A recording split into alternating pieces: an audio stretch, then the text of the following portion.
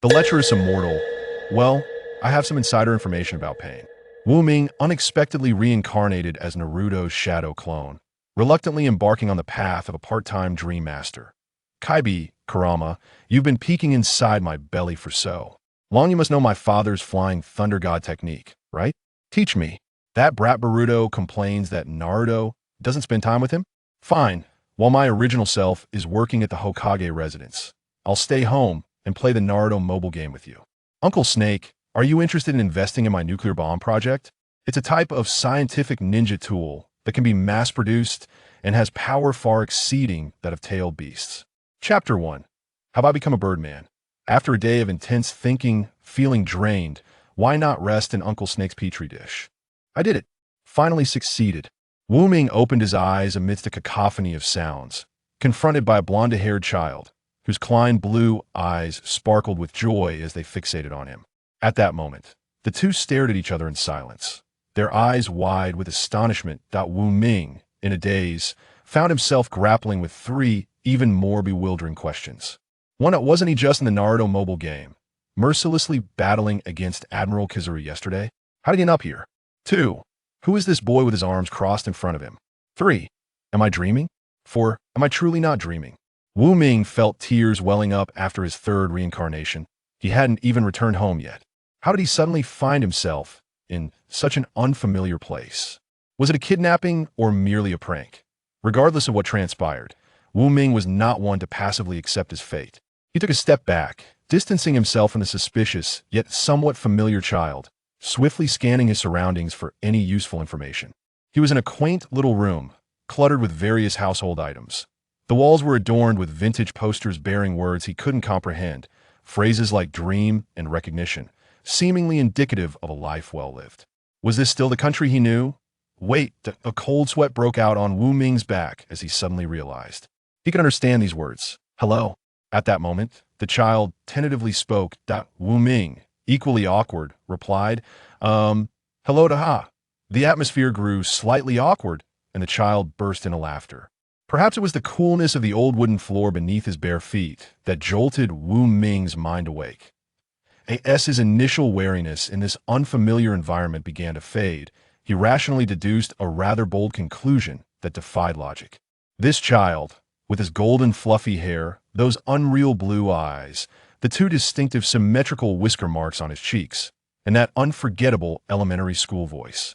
Without a doubt, the child was Naruto Uzumaki, and he had arrived in the world of Naruto. Oh no, the allure of this revelation was beyond imagination for a seasoned Naruto fan, especially after a mundane existence in his original world, where he could only be a good student, living a monotonous life that stretched endlessly before him. Ming rolled his eyes, suppressing his excitement as he quickly accepted his situation of having traversed into the Naruto universe. Since he was here, he might as well make the best of it. First and foremost, he was eager to discover whose body he had taken over. This was crucial. In this world governed by bloodlines, it was exceedingly difficult for an ordinary person to rise above. Refer to a study on the sons of Hokage versus the sons of sacrificial lambs. Would he intersect with a younger version of Naruto? Perhaps the third Hokage? Ming glanced at his chubby baby hands, decisively dismissing that option, and based on the height of his current perspective, he inferred he must be a child of similar age to Naruto. Then, could he possibly be Sasuke Uchiha? Ming felt a surge of anticipation. If he could become someone as cool and striking as the Sasuke he was currently watching on the screen, excluding the backstory, it would indeed be the best outcome. He could finally experience what it felt like to wield Amaterasu. But soon, he became anxious in this tale of two grandsons preventing their uncle from resurrecting their grandmother. What if he was merely an extra? He had no confidence in learning ninjutsu or cultivating his own abilities. Thus, his current strategy became to cling tightly to the protagonist Naruto, for being Naruto's friend would provide an immense sense of security. And no matter what happened, he would never abandon you and would come to your rescue without hesitation. As for how to win over Naruto and become his genuinely recognized friend, in Ming's eyes, there was no difficulty in this, especially while the other was still a child. He figured a bowl of ramen would likely be enough to win him over. Seeing Ming standing there in a daze, Naruto looked on with great concern. Are you okay? Whatever it is, you can tell me. I will protect you. Naruto patted his chest, displaying an air of utmost confidence. Wu Ming nodded inwardly, although he still didn't know who he was. It appeared the original had a good relationship with Naruto, which would greatly benefit his plans. However, he was still puzzled as to why Naruto initially greeted him with hello, but now seemed so familiar. To clarify this matter swiftly, Wu Ming scratched his head and said, I need to use the restroom. Shadow clones need to urinate. Naruto took note of this and pointed in a direction that Wu Ming headed toward the restroom. He certainly did not genuinely need to use it. He merely required a mirror to confirm his suspicions. Finally entering the restroom, the moment of revelation arrived. Huh. Wu Ming turned around. Naruto had followed him in, standing rigidly behind Wu Ming, staring intently at him. Wu Ming insisted. I said I need to use the restroom. Naruto nodded, somewhat puzzled, saying, I know. Wu Ming retorted, then why are you following me? For goodness sake, this was a rather private matter. Naruto, looking innocent and aggrieved, replied, just wanted to see how you use the restroom. Fine, just don't watch then. TSK, what a stingy kid. Reluctantly, Naruto closed the restroom door and waited outside, leaving Wu Ming alone in a state of confusion. Wait, aren't they close enough to be in a position to go to the restroom together? Even Madara wouldn't be able to relieve himself with Hashirama standing behind him. This left Wu Ming even more puzzled about his identity. It seemed Naruto's childhood friends were few and far between, namely Shikamaru, Choji, and a handful of others. I must find out who you are. As he spoke, Wu Ming glanced at the mirror. Aha. No way. This face that he opened his mouth, and the blue-eyed child in the mirror mirrored an exaggerated expression. Despite the multitude of incredulous thoughts swirling in his mind, Wu Ming finally realized. Have I become Naruto, the very one who possesses the strongest Jinjutsu, the Kyūbi, who single-handedly brought down the leader of the Akatsuki and instigated the Ninja World War, as well as the infamous blonde-haired boy of Konoha? Wu Ming tentatively pinched the whiskers on his face. Ouch, that hurt. It was real. Oh, who was that Naruto outside? Just as he attempted to untangle his thoughts, a voice from outside called out. Are you done yet, my dear shadow clone? Well, it's not like I'm rushing you. I just wanted to keep you company, afraid you might feel lonely. Yes, that's it. The voice outside gradually faded, and amidst idle chatter, Wu Ming keenly caught a key phrase. Shadow clone. Indeed, if I were Naruto's shadow clone, everything would seamlessly connect and make sense. The one I have never conversed with yet feels so intimately familiar with, even to the extent of sharing a restroom, is none other than myself. That Wu Ming chuckled and shook his head. The first phase of the plan capturing Naruto had already been declared a success. Am I truly clutching my own thigh? How amusing. Upon exiting the restroom, Wu Ming was taken aback. Where's Naruto? Why is there only a blonde, blue-eyed girl? Wu Ming merely cast a fleeting glance before hastily covering his nose, stifling the crimson liquid that threatened to burst forth. The girl then tossed her wavy hair and radiated a distinctive sunny charm, her slightly pudgy abdomen forming a gentle curve. Leaning in, she whispered a warm breath near Wu Ming's ear. Brother, what are you looking at?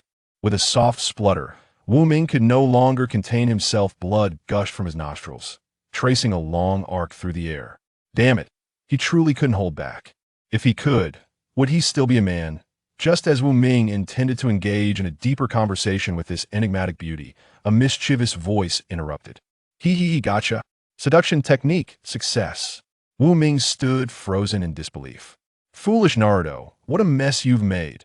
Embarrassed and infuriated, Wu Ming lamented the thoughts he had just entertained. Naruto, don't turn around, I am Naruto. Come here. The playful banter concluded, and Naruto unceremoniously grabbed Wu Ming's hand, leading him to the table, feigning mystery. Guess what's behind this? Chapter 2. The Nine Tails? No, it's Kurama.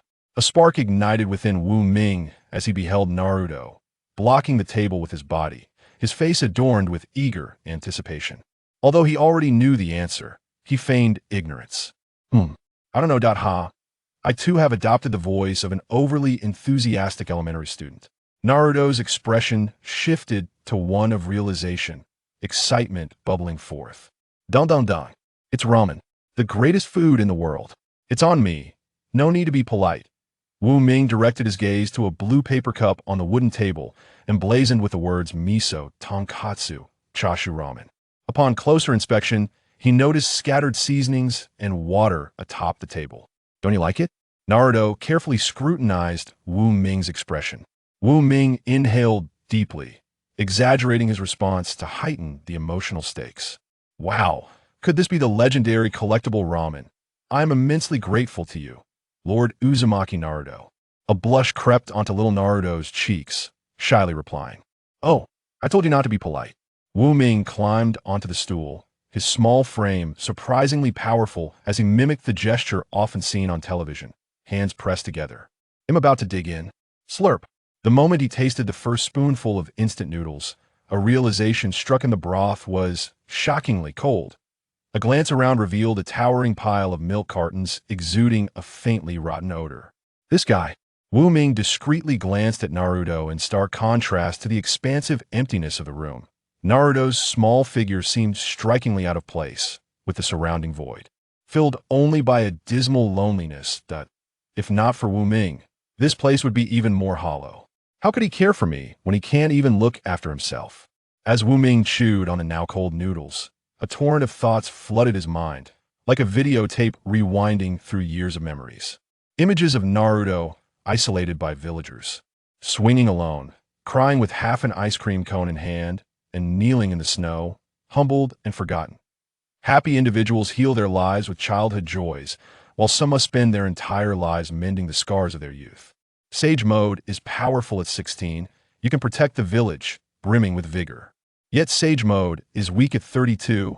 You turn to your family, promising to return safely, only to witness your son's murder, utterly powerless. As these thoughts consumed Wu Ming, he subconsciously clenched his fists, feeling that Naruto did not deserve such a tragic fate. Many others share this sentiment, like Jiraiya, when he ventured to the Rain Village for intelligence. Wu Ming had believed he would prevail, only to await the arrival of a cold corpse. No, there wasn't even a body. He remembered weeping uncontrollably during that scene, while others assumed he had suffered a heartbreak. Now, since I, Wu Ming, have arrived and even become Naruto's clone, I must ensure that this scene never replays. The perverted sage, well, it seems I have a bit of intel on pain. Yet, that is not the most daunting task ahead. The impending arrival of the alien era, with the Otsutsuki clan members emerging in droves, suffocating us. This is the true challenge to confront. Fortunately, it is still early. There remains an opportunity. Regarding my transmigration into Naruto, only to be reborn as him, though unexpected, it could not be better. Many tasks impossible from other identities have now become feasible. Before long, a new plan began to take shape in his mind.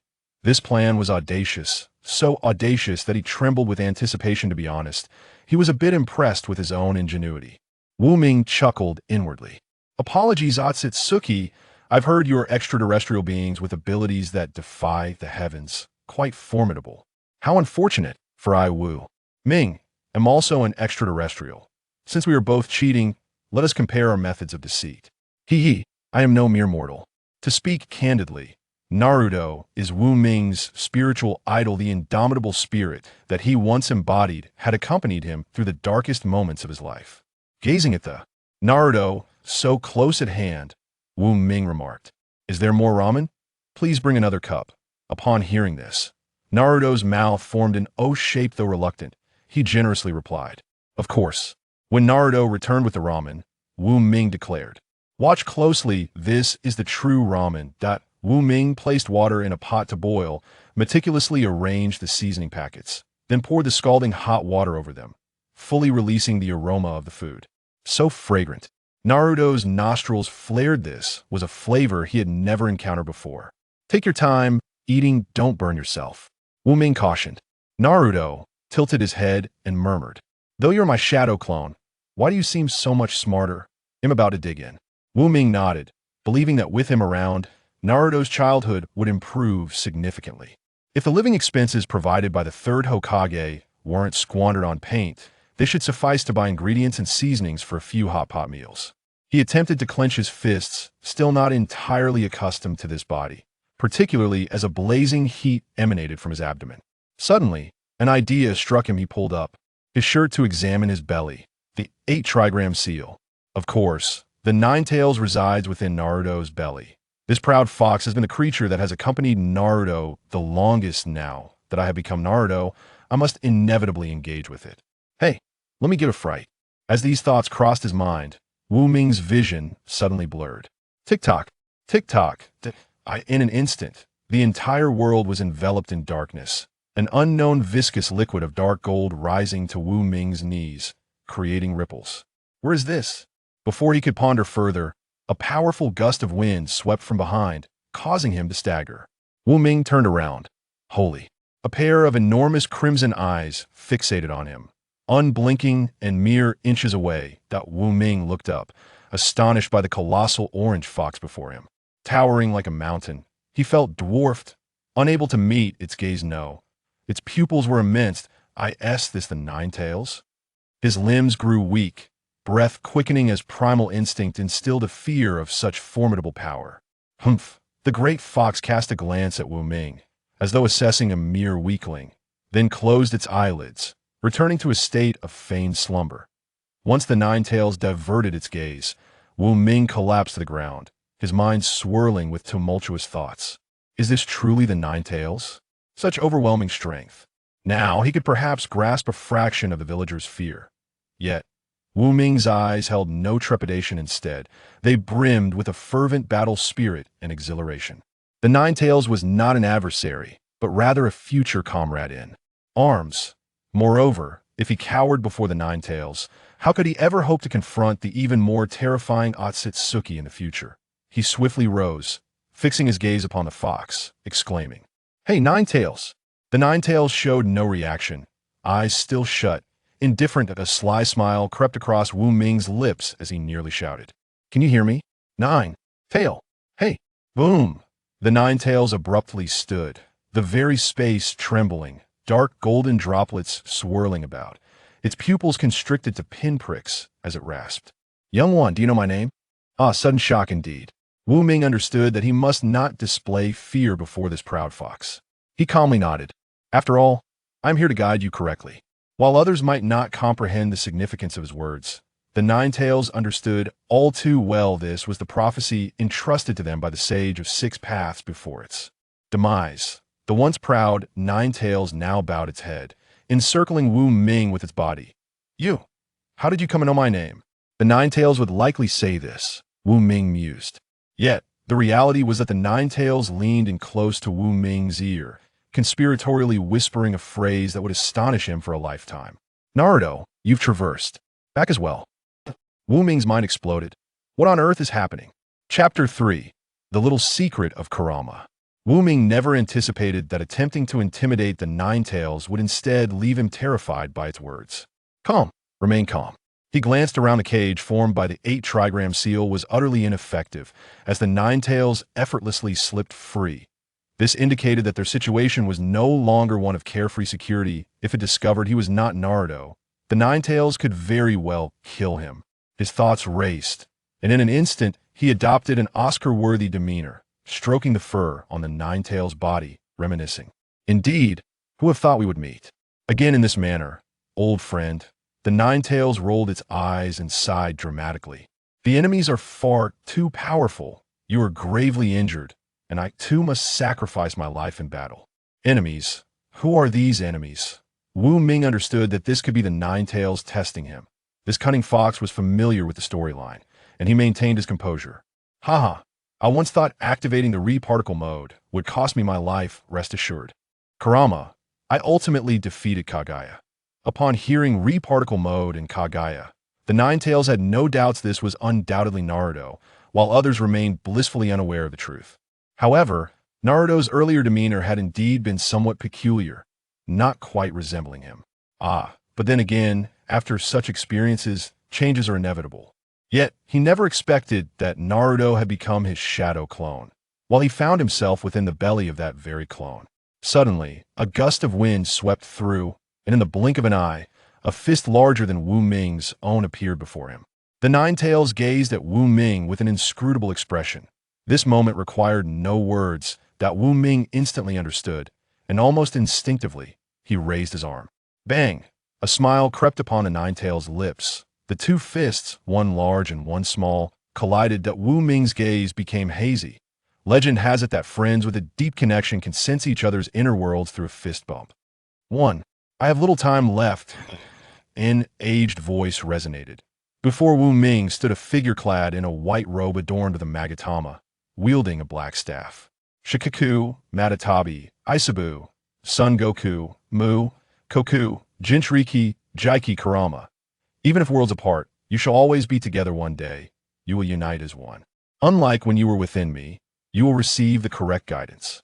A wave of sorrow washed over him, and a tear slipped from the corner of his eye. The scene before him warped and vanished. New images materializing that Wu Ming realized this must be a memory of Kurama. Why was he witnessing this? The sensation of experiencing Kurama's perspective was undeniably novel. There was no time to ponder. 2. 9 tails that the haughty voice echoed. You, ignorant one, are merely an unstable force. Silence. Anger and humiliation surged within himself, along with a barely perceptible hint of fear. The one guiding you must be an Uchiha. You-tailed beasts are nothing more than pawns of the ocular technique users. That moment, rage and panic reached their zenith. Silence. One could only resort to a mighty roar, as if this could provide a semblance of security. Submit to me. A man with flowing black hair raised his right hand, revealing his crimson eyes. Those red eyes expanded until they consumed everything within himself. Blue light surged around himself, forming an impenetrable armor. One felt an unprecedented surge of power. Yet alas, Senjutsu would release True Thousand's hands. A powerful voice echoed, belonging to a figure clad in black, adorned in crimson armor, with peculiar patterns surrounding his eyes. An endless giant Buddha rose from the ground, and before it, one trembled once more, lifted as if a mere chick. The great Buddha descends. In the final moments, a voice resonated. 9 tails, your power is far too great. I'm sorry. It cannot be left unchecked. Humans. You're all indeed like this. Is my power truly too great? 3. Later, a red-haired woman appeared. Kushina Uzumaki. If you unleash your power, it will undoubtedly attract hatred. Rest well within me. One was sealed within her body. This was the first time. After a long while, another red-haired woman appeared. You and I are both unfortunate. You obstruct the world, and I obstruct you. After saying this, Kushina initiated the sealing once more. This was the second time. This moment, Kurama's heart was engulfed in dark hatred, obstructing the world. What have I done wrong? The prolonged, eternal sealing and confinement had devoured all of Kurama's essence. Sage of 6 paths, is this what you desired? Humans, I have been utterly disappointed. Darkness descended. 4. After another long while, sensing the seal loosening, one, who had lain dormant for ages, stirred with thoughts. Kushina, seizing the opportunity during her childbirth, perhaps he could escape. Roar. Escape was possible, yet regrettably, a figure cloaked in black robes and adorned with a ferocious tiger mask reappeared before it. Enough, emerge now. 9 tails. The frenzied voice reached its ears, and instinctively, it sensed impending doom. Alas, the moment its gaze fell upon the crimson eyes of its adversary, the outcome was already sealed. Once again, it found itself under control. Driven by this force, it unleashed a relentless assault upon the Hidden Leaf Village. Though under duress, it experienced a twisted exhilaration. The thrill of vengeance. The masked man vanished, and after a while, the control over itself dissipated. Had the tailed beast ball been taken, a formidable sealing technique enveloped itself, and the situation appeared dire. Was it the corpse demon technique? Cursed be the 4th Hokage. Just as it had emerged, it was to be sealed once more. Amidst boundless fury, itself seized an opportunity, striking through the Uzumaki couple. How infuriating, it thought. It was so close to eliminating that brat. Bagwazang's seal itself was cleaved in two, one half entangled within the Shinigami's belly alongside the 4th Hokage, while the other half found itself within Naruto's being. Is it really this brat? Damn ninja. With a final glare of hatred towards the world, it was sealed once again in Naruto's body. The 9 tails sought opportunities while observing the world through his eyes. Filthy creature, stay away. It witnessed a young Naruto being bullied and scorned without any means of defense. Foolish humans. It scoffed, its disdain for humanity growing ever stronger. Yet, Why, despite all this suffering, could that little one still radiate such warmth? Pondering this is futile. Itself concluded all it desired was freedom, and the rest was inconsequential.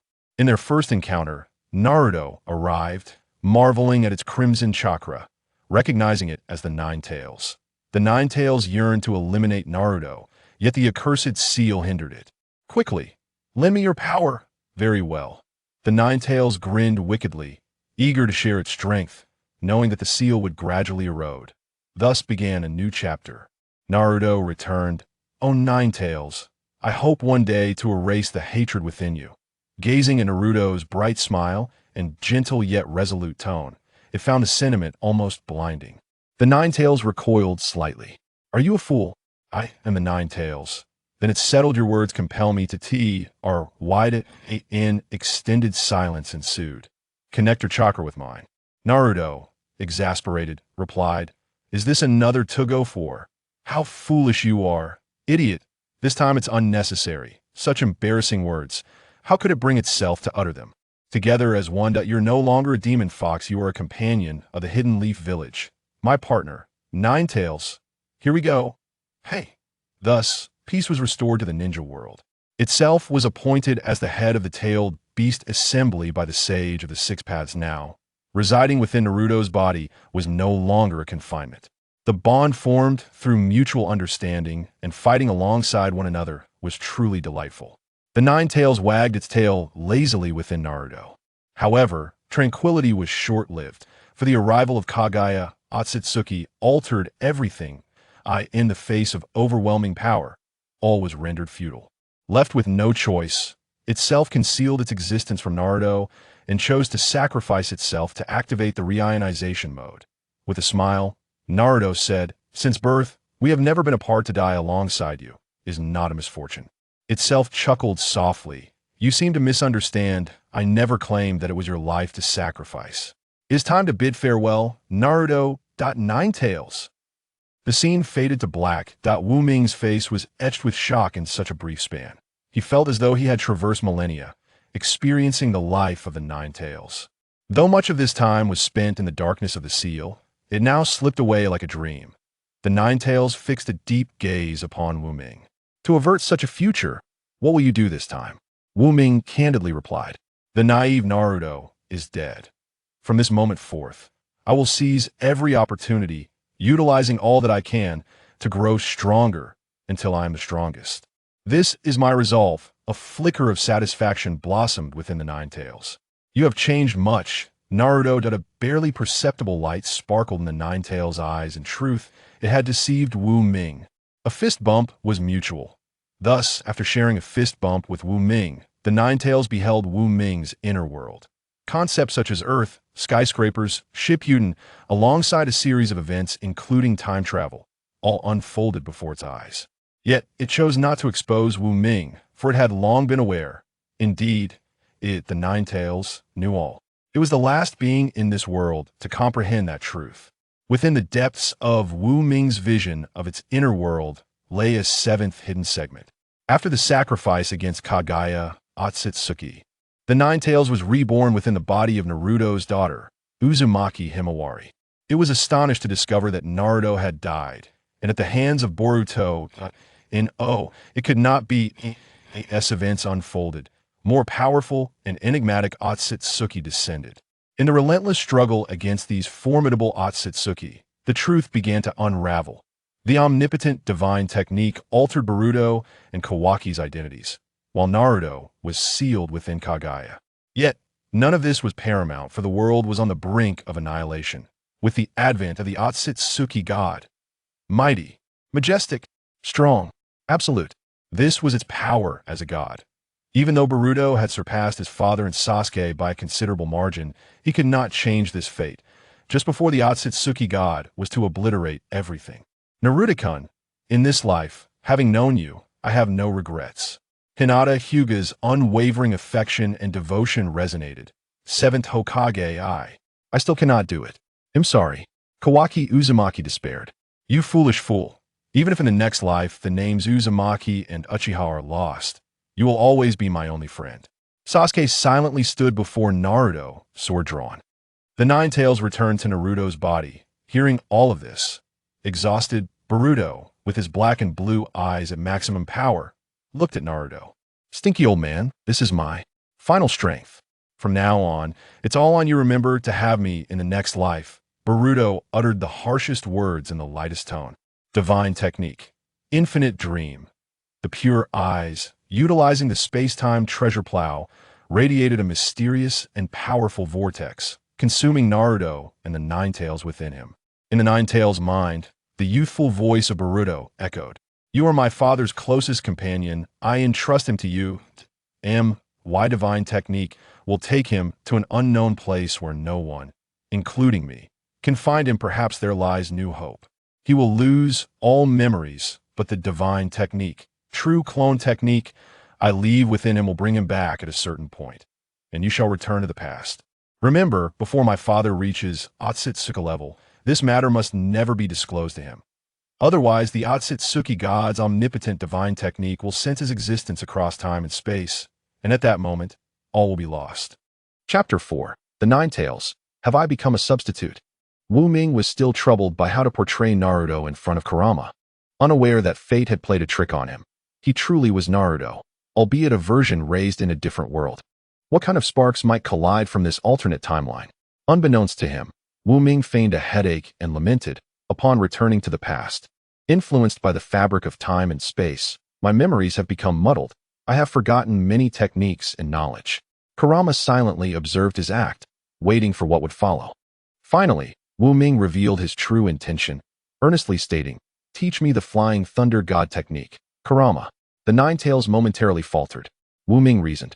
You must have witnessed my father using this technique countless times while you were in my mother's womb, right? Kurama fell into silence. Indeed, Wu Ming was correct. Over thousands of years, the vast accumulation of knowledge had rendered Kurama a living encyclopedia of the ninja world, though it generally preferred to refrain from interaction with others. For a true friend, one would lay down their life. Hence, when Naruto spoke, Kurama had no objections. Of course, if your father didn't teach you, then I shall. Wu Ming's lips twitched. Only Kurama knew the reasons behind his father's silence. Upon receiving Kurama's promise, Wu Ming beamed with joy. The dazzling Flying Thunder God technique was not only stylish and elegant, but also crucial for the audacious plans he was about to undertake. As the saying goes, to endure hardship is akin to the perseverance of Go-Jien. To eat bitterness without effort is to be akin to a fool. From here on, this cunning fox would become his most reliable ally, and he would not hesitate to utilize its strengths. The notion of diligently practicing was the least efficient approach.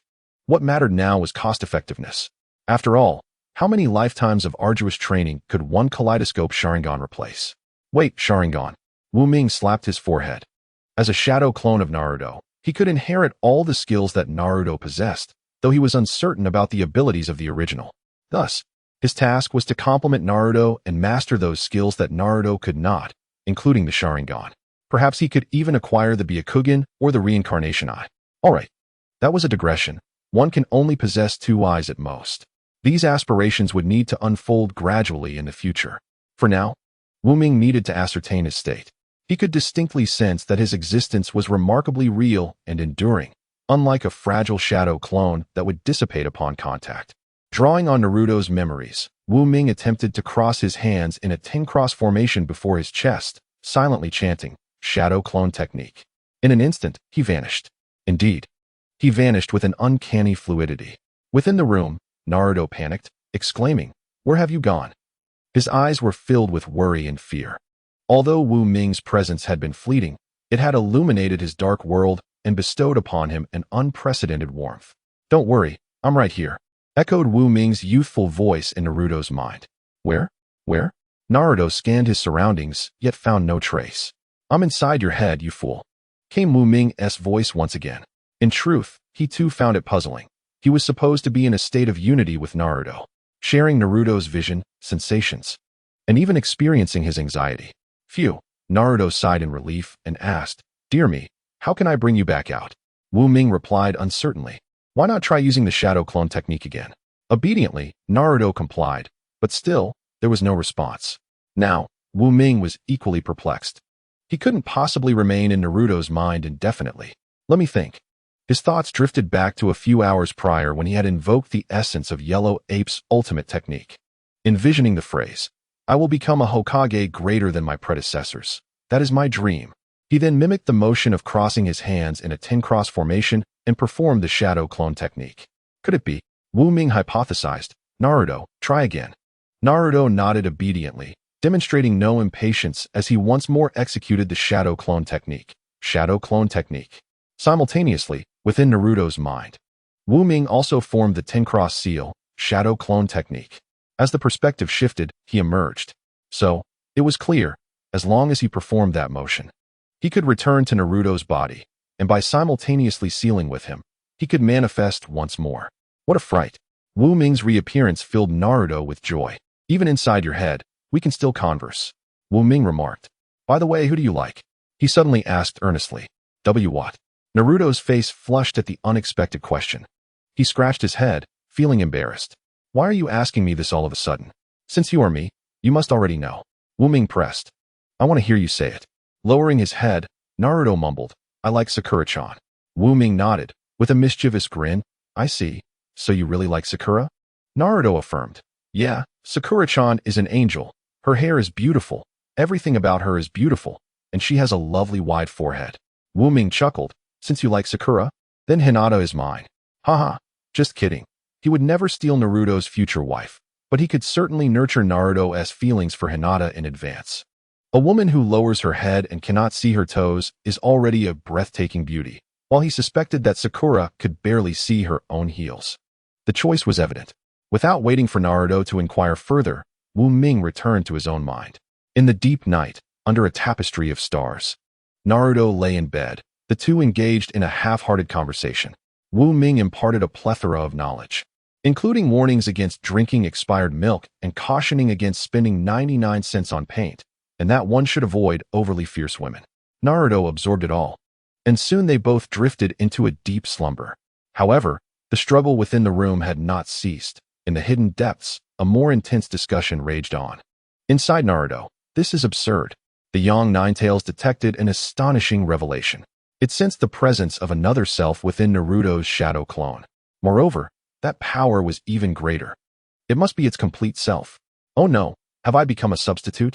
Amidst this unease, a consciousness emerged. "What's wrong? Have you sensed me?" Within the mind of the young Ninetales, a grander orange fox took shape, known as the all-knowing fox.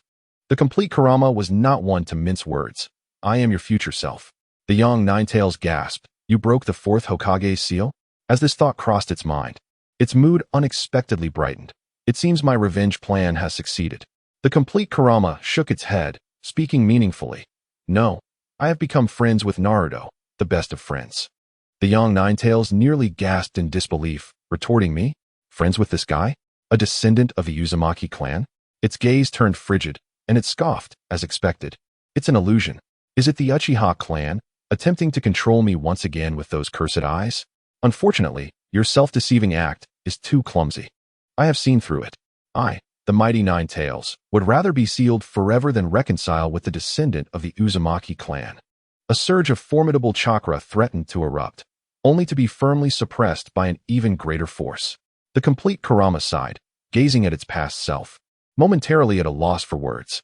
After pondering for a moment, it suddenly said, "4,703 years ago, when Sage of the Six Paths, Kagaya Otsutsuki, divided chakra among the nine-tailed beasts, you secretly consumed a significant portion." Chapter 5. Konoha. On the surface, it appeared that the Sun Ninetales was at odds with Shikaku. Yet he was, in fact, the best companion among the tailed beasts. The Sun Ninetales was taken aback. To possess such knowledge of these dark pasts was beyond mere illusion. Could it be that the other party was truly himself? The Sun Ninetales despondently inquired, "Is what you say true?" The complete Ninetales chakra effortlessly pierced the 8 trigram seal and patted the Sun Ninetales on the shoulder, affirming, "Indeed, it is true. I understand that this is difficult to accept at the moment. Therefore, observe the growth of that child closely. In time, you will come to understand. Furthermore, the aloof and tsundere persona is no longer in vogue." With that, the complete Ninetales vanished, leaving the Sun Ninetales alone in a profound haze. Reconciliation? What then?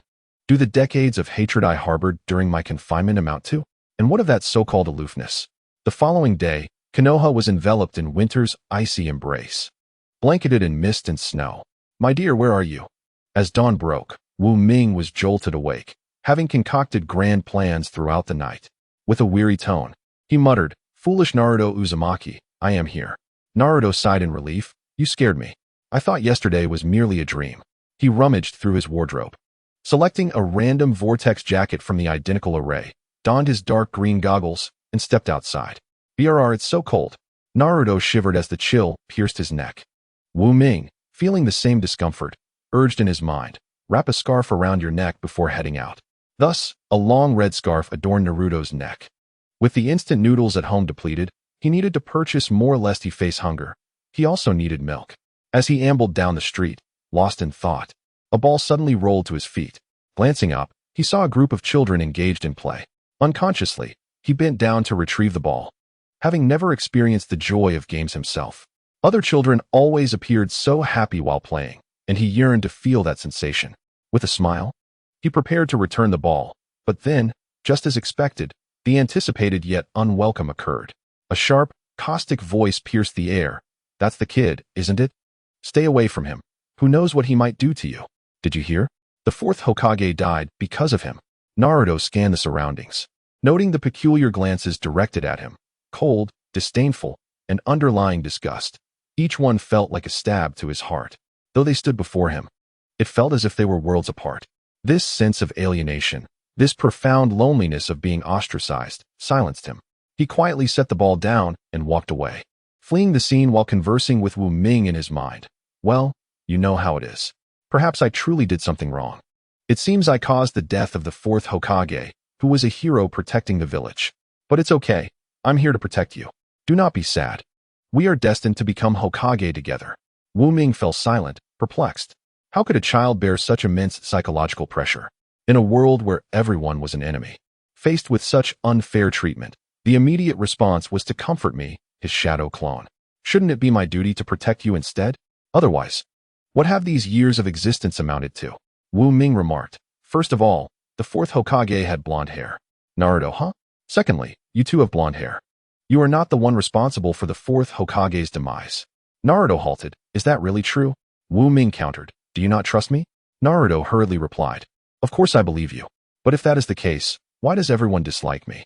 Naruto's eyes brimmed with tears as he sought the answer to this lingering question. "Because they are," Wu Ming proclaimed. Naruto, huh? Wu Ming elucidated, "There are two types of people in this world, the real ones, and there are certain characteristics to both. Their modeling is simplistic, lacking appearance, low in vitality, easily wounded, frequently respawning in fixed areas, and they only repeat monotonous tasks.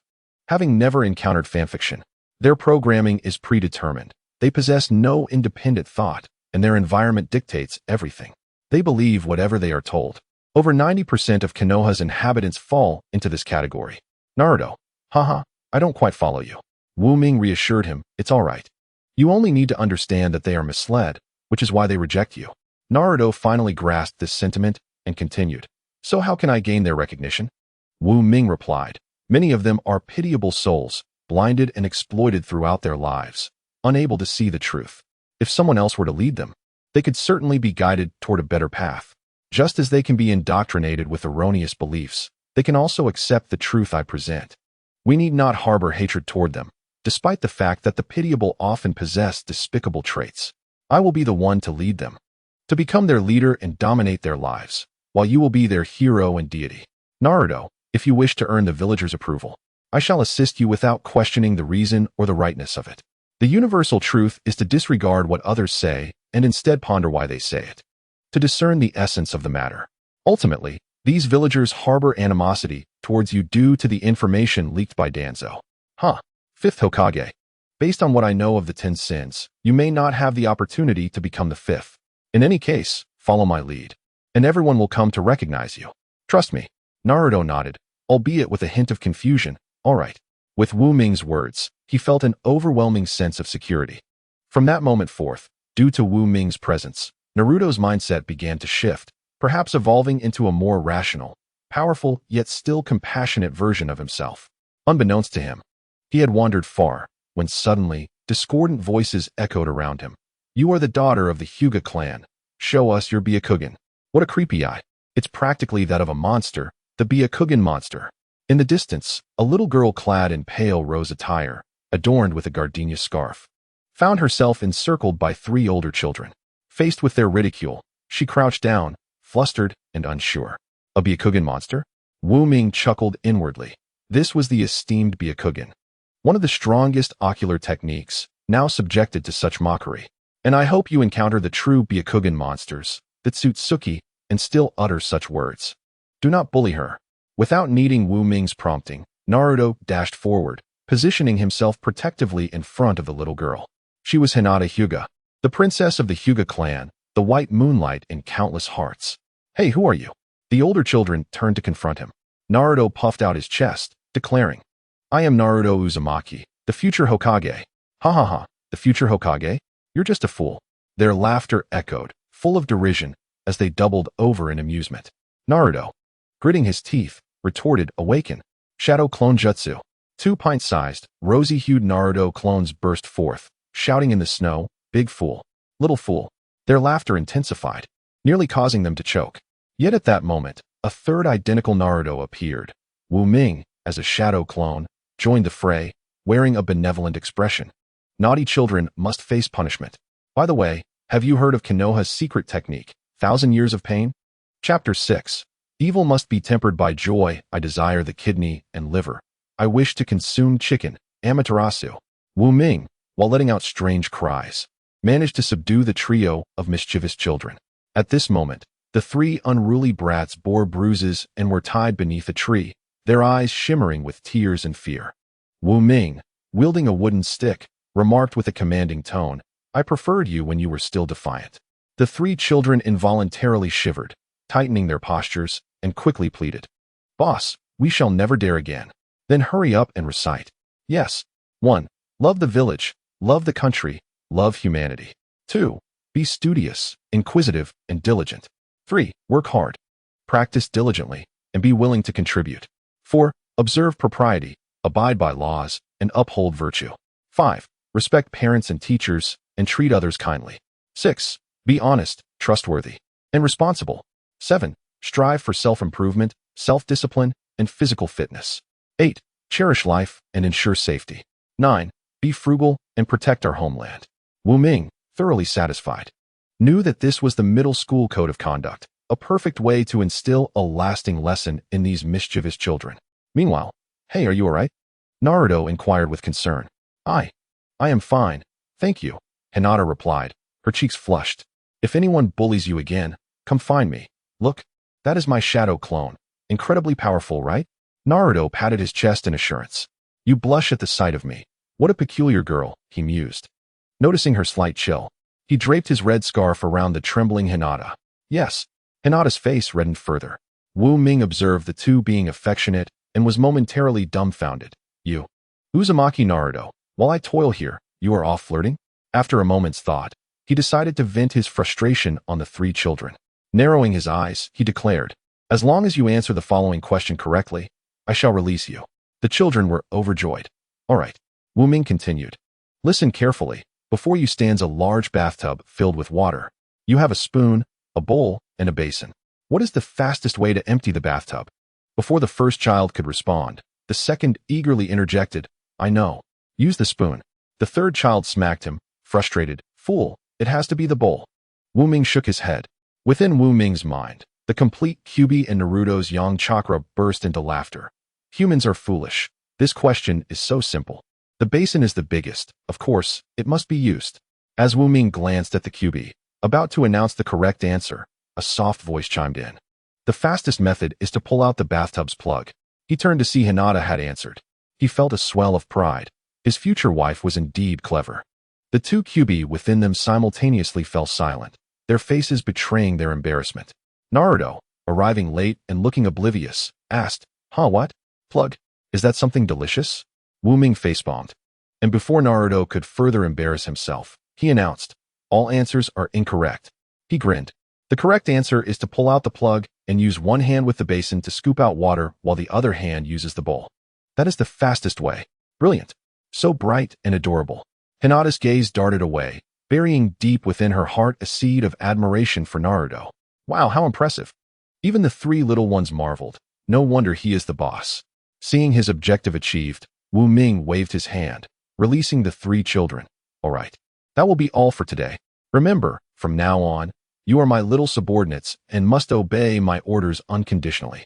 Also, the next time we meet, I will check your recitation of the middle school code of conduct. The children dared not object and responded in unison, yes, boss. Observing all this, the Kyūbi rolled its eyes in exasperation. Tsh, what have you turned into? Unbeknownst to it, it was also part of the equation. After bidding farewell to Hinata, Wu Ming instructed Naruto to head home first, as he had matters to attend to, hoping to test if there were any distance limitations between him and Naruto. Inheriting Naruto's memories, he hummed a tune, leisurely making his way to the Hokage residence, encountering several villagers who hurled venomous insults at him. Cursed brat, get lost. This group of vile individuals had once infuriated Wu Ming during his time watching Naruto, but now, he was no longer Naruto. He refused to tolerate their disdain. Before my crossing, I learned to read faces. Now that I have crossed over, if I still heed their judgments, it would all be in vain. Heh, not only am I cursed, but I am also a monster. Tonight, I shall secretly visit your home, and I might even lift your roof. Prepare to welcome me. One villager's face turned ashen. After hesitating for a moment, he fled, vanishing without a trace. Tch, cowardly wretches. Those who fear the strong but lack virtue will only grow bolder if you back down. When you bravely retaliate, they will retreat in panic. In truth, most of those who harm you do so intentionally, having weighed the pros and cons before acting. Once you yield even once, you will suffer endlessly. Wu Ming continued toward the Hokage residence, and those he passed encountered varying degrees of fright. Soon, he arrived at the Hokage's door, eyeing the guards with dissatisfaction, muttering, "Step aside. I wish to see my grandfather, the third Hokage." The guard remained unperturbed, stating, "The Hokage's residence is a restricted area, no idlers allowed." Wu Ming threw a tantrum. "Humph, I will enter." He boldly pushed his way inside. The guard's expression darkened, prepared to block him, when a frail voice interjected. "Let this child in." The guard halted and respectfully replied, "Yes, Lord Third." Wu Ming chuckled inwardly at this scene. Naruto's identity proved advantageous. As the genuine son of a hero and the prince, he could navigate Konoha with ease, and the third would shield him from other troubles. Ascending the spiral staircase, Wu Ming became ensnared in memories. What kind of person was the third Hokage? Public opinion of him was divided. Some labeled him an indecisive coward for failing to eliminate Orochimaru, for allowing Naruto to drink expired milk, and for ultimately sacrificing his life to seal his disciples' hands, deeming him inept. Others claimed the third was merely a victim of early character development, as Naruto was initially conceived as the Ninetales itself, and that his ability to regularly provide Naruto with pocket money was commendable, with his declining combat prowess attributed to the rising power of later characters. If the third could see these criticisms, he would surely retort, "You claim I gave Naruto expired milk. Let me ask you, did I intentionally purchase expired milk for him? Did he not buy the milk himself and allow it to expire? Answer me. And as for those who claim I could not defeat Orochimaru, do you think the first and second Hokages beside me were mere cheerleaders?" Wu Ming found himself at a loss amidst these conflicting opinions. He only knew that whenever Naruto met the third, it always began with a warm address. "Grandfather Third." Chapter 7. Grandfather Third. I long to join the department, Grandfather Third. Wu Ming pushed open the door to find a weathered figure clad in a Hokage robe, his gray hair extending from his temples, a pipe dangling from his mouth. Upon spotting Wu Ming, he extinguished the pipe, set aside the book he had been reading, and revealed a benevolent smile. "You've come, Naruto. I know you have much to say to your grandfather. Come, I am listening." This man was none other than the third Hokage, Hiruzen Sarutobi. As he gazed at Naruto, a complex array of emotions flickered in his eyes, filled with deep remorse over the revelation of Naruto's identity. "Grandfather Third, these are the flowers I picked for you." Before the third Hokage, Wu Ming transformed from a tantrum-throwing child at the entrance into a considerate young boy. The first step was to win his heart. Displaying cuteness and vulnerability, for someone with a background in performance, this was a trivial task. The third Hokage gazed at the carefully selected plum blossom in Wu Ming's hand and the deliberately smudged, dirty face of the child, saying kindly, "Thank you, Naruto. Grandpa will accept this." A hint of guilt crept into Wu Ming's heart. He observed as the third Hokage cherished the flower, placing it in a vase, silently declaring the success of his first plan. As the third Hokage reached out to pat Wu Ming's head, the child, more obedient than his own grandson Kinomaru, narrowed his pupils and gracefully evaded the large hand, instead playfully ruffling the Hokage's hair. You wish to pat my head? That shall not be permitted. I can react like a shell. For the third Hokage, being patted on the head by little Naruto felt affectionate, and his smile grew even more benevolent. Then, it was time for serious matters. Wu Ming jogged to the third Hokage's side and whispered, Grandpa Hokage, I want to tell you a secret. One that I do not wish anyone else to overhear. The third Hokage patiently replied, All right, go ahead. However, Wu Ming hesitated, nervously glancing around and outside the window, timidly stating, But someone is eavesdropping. After a moment of thought, the third Hokage commanded the hidden Umbu members nearby, Withdraw. I wish to have a private conversation with Naruto. Once the interference from Danzo was eliminated, Wu Ming felt satisfied and boldly declared, Grandpa Hokage, I want to join the Umbu. Upon hearing the term Umbu, Sarutobi Hiruzen's expression abruptly shifted, becoming stern as he exclaimed, Who dares to use Naruto to approach me? He suddenly grasped Wu Ming's hand, sensing him before letting go, confirming without a doubt that this was indeed Naruto. What was happening? Who had shared this information with him? Danzo? How audacious! Resolutely, Sarutobi Hiruzen vowed that if Danzo had indeed entangled Naruto in such sordid political struggles, he would make him regret it. With this thought, the third Hokage reverted to his warm elder persona and gently inquired, Little Naruto, tell Grandpa why you wish to join the Umbu. Who informed you of these matters?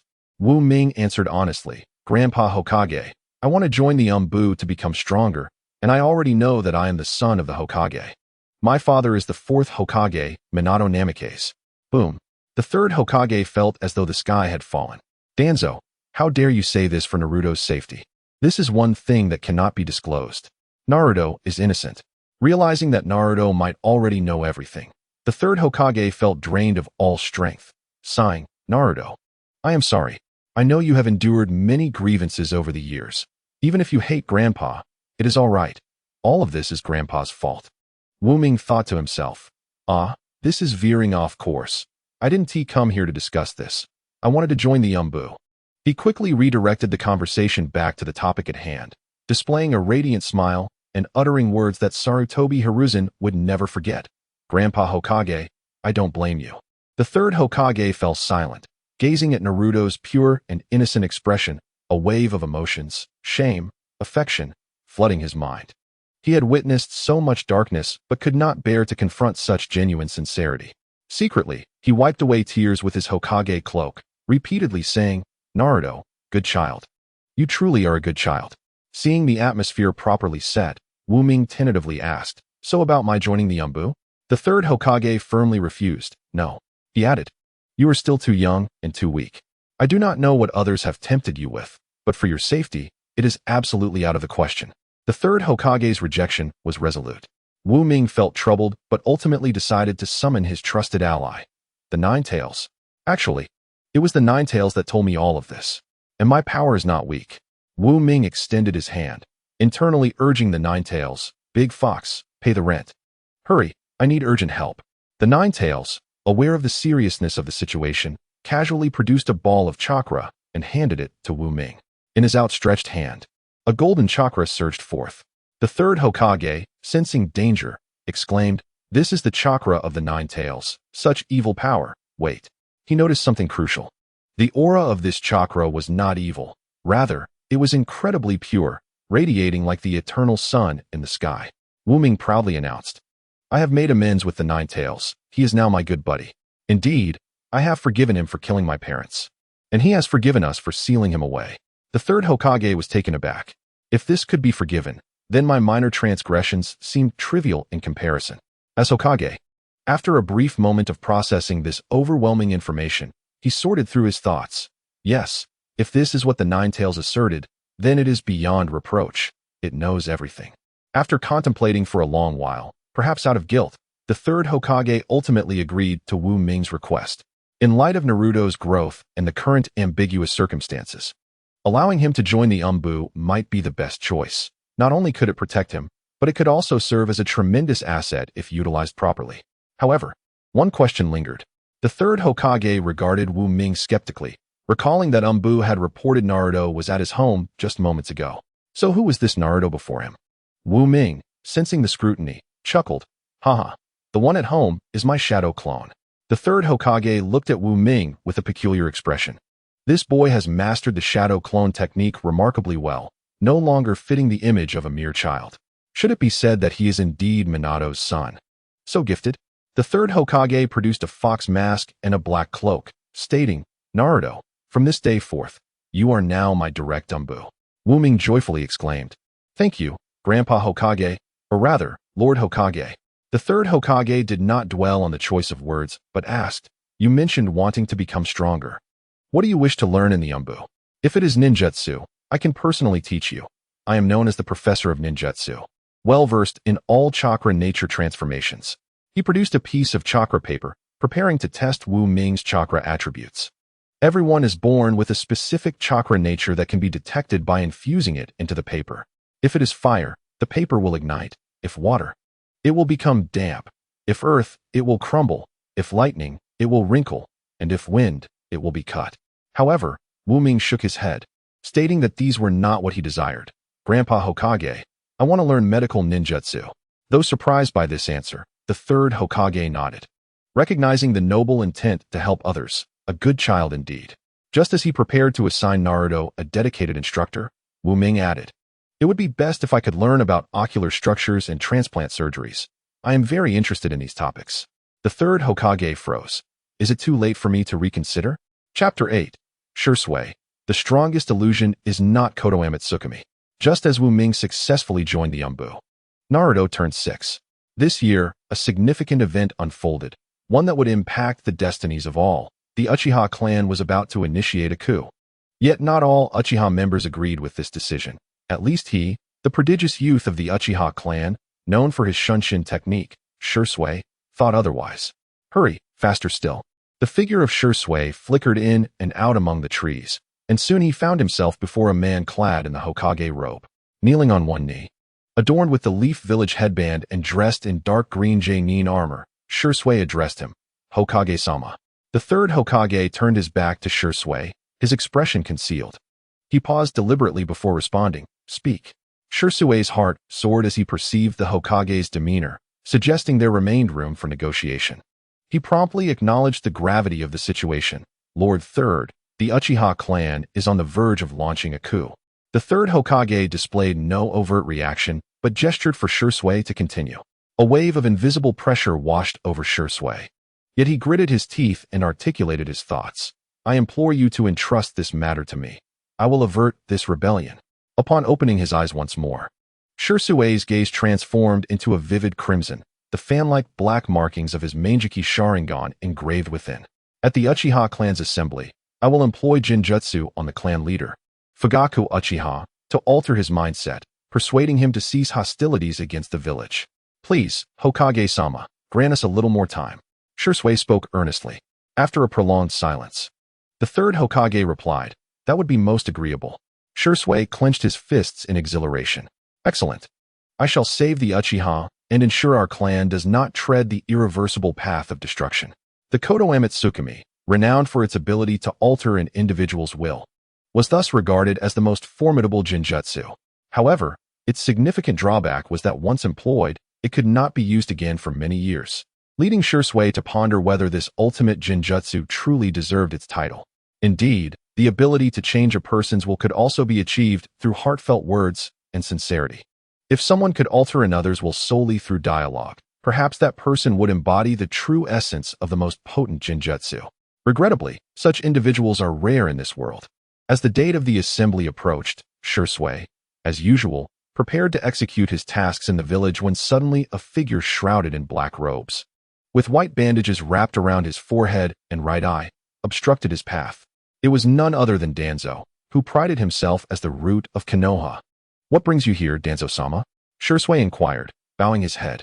Danzo replied, if, after exhausting your abilities, the village remains unchanged, and those like me, plagued by suspicion, continue to doubt, what will you do? Shursui responded, The Hokage has assured me that if only I am granted a little more time. Suddenly, Danzo interjected. Will you then employ Kotoame Tsukumi upon me as well? A sinister smile crept across his face as he abruptly struck. I shall take your eye. Shursui furrowed his brow and grasped Danzo's arm, hesitating before unleashing a Jinjutsu. It was merely a standard illusion, easily breakable. He continued onward.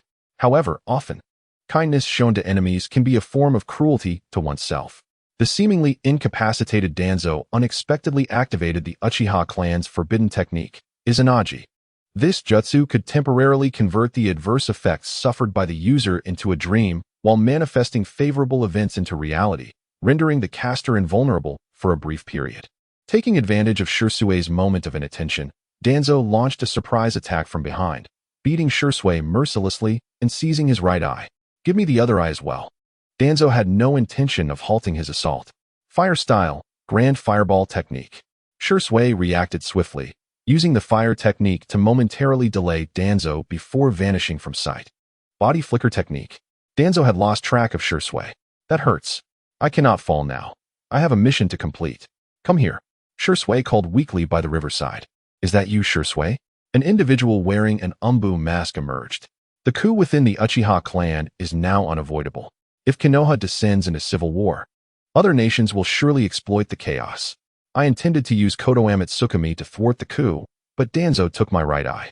He does not trust me and insists on protecting the village in his own way. Now, I can only entrust this eye to you. My dear friend, protect the village. The umbu member removed his mask to reveal Itachi Uchiha, a double agent assigned to the umbu a year prior. Shursui, Itachi's face was etched with sorrow. I have penned my last words. Guard the village and uphold the Uchiha name. Itachi trembled as he accepted the bloodied eye, his hands shaking. This was a dying wish. Shursui Uchiha, the least typical of his clan, revealed a serene smile before leaping into the waterfall below. Freedom at last, Shursui Uchiha dead. Due to the loss of its core strength, the Uchiha clan suffered a grievous blow, delaying their coup by 2 years. From that day forth, Itachi Uchiha underwent an unseen transformation. Beneath the waterfall, a small figure cloaked in black robes, wearing a cartoonish fox mask, appeared. It was Wu Ming, who, upon ensuring the area was clear, gazed at Shursui's lifeless body, his expression filled with melancholy. Death faded like water dissolving into water. The prodigious youth of the Uchiha clan met his end so quietly and tragically. Upon introspection, Wu Ming resolved he would never perform such a self-sacrificial act. Yet he could not help but admire those who would. How many bear the weight of your peaceful days? Using his newly acquired, albeit rudimentary, medical ninjutsu, Wu Ming confirmed that Shursui was irretrievably gone. There would be no saving him. Nevertheless, he retrieved a small, delicate surgical knife and severed one of Shursui's fingers, carefully placing it in a pre-prepared box. This is all I can do. After Wu Ming departed, a wave of black crows surged past, and Itachi materialized in the same spot. He contemplated the direction Wu Ming had taken, suspecting at first that the newcomer intended to claim Kotoame Tsukumi for himself. He resolved that if Wu Ming dared to desecrate his dear friend's remains, he would not let him go unpunished. Yet, as events unfolded, Itachi sensed that Wu Ming bore no malicious intent. Very well, let us allow for greater possibilities in the future. Itachi watched Wu Ming leave, his interest in pursuing his identity waning as he began to formulate an audacious plan. It was a scheme that anyone who heard it would deem mad, yet one that would lead the second Hokage to invite him to join the Senju clan. Why are you so late returning today? Naruto grumbled, the sky having darkened outside. Apologies. Today, let us engage in a new game. Wu Ming replied. Naruto's eyes sparkled with excitement at the mention of a game. Yay. Wu Ming rolled his eyes. This game is called rock, paper, scissors. There are 3 gestures: rock, paper, and scissors. Rock beats scissors, scissors beats paper, and paper beats rock. For instance, if I choose scissors and you choose rock, you win. Naruto, filled with enthusiasm, exclaimed, I understand. Let us go. Wu Ming nodded. The loser must clean the house for a day. What do you think? Absolutely. Wu Ming concealed a faint smile. Since it's your first time playing, I shall grant you a slight advantage. You may choose first, and I shall follow. We will play best 2 out of 3. Naruto was touched by the consideration. His fighting spirit ignited. Let us do this. Naruto, rock. Wu Ming, paper. Wu Ming wins. Naruto, Paper. Wu Ming, scissors. Wu Ming wins. Naruto? Wu Ming v. After 30 rounds, Naruto had won only once, a match that Wu Ming deliberately conceded out of pity. This is infuriating. Let us go again. Naruto was clearly caught up in the excitement, embodying the natural na-vet of Ashura, entirely oblivious to the fact that if he continued to choose first, he would never win. You rascal, even bullying your younger self, a fox chimed in.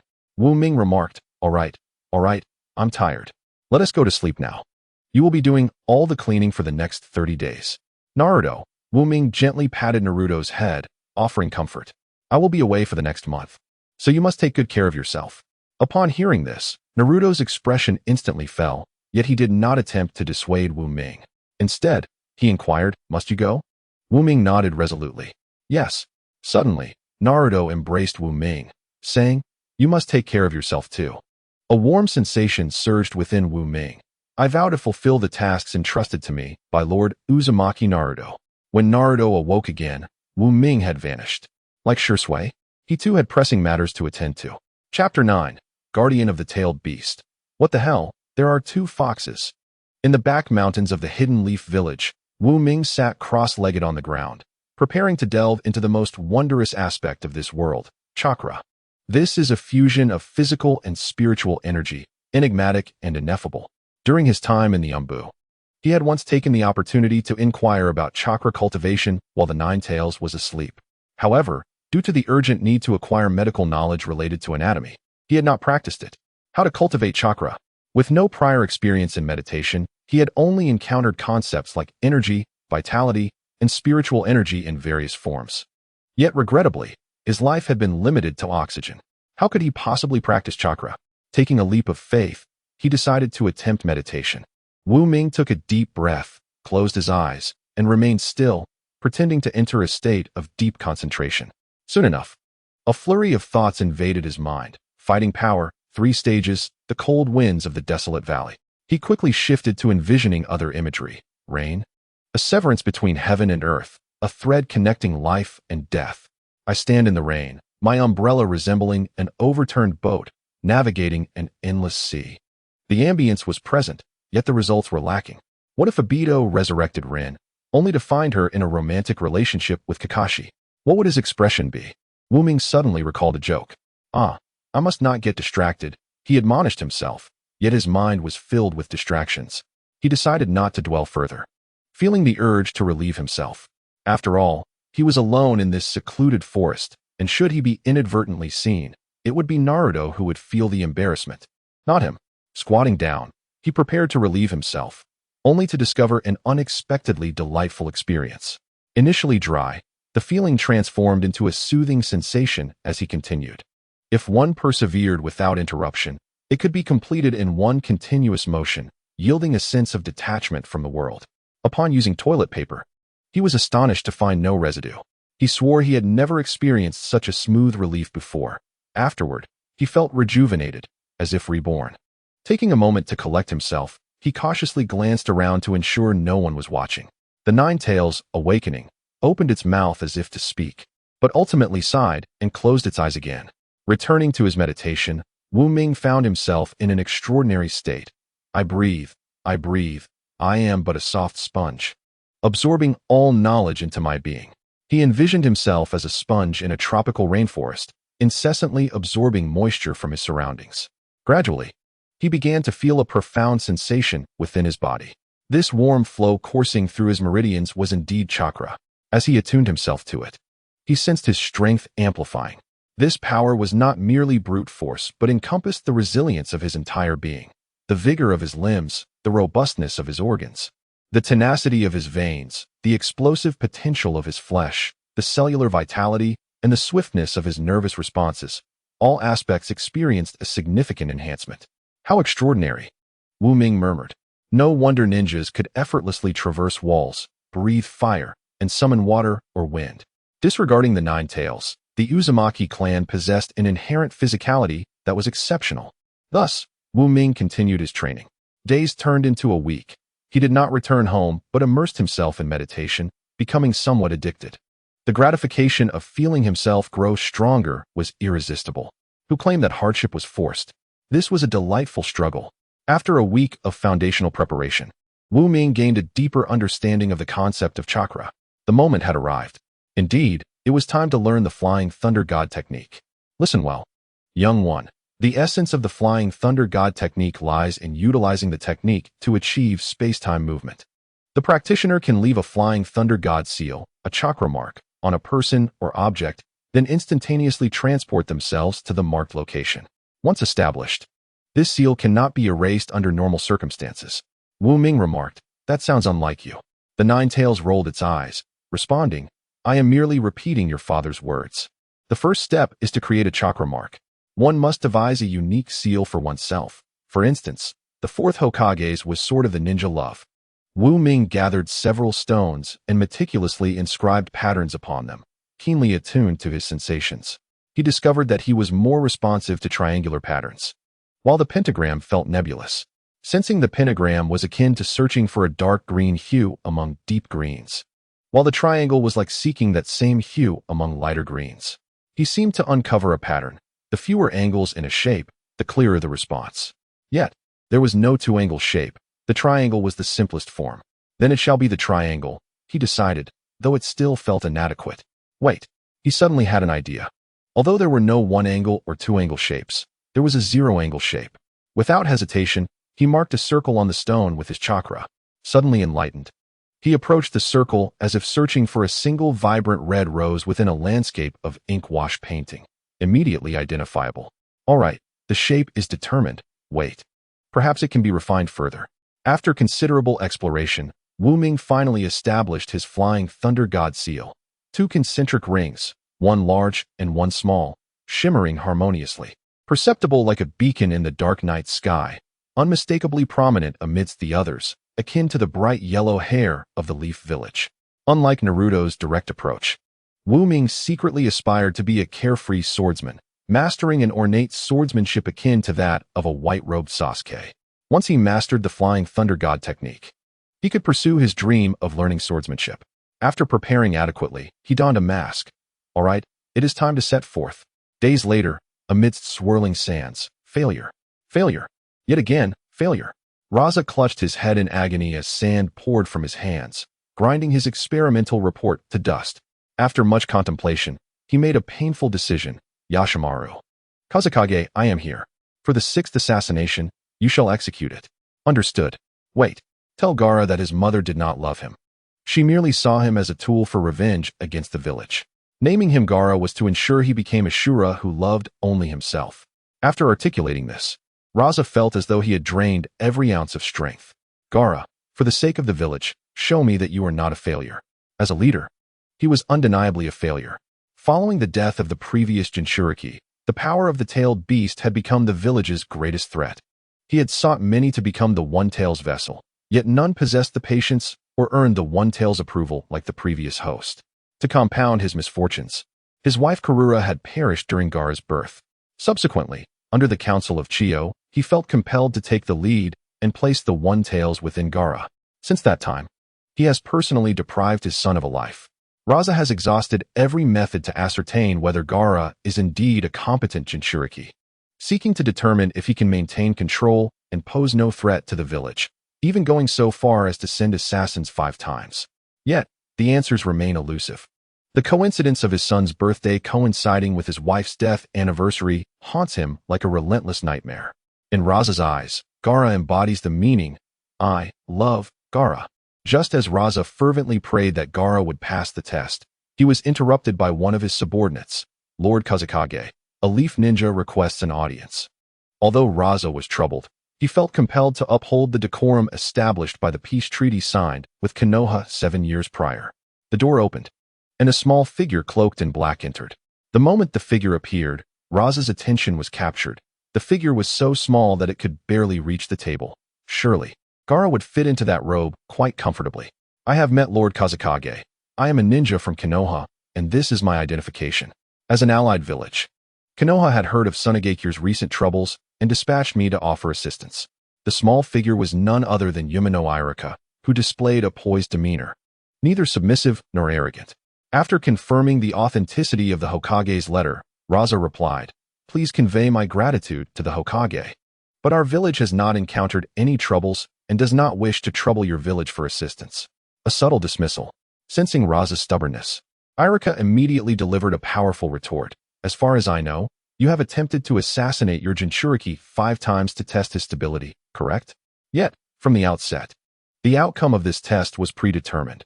If you seek to determine how hard a piece of glass is, you are destined to shatter it. Raza's complexion shifted from pale to flushed. Was it destined to break eventually? He had continuously sent people to probe Gaara, testing whether he would lose control in moments of anger, inadvertently pushing him to the brink, severing his last thread of hope. Indeed, even if Gaara remained composed, Raza would forever worry whether he could withstand stronger provocations, perpetually driving him toward an unfathomable abyss. He had unknowingly subjected his own son to this torment. Observing Raza's wavering resolve, Irika seized the moment. To validate truth through deceit yields only falsehoods. I had planned to share a newly learned method that alleviates the threat posed by tailed beasts. But since your village feels no need for it, Raza abruptly stood up, laughing heartily. Ah, esteemed envoy, since you have journeyed from afar, why not rest in Sunagakure for a couple of days and enjoy the surrounding scenery, indicating the endless expanse of sand. Shouldn't you prepare a feast and fine wine? I find your company quite agreeable, and I am eager to engage in a meaningful conversation. The sand ninja complied. After his subordinates departed, Raza impatiently inquired, does your village truly possess a method to control the tailed beasts? His eagerness was palpable. Why should he hide his enthusiasm when he had already sacrificed so much for the village? Irika frowned, shaking his head. A method to control the tailed beasts? I truly do not possess such knowledge. To his understanding, controlling tailed beasts required the Manjikyu Sharingan. Raza's expression instantly soured. Then you have come all this way merely to mock me? To witness the folly of Sunagakure? After all this, you are of no use to us. Irika, realizing Raza's misunderstanding, chuckled. Lord Kazekage has misinterpreted my words.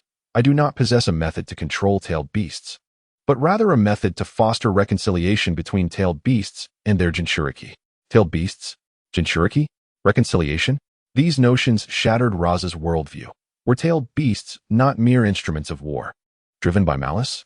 Much like the absurdity of the Fourth Great Ninja War, where Itachi, who had been slain by Sasuke, became a subject of reverence. Irika continued, how about we give it a try? Let me demonstrate. With a stroke of luck, we might achieve great success. Should we fail, there would be no loss. After all, the worst outcome cannot be worse than the current situation, can it? Raza found himself ensnared in a tumultuous struggle of thought. He felt an ineffable allure in Irika's words. After much contemplation, he acquiesced to Irika's proposal. Then I shall trouble you. But on one condition, I must observe from the shadows. Irika smiled broadly. Of course. Now, I come to rescue you. Irika declared. Then please, Lord Kazekage, lead me to the Jinchuriki. Raza nodded. Very well. Not good. Irika's brow twitched. Would he retract his agreement? Raza, drenched in sweat, replied, not good. I have already dispatched Yashimaru to assassinate Gaara. Chapter 10. The Sand Falls. I love Naruto. Irika's expression changed dramatically, hoping it was not too late. His mission was to save Gaara. Naruto had the ability to empathize with everyone, while Gaara could only resonate with Naruto. Having watched Naruto's journey, Irika mused that perhaps Gaara should have been named I Love Naruto, as even in the infinite Tsukuyomi, the scenarios Gaara envisioned revolved around playing with Naruto. The reasons for Gaara's continued singlehood in Boruto remain unclear, but now that he had become Naruto, he felt compelled to save this future dear friend. For some inexplicable reason, it was as if he were under a spell, driven by an urge to fulfill his dreams.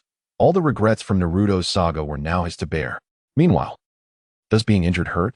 What does pain feel like? Why does my chest always feel so heavy? Gaara, at 6 years old, the same age as Naruto, walked down the street and encountered a drunken man. He was about to greet him when the man shot him a look filled with both fear and hatred. Get lost, monster. Gaara could not comprehend why he, having done nothing wrong, was treated with such disdain by everyone. Yet, he had long since grown accustomed to it. It was fine, at least he still had his uncle who loved him. Yashimaru was the last glimmer of light in his heart. Suddenly, a flurry of shurikens flew towards him from behind. Sand rose instinctively to shield Gaara from the attack. His expression morphed into a fierce snarl. In a fit of rage, he clenched his tiny fist, ready to take the life of the attacking ninja. Stop! At that moment, a cloaked figure appeared, pushing the ninja aside. How can an adult bully a child?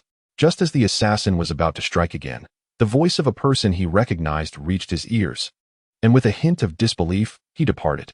Gaara paused, still not fully despondent, viewing slaughter as his only purpose for existence, and thus he curiously regarded the cloaked figure.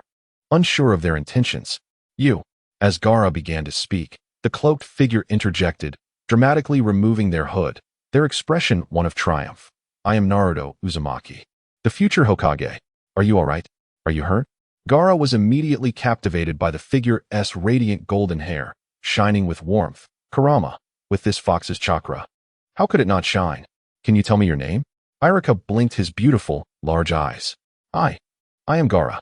This was the first time someone other than his uncle had willingly spoken to him, and this person was around his age. Everything about this encounter was profoundly novel for Gaara. Wu Ming observed Gaara's reaction with quiet satisfaction, realizing that the best approach to engage a withdrawn child is to be straightforward. Imagining how Naruto would handle the situation, he quickly made progress in connecting with Gaara. "It seems you are facing some difficulties. Would you like to share them with me?" Wu Ming said as he plopped down on the ground beside Gaara, giving him a gentle pat on the shoulder to indicate he should join him. "Let me confide in you. I am somewhat of a monster," Wu Ming boldly declared, taking the initiative. According to psychological principles, the quickest way to establish rapport with someone is by sharing a personal secret, particularly one that resonates deeply with them. Gaara's eyes widened in surprise. "A monster? Shoo, don't be afraid. I share this with you because we are friends," Wu Ming reassured him, subtly classifying Gaara as his companion. At such a tender age, Gaara was unaware of the intricacies of social manipulation, and he fell right into the trap. "Actually, I am also a monster. Everyone says so. After someone reveals a secret, they often feel indebted and are inclined to reciprocate." Wu Ming feigned astonishment. "What? You're a monster too?" "They say that about me as well, because a great fox resides within me, which has led to my isolation." "What about you?" Gaara felt he had found a kindred spirit. In an instant, words flowed from him like an endless ocean. "Me too. There is also a monster inside me. Everyone isolates me as well." Patiently listening for several minutes while Gaara emptied his heart, Wu Ming finally continued. "Do you know why everyone isolates you? Because they are all the same." Gaara looked puzzled. "Huh?" Wu Ming patiently explained. "In this world, there are two types of people, the genuine and the pretenders. Most individuals in Sunagakure fall into the latter category." Thus, Wu Ming shared his perspective with Gaara. He redirected the conversation. "However, I have utilized a method to no longer be considered a monster. The Hokage of the village acknowledges me now." Gaara gazed at him enviously. "What? The Hokage? Are you also a descendant of the Hokage?" "Actually, I am the son of the Wind Shadow, but regrettably, my father has yet to recognize me," Gaara admitted. "What is this method? Can you share it with me? I too desire my father's acknowledgement." Wu Ming replied, "What is there to hide? We are friends, after all. I can certainly tell you. Just have a heart-to-heart with the monster inside you and become friends. Then no one will fear you, and your father will surely acknowledge you." "Really?" Gaara asked, his voice filled with hope. "Indeed, more genuine than gold. As friends, why would I deceive you?" Wu Ming replied earnestly, knowing he spoke the truth. Gathering courage, Gaara said, "Then I shall give it a try." He then delved into his inner self. Wu Ming exchanged a knowing glance. "Kurama, it's your turn now." Inside Gaara, Kurama, the Nine-Tails, mused. "Oh, look who it is, the stinky raccoon. You've really let yourself go. Hey, don't wear that expression. It's only been a short while since we last met. Have you forgotten your elder brother?" The Shikaku felt as if it were dreaming, for it stood before not one, but two Nine-Tails, one medium-sized and one colossal. The medium-sized one exuded a power that surpassed its own, while the larger one was an unfathomable abyss. The complete Kurama chuckled, reveling in the moment. To prepare for this long-awaited reunion, it even borrowed some chakra from Naruto to amplify its presence. "Stinky Fox, what brings you here?" Shikaka questioned, trying to maintain a brave front. Kurama could no longer contain its laughter. "What's wrong, little brother? Why are you trembling all over? Is it such a spectacle to see two of us?" Feeling triumphant, Kurama continued, "This is exhilarating. This is pure exhilaration. This was certainly not a personal vendetta nor a grudge stemming from an incident 26 years, 8 months, and 3 days ago when it was knocked out by Uzumaki Sunflower." After reveling in the moment, Kurama shifted to a serious tone. "Shikaku, listen closely. When Gaara returns, he will attempt to communicate and reconcile with you.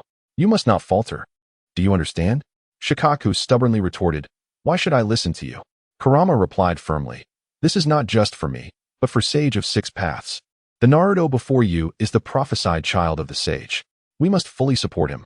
Furthermore, Kurama warned, in the future, many others from the Otsutsuki clan will arrive. But they will be malevolent, posing a shared threat to both tailed beasts and humans. The Otsutsuki clan will capture all tailed beasts to absorb their power. For our sake and the future of the tailed beasts, we must unite with humanity from this moment onward. Shikaku fell silent, understanding Kurama's seriousness. Are you speaking the truth? Kurama couldn't hold back, absolutely. And even if it were not true, what would it matter? If you disobey, I will strike you. Feeling a bit intimidated, Shikaku relented, thinking it unwise to provoke Kurama, especially 2 against 1. Fine, I will heed your words. But let me be clear, I will not force myself to acknowledge someone I despise. Gaara must exhibit qualities worthy of my respect. That is only natural, Kurama replied. In their previous encounter without Kurama's intervention, Gaara and Shikaku had ultimately reconciled. This time, it would be even smoother. Just then, Gaara entered, prompting Kurama to hide away. The reconciliation process unfolded smoothly, consisting of the following exchange. Gaara, you are the reason I have been labeled a monster. Shikaku, you are the one who imprisoned my freedom. Gaara, I wish to reconcile with you. Shikaku, do you not harbor any resentment towards me? Gaara, a bit, but I desire reconciliation more. Shikaku, so do I. Gaara, then let us reconcile. Shikaku, thank you, Uzumaki Naruto. Gaara felt a surge of emotion, realizing Naruto had become his guiding light. Wu Ming scratched his head. Why are you being so formal?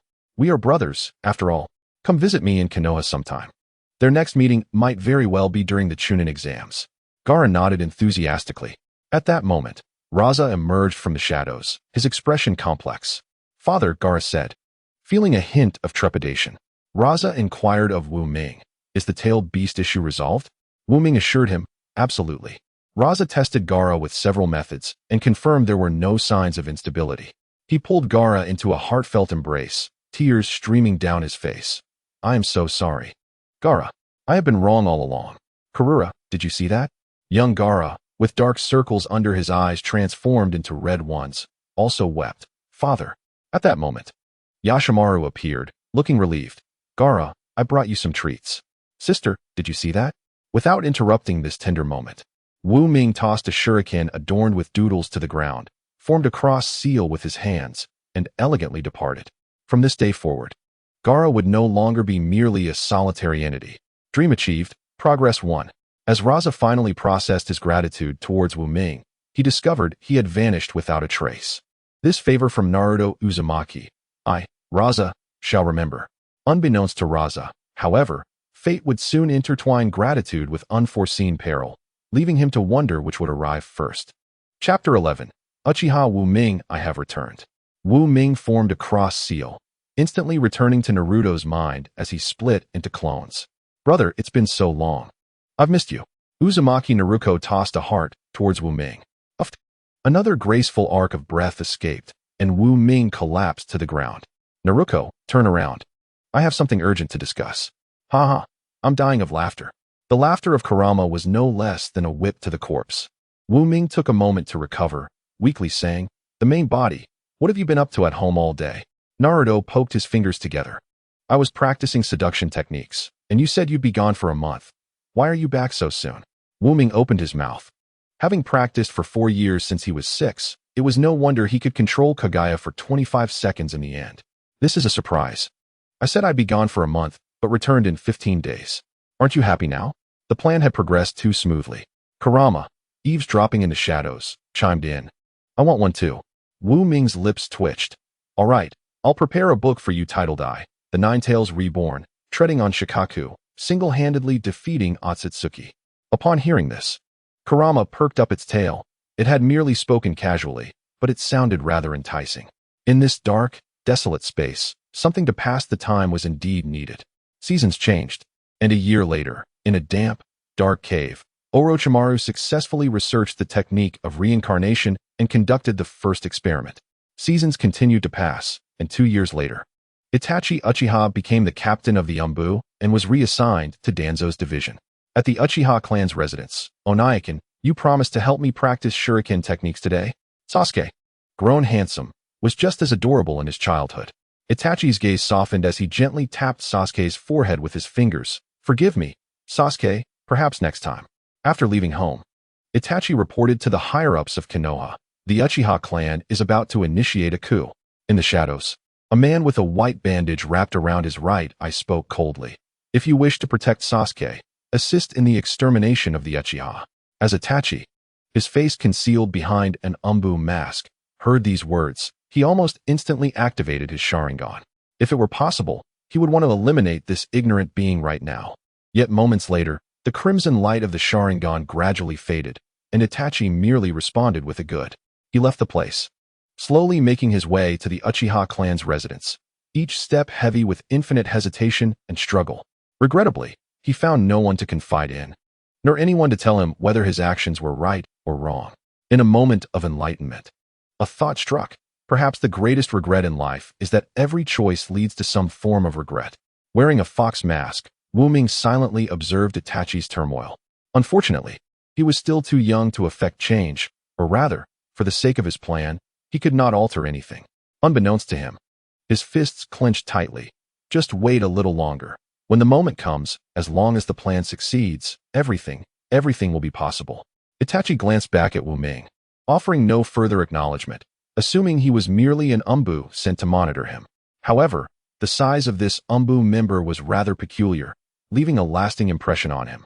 As he wandered, he unknowingly arrived at the Uchiha clan's residence. In a moment of disorientation, Itachi recalled Shursui entrusting his eyes to him before his death. Carry on my will and live. Itachi's once confused gaze solidified with determination, no matter what. He was still Itachi Uchiha of Konoha. He had considered the possibility that Shursui had used Kotoeme Tsukumi on him, but at this moment, it mattered not. This was his will. In Itachi's heart, the village outweighed the clan. Under the night sky, with a crimson moon overhead, ominous omens loomed. Are you ready? A man wearing an orange tiger mask appeared beside Itachi, as if he had always been there. The masked man's long black hair flowed wildly behind him, and the long blade in his hand resembled a ferocious beast ready to devour. Itachi glanced at his tightly wrapped companions, contemplating. The concealment measures have been executed flawlessly. Even a teacher who interacts daily might not recognize him. Itachi nodded, activating his Sharingan, signaling that he was prepared. The slaughter begins. In the night, vibrant lives were harvested by despair. It was already night. Let them quietly vanish. The man in the orange tiger mask struck swiftly and mercilessly, binding Uchiha Izumi with chains and ending her life without a shred of mercy. Help me, Itachi, Izumi thought in her final moments, unaware that Itachi was at that moment even more fervent in his killings than this masked man.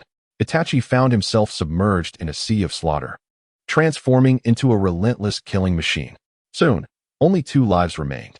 For the first time, Itachi slowed his pace, accidentally dropping the blade, only to pick it back up again. Ultimately, he stepped into his home. His father was formidable. He questioned whether he could endure this ordeal. Well, if a butcher like me were to die by my father's hand, it would be a death worth having. At this point, the Uchiha clan could no longer instigate a coup. The moment he stepped through the door, Itachi was taken aback. Uchiha Fugaku and Uchiha Mikoto gazed at him quietly, as if they had anticipated everything. I do not wish to harm my own son, Uchiha Fugaku stated calmly. Father, mother, Uchiha Mikoto gently interjected. We understand. Itachi, do not be afraid. Compared to you, our pain is but a fleeting moment. Even with differing thoughts, we remain proud of you. Itachi wept. Please take care of Sasuke. Uchiha Fugaku, Uchiha Mikoto die? Death, like water disappearing into water. Huh, did I just see something in the sky? Little Sasuke, just out of school, walked briskly to share today's joy with his parents. What is this? Along the way, the corpses of his clan members appeared, their eyes unclosed in death. Dad, Mom. Trembling, Sasuke opened the door, locking eyes with Itachi, who had just slain their parents. Sasuke quivered. What happened to Dad and Mom? Brother, who did this? Emotionlessly, Itachi threw a shuriken at Sasuke's side. Foolish little brother. Mangeki Sharingan. In an instant, Sasuke was thrust into the world of Tsukuyomi, forced to relive the massacre of his entire clan. Sasuke covered his head. Stop it, brother. Don't show me this. Why are you doing this? Itachi chuckled softly. It is to test my own capacity. I have always played the ideal brother in your eyes, for you too possess the potential to awaken the Mangeki. You will become my opponent in this test of capacity. Right now, your life holds no value. Survive for now and, in the future, come before me with eyes like mine. In just a few words, Itachi had arranged his own demise, meticulously crafting a path for Sasuke to grow stronger.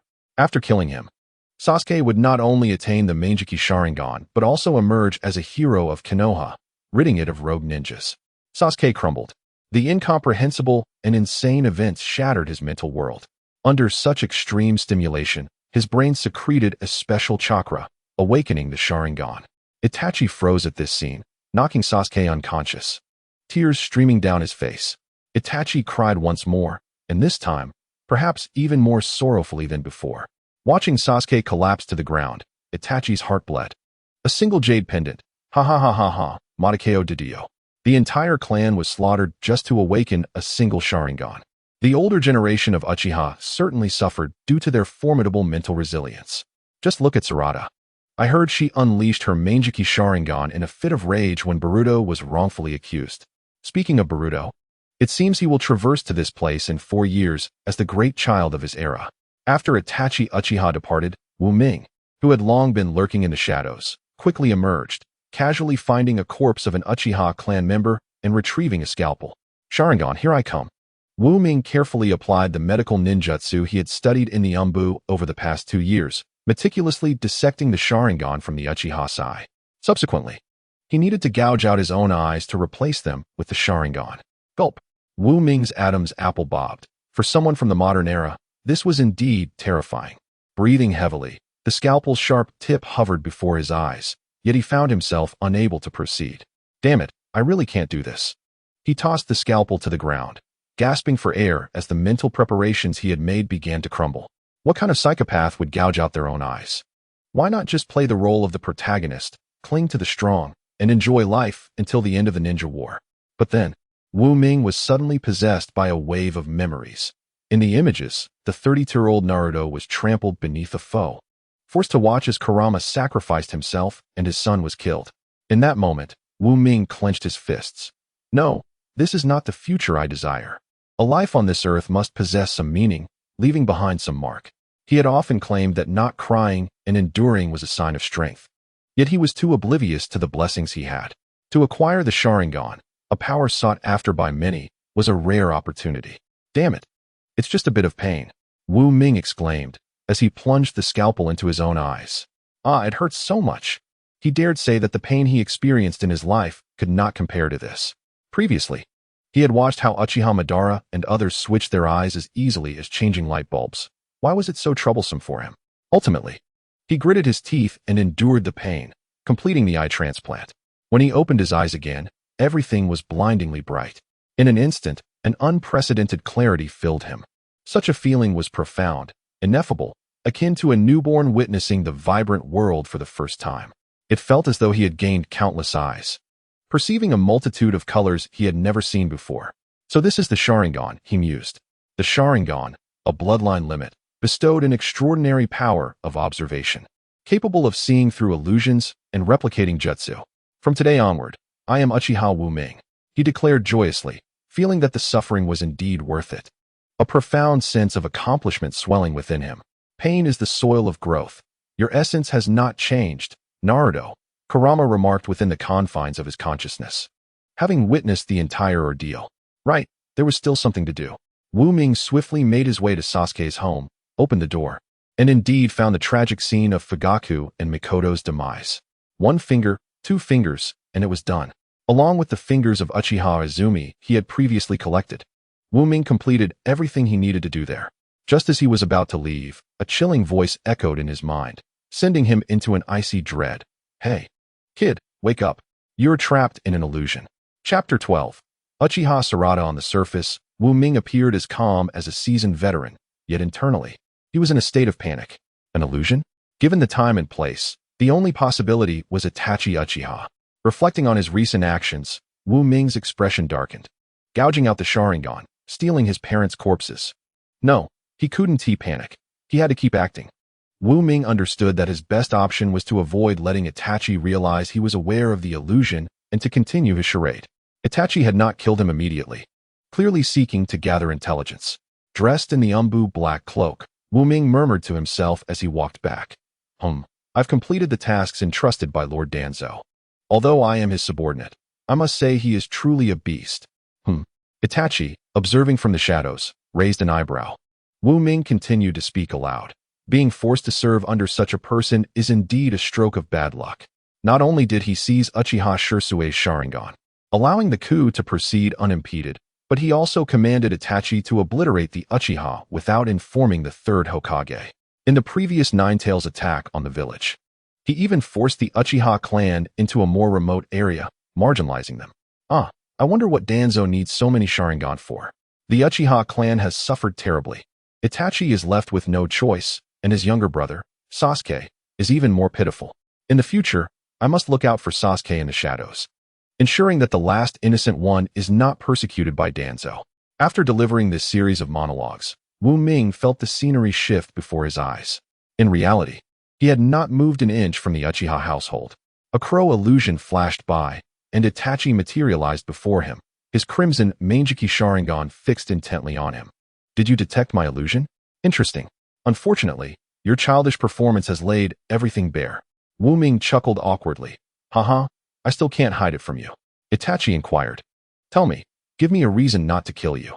The crimson light in Itachi's eyes intensified, and Wu Ming found himself in a bizarrely colored world. Bound to a cross. Heavens, this is Tsukuyomi. Wu Ming nearly panicked, recalling how strong Kiba had been, left bedridden for an entire week after a mere glance. If it were him, he would surely crumble under the pressure, perhaps even perish. Itachi's voice echoed distantly. Remember, you have only one chance to speak. If I am unsatisfied, you will wish for death.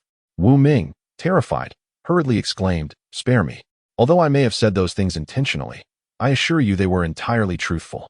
By heaven and earth, I swear if I lied, my entire family will perish, and I promise I will watch over Sasuke.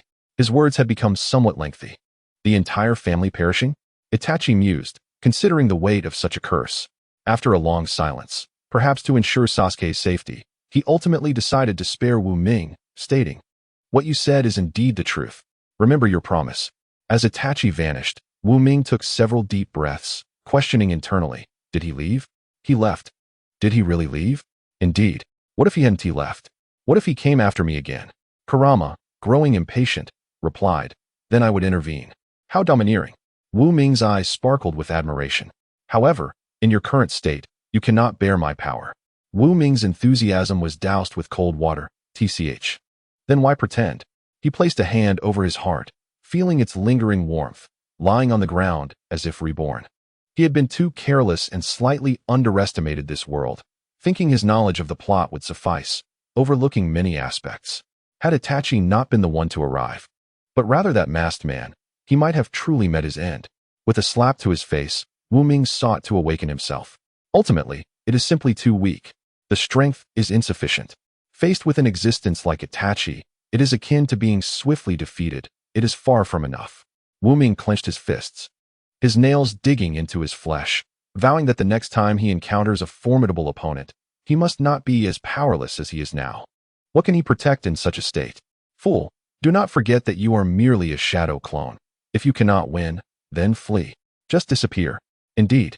Wu Ming smacked his forehead. For him, Naruto was like a spring, and he was a hero who could return to the base at any moment. Danzo was stripped of his position as an assistant to the Hokage for privately ordering the annihilation of the Uchiha clan. Before leaving the village, Itachi found Danzo and warned him that if he dared to harm Sasuke, he would report the village's situation to enemy nations. At this point, Itachi had already become a rogue ninja of Konoha, and with nowhere to go, he had but one option before him, to join Akatsuki. Only the third Hokage was aware that Itachi had infiltrated Akatsuki as a spy for Konoha. After this night, 8-year-old Sasuke's life goal had changed. Now, the entire meaning of his existence revolved around avenging the death of his clan by killing Itachi. At the Ninja Academy, Iruka stood on the training field, announcing the day's lesson. Today we will engage in traditional ninja practice, a method through which past Hokage have gradually grown stronger. Naruto was eager to participate, thinking about whom he would fight. Was it the dog hat-wearing Kiba, the hooded sunglasses-wearing Shino, or, he glanced at Sasuke Uchiha, the boy who could captivate all the girls, but for some unknown reason, his eyes seemed to have turned icy cold. He had heard that his entire clan had been slaughtered, leaving him as the sole survivor. As the battle list was announced, Naruto excitedly raised his hand. That boy. I absolutely do not want to fight him. My parents forbade me from talking to him. Whispers arose from the crowd, although Naruto was already accustomed to it. His expression darkened. And then, Sasuke Uchiha. Sasuke remained silent, while the surrounding girls blushed with excitement. I want to form a reconciliation seal with Sasuke. Go, Sasuke-kun. In the path of Yamanaka Ino, she exclaimed, beat the enemy to a pulp. Haruno Sakura swung her fists. Seeing Sasuke's popularity, Naruto grumbled. That guy just knows how to act cool. I must defeat him and make the girls like me. Little did Naruto know, there was still a girl in the audience cheering for him. Go, Naruto-kun. Hinata watched Naruto intently. Go, Sasuke.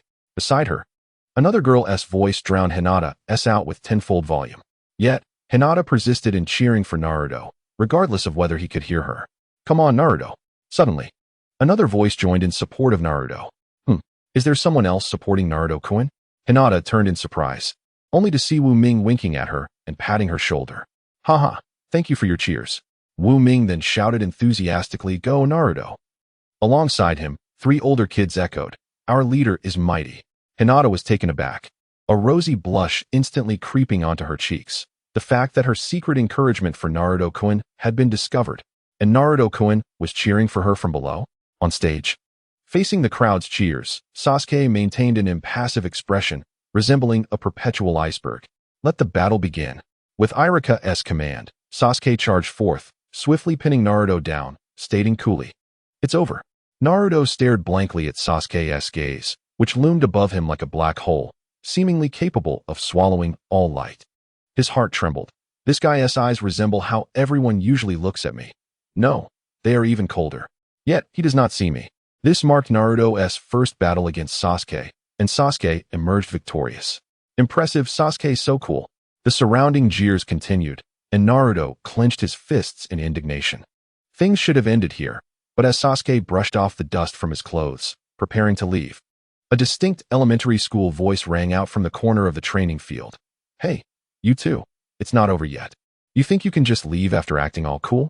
The crowd turned to find none other than the second Naruto.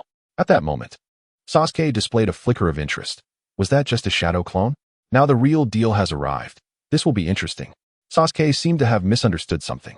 However, he was not one to sit idly by. Upon seeing Wu Ming, he dashed towards him. Wu Ming remained still, allowing Sasuke to come to him, leaning back and crouching to evade all his attacks while commenting, Your uppercut lacks power. Your stance is incorrect. You need to engage your arm muscles to drive your entire arm. Fool, don't fixate on the spot you want to strike. Anyone can see through your intentions. 15 minutes later, Sasuke sat on the ground, panting heavily, biting down on his gums in frustration, feeling like a rookie in front of Wu Ming. Meanwhile, Wu Ming stood effortlessly, having nullified all of Sasuke's attacks without breaking a sweat. How infuriating. At this moment, the audience fell silent, incredulity etched on their faces, while the 3 older kids eagerly chanted, 1,000 years of pain. Used 1,000 years of pain on him. Hearing such a chant, Sasuke felt an inexplicable surge of irritation. He stared at his hands with a grim expression. Am I truly going to fall here, losing to that bottom feeder? No, I refuse to awaken like this, so pale. Unable to reclaim what has been lost. Buzzing. When he opened his eyes again, they were blood red. Sasuke coldly declared, It's over. In the presence of these eyes, all your struggles are futile. Huh, getting desperate? Upon seeing Sasuke activate the Sharingan, a serious expression crossed Wu Ming's face. Bang! As Sasuke attacked again, Wu Ming attempted to dodge as before, but was struck squarely by a punch. Useless. My eyes can see through all your movements. Sasuke laughed joyfully, beginning to form hand seals. Fire style, great fireball technique. Wu Ming's eyes twitched. No way, he has even mastered this? Just as he sought a way to defend himself, a small flame flickered in the air before vanishing. Sasuke's expression stiffened. Indeed, he still could not manage it. Wu Ming laughed heartily. So it's the Uchiha little flame. Now it's my turn. With that, he began forming hand seals. Serpent, serpent, serpent, serpent, serpent. Hand seals. Useless? Sasuke fixed his gaze on Wu Ming's hands, thinking, "You didn't expect I could copy your hand seals, did you? Hence, I will not lose." Even though Sasuke could not comprehend what technique Wu Ming was attempting to perform, he mimicked him precisely. Suddenly, Wu Ming exclaimed, "Seduction technique." Sasuke echoed, "Seduction technique. What is this?" How unfortunate that he realized too late. Thus, before a large audience, the blonde-haired, beast-eared Naruto and the aloof, dark-haired Sasuke stared at each other, bewildered. "You never mentioned you were forming that seal." "Huh." Sasuke let out a sharp screech, his voice resonating loudly as he leaped into the air. Chapter 13, Itachi, what are you looking at? Wow, Sasuke's physique is impressive. Wait, even that tail-end guy is like this too? Iruka-sensei, why did you faint? Wake up, quickly. Wu Ming struggled to suppress his laughter, having anticipated that Sasuke would undoubtedly use his Sharingan to mimic his actions as he performed the hand seals, resulting in this amusing situation. "You jerk, how dare you toy with me?" Sasuke flushed with embarrassment under the gaze of everyone, even his insults sounding somewhat endearing. More critically, he had no idea how to revert back. It was over. Sasuke felt a wave of despair wash over him. If this continued, the name Uchiha would only be associated with this embarrassing scene. Wu Ming chuckled for a while before finally letting Sasuke off the hook, dispelling the transformation that had turned him into Naruto Uzumaki, allowing Sasuke to return to normal as well through the Sharingan. "You idiot Naruto, you absolute fool. You made me do this. I'll fight you to the end." Sasuke gritted his teeth and charged at Wu Ming.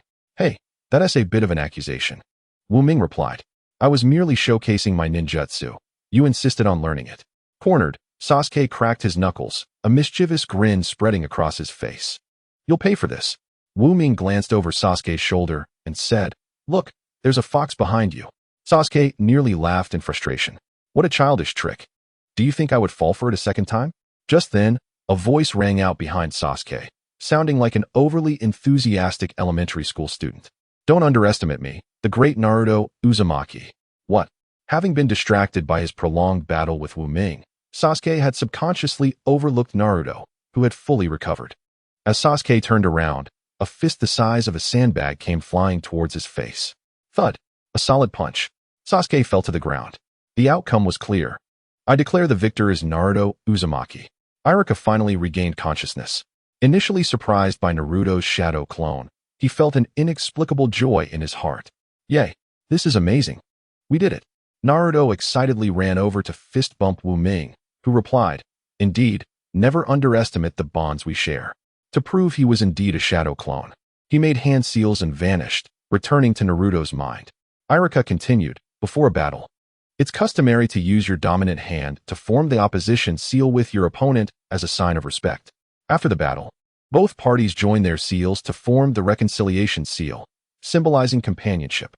Now, you both perform the reconciliation seal."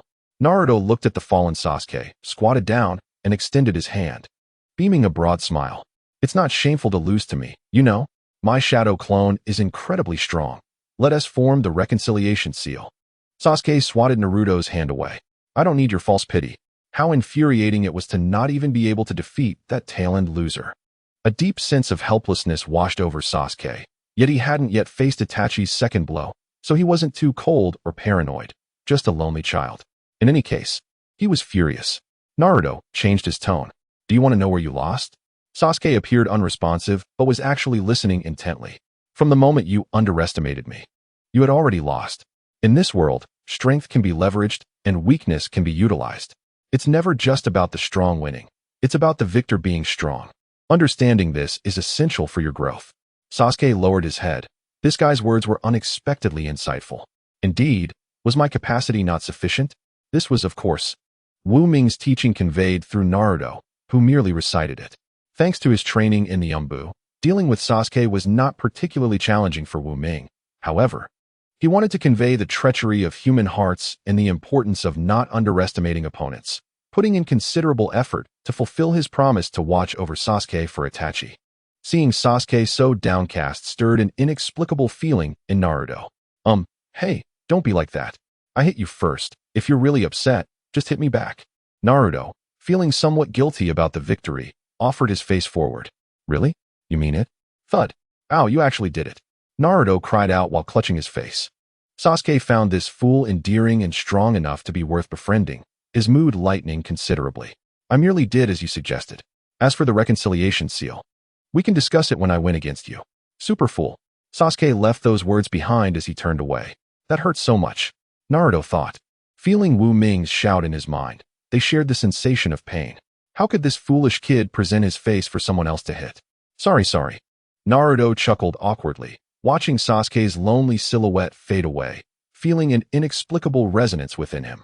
Days passed, and during his leisure time in the Umbu, Wu Ming would accompany Naruto to classes at the ninja school. Gradually, everyone got used to the presence of two Narutos. What as for dinner tonight? Tomato scrambled eggs. You'll get to taste my specialty, braised pork. Often, when school ended, Wu Ming would prepare various dishes at home, waiting for Naruto's return. Thanks to Wu Ming's consistent feeding, Naruto had grown nearly half a head taller than he had in his previous life. With the absence of expired milk and malnutrition, the descendant of the Uzumaki clan began to thrive. For many of Naruto's requests, Wu Ming was always accommodating. To alleviate Naruto's loneliness, he even created a Naruto-themed battle card game to play with him. Naruto drew a card depicting a man clad in black with red armor, adorned with peculiar patterns around his eyes. Senju Hashirama. Wu Ming's expression soured. The first Hokage is too formidable. How did you get so lucky? He then reached for his own card, which illustrated a mischievous child with dark green goggles making a silly face. Uzumaki Naruto, ninja student, which was indeed himself. The outcome was predictable. Uzumaki Naruto, ninja student, lost, and Uzumaki Naruto triumphed. Sasuke was now 10 years old. During the time he was away, had he made any reliable friends? A man clad in the Akatsuki's red cloud cloak, with tear troughs under his eyes, walked along the stone steps, reminiscing, as usual. After the night of his clan's massacre, he had grown increasingly concerned about Itachi's talent. At that moment, another figure in a red cloud cloak approached. Itachi merely glanced at the newcomer before continuing on his way, unfazed. The newcomer possessed unusual golden vertical pupils, with purple shadowing around his eyes.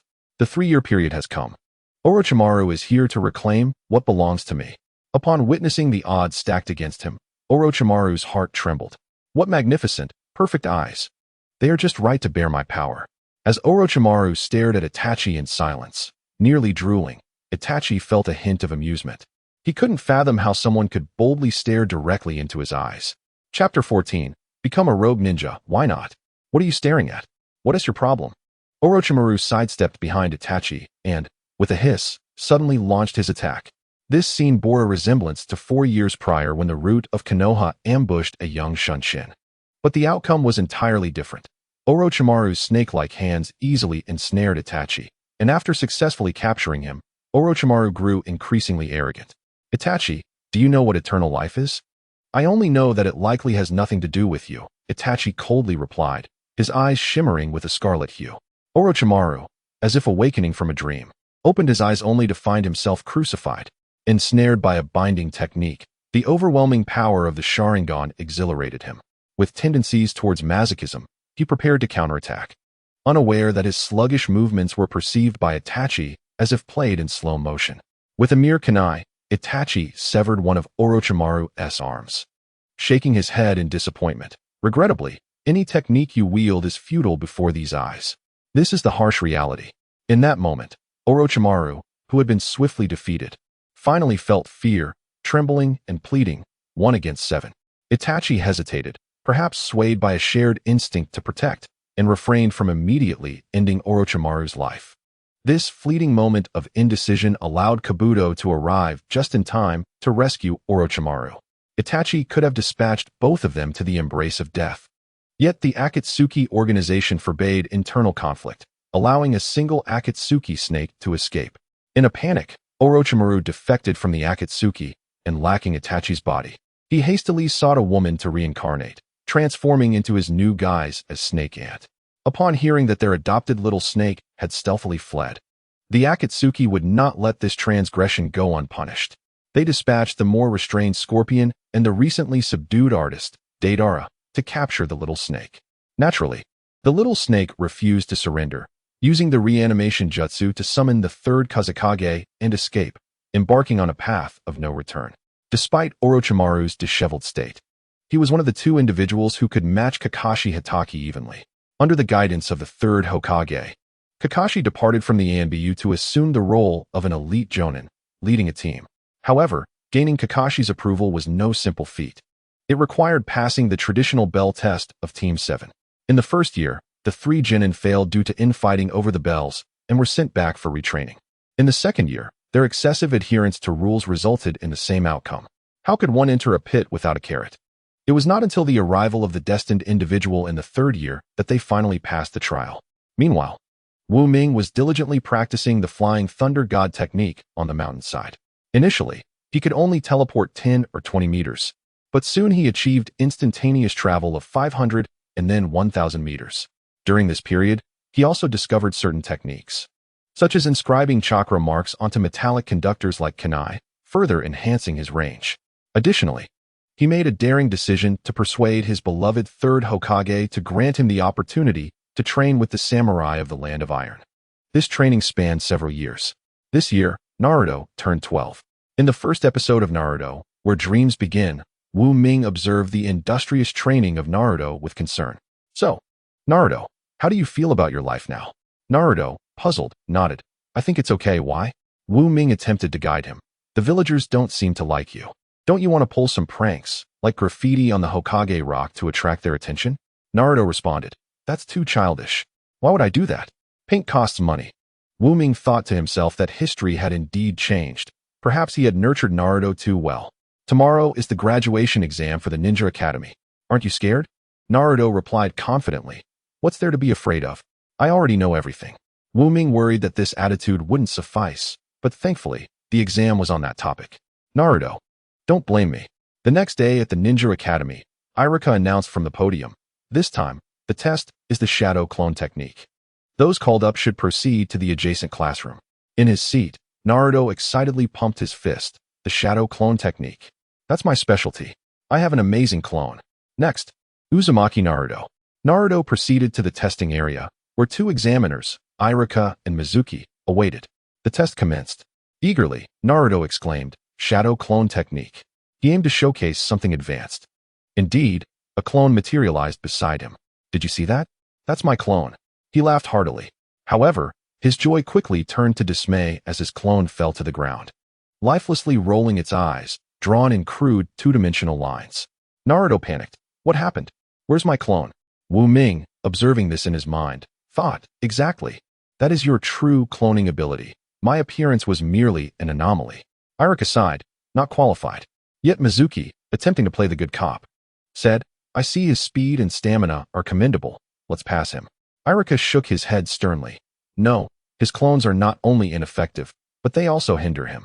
I cannot pass him. At that moment, Naruto stood below the stage, his mind blank. More terrifying than failing the test was that Wu Ming had not manifested in his usual clone form. Dear, are you there? Naruto trembled internally. Unbeknownst to him, Wu Ming had become 99 of his life. Wu Ming, not wanting to maintain his disappearance, propped his chin with his hand in his mind. What's up? I was sleeping. You woke me up early. Hearing this, Naruto sighed in relief, realizing the test was trivial. He feigned anger. Lazy bum. Don't you remember? Today is my graduation exam. Because you overslept, I failed. Wu Ming replied, sorry. Besides, didn't I ask you yesterday? You said you knew everything, so I felt assured to sleep. Naruto mumbled. I didn't expect it to be the shadow clone technique. Well, there's nothing to be done now. I'll just have to wait for the next time. What do you mean by deceiving myself? What deception? This is merely a benevolent lie. After leaving the school, Mizuki indeed trailed after him, feigning sympathy. Naruto, I know you're frustrated about not passing the exam, but Iruka-sensei isn't targeting you on purpose. Me? Frustrated? Where did you get that idea? I don't feel targeted by Iruka-sensei at all. Seeing Mizuki's approach, Wu Ming's eyes lit up. He had taken the bait. Naruto, let me take over. Naruto obediently nodded, relinquishing control of his body to Wu Ming. This was Wu Ming's second ability. When he existed within Naruto's mind, he could exchange positions and alternate control of their bodies. Their relationship seemed to hold more secrets waiting to be uncovered. Wu Ming looked at Mizuki, forcing out a few tears, lamenting, Mizuki-sensei, I'm still too weak. Mizuki, sensing Naruto's vulnerability, smirked triumphantly. I have to tell you a monumental secret. In the Hokage's mansion, there is a room containing a scroll that records forbidden techniques. As Mizuki departed, Wu Ming returned control to Naruto, saying, "Did you hear that, Naruto? You are now desperate for power. Go steal that scroll." Naruto widened his eyes. "Isn't that illegal? I won't do it." Wu Ming reassured him, "It's fine. This isn't your intention. Mizuki is tempting you into this. Go ahead. And besides, I need that scroll." Upon hearing that Wu Ming required the scroll, Naruto immediately agreed. "Since it's for you, I must comply." Although they were essentially the same person, Wu Ming had helped him so much that he had long wanted to assist Wu Ming in return. Then it's settled. The Book of Seals, here I come. Multiple shadow clones, reanimation, corpse demon seal, 8 gates, explosive tags, I am on my way. The process went smoothly as Naruto, just like in his previous life, stealthily pilfered the Book of Seals. Waterwood, basking in self-satisfaction, remained blissfully unaware that he had been cast as the scapegoat. He hurriedly sought out Iruka, exclaiming, "This is terrible. Naruto has stolen the Book of Seals." Iruka's expression shifted dramatically. "What do you mean, the Book of Seals?" Waterwood chuckled inwardly, realizing that Naruto had indeed fallen for the trap. Everything was proceeding according to plan. Once this news spread throughout the village, and he eliminated Naruto, the Book of Seals would be his. Chapter 15. The Shadow Clone Technique. Multiple shadow clones, is it? Let me observe, Naruto mused as he opened the Book of Seals. Pondering thoughtfully, "It seems I've grasped it," he said, his naivety shining through. Wu Ming questioned what? He dispelled his previous state and reformed his clones, and indeed, a new memory regarding the multiple shadow clone technique surfaced in his mind. 666, not a pinch of salt. This was a high-level ninjutsu. Do you have any idea how long I trained with the Nine Tails just to barely grasp the Flying Thunder God technique? If we disregard the Nine Tails, Wu Ming's current prowess would range between a Jinin and a Chunin. However, with the addition of the multiple shadow clone technique, he was poised for a qualitative leap. Meanwhile, a group of ninjas surrounded the third Hokage, their anger palpable. He actually stole the Book of Seals. This cannot be dismissed as mere mischief. The Book of Seals contained forbidden techniques sealed away by the first Hokage, and any leakage would lead to dire consequences. The third Hokage, taking decisive action, commanded, "Quickly, retrieve Naruto." Yes, the ninjas scattered on their mission. Once this was settled, the third Hokage grimaced, turning to an Umbu member behind him. "I need an explanation." The Umbu member chuckled awkwardly. "Grandfather Third, hear me out. You know my shadow clone technique is rather unique. The clones can exist independently and possess their own personalities." He was being quite mischievous, and his actions were infuriating, yet he couldn't have done this without provocation. "I suspect Waterwood is behind this." The third Hokage huffed. "Enough with the excuses. Go retrieve the Book of Seals." Wu Ming supported his chin with his hand, nodding. Yes, once I capture Naruto, I will teach him a proper lesson." With a whoosh, Wu Ming vanished from his spot. The third Hokage shook his head. What an untroublesome child. A pristine crystal ball appeared in his hand, revealing through its images that Wu Ming was indeed telling the truth. On a moonless, blustery night, deep within the jungle, Wu Ming had taken control of Naruto's body. The first to find him was Iruka. Wu Ming seized the initiative. "You found me, Iruka-sensei. I've just learned a new ninjutsu." Iruka looked astonished. "Who told you that?" Wu Ming replied earnestly. "The scroll and this place were both revealed to me by Waterwood-sensei." Waterwood? Iruka's heart raced, and as Waterwood's name was uttered, he launched shurikens towards Naruto. Just as Iruka prepared to shield Naruto, he noticed Naruto nimbly dodging the attack. Waterwood, slightly taken aback, commanded, "Naruto, hand over the scroll." Iruka quickly interjected, "Naruto, Waterwood aims to manipulate you. Do not surrender the scroll." Waterwood remained unfazed, sowing discord. "Iruka fears you obtaining that, Naruto." His gaze grew wild. "Then I must reveal the truth to you. The one truth that must never reach the ears of Uzumaki Naruto." Wu Ming stifled a laugh, while maintaining a facade of hesitation. "What is it?" Iruka, desperate, shouted, "Don't say it." Waterwood sneered. "Since that incident 12 years ago, all the adults in the village were instructed to never disclose Uzumaki Naruto's true identity. He is the Nine Tails." After his declaration, Waterwood laughed maniacally, eager to witness Naruto's reaction. Wu Ming probed Iruka. "Sensei, is what he says true?" Waterwood interjected. "You've been deceived by the villagers. Don't you wonder why they despise you?" Lowering his gaze, Naruto murmured, So, I really am the Nine Tails? Wada would fan the flames. Indeed, it is absolutely true. Naruto exclaimed joyfully, wow, that is amazing.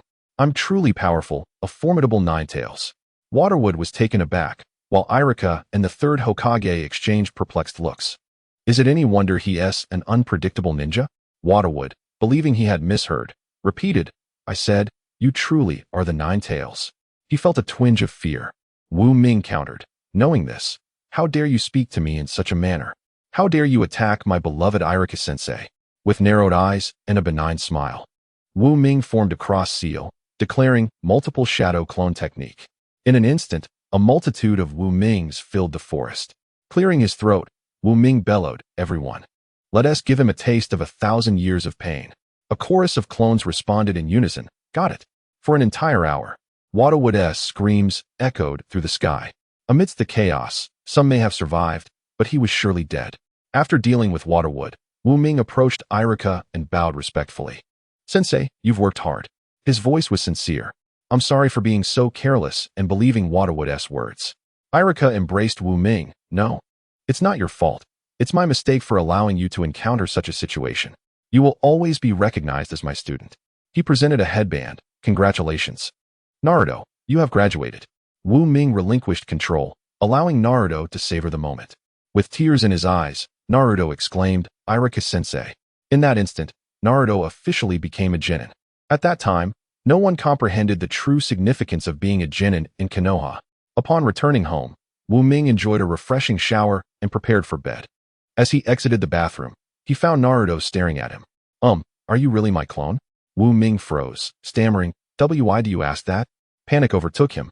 A rare occurrence for the usually composed Wu Ming. Naruto lowered his gaze. Because today, I learned the multiple shadow clone technique. And I noticed my clones are somewhat different from you. As he spoke, Naruto executed the genuine shadow clone technique, which was entirely his own. He continued softly, actually, the teacher already mentioned in class that the shadow clone technique distributes the original S chakra, making them quite fragile, unable to last long or stray too far, implying that none of this matched Wu Ming's attributes. Wu Ming sighed, realizing Naruto had already sensed it. Indeed, you're correct. I am not your shadow clone. Naruto's heart raced, tears welling in his eyes. In truth, I am your true clone. Wu Ming elaborated, the specific differences are evident. For instance, I am smarter than you and possess knowledge you lack. This is all due to your accidental use of the legendary true shadow clone technique. This technique has a minuscule probability of success for the first user of the shadow clone technique. You may not understand this now, but remember it. I am another unique version of you. Wu Ming opened Naruto's locker. Just like this platinum limited edition Ichiraku ramen, among all my shadow clones, I too am unique. Sniff. Sniff. My dear. Naruto finally dispelled the doubts in his heart and rushed forward to embrace Wu Ming. How foolish of me. You could have simply played along. I would have believed anything you said. Wu Ming, holding Naruto in his arms, was equally perplexed. He typically had the subconscious habit of supporting his chin when lying. Yet this time he did not. Could it be that what I casually said was true? Since this matter was raised, Wu Ming was eager to conduct an experiment. When he performed the shadow clone technique, would the clone be Naruto or Wu Ming himself? Previously, Naruto had been unable to perform the technique, and Wu Ming had not practiced it either, thus they were unable to verify this matter. Now, however, it was possible. Without further ado, he executed the shadow clone technique. This time, the purpose of the hand seals was not to return to Naruto's mind, but to truly separate a shadow clone. With a puff of white smoke, a figure identical to Naruto appeared beside Wu Ming. At first glance, it was impossible to discern. One would have to inquire to determine whether the clone was Naruto or Wu Ming. You are. Just as Wu Ming was about to ask, the shadow clone spoke first, startling Wu Ming with its opening line. Hello, I am your shadow clone. First question, are you sure you like Hinata? Wu Ming barely had time to nod in response. Then Tsunade is mine. Wu Ming. This conversation felt oddly familiar. The outcome was already evident. The shadow clone he had created was indeed himself. The clone, Wu Ming, remarked with curiosity. Oh, conversing with oneself is truly a peculiar experience. Wu Ming, feeling exasperated, replied, You stole my line. The shadow clone suddenly exclaimed. Hey. It's barely that late, and you're ready to sleep? Hurry outside. I'll supervise your training. With your current state, How will you contend with the Otsutsuki? Wu Ming hesitated. Ultimately, he succumbed to his own desires and trained for an hour with shurikens in the deserted practice field. Out of breath, Wu Ming gasped. I'm exhausted. Can I go back now? The shadow clone Wu Ming reprimanded. You need to practice more, brother. You still have a long way to go. Look at you. Hitting only 250 out of 300 targets. Wu Ming racked his brain for excuses. It's quite late today. Look at the bright moon hanging high. It must be around 1 or 2 o'clock. Training is fine, but staying up late is harmful to health. The shadow clone Wu Ming scoffed. You say staying up late is harmful? I have a rather immature perspective on that. Wu Ming was puzzled. Everyone knew staying up late was bad for health. How could he elaborate on such a common notion? The shadow clone Wu Ming continued. The lifespan you've sacrificed by staying up late has been compensated by the extra hours of enjoyment. For instance, if you lose an hour of life staying up, you've undeniably gained 3 hours of fun. Wu Ming. That seems somewhat reasonable. The shadow clone Wu Ming's eyes sparkled with an unprecedented light. Moreover, staying up late shifts your twilight years to your prime. This is true rejuvenation. Not only does it slow down aging, but it also enhances vitality. Do you understand what I'm saying? Wu Ming nodded dazedly. The shadow clone Wu Ming smiled slightly. All right, just kidding. Go rest. This is called. The next day, noon, Wu Ming awoke groggily from his bed, having tossed and turned the previous night without rest. The house was empty. Naruto must have gone to school. Wu Ming yawned widely, recalling, today is the day for class assignments. Unsurprisingly, I, Sasuke, and Sakura will be assigned to Kakashi's 7th class. If I recall correctly, today Naruto will accidentally kiss Sasuke due to a mishap with his desk. TSK, just thinking about that scene makes me want to laugh. Wait, hold on. Why am I laughing? Am I not Naruto right now? Wu Ming suddenly realized he had become the subject of his own gossip, and immediately planned to go to school to warn Naruto against such foolishness. Glancing at the sun high in the sky, it was evident that the class assignments were about to commence, and walking would not suffice. However, for Wu Ming, there was a more expedient method, the shadow clone technique. He formed the hand seals, transforming into a wisp of white smoke that vanished from his location. At the Ninja Academy. I have entered Naruto's consciousness. Now I just need to inform him not to stand on the desk today. Just as Wu Ming was about to warn Naruto, he suddenly felt something unusual in his mouth. What is this jelly? Soft and slippery. The taste is not bad. Wait a moment. Does the Hokage world have such things? Oh no. Could it be? What a stroke of bad luck. Sure enough, Wu Ming soon heard a voice filled with murderous intent. Naruto. You bastard. I will definitely kill you today. Chapter 16. Obito. Go, find out who her parents are. So that soft, slippery thing was indeed the tongue of the Uchiha? Wu Ming wanted to cry but had no tears. He never expected to experience this moment right after his arrival. My first kiss is gone, sniff, sniff. Beside him, Sakura stared in shock. What did I just see? Sasuke's first kiss should have been mine. How could this happen? With a whoosh, Sakura's fist came flying. Not good. That Uchiha was indeed startled. In the blink of an eye, Wu Ming swiftly separated himself from Naruto's body. Sorry, Uchiha, but I'm not keen on taking another punch. Wah. Naruto was sent flying, bruised and battered. Sakura-chan hit me. Naruto-kun. From the side, Hinata watched the scene unfold with her mouth agape. So, you also want to kiss Sasuke? Wu Ming, having appeared behind Hinata unnoticed, whispered in her ear. No, that's not it, Hinata immediately explained. Oh, so you want to kiss me then? Wu Ming teased. Naruto-kun, why would you say that? Hinata blushed furiously, nearly fainting from embarrassment. Hee, if you didn't deny it, then it must be true. Wu Ming playfully bantered with Hinata, feeling quite pleased. This is the essence of Uzumaki Naruto. Beside the crystal ball of the 3rd Hokage, all the leading jonin watched the unfolding classroom scene. Kakashi's gaze was fixed on Naruto as he reminisced. Naruto, this kid is quite different from you in your youth, rather resembling Obito more. It's a pity Obito never got to meet Naruto, nor did he see his teacher's son. Otherwise, they would have made great friends, wouldn't they? Iruka announced. Now, I will declare the class assignments. Sakura, I want to be in a group with Sasuke. Naruto, I want to be in a group with Sakura, but I don't want to be with that stinky Sasuke. Hinata, I want to be in a group with Naruto-kun. Wu Ming, I want to be in a group with little Hinata. Sasuke, all of this is unnecessary. For Class 7, Uzumaki Naruto, Haruno Sakura, Uchiha Sasuke. For Class 10, Hyuga Hinata, Inazuka Kiba, Aburame Shino. Sakura, sorry, Ino, but I am destined to be paired with Sasuke-kun. And you? Finding a substitute for Sasuke-kun wouldn't be too bad either. Ino, no way. Even if you're in a group with Sasuke-kun. It won't mean he'll play any love games with you. Naruto, awesome. I'm in a group with Sakura-chan, Sasuke, Having Naruto as a strong teammate is not bad. Hinata felt a bit disappointed. I couldn't be in a group with Naruto-kun. Wu Ming approached Hinata, sighing. What a pity not to be in a group with Hinata. Hinata's heart raced. She couldn't believe her ears. Naruto-kun actually wanted to be in a group with her? Wu Ming seemed to perceive Hinata's thoughts and candidly declared, indeed, I wish to be in your group. Even if tomorrow heralds the end of the world and the moon descends from the heavens, I would inscribe your name on paper to share this final moment together. I sense you will be a wonderful wife in the future, Hinata exclaimed. Overwhelmed by such an intense confession, she fainted, and Wu Ming instinctively caught her to prevent her from tumbling off her chair. Inuzuka Kiba watched Wu Ming's actions with wide eyes, nearly biting his tongue in disbelief. The mountains have trees, and the trees have branches. My heart delights in you while you remain unaware.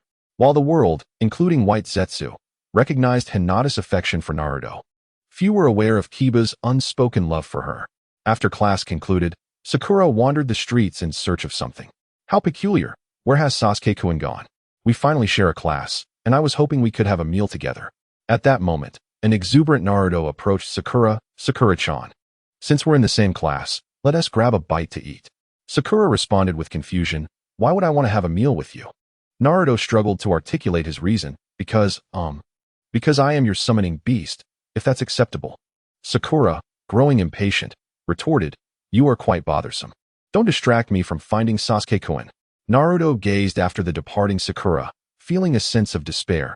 Such was the tragedy of unrequited feelings. In stark contrast to Naruto's plight, Wu Ming led a life of luxury. Hinata, we shall be in different classes from now on, separated by fate. How about we dine together tonight? Hinata sweetly replied, yes. I will follow Naruto-kun's suggestion.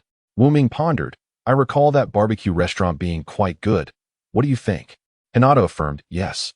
I will follow Naruto-kun's suggestion. I haven't specified which restaurant yet. Sakura spent the entire day mentioning Sasuke, pondering what was so special about him. Rejected.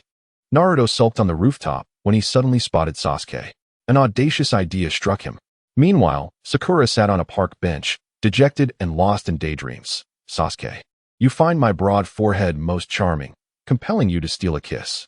A blush adorned Sakura's cheeks, yet she understood such a scenario was improbable with Sasuke. However, when she opened her eyes, Sasuke truly approached her, earnestly stating, Sakura, your broad forehead is indeed captivating, making one feel compelled to kiss you. Sakura gasped, are you joking? Flustered, she stammered, Sasuke-kun, my forehead was born for you to kiss. Sakura's gaze became dreamy. Sasuke, with sincere intent, asked, what is this sauce? In a tender moment, the two leaned closer, their foreheads nearly touching, when Naruto's roar reverberated in Sasuke's mind. You idiot. Sasuke, reluctant, muttered, I was just about to kiss Sakura-chan. Can we discuss this later? Wu Ming sighed. Go ahead. I'm here to inform you that Sasuke has broken free from his constraints and is on his way. Sasuke exclaimed, what? That would expose us.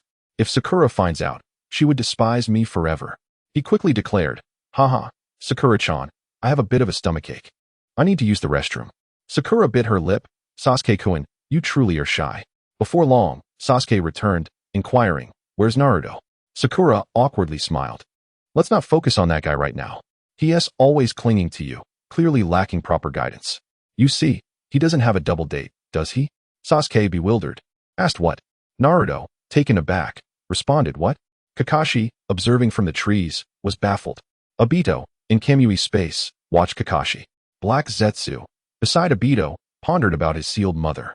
Wu Ming, having spent 19 years as an orphan on Earth, was equally bewildered. Kurama, emerging from a rock, was perplexed by the unfolding events. In Kyūbi space, Uchiha Obito gritted his teeth. Zetsu, investigate. Within 3 minutes, I want all information about this guy's parents. Soon enough, you two shall be without. Haruno Sakura and Haruno may exchanged puzzled glances. Chapter 17. Take a look behind you, Kakashi. You are quite bothersome. Sasuke narrowed his eyes. Sakura's complexion drained of color, realizing she may also be bothersome. Is this how Naruto feels when I say he is annoying? Perhaps I should be kinder to him next time. Sasuke, without a backward glance, departed, encountering a hurriedly retreating Naruto. Naruto quipped, "You truly possess some skills, but I was careless. What do you wish to do?" Sasuke, returning to his original form, chuckled, "I just thought it would be amusing to try." Sasuke glared at Naruto, "Mark my words.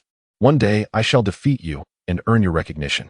Naruto was taken aback. Recognition. He too desired it. "All right, I will await that day. Be careful. I might just break one of your hands." "Haha, then I shall break the other." In Naruto's mind, Wu Ming interjected, "Stop, stop, stop. Are you two drafting a script?" In the afternoon, the trio finally met their guiding Jonin, Kakashi. Naruto scrutinized Kakashi, whose face was obscured by a mask and forehead protector, casting doubt on his reliability. Kakashi initiated, "Well, let us introduce ourselves. Share your hobbies, interests, dislikes, and dreams." Naruto grumbled, "Shouldn't the teacher introduce themselves first?" Kakashi pondered, "I am Kakashi Hatake. I cannot disclose my likes and dislikes, but I have many interests." The four stared in disbelief. Naruto passionately declared, "I am Naruto Uzumaki. My favorite foods are ramen and hot pot. I detest waiting 3 minutes for instant noodles, enjoy conversing with myself, and aspire to surpass all previous Hokage, earning everyone's acknowledgement." Kakashi nodded approvingly. "Not bad, no signs of darkness. But what is this hot pot?" Sakura chimed in, "As for me, my favorite is." Glancing at Sasuke, "My interests are." Blushingly looking at Sasuke, "And my future dream is." Gazing shyly at Sasuke, Kakashi remarked, "Love-struck, next." Sasuke stated, "I have no particular likes or interests. I have ambition. My future involves reviving my clan," and his gaze turned cold and distant. "I will kill a certain man." Naruto, alarmed, thought, "Surely he isn't referring to me?" Kakashi remarked, "This has gone awry. We need to correct it." Just as the introductions should have concluded, Wu Ming interjected, "Tada, I am a shadow clone of Naruto Uzumaki, named Wu Ming. You may call me Uzumaki Wu Ming." Naruto exclaimed, "Wu Ming, my dear, is this the name you've chosen for yourself? It sounds splendid." Kakashi raised an eyebrow, while Sakura and Sasuke appeared unfazed. They frequently encountered two Narutos at school. Wu Ming cast a playful glance at Kakashi and continued, "My likes include the paradise of affection. I detest chronically tardy individuals. And my future dream is to have my face carved into that stone," pointing at Hokage Rock. Kakashi responded, "Not bad. You possess a certain Hokage spirit. Now, can you add a little more depth to that?" Wu Ming replied, "Haha, just a jest. I wish to live long enough to accompany Naruto, detest the hardships of life, enjoy sword training and teasing Hinata, and my motto is that all things are possible. As for my future dream, I aspire to become a master of fulfilling dreams." Wu Ming earnestly declared, "To fulfill everyone's dreams and mend their regrets." Kakashi was somewhat moved. However, the regrets had already occurred, and such matters were fundamentally unchangeable. Yet, dreams should still be cherished. Who knows when they might come to fruition? For Wu Ming, practicing swordsmanship was not merely a display of flair, but a highly effective endeavor. Have you not seen how extraterrestrials wield wedges, absorbing all ninjutsu? Have you not noticed that Otsutsuki possesses the Rinnegan, rendering him immune to all illusions? In other words, the only effective method against them is through physical combat, and swordsmanship is a branch of that discipline. After the self-introduction segment concluded, Kakashi cleared his throat twice and began to explain the traditions of Team 7. "Tomorrow morning at 5 o'clock, we gather. Among the 27 graduates, only 9 were recognized as genin, while the remaining 18 would be sent back to the Ninja Academy for further studies." This implied a staggering elimination rate of 66. A most brutal test, wouldn't you agree? Naruto exclaimed, "Why is there such a thing? My graduation exam was already quite arduous."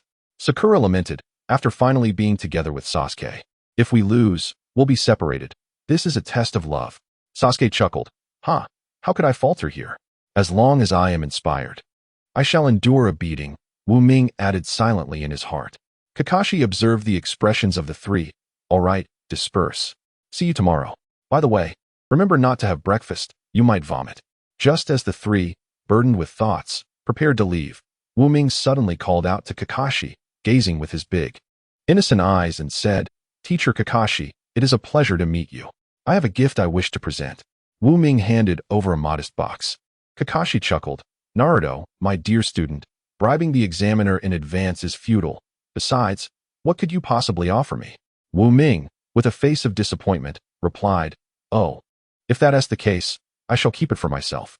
Actually, I sincerely wanted to give you a present, with no ulterior motives. Since that is the case, I guess my newly acquired copy of Intimate Paradise, Platinum Edition, autographed by the author, will have to remain with me. What? You must be joking.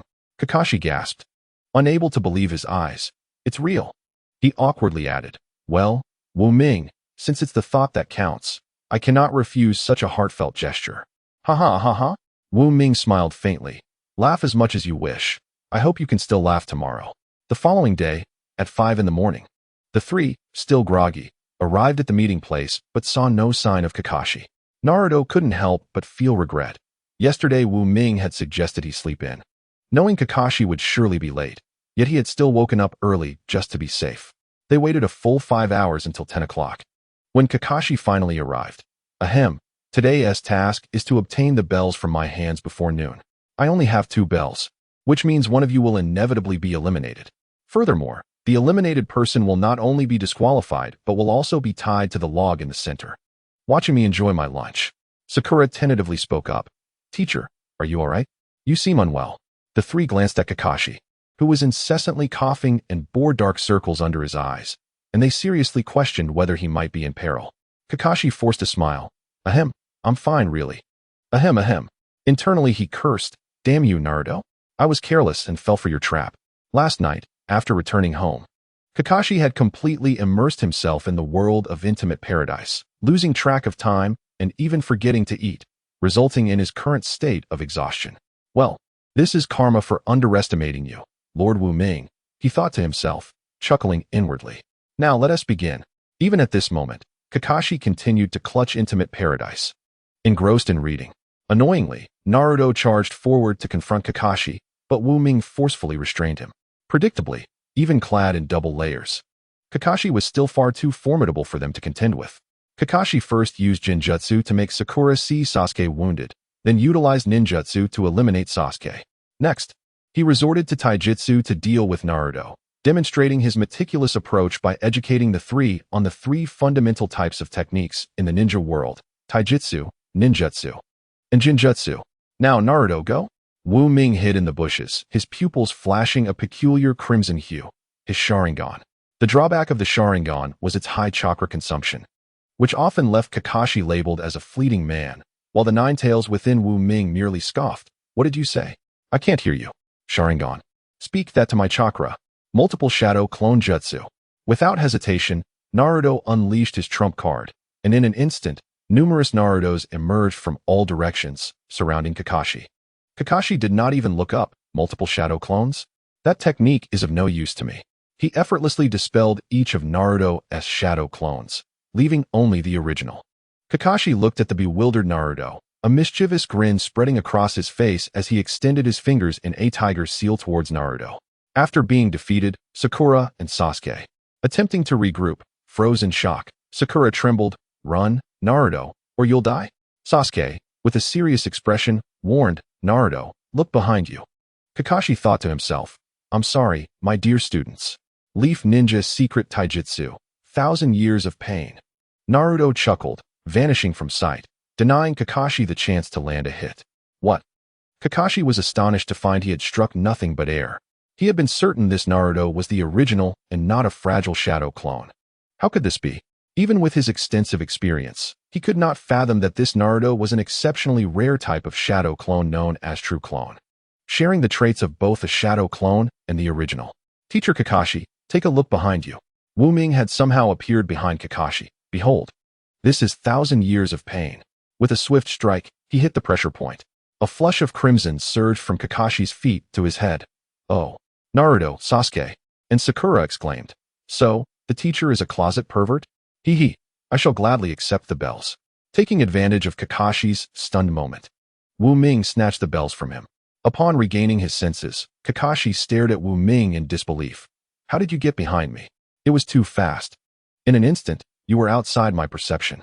In his memory, only his own teacher, the yellow flash of Konoha, the 4th Hokage Minato Namikaze, could achieve such feats. Wu Ming pointed at the limited edition intimate paradise in Kakashi's hand. Teacher, do you remember the gift I gave you? Gift? Kakashi was puzzled. Was this not merely a trick to keep him up all night, leaving him unprepared the next day? Wu Ming hinted. Kakashi-sensei, why not flip a few more pages? Kakashi, still confused, began to turn the pages one by one, until he reached the very last page. The final page was blank, adorned only by 4 crooked characters, sort of the nameless. In Kakashi's mind, another symbol arose, reminiscent of this one, sort of compassion. It was the flying thunder god technique of his master. Upon noticing Kakashi's realization, Wu Ming revealed the answer. Indeed, it is the flying thunder god technique. Kakashi was taken aback.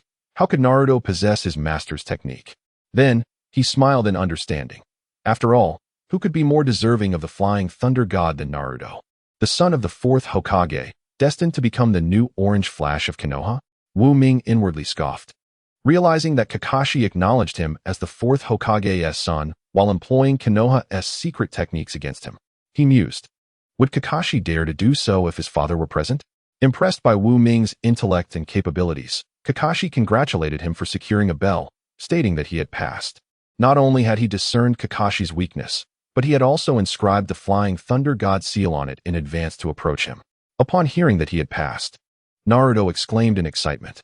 However, Kakashi's narrowed eyes indicated that this was not the true test. If they could not demonstrate teamwork, even if Naruto had obtained a bell, Kakashi would not deem him worthy. Kakashi then posed a question. So, Naruto, now that you possess 2 bells, to whom do you intend to give the other? The one who receives a bell may pass, while the remaining individual would be eliminated. Sasuke, bound to a post, had truly become the second pillar. After much contemplation, Naruto hesitantly declared, I'll give it to Sakura-chan. Kakashi's eyes narrowed dangerously. Wu Ming knew that if he allowed Naruto to give both bells to Sasuke and Sakura, Kakashi would consider them all worthy. Yet, he chose to let Naruto give the bell to Sakura. Sakura was touched that Naruto would give her the bell, but this meant that Sasuke would have none, and they would inevitably part ways. Thus, driven by love, she made a bold decision. Sasuke-kun, I give you my bell. After grasping the bell in her hand, she resolutely handed it to Sasuke. Naruto exclaimed, huh? The devoted one ends up with nothing. Sasuke frowned at the bell Sakura offered and returned it, stating, thanks, but I do not desire to pass in such a manner. This left Sakura in an awkward position. Kakashi sighed. If Naruto had shared the bells with Sasuke and Sakura, they would all have passed. Yet now, despite their exceptional abilities, it seemed they were all unworthy. Kakashi ultimately announced this verdict. Why? You said I passed. Naruto protested. Kakashi smiled slightly. Yes, I said you passed, but not that you are worthy. Confused by the wordplay, Naruto retorted, you're being unreasonable. Kakashi shrugged. Perhaps you should return to the Ninja Academy for further study and come back next year. Here, I am the principal. This is for your own good. Wait, Wu Ming interjected. Kakashi instantly became alert. Naruto's shadow clone was notoriously full of tricks, making him feel overwhelmed. Kakashi-sensei, don't be agitated. Look, I have another bell here. With a flourish, Wu Ming produced another identical bell to toss to Sasuke. Now, all 3 of us have a bell. Kakashi replied, but I only have 2 bells. One of them must be fake. Wu Ming nodded, indeed. The person with the fake bell cannot pass. So, please identify which bell is fake and provide proof.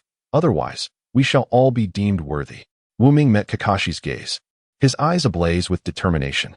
After much scrutiny, Kakashi could not discern any difference among the 3 bells. Wu Ming smirked, thinking to himself, did you think my 6 years in the Yambu were in vain? I had already discovered where your original bells were made and had my master craft an identical one, complete with aging marks. Kakashi remarked, you are cheating. Wu Ming felt a surge of joy. He had awaited this response. With a serious demeanor, he replied, Kakashi-sensei, do you consider my rule-breaking to be cheating? However, he deliberately elongated his tone. I understand that in this world, those who forge bells and disrupt ninja rules are deemed worthless. But I believe that abandoning a comrade for the sake of rules makes one the lowest of the low. Kakashi was taken aback. Don't steal my lines. This statement plunged Kakashi into a deep reminiscence, his gaze drifting to the memorial stone, flooded with memories. Kakashi, why is there orange juice flowing from you? Obito inquired. Take off your goggles and look. Kakashi retorted, annoyed. Wait, that was a different scene. Back then, Kakashi, at 12 years old, already AJ Nin, was amidst the intense Third Ninja War. Team Minato was dispatched to sever the supply lines of the Rock Village at the Kamizumi Bridge. Rin was unexpectedly captured by the Rock Village, and Kakashi insisted on completing the mission even at the cost of his comrades, while Obito argued, "I believe the White Fang of Konoha is a hero in the ninja world. Those who break rules are seen as worthless, and those who do not cherish their comrades are even less than that." "Obito, is that you?" In that moment, Kakashi saw the shadows of his dear friends and mentor in Wu Ming, tears brimming in his eyes as he declared, "You are all worthy." Chapter 19, Zabuza, Am I Equal to Kaguya? Wonderful, Naruto exclaimed joyfully. The prepared bento test was never utilized. Kakashi's plan had been that no matter what, they would not acquire the bells. In the end, he only needed to observe whether they would risk disqualification to share their bento with a comrade. Plans often change unexpectedly. And just then, they all felt famished. The bento was perfect for replenishing their energy. "Let us celebrate the formation of Team 7 with a meal," Naruto proclaimed, ready to dive into his feast, but Wu Ming halted him. "Hey, today is a significant day. Let us eat something good." "Good?" Kakashi, Sakura, and Sasuke perked up. Suddenly, 3 of Wu Ming's shadow clones emerged from behind, brandishing various seasonings and ingredients, along with a pot. "Heh, let me treat you to my favorite butter-hot pot." Shadow Clone 1 set the fire and placed the pot. Shadow Clone 2 added the base ingredients, and Shadow Clone 3 arranged the food. As Wu Ming prepared to dispel the Shadow Clones, Shadow Clone 1 stopped him. Hey, what are you doing with your hands?" Shadow Clone 2 chimed in. "Are you trying to eat alone?" Shadow Clone 3 added, "We're working here, and you want to eat by yourself, crossing the bridge and then tearing it down? How shameless can you be?" Wu Ming felt embarrassed. I'm sorry. Let us all sit down and eat together." Only then did the 3 Shadow Clones nod in satisfaction. Kakashi asked, "Sakura, how do you eat this hot pot?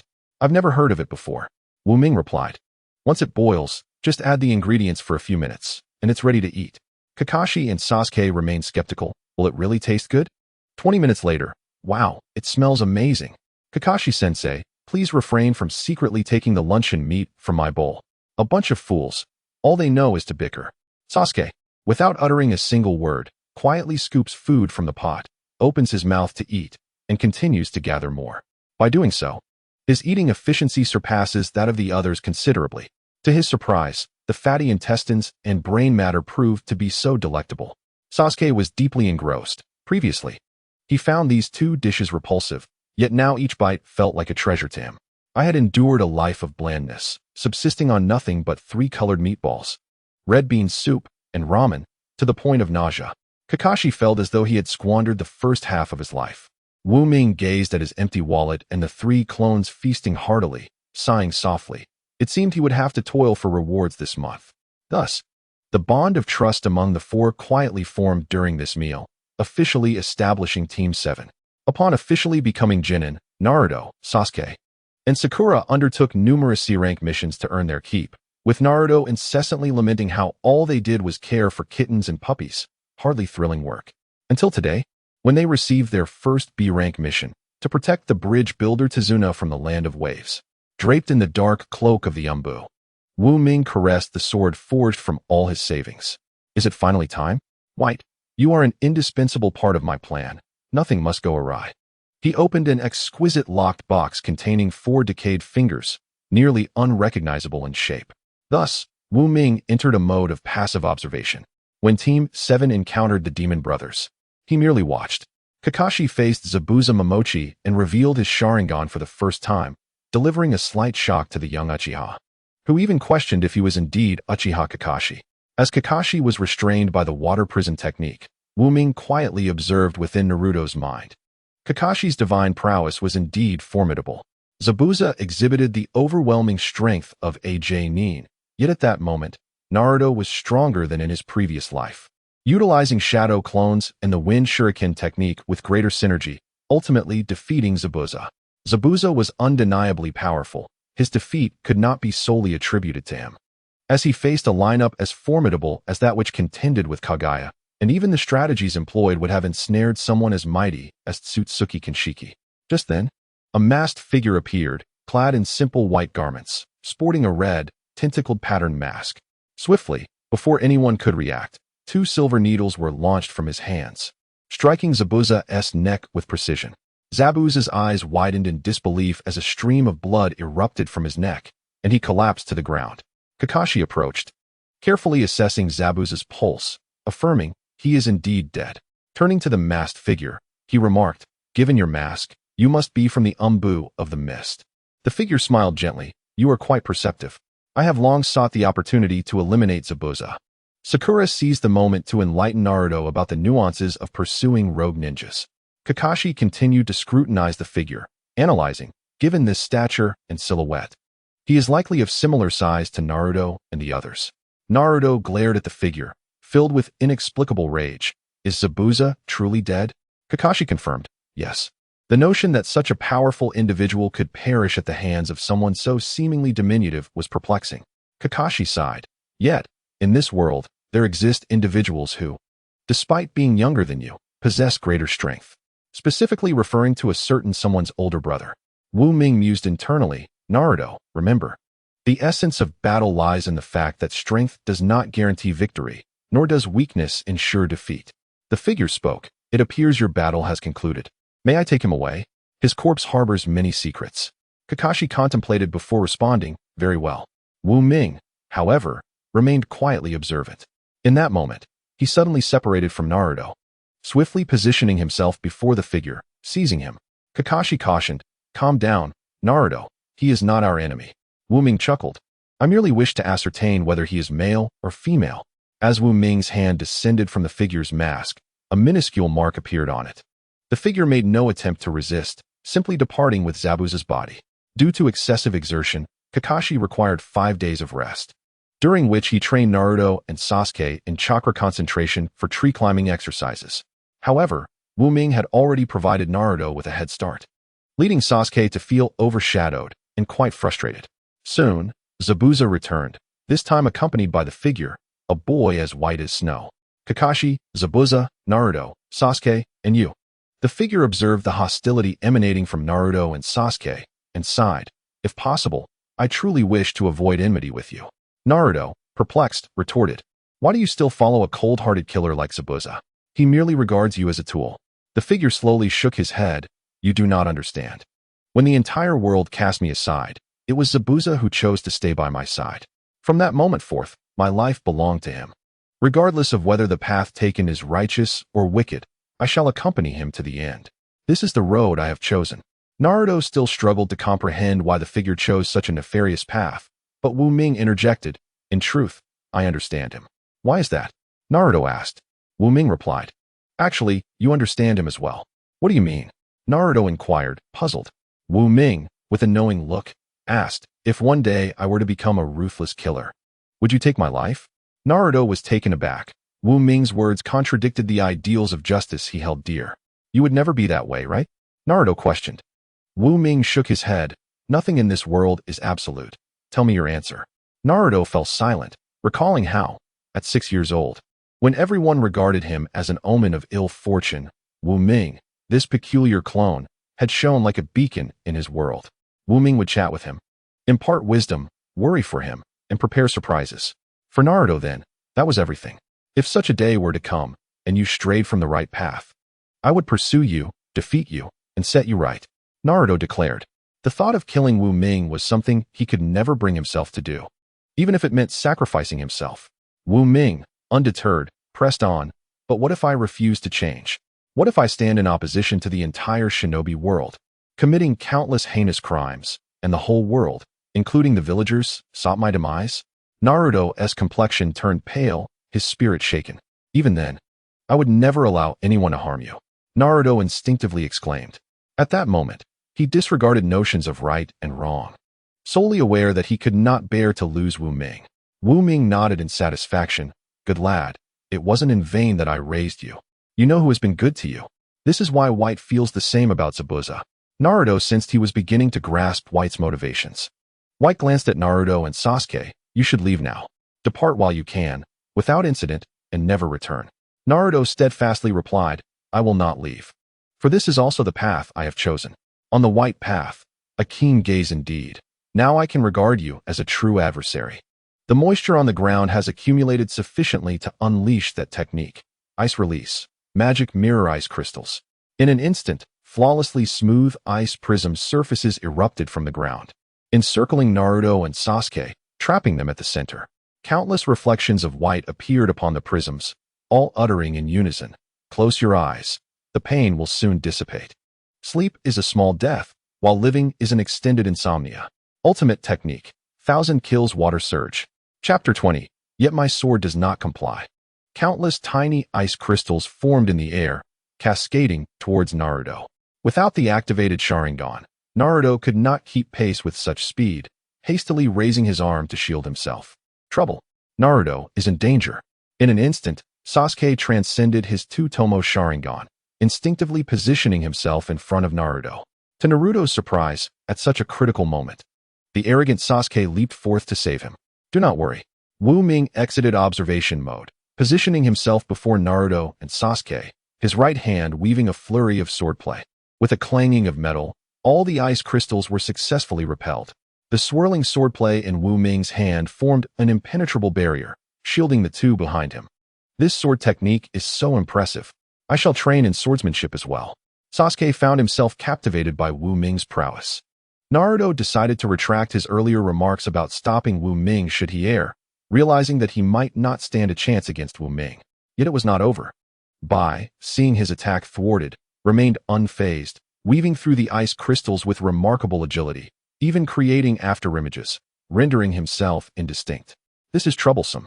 Wu Ming gazed at the multitude of whites within the ice mirror, his eyesight unable to keep up with such velocity, yet he could not reveal his Sharingan before Sasuke. Fire release. Great fireball technique. Sasuke discerned Wu Ming's plight and formed hand seals to launch an attack. While unable to strike the true Bai, it would at least hinder his movements. However, it was unfortunate that Bai's ice release bloodline limit was far too unique to be countered by ordinary fire techniques. Bai capitalized on his speed, occasionally emerging from the ice crystals to launch sneak attacks, exhausting the trio. Infuriating. Naruto watched as Sasuke and Wu Ming sustained injuries while protecting him, feeling utterly powerless, merely a burden. A wave of unwillingness surged within him, swelling larger and larger. Gradually, a blood-red chakra began to gather around Naruto, a tail emerging behind him. Young one, do you yearn for power? The young Nine-Tails sensed Naruto's emotional turmoil and his desperate desire for strength.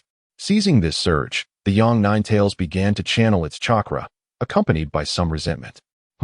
A colossal fox head appeared before the young Nine-Tails, staring intently at him. Startled, the young Nine-Tails abruptly halted the transfer of power. Are you not here to assist Naruto? Continue, and bring forth that resentment. I shall observe your transfer. And no. The young Nine-Tails chuckled awkwardly, retracting the resentment under the scrutinizing gaze of the complete Kyūbi, obediently channeling pure power instead. Now that is more like it. Do not bully Naruto and Sasuke. Empowered by the successful infusion of chakra, Naruto's form hardened. Dropping to all fours, his eyes turning crimson, he roared as he charged towards the ice crystal barrier. Smash. With a simple, unadorned strike, Bai's painstakingly set magic mirror ice crystals shattered into fragments. How can one play like this? Officials, are you not going to intervene? Quickly, ban this player. Officials, we have received your feedback. Please remain patient. It is expected that disciplinary action will be taken against this player after 20 years, 3 months, and 17 days. In the wake of Naruto's relentless pressure, Bai, stripped of his ninjutsu advantage, was no longer a match for the trio. You have lost. Wu Ming pressed the tip of his orange-red sword against Bai, leaving a trail of blood upon his throat. I have lost. Without Zabuza, I cannot become a worthy tool in your hands. Bai closed his eyes, no longer intending to resist. Naruto, the day we met in the forest, I felt a kinship with you. I apologize for staining your hands. Unexpectedly, Wu Ming chose not to kill him, aligning with Naruto's sentiments. Indeed, Naruto had never taken a life throughout the entire 720 episodes. Kakuzu, you are talking nonsense.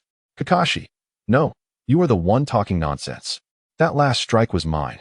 Bai, am I not considered a person? Do you count? I said. How could Wu Ming possibly become a cold-blooded killer? He must have been jesting. He enjoys teasing me. Due to the young Nine-Tails refraining from channeling resentment, Naruto swiftly returned to his normal state, commending Wu Ming for sparing Bai. Sasuke, however, frowned, Naruto, do not show mercy. Eliminate him. That is the respect one ought to show to an enemy. Wu Ming remained silent, shaking his head. Meanwhile, Zabuza felt a chill as he witnessed Bai's capture. Bai had actually lost to 2 youths of his own age. Distractions at this moment could only suggest an underestimation of Kakashi. Kakashi's voice brought Zabuza back to reality. Indeed, there was still this formidable foe, the copy ninja Kakashi, who had replicated thousands of jutsu. Yet my beheading sword is no mere plaything. I will fight for my ideals. Zabuza plunged into a fierce battle. After a grueling exchange, both retreated, gasping for breath. Despite the brief respite, Zabuza immediately glanced towards Bai, observing that he was not dead, merely bound by Naruto. A complex emotion welled up within him, difficult to articulate as either joy or something else. It seems your bond with him transcends mere utility. It is unfortunate that it must end. As Kakashi formed hand seals, he declared, "Allow me to show you a technique that is not a mere copy, but my own creation, lightning cutter." Dangerous arcs of electricity danced upon Kakashi's hand. How could it be? The chakra is distinctly visible. Kakashi issued his ultimatum. Turn back, Zabuza, or you shall surely perish. Zabuza shook his head. I apologize. I may disappoint you. To gather funds and seek vengeance upon the land of water. I am prepared to do anything. Then there is no other choice. Observing Zabuza ensnared by the summoning earth release technique, Kakashi ultimately unleashed the lightning cutter. Lightning cutter. His left eye glimmered with crimson light as he sprinted at full speed. Is it to end here? Zabuza felt a pang of regret. Just then, Bai unexpectedly positioned himself before Zabuza. Kakashi's heart tightened as he watched the child willingly collide with his lightning cutter, memories of pain flooding back. It was too late. The lightning cutter could not be halted. Do not obstruct Kakashi-sensei. Just as Bai was about to be pierced by the lightning cutter, Wu Ming appeared beside him, pulling him aside. Swish! The lightning cutter ultimately pierced through Zabuza's chest. This time, Bai could not save him. Zabuza-san. Bai let out a heart-wrenching scream. Bai, leave this place. Live well. I, who consider myself a tool, have ultimately formed attachments. Bai, we shall not meet again. I am destined for hell. While one is gentle as you should ascend to heaven, should you? Zabuza's pupils lost their light. He had perished. As the mist dissipated, an eerie silence enveloped the crowd. Save for Bai, who wept bitterly while cradling the lifeless body of Zabuza. Above, snow began to fall, its flakes silent and ephemeral, akin to water vanishing into water. Wu Ming, moved by the scene, gazed at his hands, feeling as though they bore an indelible stain. Zabuza, I am deeply disappointed in you. Suddenly, a voice, aged and laced with the scent of wealth, echoed from the bridge's edge. How many souls yearn for the moment they awaken in their next life to hear their father's capital-laden laughter, to catch the fragrance of their mother's luxurious skincare products, to feel the rough, soldierly grip of their grandfather, and to hear their grandmother whisper, wealth will whisper. My little angel, from this day forth, you shall be the master of this commercial empire. The speaker, clad in a poorly fitted suit and sporting small black round glasses, exuded an air of arrogance. It was Kato, the mastermind behind the assassination of Dazna, the architect of this chaos. Ah, it seems this fellow has already met his end. A ghost, perhaps, more like a mere wretch. Originally intending to eliminate you to avoid the hefty hiring fee, your internal strife among ninjas has saved me considerable trouble.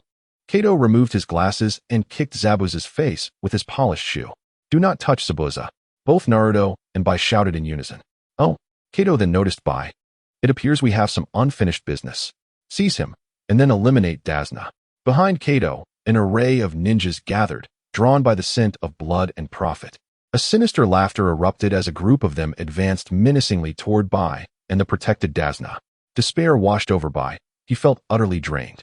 Would he be forced to witness the desecration of Zabuza's body at the hands of these brutes? Kakashi's gaze turned icy. Although he regarded Zabuza as an adversary, he respected him nonetheless. However, having just exhausted his Raikiri, he recognized the overwhelming numbers they faced. For the safety of Naruto and the others, reason dictated a strategic withdrawal. Naruto, we must retreat. Kakashi began to issue the order when Wu Ming halted his hand. Kakashi-sensei, this situation arose because of me, and it is my responsibility to resolve it. Wu Ming's expression was inscrutable. Kakashi should have been the one to save Bai and Zabuza, and then Zabuza would have dealt with this rabble. But now, having obstructed Bai, With Zabuza dead and no one left to manage this mess, the onus fell upon him. Zabuza, I am glad that your first battle was alongside us. This confrontation had profoundly impacted Naruto, teaching him that the world was more nuanced than mere notions of good and evil. I shall bear this sentiment. Wu Ming stood in silence for a moment, his right hand gripping the orange-red sword anew. After gathering his strength for a minute, he fixed his gaze upon the approaching thugs and spoke calmly. Considering your ignorance, there is still a singular path to survival if you turn back now. 10, 9. The leader looked at Wu Ming in disbelief, then burst into laughter. You, a mere child, dare to utter such grandiose threats? Soon, I shall carve your flesh piece by piece. Wu Ming's eyes gleamed with clarity, devoid of distractions, as a mystical aura enveloped the sword in his hand. Prepare yourselves, Kurama, he shouted to the four foes. Behold, this strike will be magnificent. How magnificent could it be? Naruto, Sasuke, and Sakura thought. The first form of the vortex flow nameless sword technique. Secret sword, long rainbow chasing stars. At that moment, something extraordinary occurred. An invisible force radiated from Wu Ming, creating a center of gravity. The snow ceased to fall, as if it awaited something. Gradually, glimmers of golden light appeared in the air, drifting aimlessly, yet harmoniously converging at the tip of Wu Ming's sword. The once feeble golden specks multiplied, transforming into an overwhelming brilliance that was unviewable by mortal eyes, imbued with an unstoppable golden sharpness, coalescing yet unstruck. One of Kato's subordinates suddenly experienced an intense premonition of doom, their veins bulging as uncontrollable tremors coursed through their bodies. Some even abandoned their weapons and fled in the opposite direction. Escape? It's too late. Wu Ming closed his eyes, raising his sword as if it contained the sun itself, intuitively aiming at the enemy's position and thrusting forward. The golden sword light, already charged with power, erupted in a piercing beam, puncturing the leader's chest. His expression froze in shock. Yet, it did not end there. The sword light veered, striking the second and third individuals in turn. 2, 1, 0. Regrettably, this was not the countdown for my attack, but the countdown for your lives. On the bridge, dozens of bodies lay scattered, each with a gaping wound in their chests. The blood on the ground formed a singular character, death. Naruto, Sasuke, and Sakura were utterly stunned, while Kakashi wore a grave expression. How swift, like a bolt of lightning. As Wu Ming approached, each step resonated with the weight of death, causing Kato to tremble and collapse to the ground. I was wrong. Wu Ming replied coolly. Oh, you were wrong. You only realized your impending demise. I shall grant you another chance. You would do well to hide in the back and send others to confront me, yes? A puddle of yellow liquid formed on the ground as Kato stammered. As long as you spare me, I'll give you 1,000,000. Wu Ming continued his advance. You are not human. By scientific definition, a human must walk upright and possess a brain capacity of at least 650. Clearly, you do not meet even the first criterion. Kato nodded frantically. You are right. I am not human. I am a dog. My company, my entire fortune, I will give to you. Spare me. Thud, thud, thud. He began to bow repeatedly, his forehead bloodied against the ground. Wu Ming rested his chin on his hand. That sounds rather appealing. I accept. A spark of renewed hope flickered in Kato's eyes as he tentatively asked, really? Internally, he vowed to offer a bounty of 100 million for Wu Ming's capture and hire 10 ninjas for round-the-clock protection. Perhaps it would be wiser to avoid this harbinger of doom entirely. Kato recalled Wu Ming's strike, fear creeping back into his eyes as the sword's south edge came dangerously close. This overwhelming dread extinguished any thoughts of revenge. Wu Ming nodded. Yes, I accept. Indeed. These impoverished ninjas were driven by greed. Kato exclaimed in astonishment. Then, but Wu Ming interjected. However, my sword does not consent. Chapter 21, The Nameless One. Wu Ming unexpectedly remarked. What? He casually released his grip on the sword's hilt, allowing the blade to plunge downward, piercing Kato's skull. Do you know what extinguishes fire? It is water. My sword tells me that searing anger must be cleansed with crimson blood. Wu Ming withdrew the crimson-hued sword from Kato's body, giving it a gentle shake, and the blood fell away, leaving it pristine.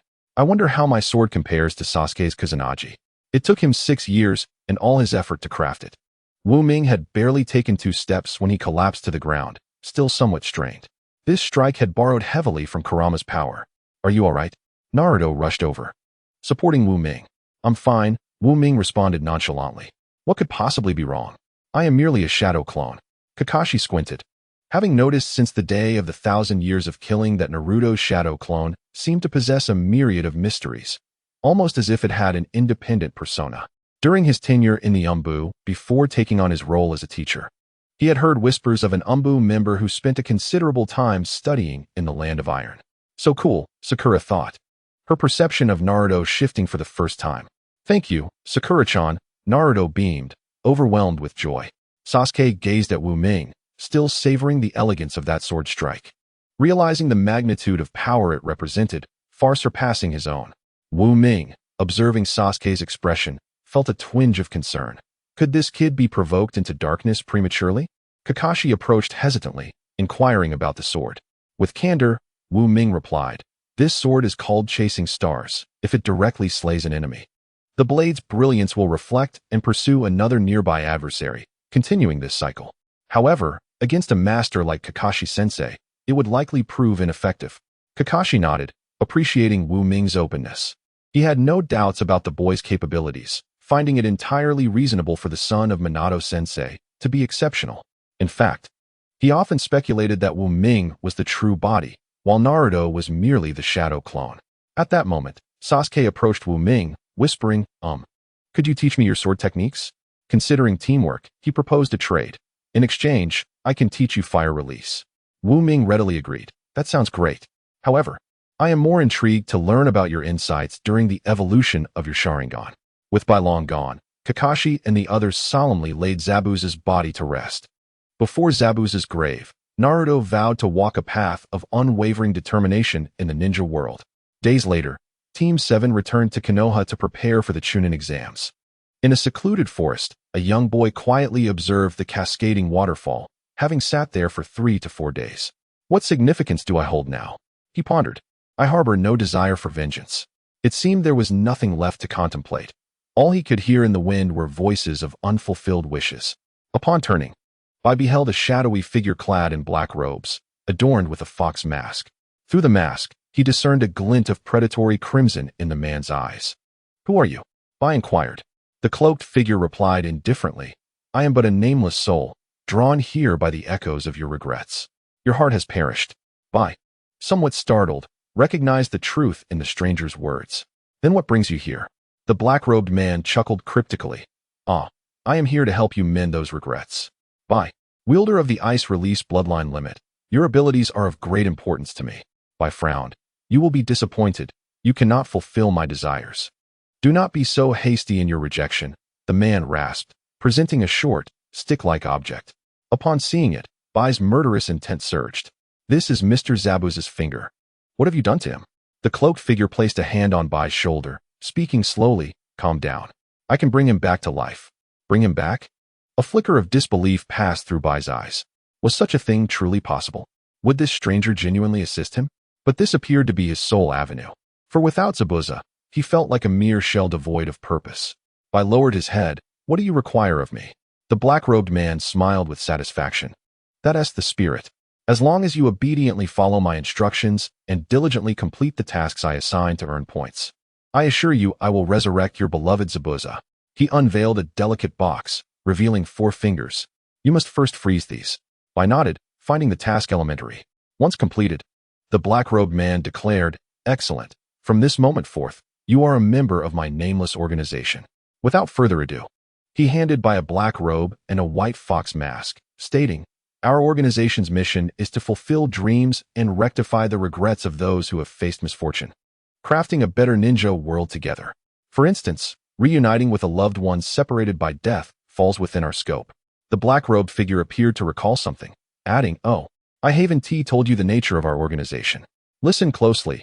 People in this world can be divided into 2 categories, the living and the. They possess certain fixed characteristics, such as Bai, somewhat in the dark, joined this so-called organization, cautiously asking, "How many members do we currently have?" The black-robed man remained silent for a moment before responding, "Including you and a certain animal, there are now 3 of us." Bai interrupted, "And please, do not refer to me in such a manner. I am the leader, and you may address me as Your Excellency." He continued, "Our organization's rules are few. The first being no infighting, and we will establish more as we go. The black-robed figure handed by a spiral metal ring, stating, "This is the organization's token.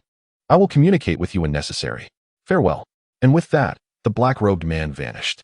I thought to himself, this feels rather dubious. However, if I wish to revive Zabuza, this seems to be my only path. Stay strong, Bai, you can do this. At that moment, he noticed a slip of paper had fallen from the cardboard. With hastily scrawled notes, submit 1,000 copper coins to exchange for 1 point. Submit 1 exploding tag to exchange for 1 point. Submit 1 gold coin to exchange for 10 points. The reverse side contained an exchange list, 1 point, can be exchanged for 100 copper coins. 10,000 points. Can summon the future Hokage to assist you once. 100,000 points. Can consult the Ninja World Encyclopedia, the fox that knows all, once. 100,000 points. Can resurrect a specified character once, requires body parts. The cost is tenfold if the soul is not in the Pure Land. I struggled to fathom the astronomical number of points he would need to accumulate, realizing he had no wealth. Just then, another note sprang forth. First task, capture a notorious criminal alive and freeze their body. Do not kill them. 100 points per individual. Isn't this simpler than earning gold coins? I embarked on his quest to amass points. In Konoha, Wu Ming aimlessly wandered, the Chunin exams still some time away. Having just concluded a significant mission, he decided to grant himself a few days of leisure. Unfortunately, Naruto was as usual pursuing Sakura, leaving him with little to do. Though I am merely a shadow clone, the intelligence of my clone is unfathomable. The ninja world has become complete because of me. Naruto is no longer alone. Wu Ming hummed a tune from his homeland. Hands nestled in his pockets as he strolled under the sun. This was the legendary fox child. Hurry along, don't make eye contact with him. Wu Ming was akin to a human bulldozer, the crowd automatically parting before him. Foolish mortals. After 6 years of relentless re-education, the villagers now dared not speak ill of him openly, opting instead to keep their distance. They knew that once Wu Ming set his sights on a target, he would relentlessly pursue them, even causing chaos in their homes. The Hokage rarely intervened, leaving his peers too embarrassed to complain. Surely, they could not admit to having isolated him first. Today, Wu Ming was in good spirits and chose not to engage with these villagers. He chanced upon a flower shop, where a masked man was purchasing flowers. Upon glancing at the sign, I noticed it read, "Limited edition bouquet for Valentine's Day." Is today truly such a day? I thought as I recalled that Naruto seemed to have visited here this morning. However, I, Wu Ming, have no intention of presenting flowers to Sakura. To be frank, Sakura does not align with his preferences, and she possesses a rather violent temperament. I certainly do not have a penchant for masochism. The most pivotal aspect is that the woman, lowering her head, exudes an ethereal beauty. On this matter, even the shadow clone Wu Ming, who once boldly declared his affection for Tsunade, shares the same sentiment. As for the suspicious masked man lurking at the entrance, could it be the boy from my childhood who used to stick warm pads on me? Please, today is the 520th, not the 52nd Len. Wu Ming wished to avoid encountering someone who had once embraced him in his youth, so he discreetly walked away. As he strolled, a sudden thought struck him. Wait, I too have a girlfriend. Wu Ming realized, having spent recent days in Naruto's perspective as an avid admirer. He nearly forgot that he was also the object of someone else's affection. He heard that Hinata would soon embark on a perilous mission in the wilderness, so he decided to procure a gift for her. Without hesitation, he dashed into a weapon store and purchased an extensive survival package for ninja expeditions. This package resembled a wardrobe, larger than Naruto himself, containing an array of essentials, mosquito repellent, tents, sleeping bags, and even a barbecue grill. With a pack larger than himself, Wu Ming wobbled his way toward the Hyuga household. Inside the Hyuga main family hall, a series of sharp slaps echoed. Hey huh? A total of 32 strikes. That suffices. Lady Hinata, the young man, with chestnut brown hair and fair skin, possessed striking features with a hint of sharpness, and his eyes reflected a maturity and aloofness beyond his years. Niece and Niji, just call me Hinata, please continue. Sweat trickled down the girl's soft, deep blue hair as she bit her lip, gasping heavily. Veins stood out on her forehead, showcasing the full potential of the Hyuga clan's Byakugan. Nevertheless, she defiantly raised her hand, assuming a stance against Niji. If you continue like this, you will get hurt, Hinata. Niji stood with his hands behind his back, showing no intent to relent. Hey, didn't you hear Hinata say not to call her lady anymore? A commanding voice suddenly resonated from the entrance. Naruto? How did he end up here? Upon hearing the voice, Hinata instantly recognized the visitor and turned her head. Ah, I forgot to activate my Byakugan. A flush of crimson spread across Hinata's face. For it was said that her long-standing affection for Naruto, maintained over the years, held some truth. Unbeknownst to Wu Ming, his own admiration for Naruto might have just been revealed. He unabashedly pointed at Neji and said, "Did you not hear me? I'm speaking to you." Neji frowned at the bothersome interloper, coldly retorting, "What do you understand? You, too, are a victim of fate, yet remain oblivious. Furthermore, this matter concerns the main and branch families of the Hyuga clan, and you are not involved.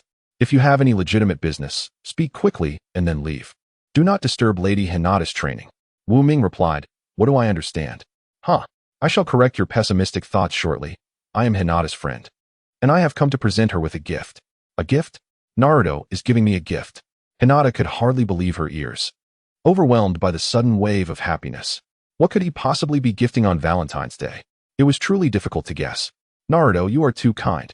Hinata shyly lowered her head, fidgeting with her fingers. Wu Ming teased her. "Hee, I will certainly surprise you next." With a clap of his hands, 2 shadow clones of Wu Ming emerged from behind, collectively carrying a massive package. "This is..." Hinata's eyes widened. Wu Ming proudly proclaimed, "Tada! This is the comprehensive survival package I gathered from the ninja tools shop after much effort. I've heard you're set to undertake a dangerous mission soon. So it contains everything you might need. Tents, sleeping bags, insect repellent." Wu Ming rambled on for several minutes, showcasing his masterpiece, and finally turned to Hinata with a smug smile. "So, what do you think? Do you like it?" "Why, yes," Hinata stammered, her expression slightly stiff. While she cherished everything Naruto had given her and appreciated his concern, there was something about the gift that felt odd. Wu Ming eagerly encouraged, "If you like it, why not open it and take a look?" Neji coldly interjected from the side. "Hee, no wonder everyone calls you a fool. What kind of boy gives a girl weaponry as a gift?" As Hinata opened the package, a burst of vibrant red flashed before her eyes. Raising her gaze, she was met with a cascade of flowers filling the air. The package contained an abundance of roses. "Hee, 999 roses, dedicated to you, the one and only princess of the Hyuga clan." The flowers continued to pour forth, and soon all that remained of Wu Ming was the essence of the package. A single rose made of ruby held in his mouth, smiling as he stepped forth. So romantic, Naruto."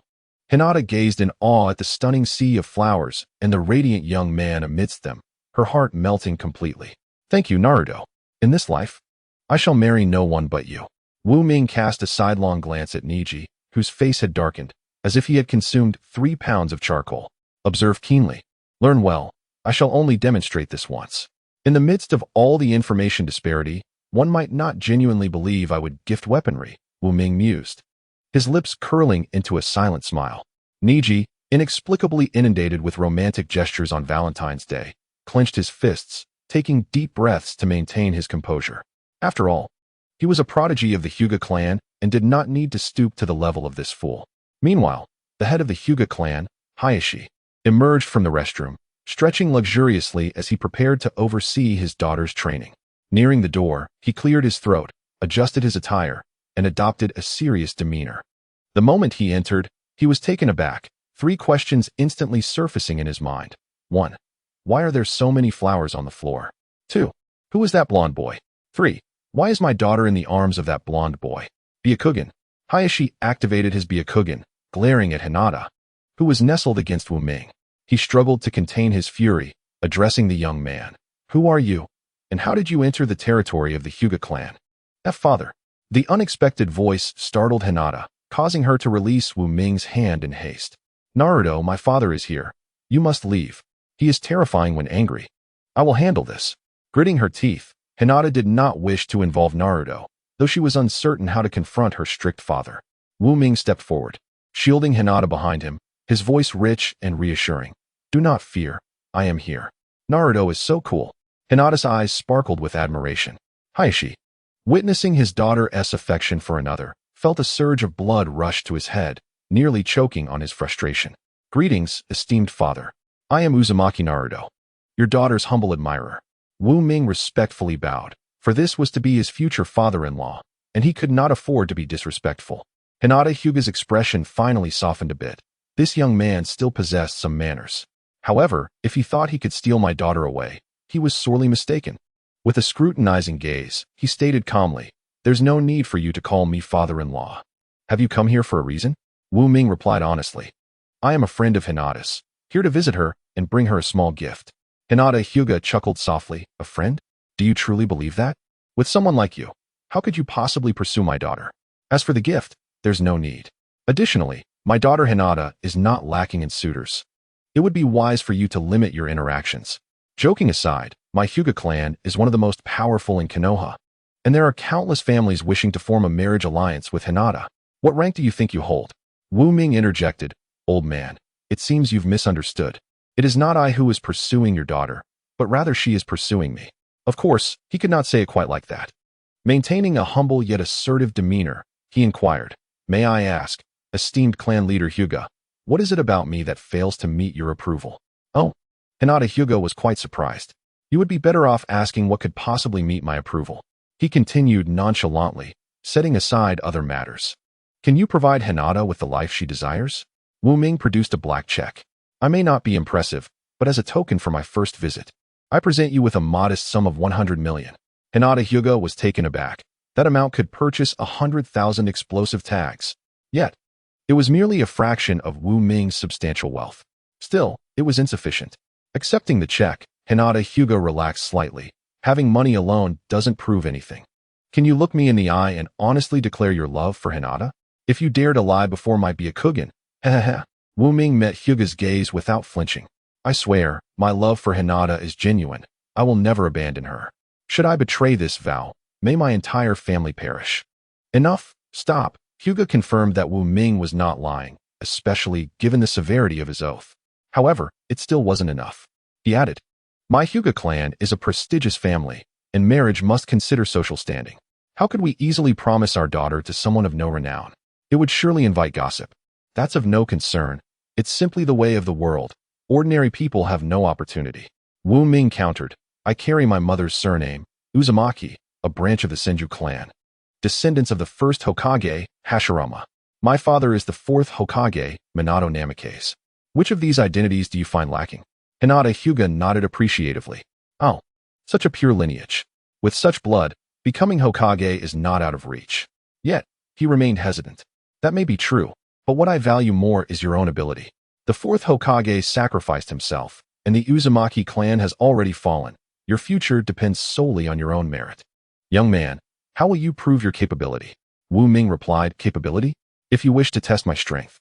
He casually glanced at Niji, who was eating snacks nearby, and decisively continued, "Then let me challenge your clan's genius, Hyuga Niji, to a match. If I win, it will undoubtedly demonstrate my abilities." Hinata Hyuga nodded in satisfaction. Though Niji was from the branch family, he had great faith in Niji's prowess. When Niji heard Wu Ming's challenge, he cracked his knuckles. "I gladly accept your challenge." Wu Ming and Niji. This seemed to preempt the Chunin exams. If only he knew that within Wu Ming resided a complete nine tails. He might have said, "Ah, so it is the yellow flash. My apologies." Hinata looked at Wu Ming with concern. "Naruto-kun, be careful. Niji and I is very strong." Wu Ming gestured reassuringly. "Don't worry, I will win without fail." He casually tossed a rose towards Niji's back. Hinata Hyuga took on the role of referee. 3, 2, 1. Begin. Byakugan. Niji's veins bulged as he activated his Byakugan to its fullest extent, clearly seeing the chakra pathways and flow within Wu Ming. This time, he was determined to show Naruto the meaning of true strength. Here he comes. He keenly observed the chakra flowing within Wu Ming. Niji focused intently, prepared to counter any attacks. Wait, where did he go? In Niji's eyes, Wu Ming suddenly vanished from sight. "You've lost." An icy sensation brushed against Niji's neck. When he regained his senses, Wu Ming had a kunai poised against his throat. That was incredibly fast. Niji had no idea when Wu Ming had maneuvered behind him, perfectly positioned within his limited field of vision. "I have truly lost." Niji lowered his head in disappointment. The disparity was overwhelming, and losing so thoroughly did not feel particularly painful. Seeing this, Wu Ming patted Niji's shoulder in consolation. "You are already quite strong. Losing to me is not shameful." Niji replied, "Is that meant to be comforting?" Wu Ming realized his words might not have been entirely appropriate and quickly amended, "It's a matter of information disparity. You were unaware of my abilities, so losing was inevitable. Now that's more like it." Chapter 24, Clan Leader. Your daughter has been whisked away by the blonde. Hinata Hyuga's eyes widened in shock. Wu Ming's instantaneous movement had even caught him off guard, indicating he must possess the Flying Thunder God technique. Reflecting on Wu Ming's actions before the match, throwing a flower to Niji, it seemed he had already set a Flying Thunder God mark at that moment. Good, good, good. Hinata Hyuga nodded in approval, repeating the word thrice. This young man left him struggling to find a single flaw. Wu Ming inquired, "Clan Leader, do you have any remaining dissatisfaction? I have proven my wealth, sincerity, lineage, and abilities. What else could you possibly find fault in? Even if you do, I shall address each concern." Hinata Hyuga pondered for a moment. Being bested so thoroughly by Wu Ming seemed to undermine his dignity as a father-in-law. He chuckled lightly. "I simply dislike blondes." Wu Ming responded. "That is rather difficult for me to accommodate, isn't it?" He widened his eyes. There was nothing he could do about the fact that Watergate's powerful genes had dyed the Uzumaki lineage in yellow. "I remember during Boruto's era, you practically wanted to tie that little brat around your neck. Now you tell me you dislike blondes?" Wu Ming gritted his teeth and said, "All right, esteemed father-in-law. If I have a blonde-haired child with Hinata, you best not dote on them, as you just claimed you dislike blondes." Hyuga became anxious. Wait, this was truly his Achilles heel. Wu Ming understood that Hyuga was merely jesting and not genuinely opposed to blondes. He was simply trying to regain some face. He quickly added, "Just kidding. I will ensure to tell the children that their grandfather Hyuga loves them dearly." Hinata Hyuga nodded. "Now that's more like it." Niji interjected, "Hold on. How did we end up discussing grandchildren? Is this really the stern clan leader Hyuga? Even when discussing grandchildren, I cannot be overlooked as their uncle. You should tell the children that their uncle loves them too." Wu Ming quipped, "How would you like me to convey that? Should I video call them?" It was no wonder that Hinata Hyuga was so taken aback. Wu Ming was simply too exceptional. This was no ordinary blonde. He was practically a golden son-in-law. Hinata Hyuga had a premonition that with this son-in-law, he would undoubtedly elevate the Hyuga clan's status in Konoha. In the end, only Niji suffered injuries, and the world reached an understanding. Wu Ming glanced at his future brother-in-law, feeling quite helpless. To allow Boruto to meet a colorful uncle. He was very much inclined to assist Niji in escaping his prickly fate. Yet, he understood that for such a proud and aloof character, he first needed to earn Niji's recognition of his strength before they could converse meaningfully. Niji, I have something to discuss with you." Wu Ming inwardly cursed himself, wishing he could slap his own face for inadvertently revealing his thoughts about the hedgehog. A crisp sound echoed as he slapped himself, and he stared blankly ahead, rubbing the red mark on his cheek. "What are you looking at? Didn't you want to slap yourself? Allow me to do it for you," said his shadow clone with a wink. Wu Ming felt like crying without tears. Hinata, observing from the side, found Naruto not only sunny but also quite adorable. He was not only handsome but also charming. Niji looked at Wu Ming and said, "There's nothing to say. Losing is losing. I have succumbed to fate. Fate has decreed that I cannot win against you." Wu Ming replied, "Why does it feel like everything you say makes sense? No. I need to help him out of this negative mindset." Although Wu Ming somewhat agreed with Niji's perspective, he still insisted, "Don't attribute everything to fate. It shouldn't be your excuse." Niji shook his head. "You don't understand. Fate is unchangeable.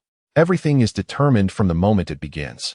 If fate wants me dead, I wouldn't be able to withstand even the attacks that could be avoided." Wu Ming was shocked. "What if I find your reasoning compelling?" He gritted his teeth and countered, "That's not true. Fate can be altered, but you must strive to change it."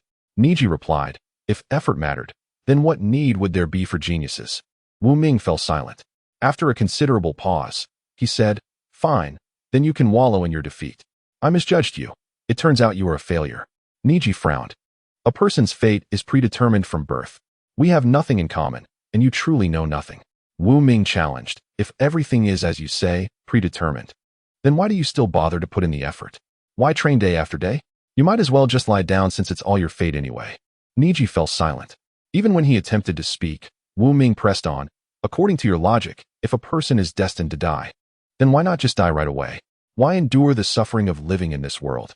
Niji's expression shifted, and he exhaled softly, "I don't know."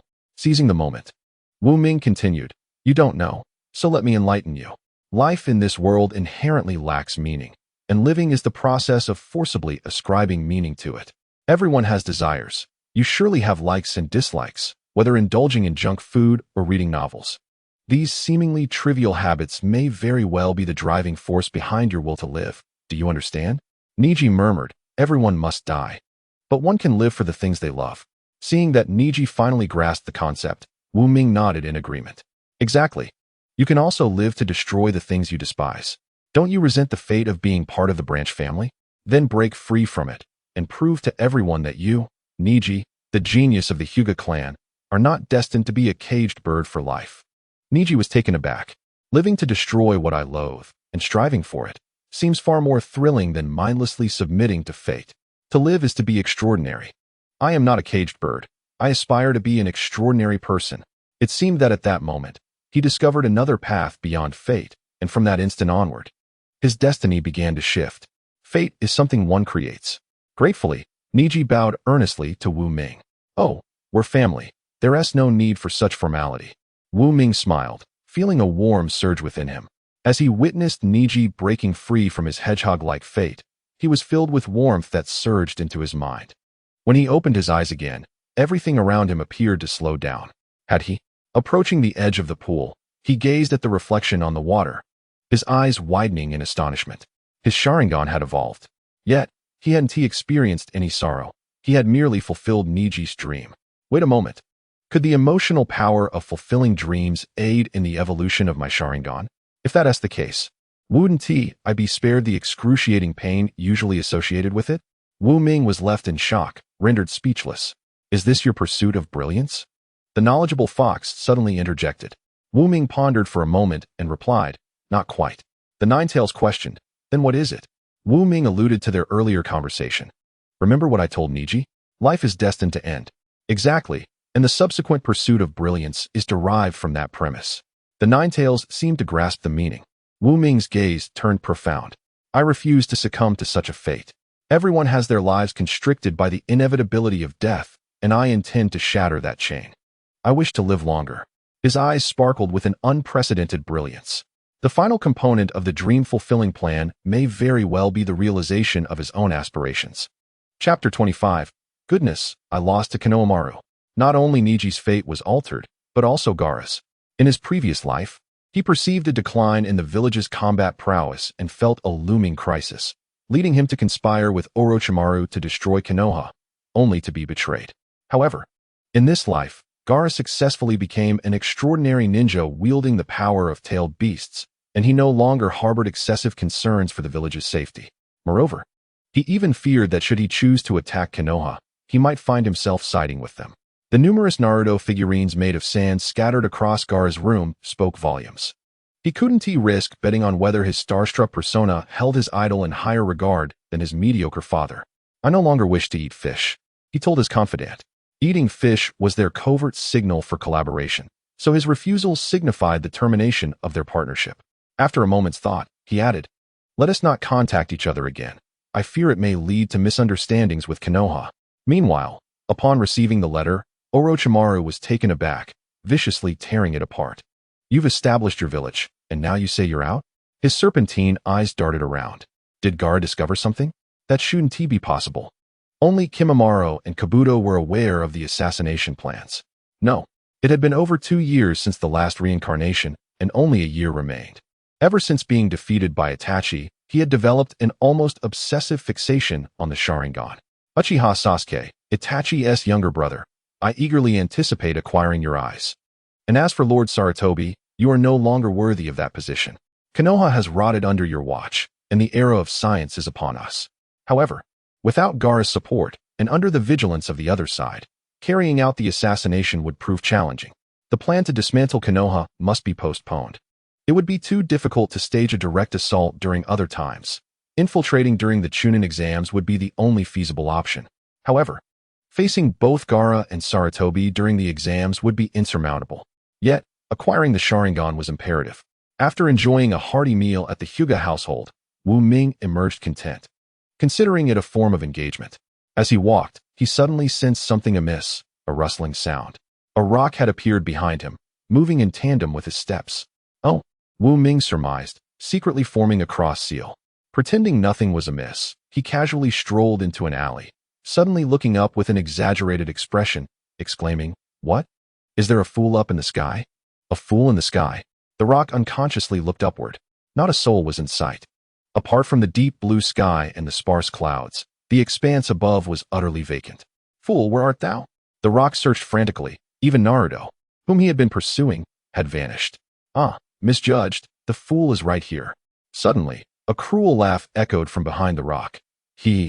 Look what my flesh-eating demon has discovered. My mouth cannot help but water." "Ah." The rock let out a shriek as a small child with a black hedgehog-like head emerged in a panic, exclaiming, "Wah, I was wrong. Please don't eat me." Flesh-eating demon. The demon, shrouded in a black robe, taunted, "Oh, what a lively and mischievous little boy. Do you think it's better to boil you or roast you with some seasoning?" The demon grinned wickedly, drawing closer. The child, in desperation, pleaded, "Hero, spare me. I haven't bathed in 3 days. I'm not tasty at all. I promise to do anything if you just let me go." The demon inquired, "Oh, are you truly willing to do anything?" The child nodded vigorously like a chick pecking at rice. The demon pondered for a moment, then repeat after me. 10 times. "Mitsuki is a big fool." The child, with a pained expression, began, "Wah. Mitsuki is a fool. Mitsuki is a big fool. Mitsuki is a super big fool." Indeed, a fool he was. The demon ruffled Mitsuki's hair, transforming back into Naruto's form. Mitsuki hesitated. "Naruto?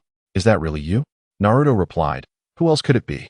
Mitsuki's mouth gaped open, and after a moment of silence, he chased after Naruto, waving his tiny fists. "Brother Naruto, you scared me to death." Naruto innocently retorted, "Wasn't it you who was following me first? It's quite simple to determine if someone is tailing you. If you stop, they stop. If you look up, they look up too. Chances are, they're following you." Mitsuki gritted his teeth, as expected of someone I admire. "How did you see through my disguise?" Naruto pointed to a layer of rock on the ground. "If there weren't 2 holes the size of eyes right there." Mitsuki continued, "Brother Naruto, I challenge you." Naruto, having nothing better to do, thought it would be fun to play with the kid. "All right, as long as you can hurt me, you win."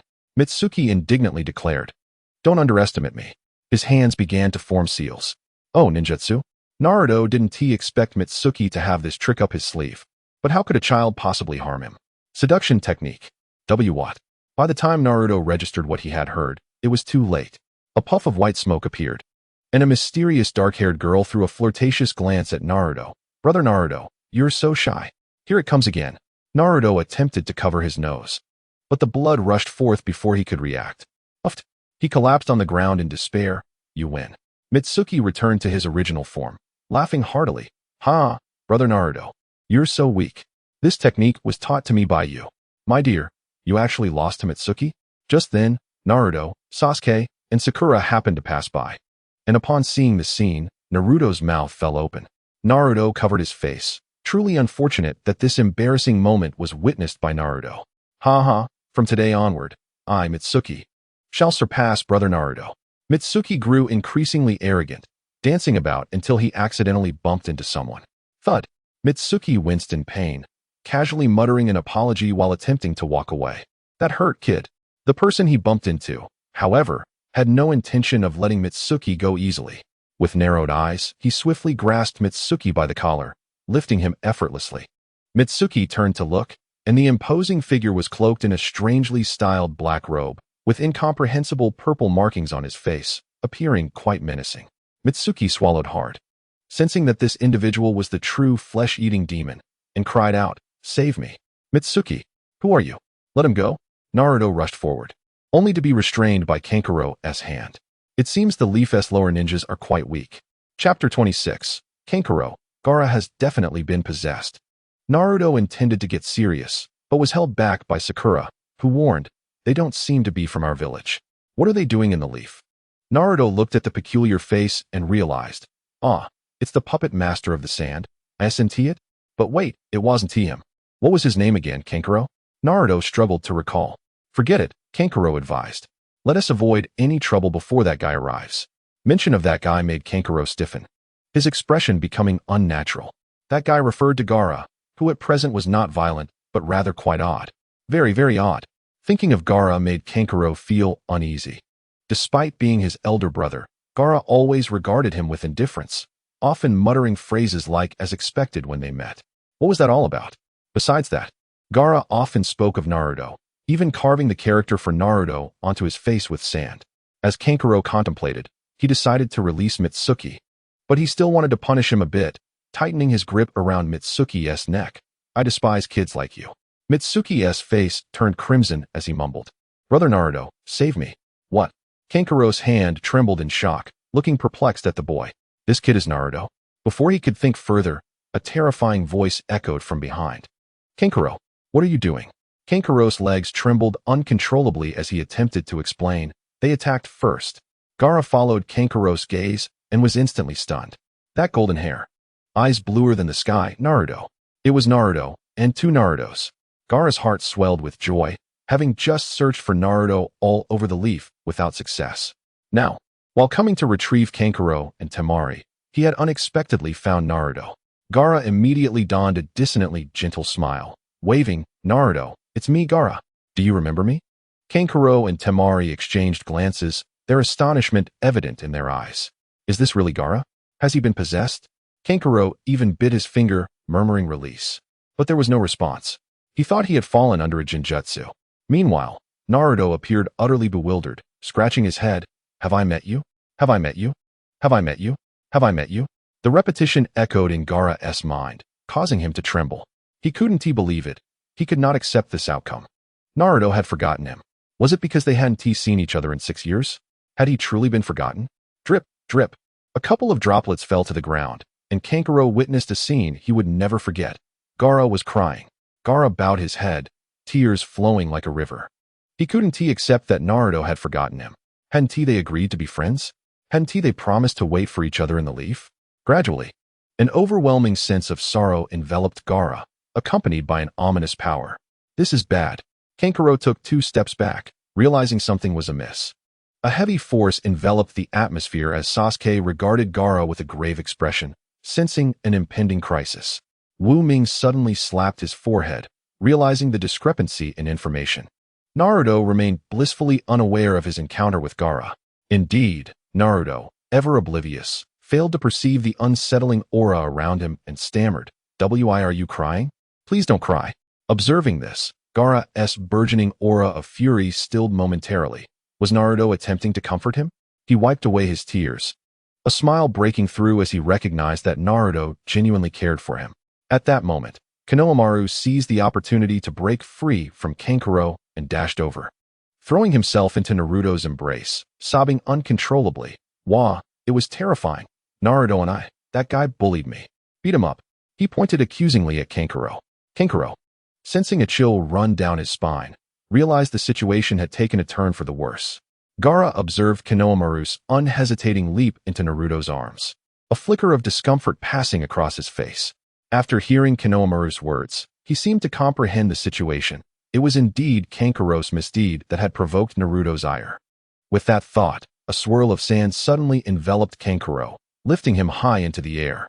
Gaara turned to Naruto, inquiring, Naruto, my dear friend, it appears you harbor some disdain for this individual beside me. Shall I eliminate him?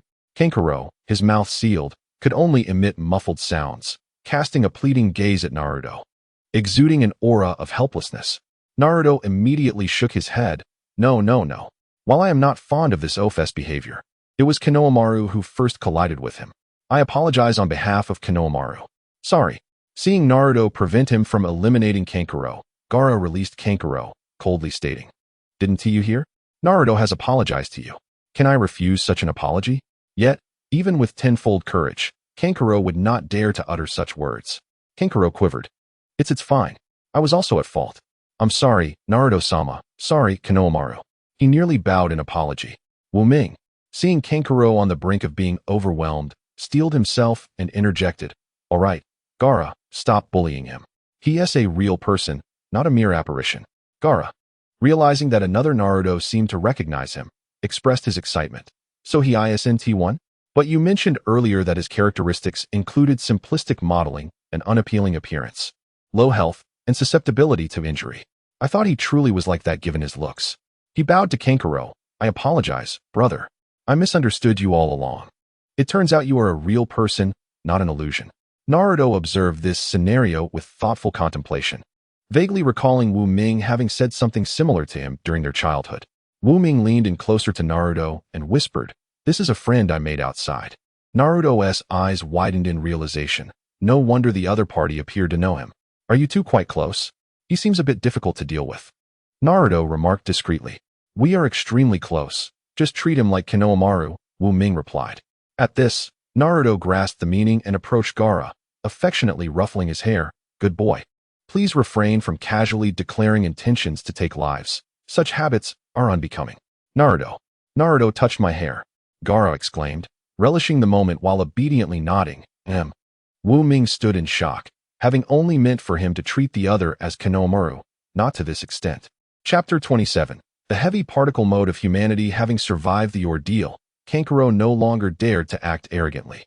After some exchanges, the misunderstandings between both parties were completely resolved.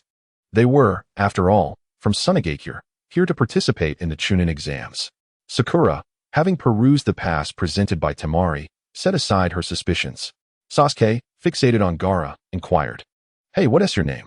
Gaara remained unresponsive. Naruto interjected, "This is my brother, Uchiha Sasuke.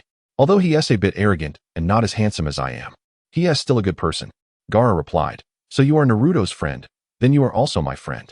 "I am Gaara," Sasuke retorted. When did he become Naruto's subordinate? Yet, Sasuke couldn't say much. After all, Naruto had always surpassed him.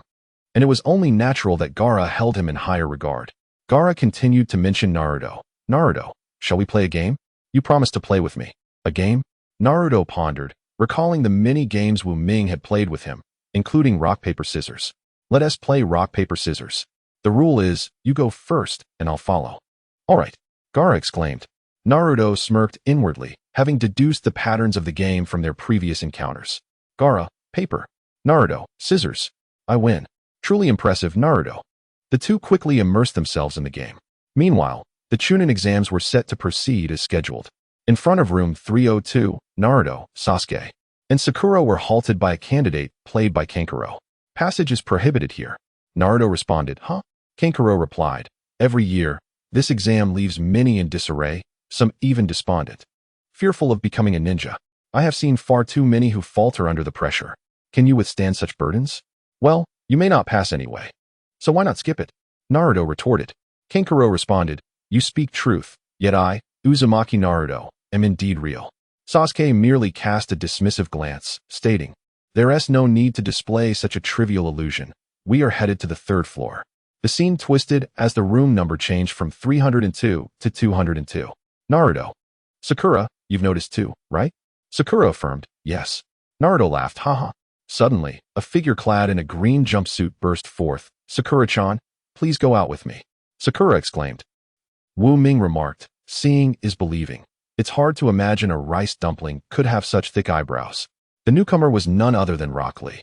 Upon hearing someone daring to vie for Sakura, Naruto's fury ignited. "Hey, that thick-browed guy. Sakura is mine." Sakura clenched her fists, gritting her teeth. "You. And that rice dumpling. One is a primary schooler, and the other has eyebrows too prominent. I'm not interested in either." After being rejected, Lee turned to Sasuke. "What is your name?" Sasuke scoffed. "Shouldn't you introduce yourself before asking for someone else's name?" Sakura, eager to escape the bizarre situation, urged, "Sasuke, Naruto, let us go. The exam is about to start." Lee attempted to pursue, but was halted by Tintin from their team. "Didn't you say you wouldn't expose your techniques?" Lee replied, "You all go ahead. I have something I need to confirm." Tintin glanced towards Niji. "Are you not going to stop him?" Niji merely surveyed the surroundings. "What is it to me? Chunin exams. Indeed, there are countless heroes in this world. Ha ha ha. I hope to witness some thrilling battles." Tintin felt somewhat speechless. Sensing that the other two in their group were a bit unhinged, particularly Niji, who had been rambling about grand battles since a certain day. The same went for Gai-sensei. It was hard to fathom what youth had done to him. In this group, she could not envision her future. Sometimes, she even contemplated inheriting the ninja tools store instead. Before they could take 2 steps, Lee caught up, beaming with gleaming white teeth and giving a thumbs up. "Sakura, you are simply an angel. Please, go out with me. I vow to protect you with my life." Love impact. Sakura was taken aback. Despite having endured subtle harassment from boys throughout her life, such directness, devoid of any finesse. Overtly raw in its desire, was utterly shocking. She could no longer endure it, gathering all her strength to deliver a fierce kick. Oh, the force of Sakura-chan was just right. Xiaoli touched the shoe print on his face, grasping Sakura's ankle as she swept another kick. Instantly, he experienced an epic moment of exhilaration. Ah, how delightful. I wish to be Sakura's loyal dog. Rock Lee felt as if he had ascended to a higher plane. Ultimately, Sakura's defenses crumbled. How can there be such a disgusting person in the world? There were always those who deemed her too violent. Yet, from another perspective, if you were to face such harassment, how gentle could one remain before the aggressors would take advantage of it? After being scolded, Lee turned to Sasuke, that cold-eyed guy. Uchiha Sasuke, right? I know you, the top of the new recruits. Sasuke replied with a smirk. Well, isn't it just knowing my name? Lee narrowed his eyes. I will challenge you, the last scion of that clan. Upon hearing this, Sasuke's expression turned frigid. Knowing I am an Uchiha, and still daring to provoke me? This will be your greatest regret. Naruto interjected, why not challenge me instead? Sakura advised. Don't pay him any mind, Sasuke-kun. The Chunin exams are about to begin. Sasuke darkly stated, 5 minutes is enough, as long as I am in the mood. Bang. 2 minutes later, Sasuke bore 2 more shoe prints on his face, evidently having endured another beating. This guy has some skills, but unfortunately, Sasuke wiped the blood from the corner of his mouth and activated his Sharingan. In the face of these eyes, all struggles are futile. Bang, bang. Sasuke once again bore bruises, but he had never been ugly, merely missed opportunities. Your Sharingan is of no use to me, although it can perceive my movements. Your body cannot keep up, Lee asserted matter-of-factly. Sasuke drew his sword. By now, he could no longer underestimate Lee, despite the latter's seemingly frivolous demeanor. Uchiha-style sword technique. First form, Phantom Scar 9 Swords. Thunder, the essence of destruction, where every sword stroke leaves a mark, annihilating all with its lightning. Sasuke unleashed his Sharingan to its maximum power, holding the sword in his left hand and gracefully sweeping it through the air. Instantly, the space around Lee was filled with 9 sword scars, radiating a faint lightning glow. The emergence of the sword marks was so silent that Lee was immediately wounded, his clothing torn to shreds, and several ghastly gashes appeared on his body. I haven't even exerted myself, and you've already fallen. Sasuke stated flatly. This was the result of 3 months of mutual training with Wu Ming, under Wu Ming's guidance. He developed his own swordsmanship.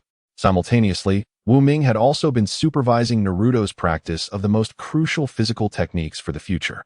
Lee clutched his wound, glaring at Sasuke. Indeed, I underestimated the strength of the top newcomer. But I will not lose because I am the strongest among this year's genin. Shadow Dance Leaf. Lee dashed to Sasuke's side, kicking him into the air as the bandages on his hands began to unravel. I'm sorry, teacher guy, but I might have to use this forbidden technique. Sasuke was bewildered by what was happening, but instinctively sensed danger. The lotus of the flower, if the second pillar takes this hit, it's over. This guy has no restraint. Wu Ming was already prepared to intervene against the reckless Lee. You youngsters are far too energetic. Just then, a larger version of Lee suddenly leaped in, blocking him. A thicker-browed version? Lee exclaimed, somewhat flustered. Can Guy open all 8 gates now? Wu Ming scrutinized Guy. Under special circumstances, this man was currently the strongest in Konoha. The azure beast of Konoha, the embodiment of youth. Wu Ming calculated in his mind. As the Otsutsuki were soon to pursue him, if anything went awry, he might need to make a sacrifice. Guy looked at Lee and said, Did you just attempt to use a forbidden technique? Humph, go run 100 laps facing the sunset. Lee replied, Teacher Guy is particularly gentle today. What? Guy delivered a right hook, sending Lee flying. Lee. Clutching his swollen face, Lee cried out, Teacher Guy? Whoa. The two embraced, weeping. Upon witnessing this scene, Sasuke felt a wave of discontent wash over him.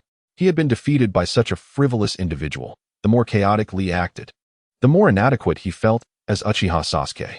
Not only Lee, but also that genius from the Hyuga clan, Neji, and Gaara from the Sand Village, all seemed stronger than him at this moment. Sasuke clenched his teeth, fists tightened. It was not enough. How could he restore the Uchiha name? How could he kill that man? As Sasuke sank into darkness within, Wu Ming had already entered in networking mode, widening his eyes in exaggerated expression as he gazed at Guy. Wow. Could it be that you are the legendary eternal rival of Kakashi-sensei, Teacher Guy? Guy suddenly turned his head. You've heard of my story? Wu Ming's eyes sparkled. Isn't it just the tale of the Konoha's little green beast? I often hear Kakashi-sensei mention you as his lifelong best friend, saying you faced each other in 99 matches, with 50 wins and 49 losses. This fills my youthful heart with envy. Guy hesitated. Did you just say youth? Wu Ming nodded. Yes, youth. A time that never fades, a time of no regrets. Just like this seemingly simple, yet intricate green combat uniform. Guy trembled. He could hardly believe there was someone in this world, apart from Lee, who resonated so deeply with him. Kakashi, you have taken on a fine disciple. He waved his hand and, out of nowhere, produced a matching green combat uniform. Good lad. Since you admire this outfit so much, I'll gift it to you. Wu Ming accepted the garment and handed it to Naruto, signaling him to wear it. As he could never don it himself, Naruto questioned, huh? As Wu Ming felt the atmosphere was ripe, he lowered his head, dejectedly stating, yet. My youth has been so disappointing. Guy asked, what's the matter, young man? Have you encountered a dilemma? Tell me. Teacher Guy will help you solve it as long as it's within my power. Lee chimed in, as expected of Guy. Wu Ming squatted down, helplessly confessing, I am still too weak. Even knowing that the most important people in my life may be harmed, I lack the strength to protect them. What? Important, protect? Observing Wu Ming's despondent demeanor and those pivotal keywords, Guy's words caught in his throat. He opened his mouth, but could not express them. After all, this was a forbidden technique. This script was off. Wu Ming waited for a long time, but Guy remained silent. He decided to change his approach, abandoning the lament and instead adopting a spirited tone. Where there's a will, there's a way. Even if hope seems faint, I will strive with all my might. For the most important people, until the very last moment. Wu Ming stood up, the sunlight illuminating his path. Thank you, Teacher Guy. I'm off to the exam. Guy felt as if he glimpsed a ray of light in Wu Ming's eyes, a light named belief. Wait, he finally called out to Wu Ming, young man. I don't know what troubles you face, but I hope your youth is without regrets. If you wish, I can teach you the 8 gates technique, but know this, it requires immense willpower to master, and it may cost you your life. To be used only in the protection of the most important people. Wu Ming smiled. What else is worth sacrificing my life for? If not to protect what is most dear to me. With someone to protect, one becomes stronger. Otsutsuki, prepare to receive my knight Guy. Although the Book of Seals contained the 8 gates, having such a teacher would make the learning process significantly more efficient. Wu Ming bowed respectfully. Teacher Guy, your kindness shall be etched in my heart. Kai gazed at Wu Ming and murmured, this is precisely the vibrancy of youth I yearn to witness. He held a modicum of awareness regarding Wu Ming's circumstances and comprehended the arduous journey he had traversed. He had long wished to assist this child. Yet the 8 gates of Duinjia proved to be rather challenging to master. Should I allow Naruto to pursue it while I take the path of least resistance? Wu Ming glanced at Naruto and sighed. Never mind, Naruto still needed to learn the Rasengan, so this task shall fall upon me. Oh, this seems to belong to your human-heavy particle mode, a voice interjected. Chapter 28, Exposure. The second persona Wu Ming was taken aback. It was indeed true that both techniques involved the burning of life essence. The description of the 8 gates of Duinjia indicated that upon opening the death gate, one could temporarily obtain powers surpassing that of a Hokage. After entering the heavy particle mode, Naruto experienced a fleeting surge of strength beyond the first form. The implications of combining that with the death gate were unfathomable. Amidst the slightly tense atmosphere, the trio ventured into the examination area for the Chunin exam. The moment they entered, countless gazes swept over them. Some were scrutinizing, others indifferent, and some laced with disdain. Sakura felt her breath hitch as she surveyed her surroundings, filled with fierce competitors, akin to a lamb ensnared within a pack of wolves, on the brink of being devoured. Gulp. She swallowed hard, feeling waves of pressure. Sasuke-kun, why are you so late? We've been waiting for you for ages. Ino seized the opportunity, clinging to Sasuke like a koala. Sasuke replied nonchalantly, receiving too many love letters can also be a burden. Sakura exclaimed in disbelief, Baka. Ino, get off Sasuke. In the midst of their bickering, 2 others approached. What a nuisance. Why must someone as troublesome as you participate in such a bothersome exam? Naruto retorted. You're the one who's a nuisance. Wu Ming quipped, you managed to use nuisance 3 times in a single sentence. Hockey dear, you rascal. Crunch, crunch. Choji continued to munch on chips, which piqued Wu Ming's appetite, though it was regrettably not a pleasant diversion. Hello, Naruto-kun, a soft voice greeted. It was Hinata, and Wu Ming rushed over, naturally taking her hand, whispering, "Don't forget to let me copy your answers later." Hinata's cheeks flushed crimson. Cheating was certainly wrong, yet if it was for Naruto-kun. She glanced at the red rose tied around her neck, a unique Valentine-esque gift from Wu Ming, which she had prominently displayed ever since. Even her father had not scolded her for this gesture, instead remarking it signified to others that she was already taken. Inuzuka Kiba unconsciously clenched his fists. Damn Naruto. He cast a glance at Sasuke. Looks like all 9 of this year's genin are here for the Chunin exam. What do you think our chances are, Sasuke? Sasuke replied coolly. You seem rather composed, Kiba. Too bad. If I were to get a sudden urge, Kiba swiftly interrupted, praying Sasuke wouldn't have such an impulse. You are all new this year, right? It would be wise to maintain some decorum. A mature and steady voice interrupted. Who are you to say such grandiose things? Ino, eager to be close to Sasuke, felt annoyed at being interrupted. The man with silver gray hair adjusted his black-rimmed glasses and introduced himself. I am Yakushi Kabuto. Since you are all such adorable newcomers, I thought I'd offer a word of caution. So, this is your second time participating? To be precise, it is my 7th. Kabuto proclaimed, revealing this astonishing number. Sasuke, unreservedly, remarked, then you must possess a wealth of information. Kabuto regarded Sasuke with a discerning eye, realizing he was the last scion of the Uchiha clan, and replied, of course. With a flourish, Kabuto produced a stack of cards. These are ninja identification cards, containing all the information I have gathered about the instructors, including yourselves.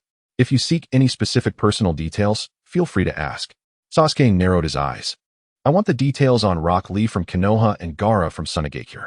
Both were formidable opponents he had already identified as potential threats.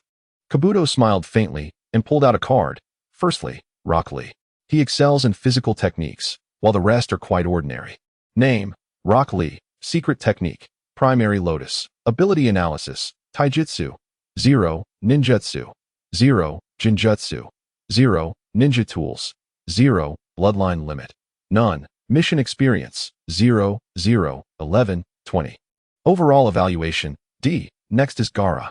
He flipped to another card, but the section analyzing Gaara's strength was conspicuously blank.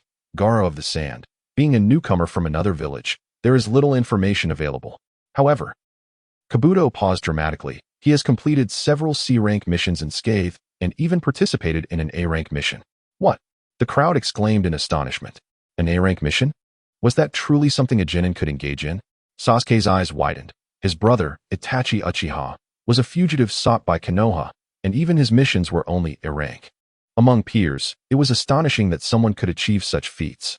He lowered his head, feeling an overwhelming sense of inadequacy. If this continued, people would say the Uchiha clan scion was nothing remarkable.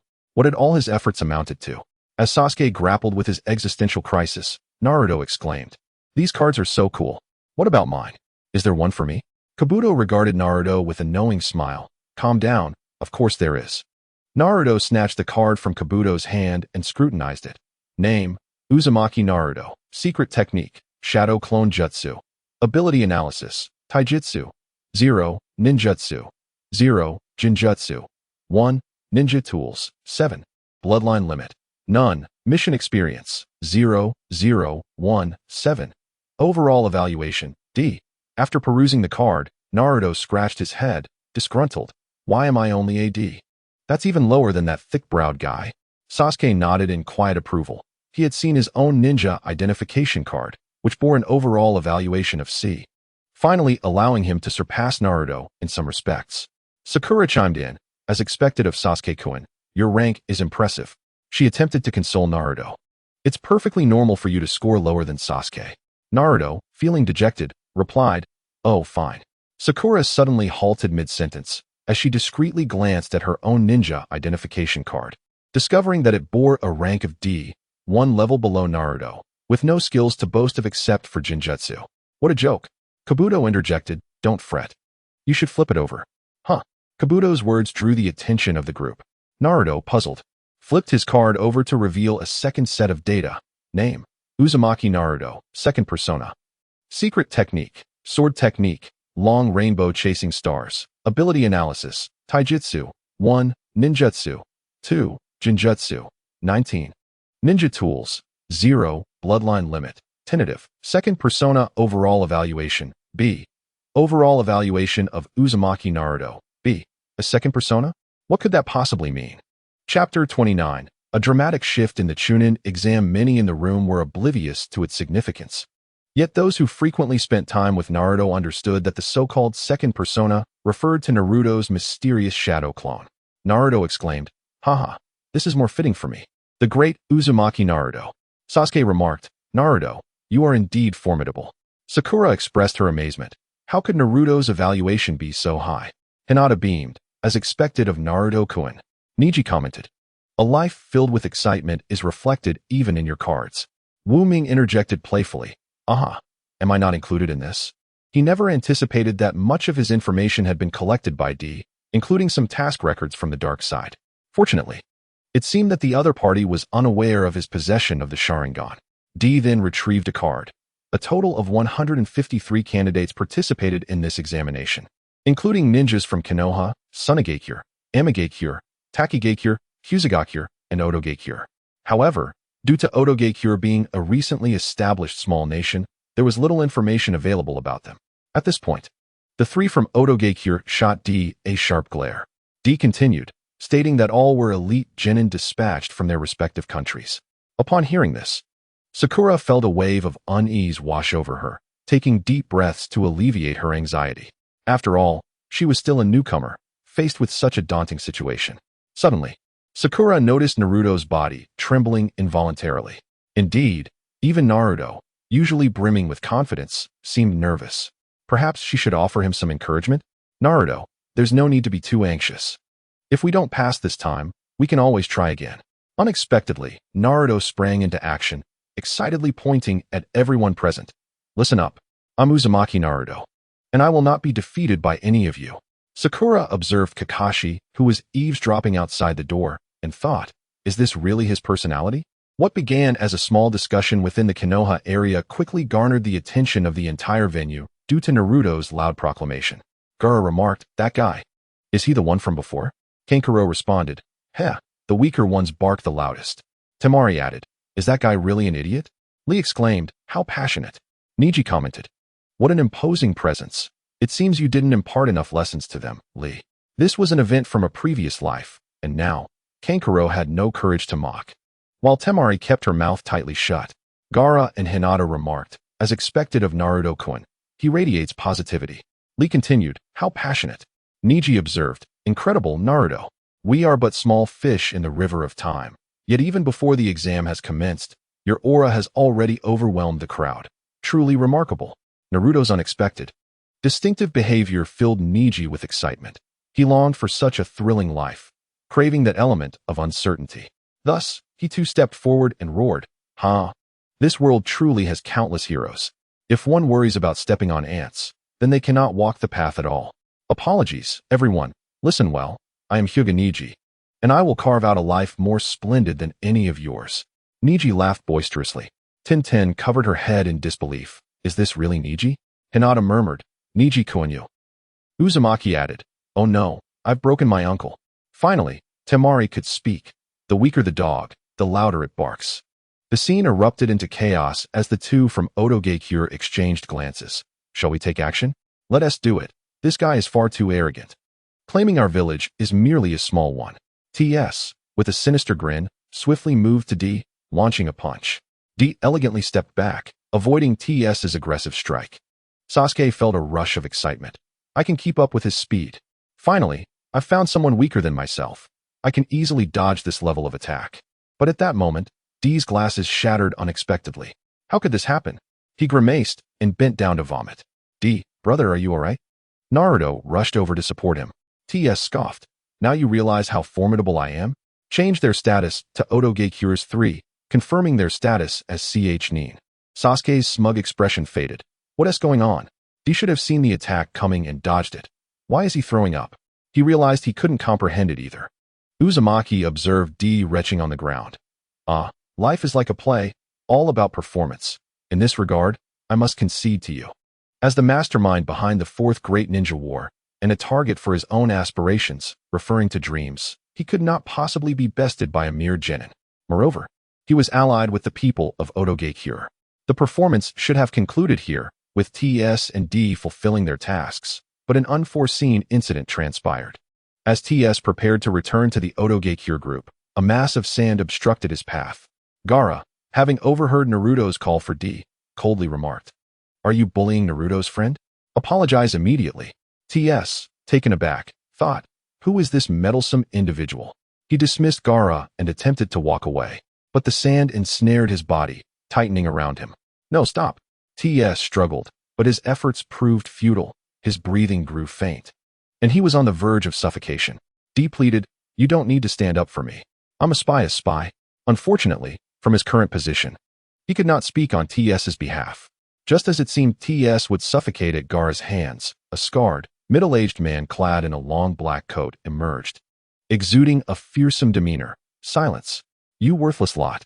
A collective sigh of relief swept through the crowd. The pressure brought by Gaara had been immense. The newcomer was none other than Konoha's special J-Nin, the infamous Marino Ibiki. His methods were said to be so cruel that no one could withstand his soul-searching interrogations for even 3 minutes. Behind him stood a group of Konoha's elite J-Nin. D and TS simultaneously exhaled in relief. Finally, an examiner had come to restore order. However, an unexpected turn of events occurred. Gaara showed no signs of backing down, continuing to use sand to constrict TS's body, drawing forth blood and staining the sand crimson. Marino Ibiki frowned. "Enough." He intervened to halt Gaara. "Do not obstruct me." Gaara narrowed his eyes, and the sand immediately coiled around Ibiki. With a cold tone, Ibiki responded, "Considering you are a newcomer, I will give you one last warning. Should you continue to act recklessly, disregarding my words, even as an allied candidate from Sunagakure, I will not spare you. You will not only lose your qualification for the exam, but also experience excruciating pain." Gaara retorted, annoying. He lifted his hand, and Ibiki was hoisted into the air. "These youngsters never listen." Ibiki sighed, preparing to teach this boy a lesson, but his expression froze. He could not break free from the sand. "Ibiki-san." The Konoha J-Nin witnessed Ibiki being restrained and rushed toward Gaara. Gaara lowered his head. "Did you not understand when I said not to obstruct me?" A vast quantity of sand ensnared the approaching J-Nin, and he coldly declared, "Did you truly believe I cared about this CH-Nin exam? Ridiculous." Rock Lee, seeing the Konoha ninjas under Gaara's control, stepped forward, released the examiners. Gaara casually glanced at Lee, saying, "Oh, you persist in obstructing me. This time, I shall break a leg and an arm." Lee found himself completely enveloped by sand. Having been secretly observing Naruto with his sand eye, Gaara had noticed Lee's provocations towards Sasuke and Team 7, placing him firmly in the enemy category. All candidates present were thrown into a panic. The situation was escalating beyond control, with examiners being taken hostage. "What kind of monster is this?" someone screamed, attempting to flee. At this point, passing the exam seemed trivial. After reconciling with Shikaku, Gaara's strength had reached a terrifying level. Although he had not yet attained the perfect Jinchuriki state, he was not far from it. In this tense situation, there was only one person in the arena who remained unperturbed, a contestant from the grass-hidden village. Her face was completely obscured beneath her hat, devoid of any expression. Lee, Ten, Shikamaru, CHG, and Sakura felt as if they were facing a formidable adversary. For Gaara's targets, apart from Naruto's, were indeed their comrades from Konoha. Lee emitted cries of anguish as his limbs contorted grotesquely. The other contestants were plunged into despair, with Kankuro and Temari rendered mute, as they had not been targeted. Gathering her courage, Sakura stepped forward to inquire, "What exactly do you intend to do? This is Konoha, and your actions are undoubtedly in opposition to us." This broad-headed individual seemed to be one of the girls Naruto admired. Gaara did not retaliate against Sakura, but fixed his gaze on Naruto, demanding, "Apologize now." Naruto had already begun to roll his eyes, frothing at the mouth, as if on the brink of death. "Who will come to save us?" Some contestants even broke into tears, enveloped in despair. At that moment, a remarkably high-pitched voice reached Gaara's ears. "Gaara, be good. Let go of the bushy eyebrows, and the examiners too." Chapter 30, Unyielding. Naruto looked at Gaara. Though he was not particularly fond of bushy eyebrows either, he could not bear to see a fellow comrade from Konoha harmed. The surrounding contestants silently admired Naruto's bravery while also feeling a tinge of sympathy, knowing that those who dared to provoke this monster would undoubtedly face dire consequences. I'll listen to you, Naruto. Gaara's face broke into a broad smile as he promptly flung Tors aside, releasing Lee and the examiners. Hee. I was just waiting for you to say that. Gaara felt a slight dissatisfaction. Although Naruto had conversed with many others, he had not spoken to him, which left him feeling a bit hurt and envious. Indeed, this action had drawn Naruto's attention to him. Gaara commended his own cleverness. The other contestants were bewildered. You resolved it with just a single sentence? Is this the true worth of a Naruto endorsement? Naruto pondered if he had perhaps cultivated too strong a bond with Gaara. Unfazed, Naruto imparted a lesson. Gaara, you cannot harm others indiscriminately. Gaara, puzzled, replied, I'm sorry. I was wrong. Is it not permissible even then? Naruto nodded affirmatively. Gaara felt a twinge of disappointment, having been reprimanded by Naruto. He wondered if he should adopt a gentler approach to attract his attention next time. By the way, thank you for standing up for Kabuto. Naruto expressed gratitude towards him. Gaara's spirits lifted once more. Haha, thank you. Kabuto clutched his head, forcing a smile as he thanked Gaara, his lips twitching.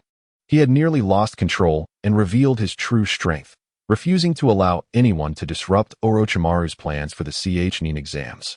Naruto observed Kabuto, amused. Hey, did you just drop a stone on your own foot? That's what you get for acting. At this moment, Gaara returned to his seat, his hands neatly placed on the table, resembling a well-behaved child, making it hard for anyone to associate him with the earlier monster. Over the years, he had longed to visit Konoha and play with Naruto, but Raza had always denied him, claiming there would be another opportunity. The Nin exams were that opportunity. He had come to play with Naruto and intended to stay longer to continue the exams. The Konoha examiners, including Marino Ibiki, exchanged glances and nodded. Since Gaara had ceased his disturbances, they preferred not to provoke this troubled youth further and decided to carry on as if nothing had happened. The first round was a written exam, and the candidates took their seats in succession. With confidence, Naruto widened his eyes. Wait, a written exam. This is it. He slumped over his desk in despair. Wait, I have my second personality. Naruto exclaimed, Shadow clone, shadow clone. Shadow clone here. Do you know the exam questions? No. Haha. Just like me, I don't know either. Naruto lamented. Wait, then we're doomed. Marino Ibiki continued. Now, I will announce the rules. Rule 1. The exam lasts for 1 hour. Each contestant starts with 10 points, with 10 questions, each worth 1 point, using a point deduction system. For each incorrect answer, 1 point will be deducted, and the final question will be revealed after 45 minutes. Rule 2. Scores will be calculated on a team basis, with the total score being the sum of the scores of the 3 members in each team. Naruto exclaimed, There's hope. Sakura-chan is a top student. She will definitely know the answers. Ibiki added, Moreover, if any team member scores 0, the entire team is disqualified. Naruto gasped, Wait. Shadow clone. You must know at least 1 question, right? Report to the main body. I don't know any. We're really done for. Finally, Ibiki squinted. Do not cheat. You worthless fools. Did you hear what I said? Surrounding you are examiners tasked with supervising you. If anyone is caught cheating or suspected of cheating, 2 points will be deducted immediately. After all, you aspire to become Nin, you should have that awareness. Do not engage in shameful cheating. Naruto swallowed hard. The severity of the situation left him at a loss. Begin the exam. The papers were immediately distributed, and as Naruto examined his paper, so did his shadow clone. Naruto rubbed his hands together. Don't be nervous. Don't be nervous. I know I need to calm down and carefully observe the questions, starting with those I know. The first question was a code deciphering question. Naruto looked at the dense scrawl of characters on the paper, speechless. This was far more challenging than English. He continued to the second question. In the illustration, a parabolic trajectory reaches a height of 7 meters. Illustrate the maximum range of the shuriken held by the ninja, illustration provided. Naruto sighed. Unsurprisingly, he could not solve it. Wait. Isn't this a question about horizontal and oblique throws? Naruto exclaimed in delight. Do you know it? The shadow clone responded energetically. Let me give it a try. After all, I was once a model student. 10 minutes later, the shadow clone dejectedly set down the pen. It had failed. If this question had come up in high school, it would have been a breeze, but now, having been in the ninja world for over 6 years, the knowledge had long since faded. Naruto scratched his head in frustration. What could he do now? If I mess this up, Sakura will hate me. Just as he was at a loss, a faint whisper reached his ears, akin to a mosquito. Naruto-kun, look at my answers. Hinata had subtly nudged her elbow back, discreetly passing her paper from below. Wait, is that Hinata? Naruto thought, realizing he had only just noticed her presence beside him. As he prepared to copy Hinata's answers, he suddenly halted, his not-so-bright brain beginning to churn. Why does Hinata want me to copy her answers? I understand. It must be some sort of strategic plan, deliberately tempting me to cheat and get eliminated. Hee, although Hinata wouldn't do such a thing, it must be that Ino is behind this. I'm so clever. Naruto praised his own ingenuity, then declared, no need. A ninja as formidable as I am does not need to cheat. I can accomplish this on my own. Hinata glanced at Naruto's blank paper. But foolish Naruto. Ming scolded Naruto in his mind. You rarely use your brain, and now your cleverness has led you astray. Let me take over. Oh, Naruto replied weakly, the second personality is online. Ming, unencumbered by hesitation, began to hastily copy Hinata's answers, despite it being unnecessary. After all, this was a form of encouragement for Hinata, making her feel as though she was aiding him, a subtle romantic tactic. Just as Ming was about to start copying, a layer of fine sand unexpectedly appeared on his paper, forming answers in intricate patterns, complete with a smiling face at the bottom. Was this the feeling of rivalry and jealousy? At that moment, other candidates began to showcase their unique abilities. Sasuke activated his Sharingan to replicate others' handwriting. Shino deployed a miniature biological drone. Kiba played the role of a sycophant. Neji used his Byakugan with brute force. And Sakan relied on the sound waves generated by others' writing to determine the order of strokes. The most audacious was Kankuro, who transformed his puppet crow into the examiner and escorted himself out. As time passed, Ibiki cleared his throat. Now, I will announce the 10th question, but before that, you must make a choice, to answer or not to answer. Ming declared, I choose. Those who opt not to answer will receive a score of 0, leading to the disqualification of their entire team. Someone protested, doesn't that mean we must choose to answer? Ibiki shook his head, revealing a cruel smile. That is the very essence of your choice. Those who choose to answer but fail will be permanently stripped of their eligibility for the Chunin exams. The candidates gasped. Soon, some voiced their dissatisfaction. How can there be such absurd rules? It's unreasonable to invalidate everything over one exam. Ibiki coldly replied. You are indeed unfortunate to have encountered me. Here, I am the rule. The crowd fell silent. Those who could not accept this were free to withdraw at that moment. Meanwhile, in the parents' room, Kakashi, Asuma, and Kurenai were conversing. I heard this year's examiner is Ibiki. That sadistic man, this first exam will be troublesome. He excels in psychological warfare. Before long, some candidates could no longer withstand the pressure, trembling as they declared, I give up. Ibiki responded nonchalantly, very well, candidate number 54 has given up. All members of his group must leave. Naruto whispered, should we give up? The first 9 questions were so difficult, I doubt I could answer the 10th. Ming lazily replied, don't worry, it's fine. He yawned out of boredom. In reality, this choice itself was the essence of the 10th question. Anyone who chose to remain would qualify. Yet, he understood those who chose to abandon the exam. He viewed the situation from a divine perspective, making it easier for him to decide. While others were not so fortunate, would they truly sacrifice their futures for an uncertain endeavor? Not everyone possessed such courage. A prudent retreat left them the opportunity to try again next year, which seemed the path of the ordinary. Naruto, if you were unaware of the answer in advance, would you still choose to stay for the exam? Kurama inquired curiously, eager to know Ming's thoughts. If unaware in advance, Ming fell into contemplation. If he did not know the 10th question was a ruse, and if Ibiki were indeed a sadist, and failing meant truly being stripped of the chance to take the Chunin exams for life, what would he do? After pondering for a moment, he concluded, in that case, I might also choose to give up.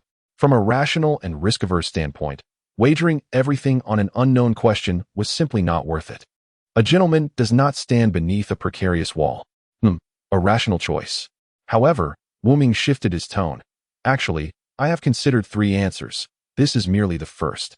Oh, Kurama perked up with interest. Ming jested. For the second answer, I would choose to answer. Even if I fail, it doesn't matter. Being forever a genin is not a punishment. You know, the genin of Konoha are the most formidable. And for the third answer? Ming replied earnestly, to remain.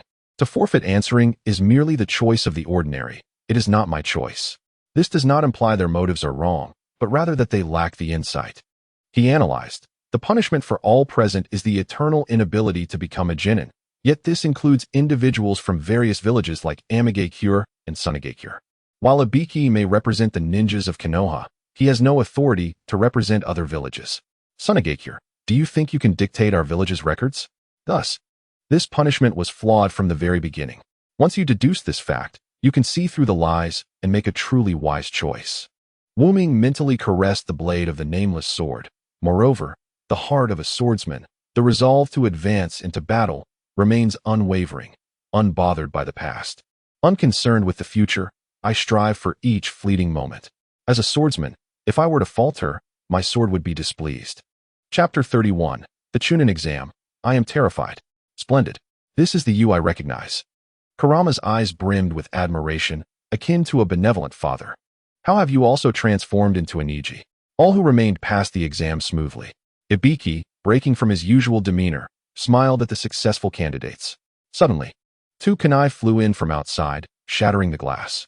Candidates turned pale, wondering what was happening. An attack? With a flourish, a figure leaped in.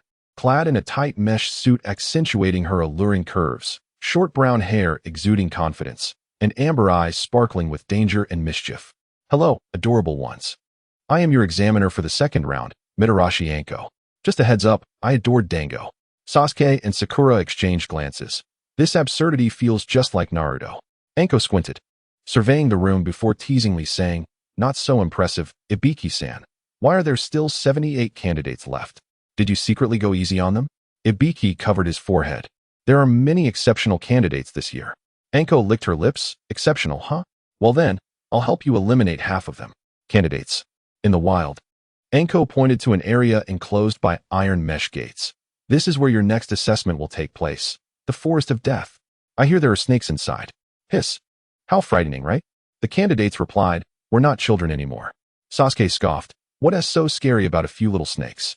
Nearby, a grass ninja in a conical hat let out an ambiguous laugh upon hearing Sasuke speak. Little snakes are not terrifying, but what about the big ones? Hee hee. Hiss hiss hiss. Now, let the exam begin. Wait, Anko, what are the rules? Ah, didn't I mention? Alright, let me repeat the rules. Just as Anko was about to announce the rules, Naruto noticed a rock had appeared behind her. Turning back, Naruto exclaimed, Konohamaru, I've noticed you for a while. With a burst of smoke, Konohamaru and Udon sprang from the rock, the former exclaiming with enthusiasm, did you find me out? As expected of someone I have my eye on. Wu Ming quipped, don't use such sophisticated vocabulary. Naruto affectionately patted Konohamaru on the head, saying, what are you doing here? I'm about to take the second round of the Chunin exam. I can't play with you right now. This sentiment echoed among the other candidates. How could they allow this child to disrupt such an important moment? Why was the examiner allowing this? Konohamaru retorted, I'm here to conduct interviews, okay? Grandpa allowed me. Anko patted her head, laughing, haha, I think Hokage-sama mentioned something about that, but I forgot. Well then, everyone take a 10-minute break. And the little ones who wish to be interviewed should line up. In the midst of eager candidates, it dawned upon me that my esteemed grandfather from the Naruto clan was indeed the source of my confidence. With a chuckle, Konohamaru handed the microphone to Naruto, urging him to introduce himself. Naruto scratched his head, feeling unprepared, but decided to proceed nonetheless. I am Uzumaki Naruto, destined to become Hokage. My ninjutsu is formidable. My taijutsu is commendable, and I have dabbled in jinjutsu. Suffice it to say, many girls are quite fond of me. Unconsciously, Naruto found himself beside Sakura, proudly declaring, behold, one of the girls enchanted by my charm, the angelic and adorable Sakura-chan. Sakura retorted, are you trying to ruin me by saying such things on camera? A palpable tension filled the air as her fist drew near, her aura brimming with fury. Wu Ming, promptly separated from Naruto's consciousness, and as expected, Naruto received a punch, embedding him into the wall. Konohamaru remarked, she doesn't seem particularly enchanted by you. He pouted, Naruto, your introduction is hardly formal. To which Naruto replied, if you think you can do better, then go ahead. Konohamaru cleared his throat. I am Konohamaru, grandson of the third Hokage, the greatest man in the village. Naruto interjected. Hey, why are you talking about others? Speak of yourself. Konohamaru continued. Those who inherit the title of Hokage are the strongest in the village, especially the fourth Hokage, who saved the village from the Nine Tails. Naruto pondered. I know the fourth Hokage. He has blonde hair. The crowd responded. You are the one with blonde hair. Wu Ming suddenly appeared, pushing Naruto aside, and cheerfully addressed Konohamaru. This guy is incoherent. Interview me instead. Konohamaru, seeing the resemblance, nodded in agreement.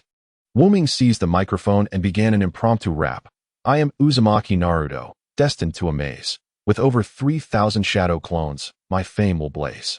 In the Chunin exams, I tremble with fright. Fearing the tests, my confidence takes flight. The third Hokage lacks strength, a mere trickster, while my two foolish teammates, they are quite the misfits. Sakura, the violent pink-haired girl, compared to Tsunade, she's just a mere swirl. And Sasuke, the brooding, self-proclaimed prodigy, is just an incompetent little brother, you see. While one is obsessed with Sasuke-kun, the other acts on whims, making it all quite fun. Baka, run, or be crushed. Oh, what a pun. Konohamaru gasped in awe. Wow. That was astounding. So rhythmic. Truly worthy of my brother Naruto. Sakura chimed in. Are you trying to court death? Sasuke remarked. What a colossal fool. Red Bean observed. This little one has some flair. Naruto and Wu Ming exchanged bewildered glances, just as Sakura prepared to strike Wu Ming. He winked at Naruto and vanished from sight. Sakura swung her fist, missing her target, and approached with a menacing aura. Cracking her knuckles, Naruto, have you contemplated how you shall perish? Clenching her teeth. She realized this was a live broadcast for the entire village of Konoha, and her reputation as a violent girl was at stake. In desperation, Naruto turned to Wu Ming for help. What do we do? Wu Ming, near tears, protested. This isn't my fault. I mean it is. No it isn't. He formed a cross seal, grumbling, you can't just run away after causing chaos. The shadow clone of Wu Ming, humming a tune, replied, haha, I don't know what you're talking about. Meanwhile, Sakura drew ever closer, her killing intent intensifying. Wu Ming and his clone exchanged knowing glances, silently agreeing to flee. Trapped in a corner, Naruto attempted to appeal to Sakura's sense of reason. Sakura-chan, let me explain. This time, it truly wasn't me. Sakura retorted. Prepare to meet your end. With a flurry of punches and kicks, Naruto crouched on the ground, cradling his head, which bore a large bump and the vivid imprint of Sakura's hand, tears of frustration welling in his eyes. As the interview segment concluded, Red Bean languidly remarked, well, it seems we have gathered a spirited group of charming youngsters. Wu Ming and Naruto exchanged glances, silently acknowledging that Red Bean was the most spirited of them all. This is a consent form, as there is a possibility of death during the exam, so I must inform you in advance. She licked her lips. The second exam will be an extreme survival challenge in the wild. At the very center lies a tower, and within a 10-kilometer radius, you will face your testing grounds. The exam will consist of a battle for scrolls, where anything can happen. Red Bean continued with enthusiasm. The exam lasts 5 days, with 26 teams. Half will acquire the Heaven Scroll, while the other half will obtain the Earth Scroll. The condition for passing is to simultaneously possess both scrolls and reach the central tower without losing any team members. In other words, half of you will be eliminated. She added ominously, furthermore, you must not open the scrolls along the way, or the consequences will be dire. With a mischievous smile, she concluded, you may imagine the repercussions. Let the exam commence. As the examination began, Sasuke observed keenly, I see. We have no way of knowing which scroll each team possesses or who holds them. Undoubtedly, this is a war of information and endurance. To succeed, we must devise a thorough plan from this moment onward. Sakura contemplated, I understand now. The format of this exam allows for inter-team conflict. Acquiring a scroll will not be an easy feat, and a stroke of bad luck could even endanger our lives. Naruto inquired, are there really snakes? Wu Ming replied, indeed, some are real.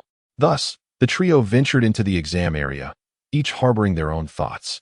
Barely having entered, Naruto exclaimed, I need to pee. Sakura scolded, you fool, didn't you think to go before we arrived? Sasuke urged, hurry back. We need to strategize on how to obtain the scrolls. Gaara interjected, I need to pee too. Sakura and Sasuke exchanged bewildered glances. When did Gaara arrive? This monster. In an instant, they felt threatened. Despite Gaara's previous amicability, he was now a potential adversary. Sasuke's heart sank. Encountering Gaara right off the bat was the worst possible omen. They could only pray that they possessed the same scroll. Gaara suddenly asked, Naruto, what scroll do you have? Naruto, momentarily taken aback, confidently replied, we have the Heaven Scroll. How about you? Gaara responded cheerfully, we have the Earth Scroll. Sasuke's expression darkened. They were indeed here to seize each other's scrolls, and they were from opposing sides. Sakura cursed under her breath. Idiot Naruto, why did you so readily reveal our scroll? The confrontation was imminent. Sasuke activated his Sharingan, fully aware that he might only have one chance against Gaara. Sakura readied her kunai. Yet Gaara tilted his head and said, "Wonderful. I'll give you my scroll." Sasuke and Sakura were left speechless. Sakura exclaimed, "I wouldn't stoop to such a level, even if I licked Sasuke." Naruto joyfully accepted the scroll but then lowered his head. "Thank you, but you'll be left without a scroll. Here, take it back." Sakura was furious.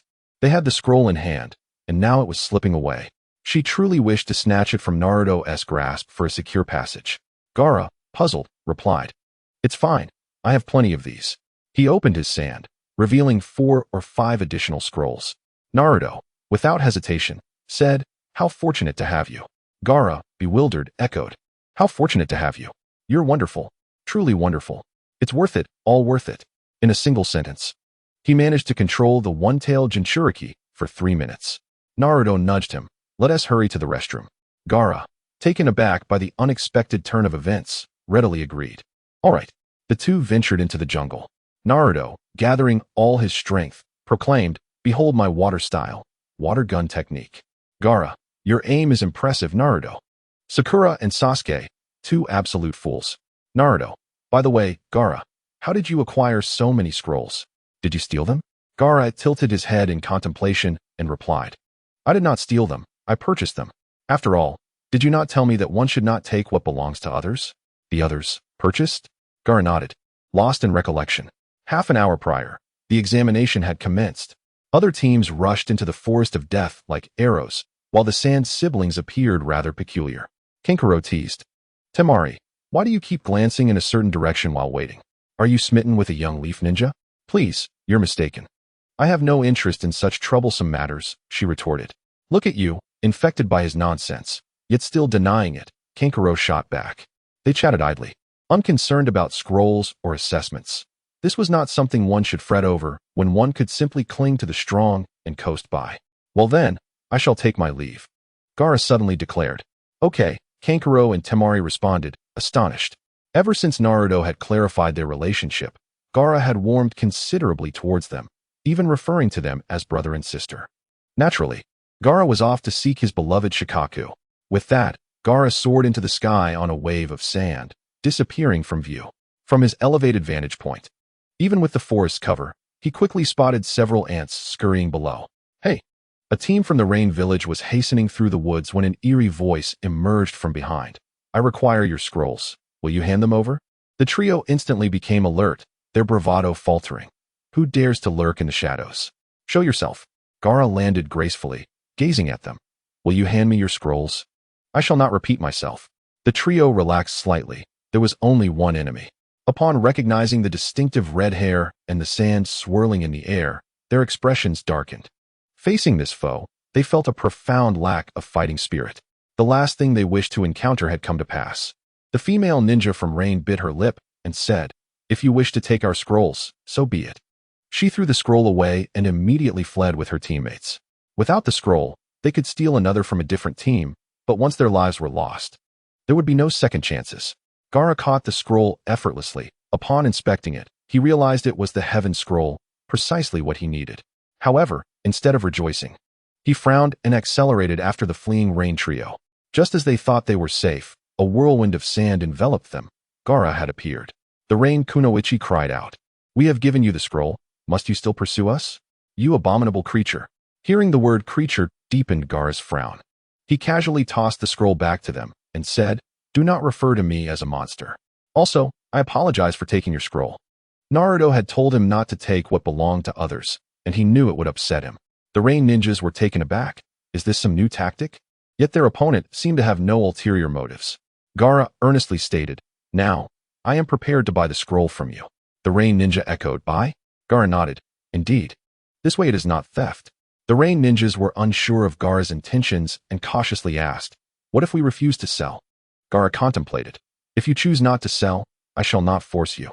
However, I suggest you consider what I am willing to offer." He continued, "If I wished, I could easily take your lives. Thus, your lives presently belong to me. I have spared you, and now I intend to use your lives to purchase the scroll. Will you sell? Will you sell? How could we not? We shall sell. The Rain Ninjas realized they had no other option. Gaara, elated, took the scroll. Thank you. He then explained, this transaction is actually in your favor, as your lives, though seemingly worthless, are undoubtedly more precious to you than the scroll.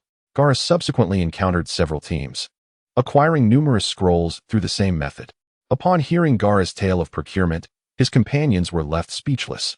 Wow, Naruto, it seems your companion has truly grasped your essence. One remarked. Naruto replied, is that how you see me? Gaara stated, I shall take my leave. You must reach the finish line. Naruto assured, don't worry. I'll be just fine. Sakura and Sasuke were astonished. You actually left Naruto voluntarily? Gaara was on his way to retrieve Kankuro and Temari. Feeling uneasy about leaving them alone, he wished to participate in the subsequent exams alongside Naruto, but a reduced team would result in disqualification. He needed to bring them along. After Gaara departed, the concealed Saku was drenched, having initially planned to swap places with Naruto during his restroom break, only to be thwarted by the sudden appearance of Gaara. Yet the plan must continue. Saku remained hidden, awaiting his moment. Naruto sensed Saku's presence and, feeling uneasy, suggested to Naruto, I think this place is unsafe. You should set a code with Sasuke and the others. Seeing the wisdom in this, Naruto relayed the message to Sasuke. A code?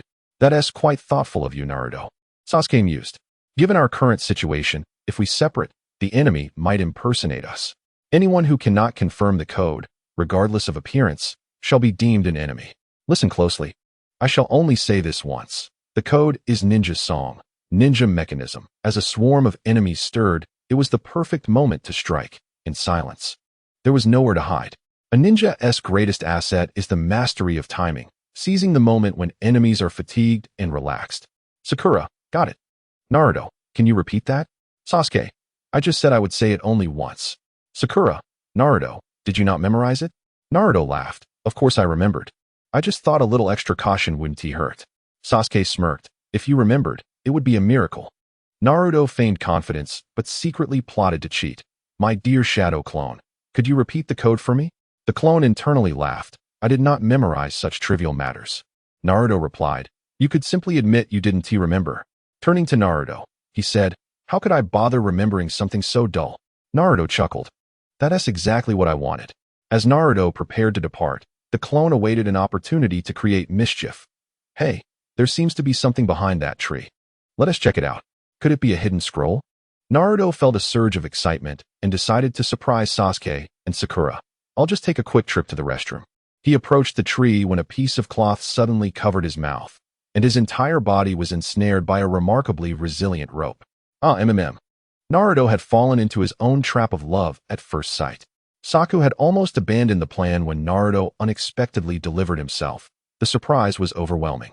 With a smirk, Saku transformed into Naruto's likeness and returned to Sakura and Sasuke. Yash, I'm done. Let us go. Sasuke, ever vigilant, replied. First, the code. Naruto smiled faintly, knowing he had overheard the entire code. He remarked, when a large number of enemies are in turmoil, it is the perfect opportunity to lie in ambush. In silence, there is nowhere to hide. The essence of a ninja lies in seizing the moment, that is, when the enemy is weary and lax. This statement was originally one later uttered by Orochimaru impersonating Naruto. Sakura would have been discovered due to his mistaken binding of the ninja tool pouch. But with the code established in advance, he fell into this trap. As expected, Sasuke let out a cold snort and hurled 3 shurikens at Naruto. Naruto, what are you doing? He protested, feeling wronged. Sakura, equally perplexed, questioned, Sasuke, hasn't Naruto already matched the code? Why are you attacking him? Sasuke replied with a chilling smile. It's abnormal to match it. Think carefully. If it were truly Naruto, how would he respond? Sakura suddenly realized. He would say, I'm sorry, I forgot. Exactly, you got it right. Sasuke affirmed. Seeing this, Sakura ceased his pretense, revealing his true intentions by attempting to unleash a sonic attack. Sasuke wasted no time. Fire style, Phoenix fire technique. Sakura struggled to defend himself, blood trickling from his mouth. This is bad. I shouldn't have come alone to hide my presence. I must retreat and regroup with my teammates. He fled, a mere buffoon. Sasuke did not pursue him. Instead, he found the real Naruto bound behind a tree. Sasuke, Thank you, Naruto exclaimed. Sakura scolded. This is all your fault for needing to go to the bathroom. Naruto apologized profusely. I'm sorry. I was startled by the commotion from the shadow clone. Sasuke smirked. Humph, what a colossal idiot. Finally, a point for us. Meanwhile, Orochimaru, hidden underground, watched the entire scene unfold, emitting an enigmatic chuckle. How delightful. That fool cannot even remember the code. Now that I am aware, will you be able to discern it next time? As the only two characters who could stand up to Kakashi, he and Orochimaru had endured for so long, and now they were ready to make their grand debut. Chapter 33, Orochimaru Descends. Before Naruto, Sasuke, and Sakura could revel in their victory, a formidable gust of wind suddenly surged from behind them. Wind style, great breakthrough. The unexpected, howling wind sent the three tumbling, uprooting ancient trees in a fan-shaped area. The moment Sasuke landed on the ground, he sprang back up, invigorated, activating his double Tomo Sharingan to keenly survey his surroundings. At any moment, lying idle waiting for death was certainly not a viable choice. Soon, he gathered two crucial pieces of information. First, Naruto was missing, but Sakura remained. Second, this was no natural phenomenon, but a premeditated ambush by a remarkably powerful foe. Sasuke swiftly rolled into the grass to conceal himself. Just then, Sakura approached. Sasuke. He brandished a kunai. Don't move. Let's confirm the code. Sakura recited fluently. When a large number of enemies are in turmoil, it is the perfect opportunity to lie in ambush. In silence, there is nowhere to hide. The essence of a ninja lies in seizing the moment, that is, when the enemy is weary and lax. Sasuke nodded, succinctly commanding, come here, hide. At that moment, Naruto, who had been blown away, returned, holding his head in anguish. What just happened? It hurts. Don't move. Let's confirm the code first, Sasuke instructed. The code? Naruto halted, deep in thought, scratching his head. After a moment of uncertainty, he finally admitted, sorry, I forgot. Did you truly forget? Sasuke pressed. I really did, Naruto insisted. Really forgot. Really forgot. I really did. Truly? Naruto affirmed. All right, Sasuke, I told you I really forgot. Sakura breathed a sigh of relief. Thank goodness, it's the real Naruto. Sasuke nodded. Indeed, that is the response one would expect from him. Lowering his guard, he waved Naruto over. Come here. All right. Naruto stepped forward, and as he drew near, Sasuke suddenly struck, forming hand seals at lightning speed. Fire style, great fireball technique. But that was not all. He also hurled 3 shurikens in a triangular formation, sealing off any escape routes. Ah! Naruto screamed in horror amidst the flames. Sasuke, what are you doing? Sakura, witnessing this scene, was at a loss, unsure of how to respond. Sasuke Kunyu. Sasuke licked his lips, coldly stating, Imposter, stop pretending. A trick like yours is easily seen through by me when I feel like it. Regardless of who you are, taking my fireball at the start should make you surrender. Like to play pretend? Then pay the price. Naruto, no longer screaming, erupted into a hellish laughter. He hissed, his pupils narrowing to pinpricks. He transformed into a woman donning a conical hat. As expected of you, Sasuke-kun. I am genuinely curious. I have perfected my disguise. How on earth did you see through it? Sasuke, secretly forming hand seals, delayed with words. If it were someone else, they might have been fooled. You must be a companion of that guy from earlier. I know you were nearby while we discussed, perhaps eavesdropping from below. You should remember, when Sakura said Naruto would definitely say, I'm sorry, I forgot, my response was. The woman in the hat interjected, you are correct, that is basically accurate. However, I still do not comprehend where I slipped up. Could you enlighten me?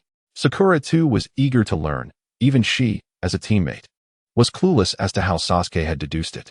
Sasuke chuckled. Actually, I could not determine it at that moment. The woman in the hat was confused. Then why would you directly use such lethal ninjutsu on your teammate? Sasuke replied, but afterward, I figured it out.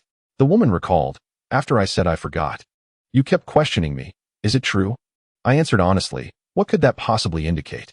He clearly noticed Sasuke forming seals in secret, yet he refrained from exposing Sasuke's trickery, as he was more intrigued by Sasuke's judgment.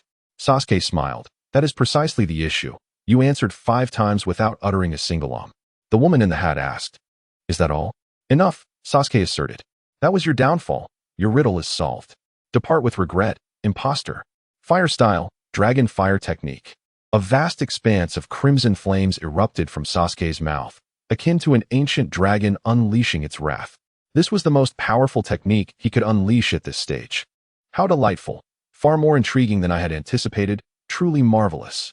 The woman in the hat faced the volcanic assault with calm, effortlessly dodging left and right, evading every single attack unscathed. Sasuke was taken aback. How is that possible? For a fleeting moment, even his proud Sharingan could not keep pace with her speed. The woman coolly remarked, "Are you finished making a ruckus? Now it is my turn." What was she planning to do? Sasuke gritted his teeth, pushing his Sharingan's power to the maximum, even surpassing its limits, striving to discern his opponent's intentions. Unfortunately, the woman in the hat made no hand seals. She merely removed her hat and cast Sasuke a simple glance. Just a glance. Boom. A terrifying pressure, surpassing all living beings in nature, swept across the area, a murderous intent. An intense killing aura. It was as if a mountain of corpses and a sea of blood resonated. Under this overwhelming force, all creatures within 100 meters froze in place. Insects ceased their flapping wings and fell from the sky. Leaves that should have descended remained utterly still. As he trembled like a sieve, Sasuke's mind was engulfed in turmoil, his teeth chattering uncontrollably. In those eyes, he beheld a hellish scene reminiscent of the night his clan was annihilated. Countless souls fell victim to slaughter, their anguished cries echoing in his ears. As they struggled in the throes of excruciating pain, Sasuke knelt on the ground, gasping for breath, and in that moment, he seemed to catch a glimpse of that man, the one who appeared to wield unfathomable power. "Foolish brother, harbor your hatred for me," he recalled, mirroring his own helplessness as he knelt, unable to effect any change. He fought to rise, yet his body felt alien, unresponsive to his will. Such a sensation, akin to prey before a supreme predator, was etched into his very essence, a terror instinctively ingrained in his blood, marrow, and soul, an overwhelming fear that could not be resisted. The woman in the conical hat observed coolly, "It seems you have reached your limit." "What a pity," she then taunted. "Is it merely a whim of yours that shall condemn you to an unfulfilled demise?" Sasuke's name echoed mournfully, the legacy of the Uchiha clan lamenting in the air. The woman produced a kunai, aiming it at Sasuke's brow, and hurled it with lethal intent. In his constricting gaze, the weapon loomed ever larger. And no amount of struggle could alter his fate. "Move, just move," he pleaded desperately. "I cannot perish like this. There are things I must accomplish." To her surprise, the woman noted Sasuke's sudden movement. Under the influence of his chakra, he deftly manipulated the sword gifted to him by Wu Ming, plunging it into his own calf. "Uchiha's flowing Phantom 9 swords," he proclaimed, gripping the blade with his left hand and striking the air with determination. The essence of thunder, destruction itself, traced its path, leaving behind a trail of lightning. In an instant, the space around the woman was filled with 9 sword marks, faintly glowing with electrical energy. The emergence of these scars was eerily silent, yet in a heartbeat, the woman was left grievously wounded, reduced to mere fragments of a ninja. "Have I succeeded?" Sasuke wondered, his heart swelling with hope, yet the woman's form collapsed into a puddle of mud, a voice of awe resonating behind him. "Such a technique is remarkable. It encapsulates your sword intent and even counteracts my murderous aura. Sasuke-kun, how much more surprise can you provide?" The woman's eyes flashed with fierce intensity as she swiftly bit her finger, tracing a line of blood in the air, intoning summoning technique. Dark runes unfurled in a web-like pattern, and in an instant, 3 serpentine behemoths, each stretching dozens of meters, materialized, trampling trees and encircling Sasuke, their tongues flicking menacingly.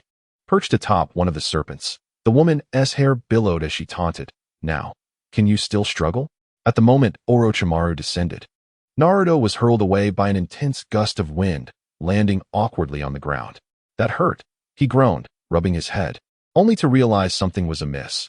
This ground felt unnaturally soft, akin to walking on. Like walking on genuine leather sofas, Wu Ming interjected. "Yes, exactly, it's leather and snake skin," Wu Ming sighed. "Look behind you." As Naruto turned, he found himself face to face with a massive serpentine head. Hissus! The great serpent wasted no time, swallowing Naruto whole. Inside the serpent's belly, Naruto was engulfed in an array of unknown viscous substances. "This is bad. If this continues, I'll vanish," he thought, pounding with his fists and slashing with kunai to no avail. "Split up. We're going to be eaten." Naruto whimpered. Stop whining. Think of a solution. Even if you consent, the fox inside won't agree, Wu Ming reminded him.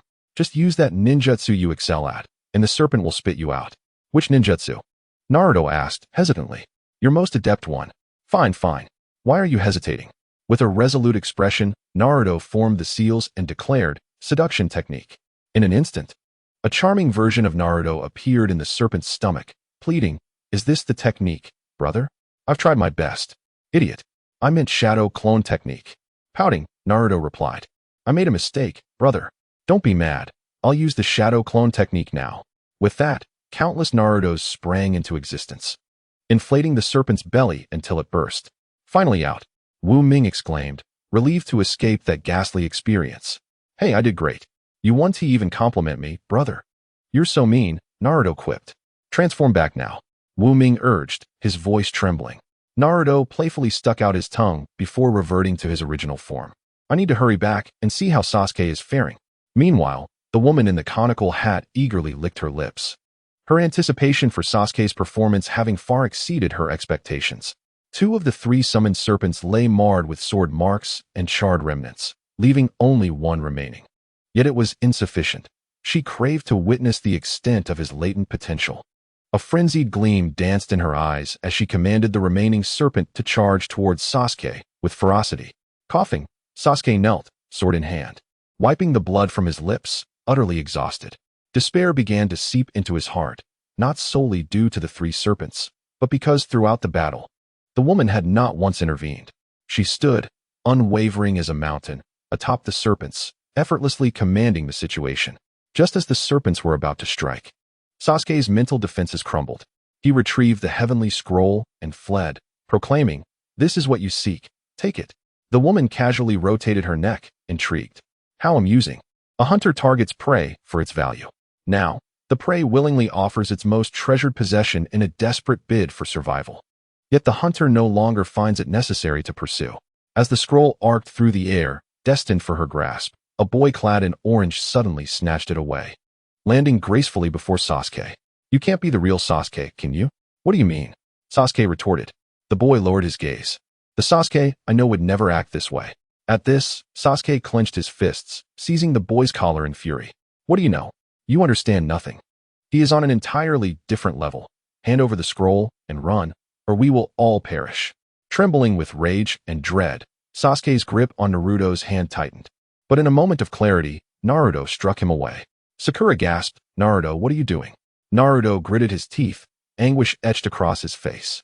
Wake up, Sasuke. The Sasuke I know is not one to falter before a fight. He bellowed, I may not know how strong that foe is, but surrendering the scroll to save our lives. There is no way that can be true. The woman smirked at Naruto's words, her expression wild with delight. Congratulations, you've answered correctly.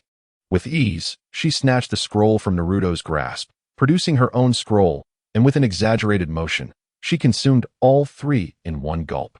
Sasuke-kun, it seems your friend is more resolute than you. From this moment forth, prepare to wager your life.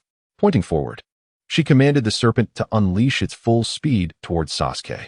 Sitting on the ground, Sasuke stared blankly at the unfolding scene. As the colossal serpent lunged within a mere meter of Sasuke, Naruto stepped forward, bracing himself against the beast with his back. He coughed up blood and glanced down at Sasuke, inquiring, Are you all right, you cowardly fool? Sasuke could hardly fathom what he had just heard. He was utterly shattered. He looked at the sword in his hand, and a thought struck him. I am so pathetic. At that moment, Itachi's words echoed in his ears. Oh, foolish brother. Your hatred is still insufficient. Why are you so weak? No, I am Sasuke, the bearer of my clan's final name, Uchiha Sasuke. In an instant, Sasuke activated his 3-tomo Sharingan, leaping over Naruto and charging at the woman in the conical hat with his sword raised. Uchiha sword technique, second form, Void Slash. The thunderous strike, a manifestation of destruction, unleashed 100 blades, sealing the fate of his opponent. This was an upgraded version of the Void 9 swords, capable of unleashing 100 sword energies in a single second. The blades flickered in and out of view, and in the blink of an eye, the woman was surrounded by hundreds of fissures, crackling with terrifying electrical energy. Blood spattered, 1 cut, 2 cuts, exactly 100 wounds appeared on her body. Thud. The woman collapsed to the ground. It was over. Sasuke fell to the earth as well, his Sharingan shutting off automatically. After pushing himself to the limit with that technique, he found himself utterly drained of strength. Nevertheless, he struggled to prop himself up, his lips parting as he murmured, "Did you see that, Naruto? Are you alright? Did I go too far?" Seeing Sasuke lying on the ground, Naruto's true nature emerged as he rushed over, worry etched across his face. "You're not a coward." Tears nearly welled in Naruto's eyes. I know, please don't say any more." The bond they had forged when Sasuke selflessly shielded Naruto in the land of waves had already been established. Sakura sighed in relief. Despite the arduous journey, they had ultimately vanquished this foe, thanks to Sasuke. Just when the trio thought the ordeal had concluded, the woman, now drenched in blood, stood up once more in an eerie posture. Her voice had transformed from that of an arrogant girl to a hoarse male tone, time and again. "You continue to surprise me, Sasuke-kun. Such a splendid Sharingan. How exquisite." Emerging from the blood-soaked skin was a man with unnaturally pale skin, his golden slit pupils resembling a demon from the underworld. Entering second form. Chapter 35, The Death Hunt Game. When the woman, now revealed as Orochimaru, stood again, despair washed over them. The relentless mental pressure had nearly shattered their minds. Sakura murmured, "How is it possible for someone to survive such injuries?" Sasuke gazed at the sky, still unable to overcome his limitations. "Father, mother, I cannot avenge you. Don't give up. I'm here," Naruto implored. If I can't do it, what makes you think you can, you super fool? Even if you're stronger than I am, it's far from enough to defeat such an enemy. Even with the mysterious shadow clone, it would be futile." He clearly saw that this man remained unscathed. Orochimaru extended his arm towards Sasuke, and seeing the battered form of his friend ignited Naruto's fury, pushing him to his limits. "Don't you dare hurt Sasuke." Naruto's eyes transformed into crimson slits, and he delivered a powerful punch that shattered Orochimaru's grasp. But he was not finished. He surged forward, kicking the giant summoned snake into the ground, rendering it lifeless. Orochimaru's expression shifted slightly, his demeanor becoming serious. This power, it must be from that Nine-Tails brat. Sakura was incredulous at the sight. How is Naruto so strong? It was indeed the Nine-Tails lending its power. Naruto felt his blood surge, relentlessly pursuing Orochimaru with punches and kicks, closing in with each step. Orochimaru evaded Naruto's strikes with an agility beyond human capabilities, analyzing, in a state of heightened emotion, does the Nine-Tails chakra overflow? Both speed and strength are significantly enhanced. Yet he retains his sanity. This could make for an excellent vessel. In a fleeting moment, he contemplated seizing Naruto's body. Unfortunately, he lacked the Sharingan. After being swiftly defeated, he developed an almost obsessive desire for the Sharingan. "Right now, my focus is on Sasuke. Naruto, you're becoming a nuisance," Orochimaru hissed, no longer willing to entertain Naruto. And with renewed strength, he seized Naruto, lifting his shirt to expose his abdomen. "A sealing technique, huh? Let me add another layer for you, just to calm you down." His fingers curled into claws, gathering potent chakra at his fingertips. 5-element seal. Once this seal was placed on Naruto, he would be unable to utilize the Nine-Tails power. Struggling, he formed a cross seal with his hands. Damn it. Shadow clone technique. Woofing out, a shadow clone emerged. Both he and the complete Nine-Tails within him were unwilling to see Naruto's true form sealed. Orochimaru dismissed the clone, unconcerned as one of the legendary Sannin. What impact can a mere child's shadow clone have on me? Bang! Until a heavy punch struck his face, distorting Orochimaru's features and sending him flying. His body crashed into and shattered several trees before finally coming to a halt. This unexpected maneuver caught him off guard. The clone exchanged glances with Naruto. Despite it being their first joint battle in a long time, Naruto immediately comprehended, forming a cross seal, multiple shadow clone technique. Countless shadow clones of Naruto materialized, swarming toward Orochimaru to deplete and distract him. The clones seized the opportunity to blend in, indistinguishable from the other shadow clones. Creak, creak, a strange sound rang out as Orochimaru stood up in a grotesque manner, touching the imprint left by the clone's punch and sensing a faint sting of pain. He marveled, how incredible. The force of that punch reached 5,000 kilograms, with a speed of 60 meters per second, undoubtedly an impressive level for a Chunin. Trembling with excitement, he realized, but without a doubt, this was caused by a shadow clone. I witnessed it with my own eyes. There's no mistake. Yet this tangible sensation is certainly not from a mere clone. He licked his lips, adopting a serious demeanor. Today, I merely intended to observe Sasuke-kun. But I never anticipated encountering something so intriguing. Such a genuine shadow clone, a rarity in 100 years, no. A mystery unheard of in the history of the ninja world. I must possess it, driven by an insatiable thirst for knowledge. Orochimaru set aside thoughts of Sasuke and focused intently on Naruto. At this moment, Naruto's multitude of shadow clones surged forward, their eyes aflame yet devoid of brutality. Diligently launching their attacks, whether through punches or kicks, Orochimaru easily deflected them, effortlessly dispelling numerous clones with each movement, patiently biding his time. Not this one, nor this one. His keen serpent-like gaze scanned each Naruto clone in the vicinity, and to his astonishment, after reviewing them all, he failed to identify the unique shadow clone. Wait. He observed that among the horde of Naruto's, one figure remained stationary, cautious, and unmoving. Most crucially, its eyes were blue. The special shadow clone's eyes were also blue. Got you. Orochimaru transformed his entire being into a fleeting shadow, like a whispering breeze weaving through the vast expanse of the sound-filled sky, swiftly arriving before Naruto. Secret technique, snake binding cage. He morphed into a serpentine silhouette, ensnaring Naruto in a complete 360-degree embrace, ensuring his escape was impossible. Now, let me unveil your secrets, he declared, as the binding tightened.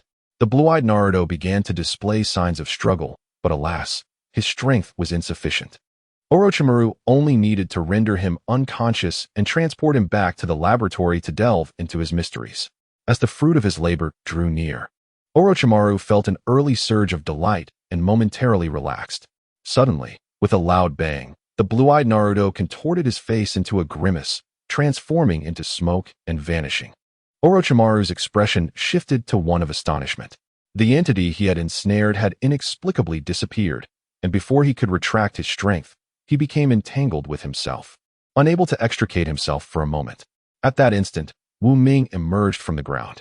As Naruto deployed multiple shadow clones to serve as a distraction, he also created a blue-eyed clone as bait while he concealed himself underground. Basic sword technique, continuous thrust. The crimson sword of Ming materialized in his hand, and without hesitation, he thrust it with all his might towards Orochimaru's neck. The blade pierced through the skin, embedding itself deeply and drawing forth a spurt of blood. During 2 years of rigorous training as a warrior of the Iron Country, Ming had practiced this straightforward thrust countless times, making this strike both swift and precise. Orochimaru barely managed to dodge a fatal blow, releasing a pained groan. He had been wounded. Transforming back into his human form, he touched the crimson liquid on his neck, falling silent. Despite having ensnared himself and the significant factor being the unparalleled sharpness of the sword, it was undeniable that he, one of the legendary Sannin, had sustained a minor injury from a mere lower ninja. Such an injury was trivial for him, yet its implications were terrifying. Even Kakashi, the Umbu who once wielded the Raikiri and possessed the Sharingan, had not achieved this. Orochimaru's body began to sway unnaturally. He covered his face with one hand, his features obscured in shadow, and murmured, "It has been too long. In this protracted passage of time, I have not felt the true thrill of the hunt. Naruto, may I address you as such? Please forgive me." He even bowed. "My age has granted me considerable power, leading to my arrogance, causing me to overlook an exceptional presence like yours. This error ends now. From this moment forward, I vow to regard you as a true adversary." As the shadow clones continued their relentless assault, Orochimaru suddenly erupted in an explosion. Indeed, he detonated. What would ensue? Ming gripped his sword tightly, retreating to Naruto's side, his demeanor rife with vigilance. Suddenly, he felt a sticky sensation atop his head, as if something were resting on him. Naruto clutched his arm tightly, trembling as he exclaimed, Look! Was Naruto truly afraid?" Ming followed his gaze. The world transformed into a blinding white. He beheld a snake, a minuscule serpent. Then 2, 10, 1,000, tens of thousands. The entire forest, every flower, every tree, every blade of grass, was engulfed by the white serpentine shadows. The world had metamorphosed into a snake prison. With a mere flick, the remaining hundreds of Naruto's shadow clones were obliterated. Ultimately, they fixated on the lone Naruto at the center, collectively forming a voice that was neither male nor female, sharp and frenzied. Come, let us enact a splendid and perfect hunt together. Chapter 36, 1 minute. To determine life or death. Naruto, stay close to me. Wu Ming wiped the fine beads of sweat from his forehead, positioning himself back-to-back with Naruto, fortifying their defenses. The seemingly endless white phosphorescent snakes flicked their tongues, gradually closing in around them. Naruto's knuckles turned white as he resolved. Dear me, just keep moving forward. I will draw their attention. You must escape. The unwavering Naruto, who never surrendered in battle, had abandoned the notion of victory in the face of insurmountable power. His only aim now was survival. Wu Ming seized him, exclaiming in frustration, Fool, I am but a clone, and you are the original. It is my duty to protect you. Naruto retorted, absolutely not. What could they do in such a predicament? Think. Wait a moment, I have it. Wu Ming shifted his tone, but the situation has changed. I need you to buy me 1 minute. Just 1 minute. It's up to you. With that, he closed his eyes, beginning to cultivate a certain aura. Naruto paused, then affirmed, certainly. He turned to the endless sea of snakes, wielding a kunai in each hand, and declared, monsters, even if it costs me my life, I will not allow you to approach my Naruto. He did not inquire what Wu Ming intended to do, nor did Wu Ming explain, yet he trusted him unconditionally. The sea of snakes drew ever closer, a mere 30 meters separating them. Naruto gritted his teeth and formed a cross-seal, multiple shadow clone technique. Over 1,000 Narutos emerged, and the rapid consecutive use of such a high-level forbidden technique paled his complexion and induced waves of dizziness. The army of shadow clones surged forth to engage the serpentine horde. 58 seconds remained. Wu Ming, eyes closed, discerned faint golden specks emerging in the atmosphere. The slender snakes were cleaved in twain, yet more joined the fray in an instant, and Naruto's army of shadow clones began to falter. The snakes were tangible. The shadow clones were ethereal. With tens of thousands of snakes against merely over 1,000 clones, each shadow clone was forced to contend with dozens of serpents. These snakes were all manifestations of Orochimaru, each one formidable. In but a short while, all of Naruto's shadow clones were eradicated, while the snake horde had only suffered a loss of a few hundred, insignificant compared to their vast numbers. 40 seconds remained. Wu Ming began to grow anxious. Gripping the hilt of his sword, a faint golden glow now shimmering at its tip. Among the serpents, several hundred coalesced to form a single body, manifesting Orochimaru's visage. He fixed his gaze on the sword in Wu Ming's hand, a sudden sense of foreboding washing over him. My sixth sense warns me of an unknown force gathering in this space. Ah, it is that sword. It is gradually channeling chakra from within, resonating with the natural energy of the world. How remarkable that it can achieve such a feat. Alas, it is too late. Only 10 meters remained. A wave of exhaustion washed over Naruto, his vision blurring with double images. He was drained from the relentless battle. Since Orochimaru's emergence, he had been swallowed by the snake, using the multiple shadow clone technique 3 times. The first allowed him to burst free from the serpent's belly. The second, in conjunction with Wu Ming's feigned assault, had injured Orochimaru, and the third had just occurred. It is essential to note that this was no ordinary ninjutsu, but a forbidden technique, imposing a heavy burden on both body and spirit. He pondered surrendering to slumber. Yet, glancing at Wu Ming, who remained defenseless with closed eyes, he saw him striving with all his might. And he, who had vowed to withstand for a minute, had only managed 20 seconds. No. With renewed determination, Naruto shakily formed the seals once more, multiple shadow clone technique. Instantly, another wave of shadow clones appeared. I have done my utmost. The fourth use of the multiple shadow clone technique. A wave of absolute fatigue engulfed him, and Naruto lost control of his body, toppling backward, only to be caught by 2 shadow clones. Blood beads seeped from his pores, his body operating beyond its limits. Wu Ming silently intoned, 40 seconds remain. Can we hold them off? No, we cannot. In the arena, 100 Naruto shadow clones exchanged glances, each reflecting a shared bitterness. Indeed, this was Naruto's final attempt at the multi-shadow clone technique, yielding only 100 clones. Previously, over 1,000 had managed to hold off for merely 20 seconds, and they anticipated that even 5 seconds would be beyond their grasp. 5 meters. They could even perceive the fervent excitement, distortion, and madness in the serpent's eyes. With no choice left, the 100 Naruto clones nodded, prepared to fight to the death. I come to assist you. Suddenly, A resounding voice echoed with vigor. The 100 clones paused, glancing around to discover an additional 1,000 clones had appeared. Orochimaru's eyes widened in exaggerated disbelief. Unheard of. At that moment, Wu Ming, his right hand gripping a sword and charging with energy, found himself unable to halt. Yet the situation had reached a dire climax. The shadow clones had nearly vanished. I have inherited all of Naruto's abilities and can similarly perform the multi-shadow clone technique, but my right hand must remain in a sword-gripping state. Otherwise, all would be in vain. My left hand alone is free. How can one hand form a cross seal? I can't perform a one-handed seal. Wait. Perhaps it could work this way. He summoned a Naruto shadow clone, extending his left hand's index and middle fingers horizontally. The clone, understanding his intent, extended its right hand's index and middle fingers vertically. Thus, both hands combined to form a cross seal, multi-shadow clone technique. The clones continued to unleash the multi-shadow clone technique, still forming the seal with one hand. Orochimaru's astonishment was beyond words. He silently retrieved a stack of character cards, swiftly flipping through Zuki Sujetsu, Uzumaki Karen, J-Go, Kimimaro, and Uchiha Sasuke, adding another card, Uzumaki Naruto. In the arena, 1,500 Wu Ming shadow clones exchanged glances, rapidly discussing. This is dire. There are too many snakes. Even with our addition, we can barely hold on for another 20 seconds. After we perish, the remaining seconds will surely spell doom for the original. The number of snakes was overwhelming. Suddenly, one Wu Ming clone had an epiphany and exclaimed, 1,300 brothers. Go to the periphery to hold them off. The remaining 200, gather with me in the center. The clones, in sync with each other, quickly assumed their respective roles. Only 15 seconds remained.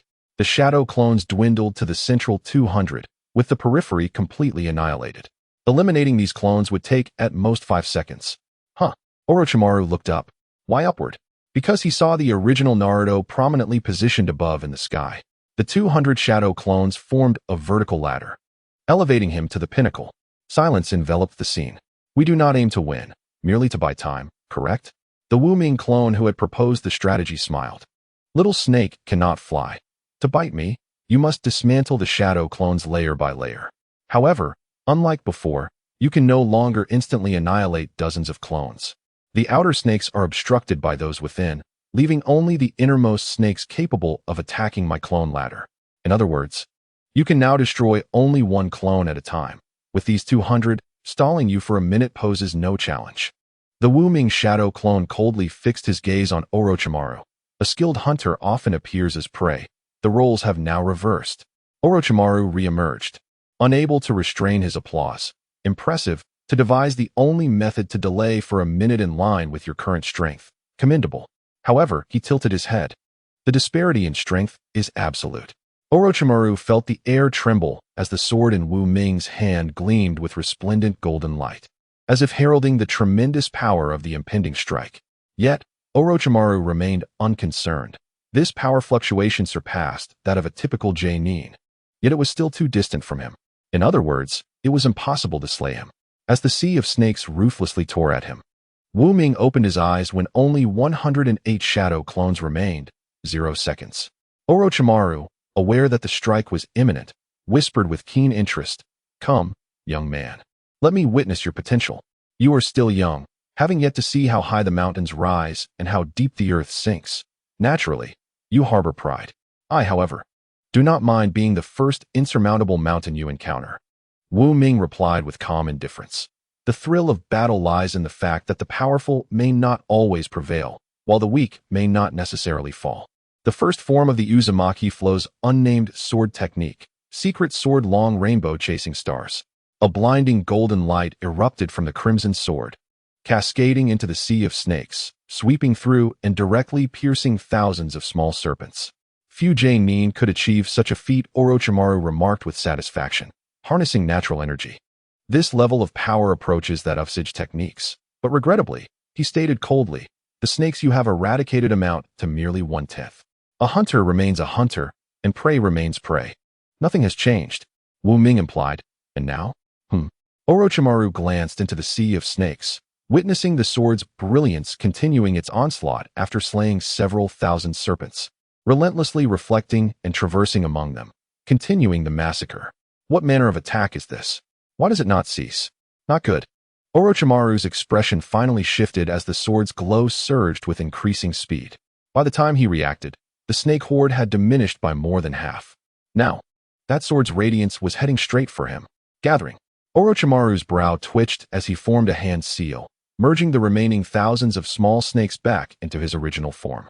Before he could catch his breath, the sword's radiance surged forward with unyielding momentum, arriving before him. Triple Rashomon. 3 colossal gates of red, green, and blue burst forth from the ground, rising to block Orochimaru. The sword's brilliance barely pierced the first Rashomon before losing its force, dissipating into nothingness. Wu Ming sighed at the sight. My sword's radiance seeks out nearby foes after eliminating its first enemy. It will not cease unless the next adversary survives. Its precious characteristic lies in this trait. In terms of sheer power, it indeed falls short. Nevertheless, it has proven effective. He regarded Orochimaru with a semblance of a smirk. Suddenly, Orochimaru spat out a mouthful of blood, his entire being succumbing to a state of exhaustion, his body shattered and grievously wounded. The previous snake horde had been entirely conjured from his essence. With their obliteration, Orochimaru's strength had temporarily plummeted by 90%. Had he not recklessly divided his power into so many parts, he would have indeed been capable of contending with Wu Ming. Orochimaru stood there, reflecting on the recent events, and suddenly declared, "Your sword contains the essence of the law." Wu Ming was taken aback. Law? Orochimaru continued in a tone laden with intrigue. Law is a pattern composed of chakra links. It represents a higher manifestation of energy. The Ito Tensei technique embodies the law of life and death, while Hiraishin embodies the law of space, thus possessing various extraordinary powers. This has led to no more than a handful of individuals mastering them over thousands of years. Yet you, at such a young age, have touched upon this realm. Your future is boundless. Wu Ming listened intently, feeling as though a door to a new world had swung open before him. Orochimaru's face suddenly bore a playful grin. A genius like you, belonging to Konoha as a rogue ninja, should I quell you in your cradle? Step by step, he approached Wu Ming, closing the distance between them. As the alarm bells rang in Wu Ming's heart, he maintained a calm facade and spoke, Orochimaru-san. Why persist in pushing me? At this moment, your strength is but a fraction of what it once was, and though I may be lacking in perception, I can still discern that. He shifted his gaze slightly and continued, the world of martial arts is not solely about combat. Do you not agree that delving into the realms of science is what we should truly pursue? Orochimaru chuckled, do not focus solely on me, in your current state. A mere gust of wind might bring you to your knees. The implication was clear, while he was not in prime condition. Wu Ming was in an even more precarious situation. The danger loomed large. He had already sent Sakura away with the incapacitated Sasuke to deliver a warning, and Naruto was utterly exhausted. Only the two of them remained. Wu Ming managed an awkward smile, realizing the predicament he was in. Haha, you've seen through me. Indeed. That last strike drained my strength, and every movement now sends sharp pain coursing through my body. However, this is Konoha, and I am aware that the proctor, Akato, is en route here. You surely do not wish to encounter her in your current state? Orochimaru feigned contemplation. You present a valid point. I have sensed Akato through my curse mark. Though she is my rather foolish apprentice, she has mastered twin serpent assault, and in my current condition, I would not fare well against her. He followed Wu Ming's line of reasoning. Therefore, rationally speaking, I should vacate Konoha immediately to recuperate and strategize for the future, correct? Wu Ming sighed with relief. Uncle Snake truly is a man of reason, unlike those reckless fighters. A sincere smile graced his face. If there is nothing further, may I take my leave? Your mercy has saved my life, a debt I shall never forget. I will surely bring a gift when I visit next. Oh, conversing with an astute individual is indeed a relief. It seems this ordeal has come to an end. At that moment, the pride that had once lingered in his heart dissipated entirely. Only when facing Orochimaru did he truly grasp the chasm that lay between them. Had it not been for Orochimaru's unfortunate encounter with his own weapon, the likelihood of victory for him and Naruto would have been nearly non-existent. Orochimaru's smile remained. Yet his words took a darker turn. The conditions are tempting, but upon reflection, it would be better to eliminate you, Naruto-kun. Wu Ming felt a surge of alarm and attempted to dissuade him. Please do not stray down this path. You are a legendary Sannin. There is no need to risk your life over a mere ninja like myself. Orochimaru, observing Wu Ming's anxious demeanor, finally laughed heartily. Indeed. 1/10 of my strength is insufficient to face Konoha, but that was before. He suddenly trembled and contorted unnaturally, collapsing to the ground, leaving behind an old, withered shell. From within, a new Orochimaru emerged, slick with mucus, his golden slit-like eyes affixed on Wu Ming. Behold, I have returned. Wu Ming, feeling the overwhelming presence of the revitalized Orochimaru, felt tears of despair threaten to spill, unable to restrain himself from muttering, "This is too much. How can there be a third form? Who designed this shamelessness? I must report this as cheating." At this moment, even the likes of Konohamaru would pose no threat to him, yet he found himself facing a top-tier rogue ninja. Orochimaru seemed to relish the sight of Wu Ming's helplessness, casually remarking, "It seems the wounds from earlier were indeed your doing, wasting a precious opportunity for me to shed my skin." His voice shifted to a low, ominous tone. "You shall perish. The shadow of death looms ever closer." Wu Ming let out a resigned sigh. "There is no other option. Have you heard of nuclear bombs?" Orochimaru paused. "What?" Wu Ming opened his mouth, and an overwhelming force of destruction manifested. Tailed beast bomb. Chapter 38. Stop. Uncle Snake, you've bitten the wrong target. The tailed beast bomb. The concentrated essence of high-level destruction and death materialized before them. Orochimaru felt the aura of annihilation and his expression shifted drastically. This was incomparably more potent than the previous sword technique. He began to form seals with astonishing speed while urging, "Naruto-kun, calm down. I concede your earlier suggestion to leave was quite reasonable. I shall overlook your previous offense." Wu Ming remained silent, unleashing the orb of destruction. "Watch closely, this will be quite spectacular." Inside Wu Ming, the complete Kyūbi also opened its mouth. Damn! Orochimaru's thoughts raced. There was no time to invoke the rebirth of the world technique now, or he might truly meet his end. The eternal, enchanting truth of existence revealed itself only in fragments. How could he face death? With a sudden roar, he called forth 10,000 snakes. A colossal purple serpent erupted from the ground. Its eyes widened as it faced the oncoming beam of destruction, with no time to evade. It perished. Seizing the brief moment afforded by the serpent's sacrifice, Orochimaru completed his technique. Triple rebirth of the world. The green, red, and blue-fanged gates reappeared, like the foundational stones of a ghostly city. Yet in that moment, they too faced overwhelming defeat. Boom. 1 layer, 2 layers, 3 layers, the gates shattered. The power of the tailed beast bomb was expended. Orochimaru was thrown into the earth, his form sinking into the ground. Moments later, he emerged from the soil, trembling. And rather than taking any other action, he pulled out a card, making a slight alteration. Naruto Uzumaki. He mused, "The power of the Nine Tails is truly." Wu Ming interjected. "Terrifying, indeed." Orochimaru nodded in reluctant agreement. Indeed, that description fits. He inhaled deeply, gazing at Wu Ming, and then suddenly sighed heavily, shaking his head in regret. "What a pity, you lack that capability." Wu Ming asked, "Do you wish to continue fighting?" Orochimaru's golden eyes glimmered with amusement. "No more fighting. Naruto-kun, you have earned my respect and your life through your prowess." Wu Ming inquired, "Really?" Orochimaru replied, "Hiss, I do not stoop to lies." He added, "While your technique was indeed formidable, I doubt you can unleash it again in such a short span. Besides, I never truly intended to kill you. Otherwise, you would not have heard me prattle on during our previous encounter." He was not one to ramble. Orochimaru stretched his arms, tilted his head, and cheerfully remarked, "Subarashi, it has been ages since I last had the chance to stretch my limbs. It is rare to meet a young man who values science so highly. I cannot bear to eliminate you just yet." Wu Ming gave a thumbs up. "Well done, old friend. You truly are impressive, only slightly inferior to my swordsmanship." In the realm of consciousness, the Kyūbi wagged its tail, having finally released its power after such a long wait. It felt akin to awakening on a beautiful Saturday. With the gentle patter of rain outside, no classes or assignments to worry about, and a chilled soda resting on the table. You stretched comfortably and let out a long yawn. Ah, what a delightful sensation. For the Kyūbi, that simple yawn transformed into a tailed beast bomb symbolizing peace.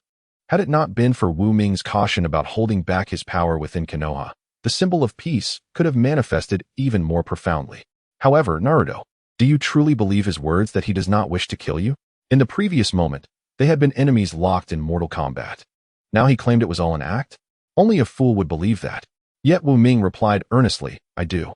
His gaze remained fixed upon Orochimaru, who, despite appearing disheveled, bore an enigmatic smile, leaving Wu Ming to ponder how many more hidden cards he might possess. Moreover, based on his understanding of Orochimaru, it was clear that violence was not his ultimate pursuit. In this sense, the two individuals were perhaps the only true confidants in this world, both sharing a reverence for science. Under the nurturing energy of Kurama, Wu Ming's physical condition improved significantly. He approached and lifted the exhausted Naruto, preparing to reunite with Sasuke and Sakura. Gazing up at Wu Ming, Naruto murmured, Dear, I'm so sorry I couldn't succeed. He struggled to voice his regret for not being able to hold Orochimaru for even a minute. Wu Ming interrupted him, Foolish Naruto, my success is equivalent to your success. Do you understand? Furthermore, focus on your training. Next time, you won't have to overexert yourself. Wu Ming turned to Orochimaru. Mr. Orochimaru, shall we leave it at this? We can discuss the path of science another day. This was not mere politeness, but a heartfelt truth. He was genuinely curious about the extraordinary sparks that might ignite between two individuals from such disparate worlds. Orochimaru's eyes flickered with interest. How intriguing, young man. Your manners are commendable. As you wish, our battle will cease, and you are welcome to visit my research facility anytime. However, I have one final matter to attend to. He gestured, and dozens of small snakes slithered forth, revealing two figures ensnared within, a bound Sasuke and Sakura. Wu Ming's expression changed dramatically. Wait, this is... I told Sakura to take the unconscious Sasuke and flee when I joined the battle. Both were trapped by the serpents, unable to speak, their wide eyes pleading with Wu Ming to escape. Orochimaru shrugged. Relax. I have no intention of harming your friends. Here, let her go. Sakura was released, and Wu Ming rushed to embrace her and Naruto. Orochimaru continued. As for Sasuke, there are matters between us that must be addressed. He had not forgotten his primary objective in Konoha, which was to assess Sasuke's strength and then implant the cursed seal. Contemplating this, he cast a wistful glance at Wu Ming. Truth be told, Wu Ming's unexpected performance had surpassed all expectations, and acquiring such a body would be exceptionally worthwhile. Regrettably, he sighed, Naruto, despite excelling in many aspects, lacked something essential. Wu Ming, in a state of urgency, implored, Stop. Release Sasuke. Orochimaru replied with resignation, Naruto, do not hinder me any further. This matter is non-negotiable. It is for your companion's benefit to grant him power. After patiently explaining, he extended his neck towards Sasuke.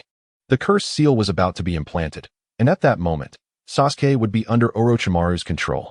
Sakura, taking a deep breath, broke down, Naruto, please, save Sasuke. Gritting his teeth, Naruto rose but collapsed back to the ground. Wu Ming declared resolutely, I will. Just as Sasuke was about to meet his fate, a blue chakra mark resembling a shape illuminated on Wu Ming's back, Flying Thunder God technique. Wu Ming vanished from his spot, reappearing beside Sasuke, swiftly pulling him away from the serpentine grasp. Orochimaru's head, still advancing, transformed from gentle to icy as he declared, Why persist, Naruto?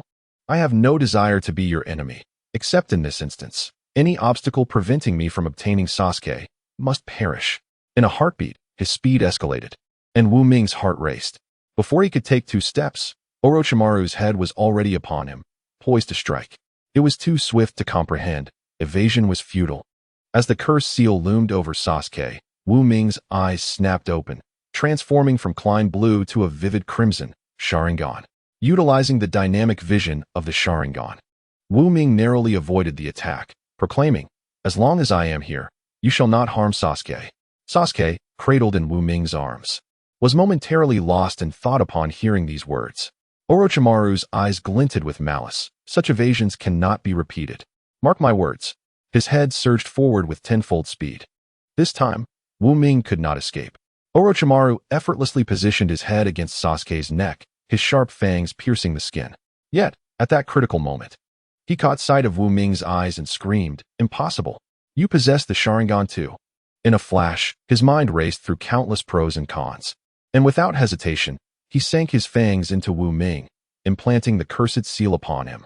Chapter 39. The Secret of the 3 Great Techniques Sanctuaries. This was an utterly unforeseen decision. Wu Ming felt an excruciating pain coursing through his body as he collapsed to the ground. Orochimaru cackled maniacally, Perfect. Absolutely perfect. Naruto, I never anticipated you would possess the Sharingan. He retrieved a stack of cards, bit his finger, and inscribed bloody characters. Naruto Uzumaki. You are the most perfect being I have encountered, surpassing both Kimimaro and Sasuke. The cursed seal harbors sage techniques, an immensely powerful energy. Although the odds of survival are merely 1 in 10, I believe you can endure. This is a farewell gift. Hissing, Naruto, should you desire more power, seek me out, and I shall personally guide you in mastering the laws of chakra. Orochimaru seemed to revel in immense pleasure, laughing maniacally, accompanied by a multitude of serpentine shadows. The very air around them appeared to warp under the weight of his sinister laughter, ultimately dissolving into an ephemeral mirage. When normalcy returned, Orochimaru had vanished, leaving only the 3 intertwining tomo forming a black mark on Wu Ming's neck as evidence of his visit. Ouch, that hurts. Wu Ming knelt on the ground in agony, tears streaming down his face, looking rather pitiful. Snake Uncle, you bit the wrong spot. I'm not Sasuke. Are you all right? 3 voices echoed simultaneously, the closest being Sasuke, who noticed the cursed seal on Wu Ming and exclaimed, "Damn, what did that guy do to you?" Sasuke attempted to staunch Wu Ming's wound, but found it had already healed. After a brief moment of pain, Wu Ming scratched his head. I'm fine, actually. I should be the one apologizing. He had inadvertently taken away Sasuke's advantage.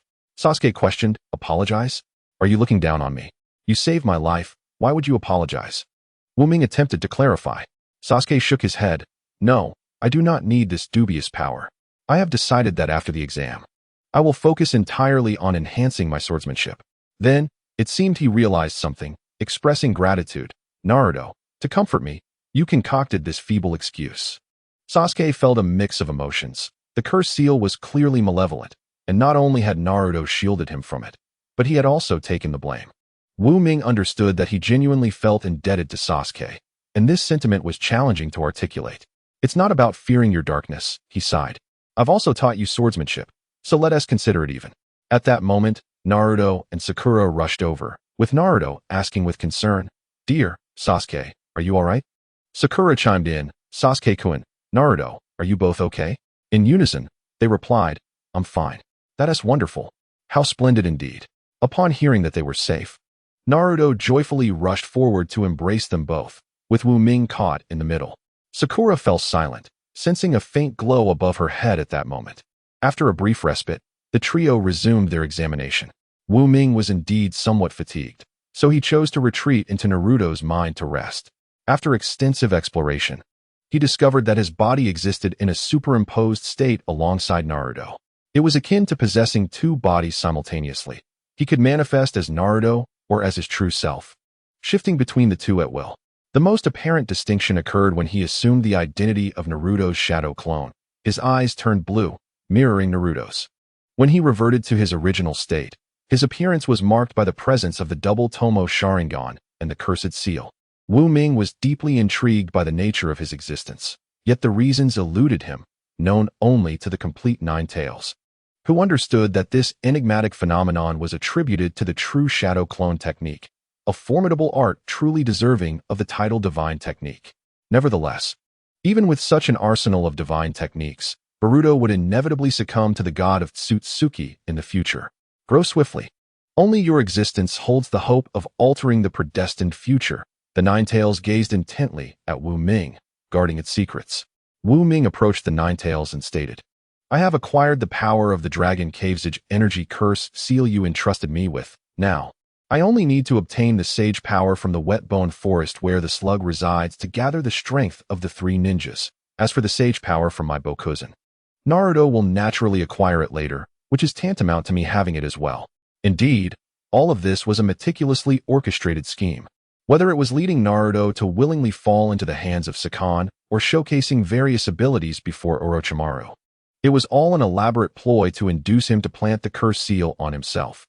True to form, after inadvertently revealing his Sharingan, Orochimaru unhesitatingly shifted his target from Sasuke to himself, a double-edged strategy which simultaneously resolved the issue of Sasuke's defection. Wu Ming inquired curiously, Nine Tails, why are you so insistent on having me gather these 3 powers? The Nine Tails pondered before replying, in the ninja world, No one has ever amassed the full power of the three great sage lands represented by the three ninjas, yet within this lies a true secret. With this secret, we may grasp a glimmer of hope in the seemingly inevitable future of death and despair. However, I cannot divulge more at this moment. This would also be revealed to Boruto decades later. Wu Ming smirked. Humph, keeping me in suspense is rather dull. Yet, he held faith in the Nine Tails. As for Konoha, they must have already detected the unexpected occurrences at the examination site. Although Orochimaru had cleared the area of onlookers, the battle had still generated considerable commotion. And what of Akatsuki? Wu Ming had not forewarned her. He did not wish for the chief examiner to interfere with his acquisition of Orochimaru's cursed seal. His earlier comments had merely been a ruse. The power of the cursed seal continued to integrate into his body, and Wu Ming assessed the enhancement, exclaiming, "If my previous power was a mere 10, now it stands at 25. An entire 2.5 times increase." The team continued onward, while Sasuke appeared somewhat distracted. The phrase that others overlooked echoed incessantly in his mind. "Naruto-kun, you also possess the Sharingan. What could this possibly mean?" Sasuke discreetly glanced at Naruto, whose clear, azure eyes met his gaze. "I must be overthinking this. How could Orochimaru's words be credible?" Shaking his head, Sasuke realized that now was not the time for idle speculation. He needed to devise a strategy to pass the examination. The Heaven and Earth scroll had already been consumed by Orochimaru, and they must find a way to reclaim it. Suddenly, an unusual sound pierced the serene forest. Sasuke narrowed his eyes and shouted, "Who goes there?" Yet his movements did not cease. Fire style, great fireball technique. The massive fireball surged forth, incinerating the dense underbrush and forcing the hidden figures to reveal themselves. Sasuke instantly focused on the forehead protector of the intruder. "Is it you?" Sasuke's demeanor shifted. After engaging in such high-stakes battles, they had finally encountered an easy target. Chapter 40, Unprecedented. Nine-Tails System. The insignia was unmistakably that of the Sound Ninja Village. Sasuke grinned broadly, revealing his gleaming white teeth, and coldly remarked, "Well, what a coincidence. Are you planning to ambush us here?" Wu Ming also recognized Sakan and his companions. He vaguely recalled a battle with them in the original storyline, where their strength was formidable, and even Lee had struggled against them. Ultimately, it was only after activating the curse seal that Sasuke managed to defeat them. Sakan trembled uncontrollably, exclaiming, "Misunderstanding. You must listen to my defense. We were merely passing through. We'll be on our way." When Orochimaru cleared the area, he did not eliminate his own people, which meant Sakan had witnessed their battle from a distance. The terrifying swordsmanship and the unimaginable power of the tailed beast bomb left them devoid of any will to resist. Flee. Would they allow that? This was a perfect opportunity, as they were in dire need of scrolls. The recently recuperated Tsu, upon seeing Naruto, was overwhelmed with unpleasant memories, his eyes bulging with rage. "Hurry." Sasuke chuckled. Unable to best Orochimaru or Naruto, he finally had a chance to confront someone he could defeat. He coldly stated, "I remember now. It seems we have an outstanding debt to settle." Naruto declared, "Sasuke, I'm here to assist you." Sakura added, "I'll help too, Sasuke-kun." Sasuke replied nonchalantly, "It's fine. You all just watch. I'm about to put on a show." He calmly observed as the enemy scrambled to flee 39 meters, then brandished his 40-meter blade, Uchiha style, void 100 slashes. 100 sword beams struck the space occupied by the Sound Ninjas in an imperceptible assault. The Sound Ninjas emitted horrendous cries, their garments reduced to tatters, drenched in crimson, resembling figures of blood. Wu Ming's mouth twitched. The upgraded second-tier Uchiha sword technique was indeed a form of ultimate move, and Sasuke was not one to hold back. He unleashed his strongest technique right away. The Sound Ninja trio was utterly taken aback. Was a battle not supposed to commence with cautious probing and mutual attrition? What was this sudden onslaught? It was akin to launching a powerful jutsu at the start of a game or revealing a winning hand in a card game. Entirely unheard of. Truly befitting of Sasuke. Even a passing dog would be struck by a bolt of Amaterasu. Alright, that was somewhat abstract, yet it perfectly encapsulated Sasuke's character.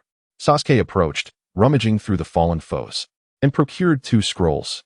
"Excellent. Since you have gathered them, I need not exert further effort.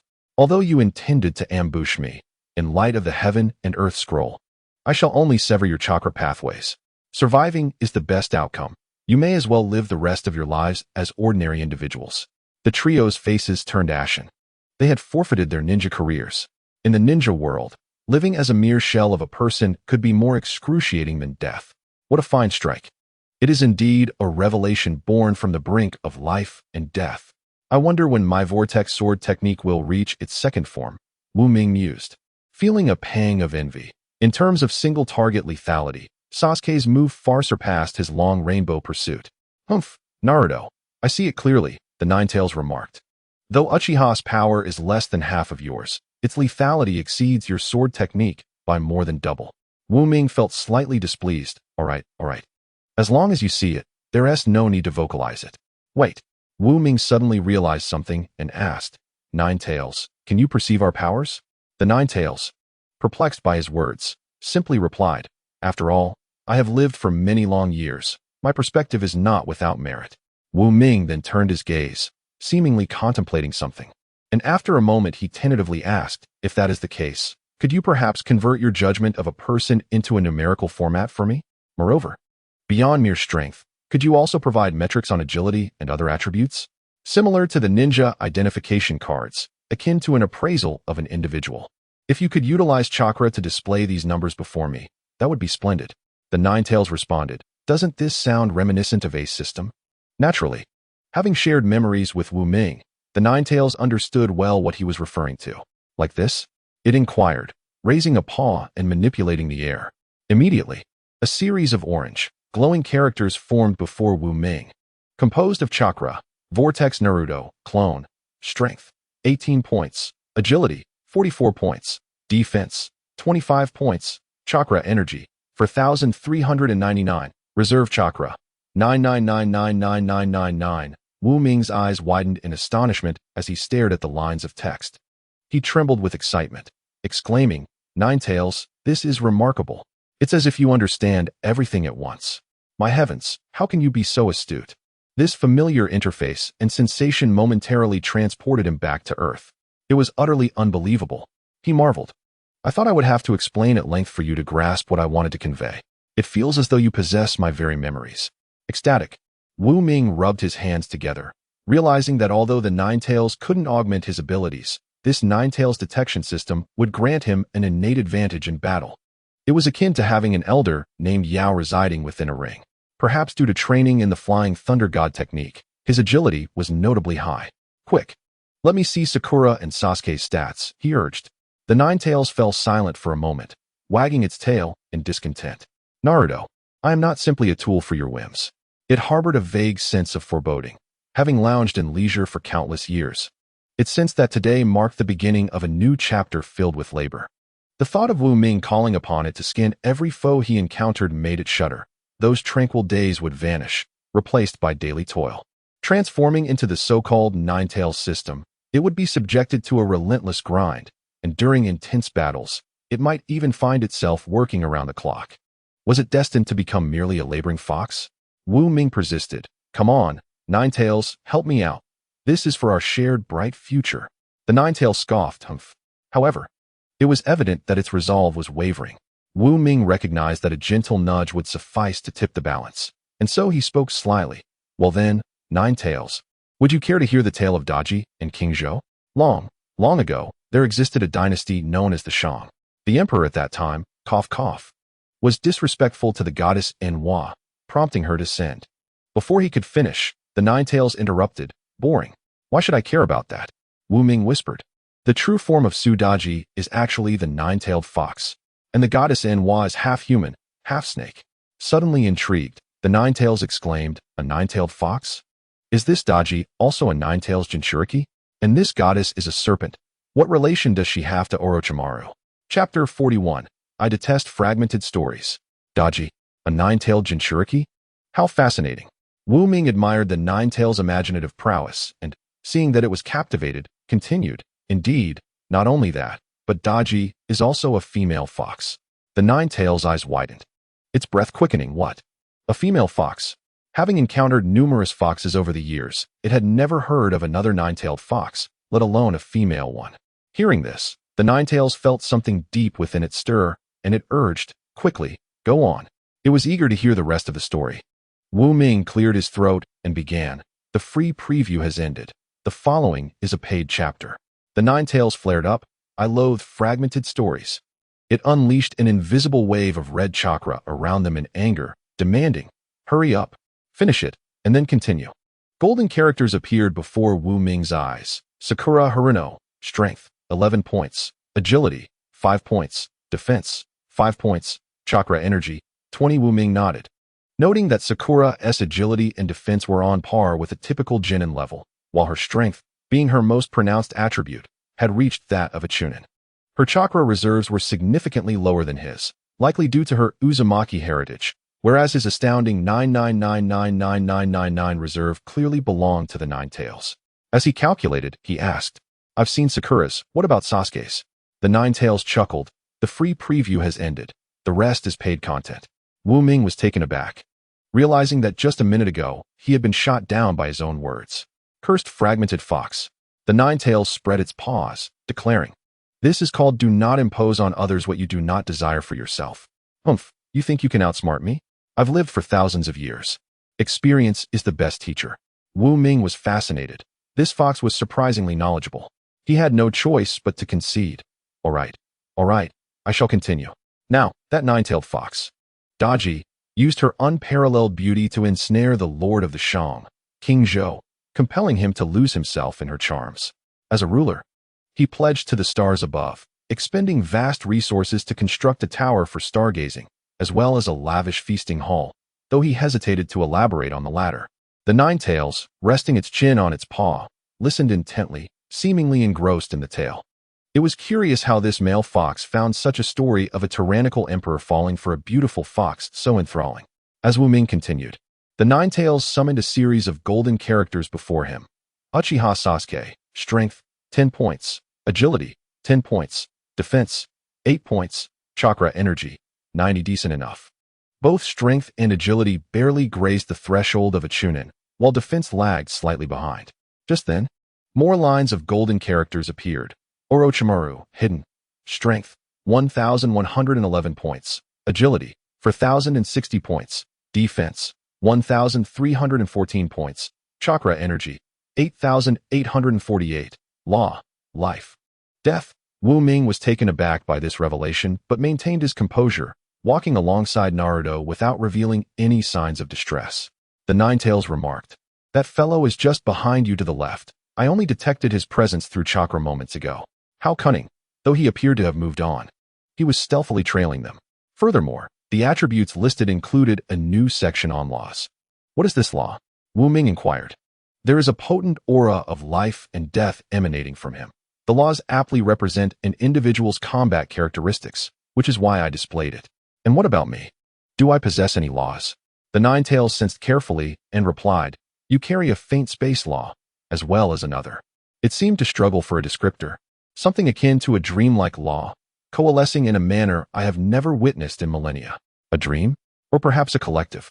Wu Ming pondered, realizing it must refer to dream realization. That made sense. Indeed, it was something unique to him. Perhaps in the future, Kabuto could also achieve it. With a sigh, he resolved to disregard the trailing presence, although he could still feel intermittent pain coursing through his body. He inhaled sharply, unable to resist pausing momentarily. Naruto, concerned, asked, My dear, does it still hurt? Just as Wu Ming was about to reply with a reassuring it's fine, the words transformed into a lament. Yes, it hurts terribly. I can hardly move. Naruto quickly urged, Then hurry back into my body to rest.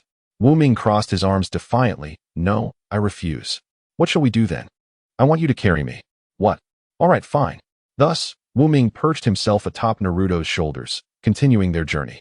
Naruto hung his head, weary from the burden, while Wu Ming playfully patted his backside, calling out commands like a charioteer. Before long, Naruto was breathless, muttering, I'm utterly exhausted. He wiped the sweat from his brow, glanced at the swiftly advancing group, and suddenly exclaimed, I simply cannot carry this weight any longer. Sasuke, come and bear him for a while. Swoosh. The sound of wind rushed by as Sasuke, doubting his own ears, pointed to his face. Me? Naruto maintained his serious demeanor. Yes. But Sasuke attempted to find an excuse to decline, but Naruto's words came tumbling out like a rapid-fire barrage. Oh, come on, you fool. Don't be so petty. I've been carrying him all this way and am nearly at my limit. Surely, I can't be the only one bearing this burden? Wu Ming is also a member of our team. You wouldn't deny such a small request, would you? After all, who saved us earlier? Sasuke's mouth twitched. He found himself devoid of any reasonable rebuttal and resignedly agreed. Fine then. He recalled the moment when Orochimaru had shielded him without hesitation, realizing that perhaps carrying Wu Ming for a bit was not such a burden after all. After all, teamwork should not rest solely on Naruto's shoulders. With determination, Sasuke approached Wu Ming and succinctly said, "Get on." Despite the words, a faint blush graced his cheeks. Was it truly acceptable to ride on Sasuke's shoulders? Wu Ming, still suffering from the curse mark's pain, perked up at the invitation, silently commending Naruto, and unceremoniously settled onto Sasuke's shoulders. Feeling the added weight, Sasuke tightened his grip on Wu Ming's ankle to prevent any mishap, then silently marched towards the tower at the center of the exam grounds. Wu Ming, in that moment, felt a surge of secret delight, a strange sense of pride and accomplishment. Naruto could not help but laugh aloud. Sasuke gritted his teeth in irritation. Idiot Naruto. What are you laughing at? Naruto chuckled, clutching his stomach. I wasn't laughing at you. I just remembered something amusing. It was too much. He burst into laughter. Ha ha ha. Chapter 42. 100 Schools of Thought Contend. Naruto's laughter rang out once more. Sasuke exclaimed, "You, Naruto, we have arrived," Sakura interjected, weary from the bickering of the two. Before the towering center, Sasuke bore Wu Ming on his back, his expression inscrutable, lost in thought. The sensation of carrying Naruto was unexpectedly not all that unpleasant, perhaps. Orochimaru had not followed but remained outside, waiting. The timely voice prompt from the Nine-Tails system echoed in Wu Ming's mind. Relieved, he realized that his decision to remain outside Naruto's body and insist on being carried was a precaution against sudden attacks, ensuring he could respond immediately. Fortunately, all was safe. No, it was not safe. At the tower's entrance, Gaara greeted them with a sincere smile. "Naruto, I've waited so long. You finally." He abruptly fell silent, staring at Wu Ming perched high on Sasuke's shoulders, his heart racing with alarm. Panic surged within Wu Ming as he sensed an impending danger. He attempted to dismount from Sasuke, exclaiming, "It's not what it seems. Gaara, let me explain." But he halted mid-sentence. Why should he explain? He hadn't done anything wrong. Sasuke, feeling Wu Ming's intention to descend, tightened his grip, stating, "Stay still. We have a ways to go." Gaara watched the closeness between Wu Ming and Sasuke, his expression morphing into one of deep distress, nearly on the verge of tears. "Naruto." He reached out a hand, uncertain of how to articulate his feelings. "I thought we were best friends, yet I cannot bear to see you with others. I am so selfish." He bowed his head, struggling against the tears threatening to spill from his eyes. The atmosphere around them crackled with tension, the sand particles vibrating ominously. Things are getting chaotic. Sakura and Kankuro instinctively took a step back, sensing the situation was beyond their involvement. Sasuke, feeling the mounting pressure, furrowed his brow. Newly empowered, he refused to back down. Locking eyes with Gaara, "Please step aside. I need to take Naruto inside. And if you want to fight, I am more than willing." A competitive spirit ignited within him. Gaara struggled momentarily, but ultimately, he refrained from taking action. After all, Team 7 was unified. What was he in comparison? The situation was already fraught with complications when another cheerful voice rang out. "Naruto, welcome to the exam." Hinata, having heard of Naruto's arrival, hurried down from the tower top, only to be met with the chaotic scene. She gasped, covering her mouth in surprise, her expression a blend of sorrow and disbelief. Wu Ming, witnessing her reaction, closed his eyes and sighed. Let it all come crashing down. I'm so tired. What a hellish scenario. Who would come to his rescue? At that moment, Gaara, Sasuke, and Hinata stood in a tense triangle, their gazes clashing as if to declare, "Naruto belongs to me." The battle of 100 voices. The onlookers dared only to spectate from the sidelines. What is everyone doing here? My clone is injured and needs to rest. Pronto. Only Naruto, standing beside Wu Ming, remained blissfully unaware of the turmoil, his confusion palpable. What? Naruto is injured? Gaara's previous dissatisfaction evaporated, and his animosity towards Sasuke dissipated instantaneously. It turned out the reason behind Sasuke carrying Naruto was out of camaraderie. He had misunderstood the situation. He bowed sincerely to Sasuke. "Thank you for taking care of Naruto." Sasuke replied, "Humph, that attitude is more acceptable." Hinata, Having momentarily forgotten the earlier tension, approached Wu Ming with concern. Naruto, I have healing ointment. Please use it. The previously charged atmosphere dissipated, their collective focus shifting to Naruto's injuries. My dear, you are truly a divine assist. Wu Ming exclaimed, excitedly rubbing Naruto's face. Nearly wanting to plant a kiss upon him, grateful for his intervention. Despite being over 20 years old and having weathered numerous storms, he felt utterly flustered in this situation. Thankful for Naruto's timely rescue. Heh, I didn't do much, Naruto replied, somewhat bewildered yet elated that he had finally been able to aid Wu Ming. Marvelous, truly marvelous. The Ninetales chuckled heartily in the recesses of Wu Ming's consciousness, sensing an underlying principle within him that consistently transformed peril into safety at crucial moments. Ah, Naruto, unbeknownst to you, you have become the epicenter of everyone's attention and contention. Even Orochimaru, lurking in the shade outside the tower, found the scene unexpectedly delicate. With no further words to exchange, the second stage of the Chunin exams concluded seamlessly as they reached their destination. The group departed the towering structure, setting off towards the site of the third examination. In the peripheral vision of Wu Ming, Orochimaru stealthily followed him, eventually arriving at the examination venue, where he seamlessly transformed his appearance, donning the forehead protector of the Sound Village, and took his place among the examiners. Thus, he became one of the examiners. Wu Ming had the urge to critique the security measures of Konoha, yet refrained from reporting Orochimaru. Firstly, reporting him now would only prompt an immediate escape or an all-out confrontation, neither of which would yield favorable outcomes. Secondly, had he intended to report Orochimaru, he could have informed the third Hokage prior to the examination, but he chose not to, as he and Orochimaru had established a somewhat ambiguous collaborative relationship. Wu Ming harbored aspirations of advancing science in this world, an endeavor aimed at bolstering all forms of strength to confront extraterrestrial threats. Such an endeavor could not be accomplished alone. Thus, enlisting Orochimaru as an ally seemed a harmonious match. Wu Ming possessed innovative ideas the world had never seen, while Orochimaru brought a profound foundation cultivated over many years. Below, the 12 guardians of Konoha and 3 representatives from Sunagakure stood in 5 lines, while Kakashi, Guy, and numerous elite ninjas stood beside the Hokage. Scanning the arena, one would find very few competitors.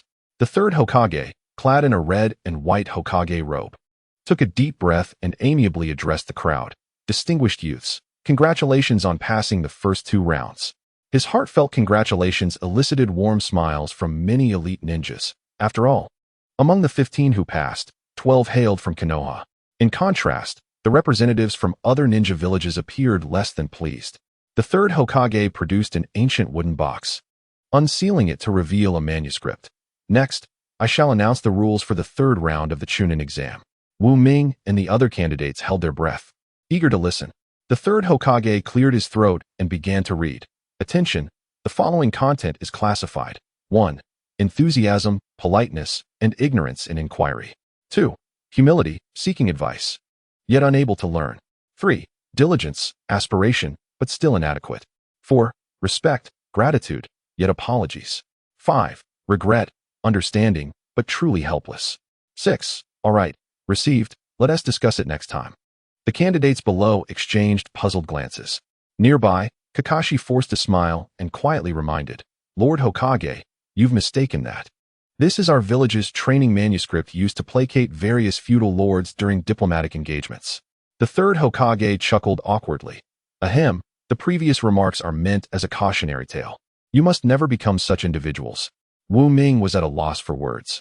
This manuscript was something he had encountered during his time in the Umbu, where he had learned that the third Hokage often found himself beleaguered by various political and diplomatic issues, leading to this clever stratagem. The results were evident. Since Konoha's diplomats had mastered this approach, they navigated the diplomatic landscape of the 5 great nations with remarkable ease, handling issues with overwhelming efficiency, much to the chagrin of other nations.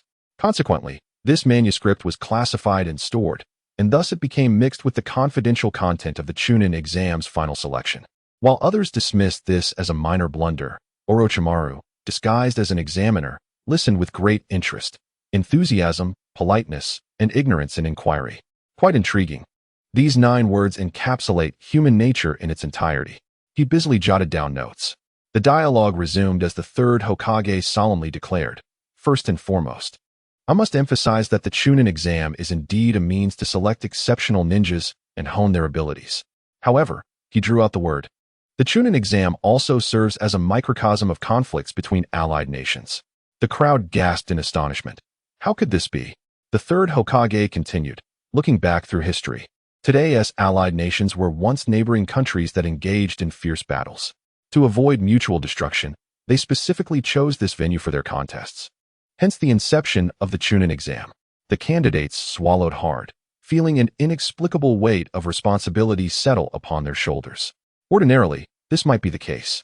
But at that moment, the candidates exchanged glances, recognizing familiar faces, save for the trio from Sunagakure. Gaara, undaunted by the gazes of others, boldly responded, secretly relishing the opportunity to face 11 opponents simultaneously. The third Hokage seemed to catch on to this sentiment, stating directly, "The final exam will consist of one-on-one battles, with opponents determined by a draw. The examiners will assess your performances to determine your eligibility for the rank of Chunin." The large screen began to scroll, names whirling rapidly. As the atmosphere thickened with anticipation, with everyone subconsciously hoping to avoid an encounter with Gaara. Soon, the results were announced. Hyuga Neji. Oh, Neji, seeing himself as the first contestant, glanced around and mused. They say protagonists typically appear last, but it seems I shall take the stage first. Come forth, my opponent. Let us craft a spectacular battle together, etching a grand stroke in the tapestry of our fleeting lives. In the audience, whispers arose. Isn't that the prodigy Neji Hyuga? I've heard he possesses both talent and a cool demeanor. He seems rather dramatic. Wu Ming silently added the word cringeworthy in his mind, pondering who Neji would face this time.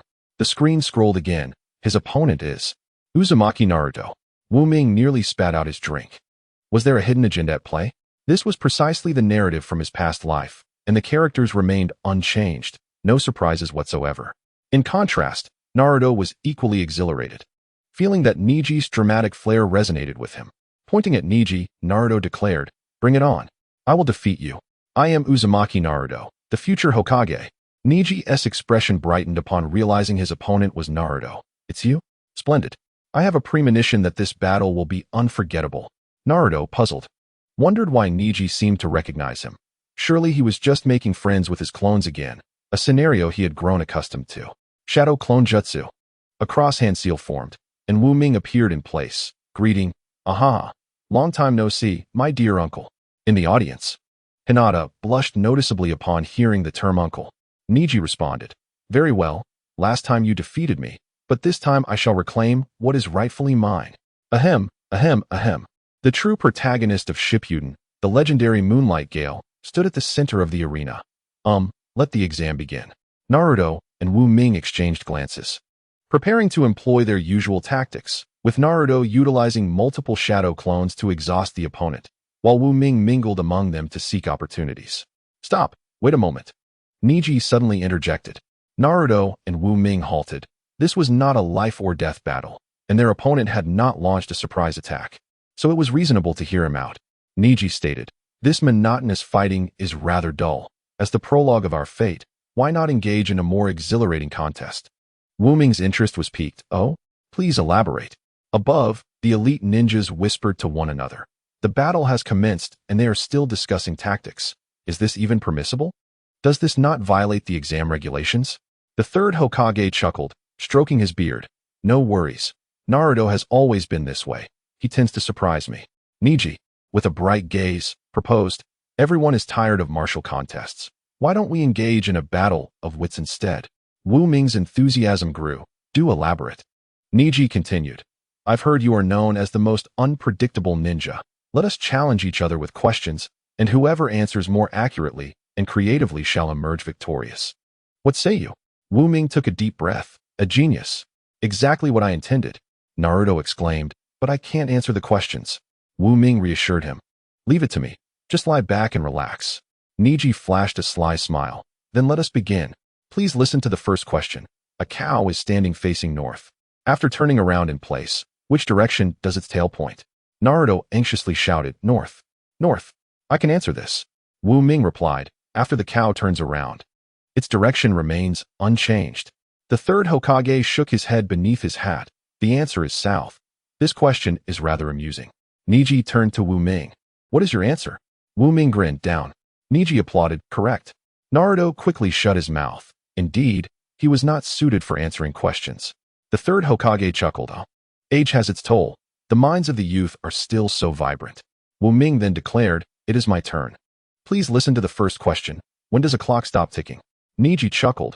When it runs out of batteries. Such a simple question. Wu Ming wore a look of delight. Incorrect. Niji, Naruto, fellow candidates, and the third Hokage all queried. What was wrong? Wu Ming spread his hands. A clock has no legs. It cannot walk in the first place. A heavy silence fell. The candidates gasped. Niji's face showed admiration. Indeed, you are worthy of respect, Naruto. I concede this round. Now for the second question. This is one only those with extraordinary calculation speed can answer. What is 123, 809 multiplied by 40, 567? He added the condition. You must answer within 3 seconds. The crowd murmured, Niji is being too harsh. How can one solve such a complex problem in 3 seconds? Wu Ming promptly proclaimed, it equals 4, 284, 601, 863. Niji exclaimed, how is that possible? How could you answer so quickly? Even I do not know the correct answer. The numbers were merely fabricated by Wu Ming, as a normal person could not possibly respond. Wu Ming flashed a bright smile, explaining, because I made it up. Niji questioned. Huh. Wu Ming continued, you never specified that I had to answer correctly. You only asked if I could answer quickly. Or can you prove me wrong? Niji began to sweat. He had already forgotten Wu Ming's earlier answer. Gritting his teeth, he said, fine. This round is lost for me. It's your turn. Wu Ming swiftly asked, who gave birth to the first Hokage, Hashirama Senju? Niji gasped again, how would I know? Such a serious question cannot be fabricated. The third Hokage furrowed his brow. Not only Niji, but even he did not know the answer to this question. And if Wu Ming were to publicly fabricate something regarding the first Hokage in such an important setting, as Hokage, he could not remain indifferent. The crowd erupted in heated discussion over this question. Under their watchful gaze, Wu Ming uttered 4 words. He chuckled, his mother. Chapter 44. I, Niji, have no regrets. His mother? The entire examination hall fell silent for 3 seconds. The third Hokage burst into laughter. What a brilliant response. Who in this world is not born of a mother? Wu Ming did not randomly concoct an answer. What he spoke resonated with all, bringing him great satisfaction. Niji gazed intently at Wu Ming. You indeed possess many qualities from which I can learn. He then inquired, what do you believe is the most important trait for a ninja? Is it exceptional talent, relentless effort, abundant resources, an appealing appearance, or a good character? I wish to know your thoughts. Wu Ming pondered for a moment and patted Naruto's shoulder. Let us hear your opinion first. Without hesitation, Naruto replied, it must be relentless effort. Hard work pays off. Niji countered, if effort is effective, then what need is there for genius? Wu Ming responded, genius is merely a superior breed of cattle. Ultimately, they are still laborers. In truth, the most crucial element is luck. Luck can simply be understood as one's background. No matter how talented one might be, even someone like Itachi Uchiha must bow respectfully before the feudal lord of the land of fire and say, my lord. The crowd murmured. How many people spend their lives yearning for what others are born with? Wu Ming continued, if you do not accept my viewpoint, let me provide an example. He stated emphatically, is there any Hokage from one generation who does not have some connection to the previous one? His words were firm as he surveyed the room. Some individuals lowered their heads, whispering, is this topic even appropriate for public discussion? The third Hokage is still watching. Another remarked quietly, yet what he says seems to hold truth. The second Hokage is the younger brother of the first, the third is the disciple of the second, and the fourth is the disciple of the third. Outside, the voices of debate grew louder. For the first time, someone dared to boldly bring this matter to light. Some began to spread rumors, such as Konoha is full of nepotism. Those without connections will never have opportunities here. An upper ninja immediately intervened. Stop. Your examination is temporarily halted. No further discussion on this matter. Orochimaru smirked from the side. Hiss. After all these years, Konoha remains the same. Konoha's roots have rotted. At this rate, there will be no future. However, the third Hokage shook his head and stopped him. There is no need to hide. The exam shall proceed as usual. The upper ninja hesitated, but the public sentiment. The third Hokage rose, declaring, Konoha has never lacked the courage to acknowledge reality. In my name, Sarutobi Hiruzen, I affirm that Naruto is correct. With the third Hokage standing up for Wu Ming, no one dared to interrupt the exam any longer. Miraculously, after the Hokage acknowledged this matter, the surrounding discussions did not amplify. Instead, they gradually quieted down. Some spectators proposed a new argument. In truth, it is not so bad. Has not every Hokage dedicated themselves entirely to the village? How can we harbor jealousy? To live peacefully in the village is something many from smaller nations yearn for. Orochimaru was somewhat surprised. Is it better to be open than to cover up? Quite a clever tactic. Naruto exclaimed, oh no, I have no connections. Does that mean I can never become Hokage? Neji, having learned much, sincerely addressed, Naruto, only now do I realize how far behind I am compared to you. Not just in ninjutsu, but also in spirit. Wu Ming replied, what are you saying? You flatter me. Neji stated earnestly, then let us have one final round. Since you are the ninja with the most unexpectedness, let us compete in that regard. Each of us will perform an action, and whoever can astonish everyone here, including the Hokage, will be the victor. Wu Ming agreed, all right. Unfortunately for you, you have met your match. This is my forte. Naruto eagerly volunteered, let me go first. A sudden warning flashed through Wu Ming's mind. Naruto shouted, Shadow Clone Jutsu. In an instant, thousands of shadow clones of Naruto appeared on the scene. What do you think? Impressive, right? Naruto proudly lifted his head, hoping for praise. Naruto-kun is the best. Hinata, Gaara, exclaimed loudly. Many spectators, including the 12 ninja, nodded in agreement. Such a number of shadow clones is truly astonishing. I can only manage 5 at most. Neji calmly stated, it is indeed impressive, but if this is all you have, I'm afraid I will take this round. Naruto, with a mischievous grin, replied, not yet. He formed another seal. As Wu Ming recognized the prelude to this seal, his expression changed, not good. Naruto chuckled, multiple color seduction technique. On the field, thousands of shadow clones of Naruto transformed into the enchanting blonde vortex Naruto, who continuously tossed hearts around, playfully asking, do you wish to admire my dance? Wu Ming, the third Hokage, Irika, and Ebisu, for streams of nosebleed erupted in unison. Wu Ming trembled, foolish Naruto.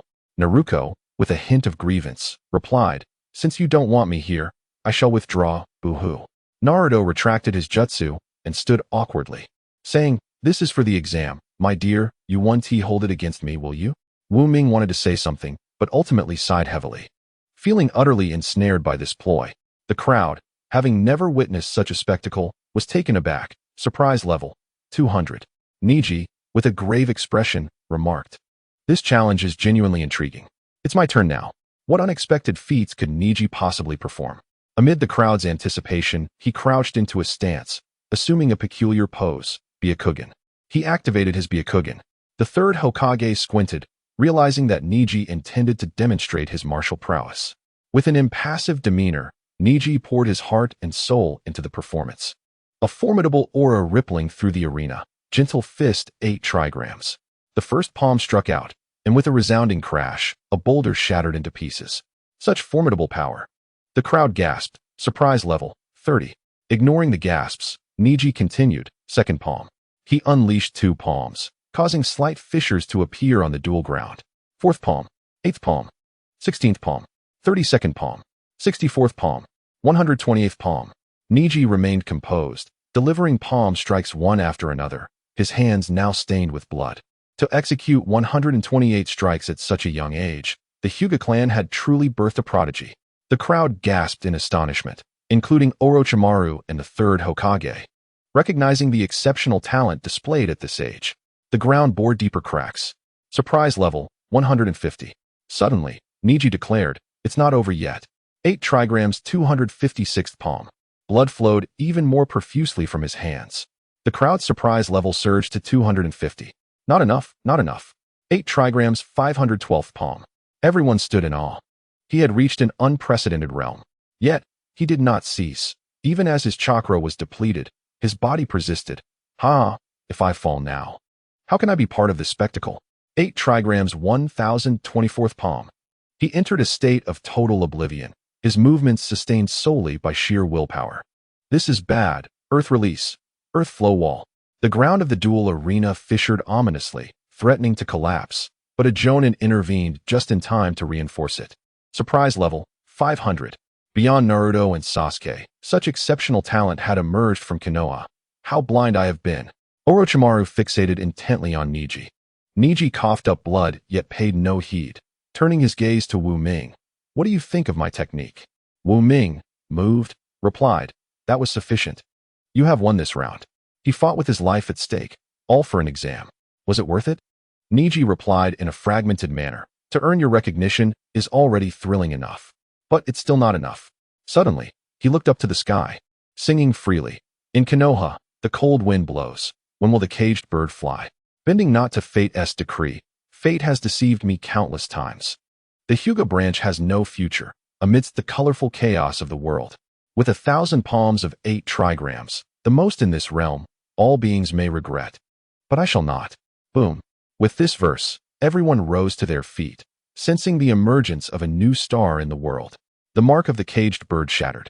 Surprise level, 999. Chapter 45. Indeed, the 4th Hokage perished because of me. The mark of the caged bird vanished.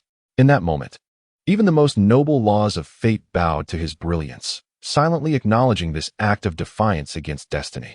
From this day forth, Neji was free.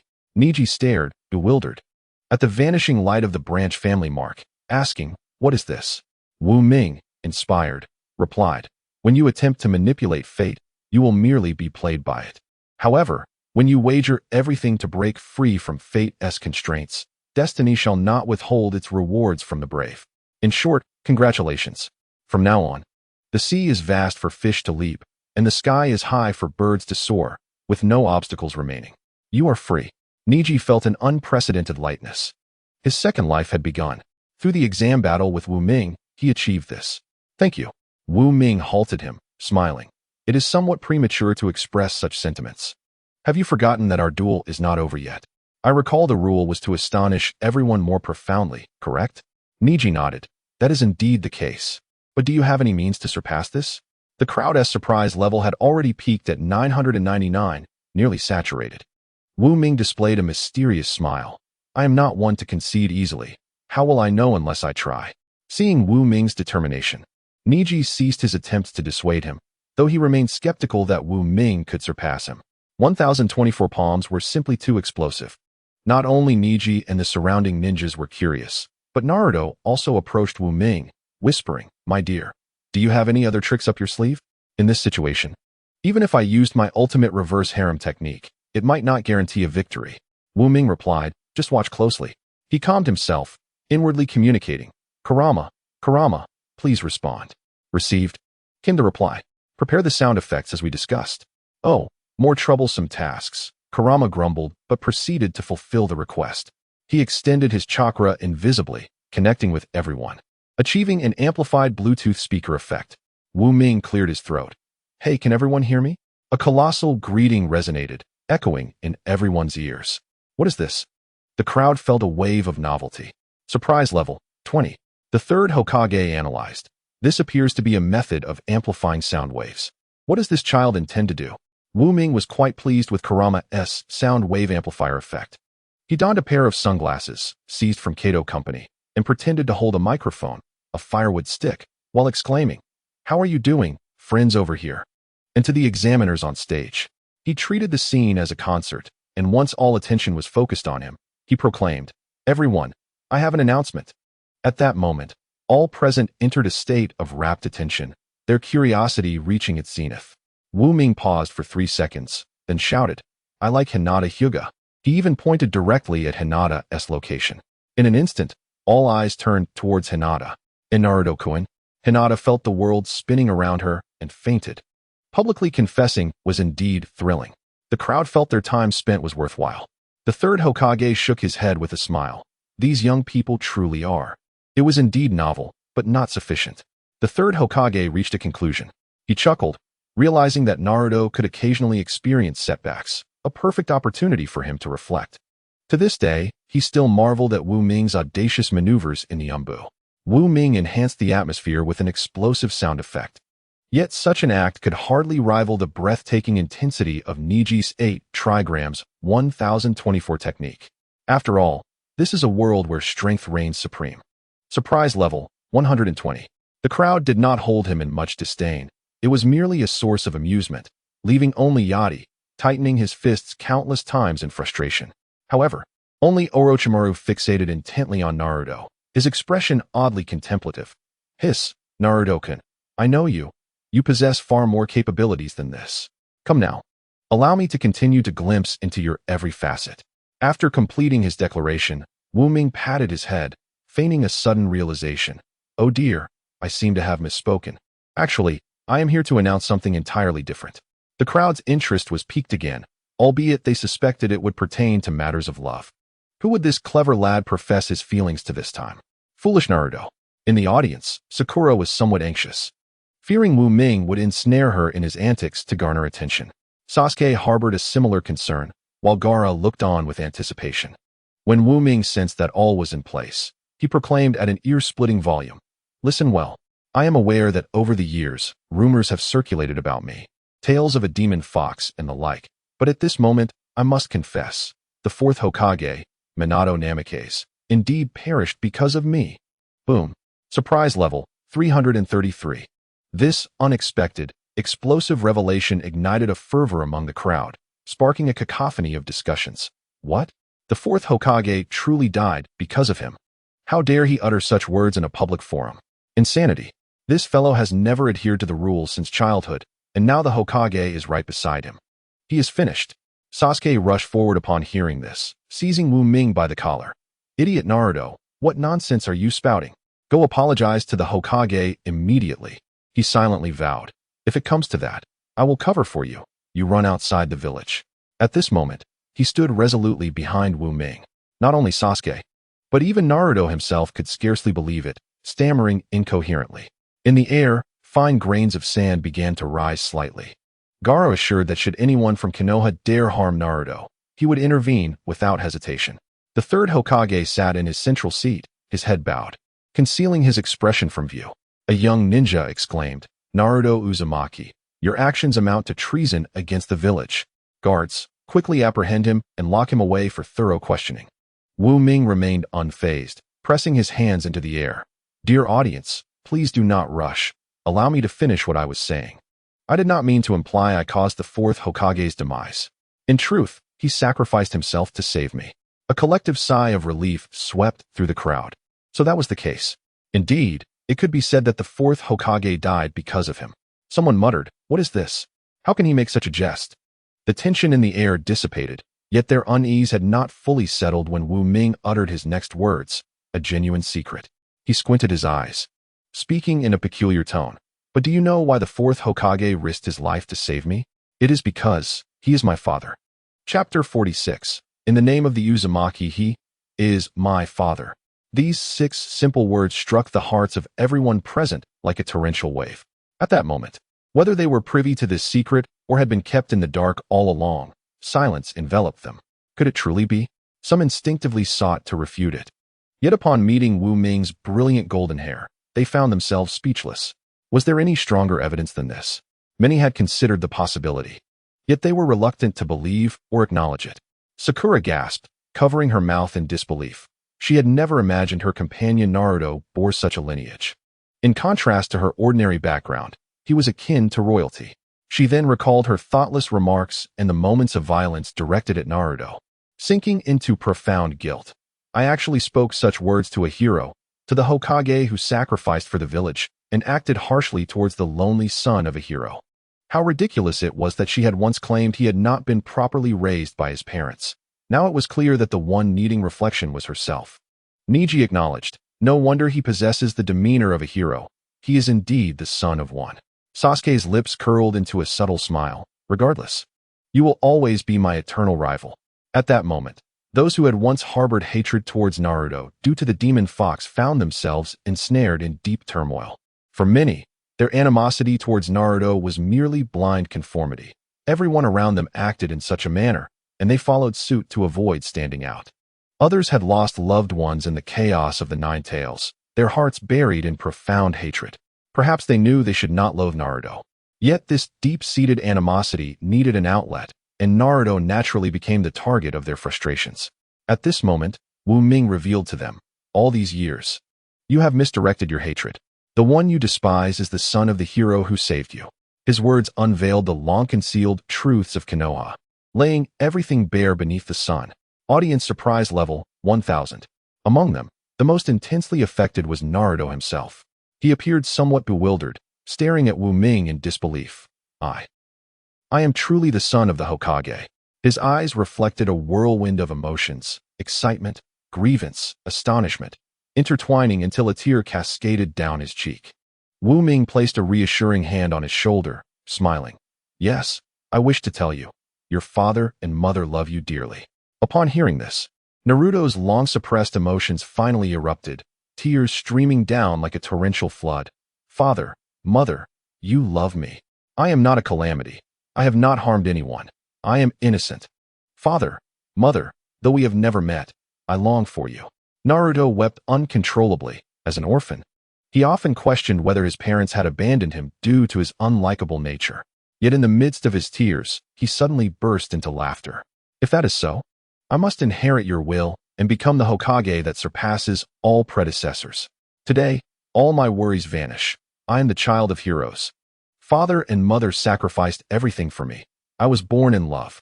Wu Ming embraced Naruto, silently vowing, soon, very soon, on that day, I will bring them to meet you.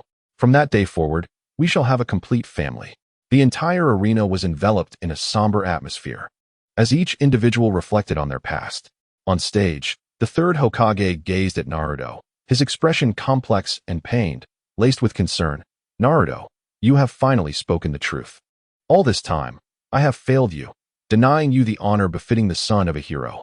Your father, the fourth Hokage, was too exceptional, and thus, he amassed numerous enemies during the Third Ninja World War. Among the mist and rock villages, countless individuals await their chance for vengeance against him. My actions were also to protect you. The third Hokage displayed a look of compassion. While I am here, I can still shield you, but I am growing old. One day, I will depart from this world, and when I am gone, you will face those perilous foes alone. Among them are ruthless shinobi, skilled in bloodshed and treachery. Naruto responded, Third Hokage, Grandpa. Wu Ming's eyes flashed with determination. Rest assured, Third Hokage, since I have chosen to speak of this matter today, I am fully prepared. My heart and actions are as clear as a mirror. All I do is for justice. The name of the Uzumaki should no longer suffer from unjust slander, branded with the title of calamity. Today, I shall restore the honor of the Uzumaki. His piercing gaze swept across the horizon. The identity of the hero's son should not remain shrouded in dust. Otherwise, no one would be willing to take on the mantle of a hero. Today, I shall vindicate the fourth Hokage. Wu Ming drew forth the nameless sword, pointing it towards the heavens. I am no longer a child. If anyone seeks vengeance, then let them come. Multiple shadow clone jutsu. 2,500 Wu Mings materialized in unison, declaring, I, Naruto Uzumaki, await your arrival. Absolute sword, multiple long rainbow pursuit. Together, they raised their swords, releasing an unearthly radiance towards the sky. A total of 2,501 beams of light coalesced, forming a terrifying pillar of light that ascended, soaring past the birds, breaking through the clouds, and reaching deep into the starry expanse. The brilliance was blinding. Every individual present would forever remember that on this day, a youth named Naruto Uzumaki proclaimed his name to the world. They bore witness to history. This sword strike was also a declaration of power. For those who seek trouble, consider whether you are truly eager to sacrifice your lives. And those villagers, having grown up, the third Hokage gazed at the soaring pillar, his expression tinged with solace. Unbeknownst to him, you have become capable of standing your ground. Orochimaru, unconsciously digging his fingers into his flesh, sighed 6 words, Konoha has a future. Wu Ming lifted Naruto high, allowing him to bask in the attention he so rightly deserved. Naruto noticed the gazes upon him, yet they were different from before. How wonderful! As the light pillar gradually faded and all shadow clones were reabsorbed by Wu Ming, he blinked and thought, how does it feel, buddy? The Nine Tails grumbled, humph, you may enjoy yourself, but all the chakra expended is mine. Nonetheless, it's not too shabby. The last-tailed beast bomb was mere child's play. I haven't released like this in ages. Wu Ming felt a swell of pride, sharing an inexplicable sense of accomplishment. Niji approached, his expression complex. You have won. With such an explosive lineage revealed, what can I do but concede? Yet, this is truly exhilarating. Wu Ming patted his shoulder. Don't rush, it's not over yet. Niji asked, you can still cause more trouble? Wu Ming solemnly crouched, placing a hand over his heart, and earnestly declared, well, Nine Tails, for these past 6 years, I have yearned to accomplish something. The Nine Tails sensed a foreboding. Wait, what are you planning? Ignoring him, Wu Ming continued to address the audience through an enormous Bluetooth speaker. Dear friends in the audience, after witnessing the spectacular performance just now, I bet you are curious about the source of my immense power. Drumroll, please. In 3 seconds, I shall unveil the answer. The crowd held their breath, eagerly awaiting the revelation. 3, 2, appear, Nine Tails. Wu Ming released the complete form of the Nine Tails from his spatial domain. Beneath the massive orange figure, everyone appeared as mere specks of dust.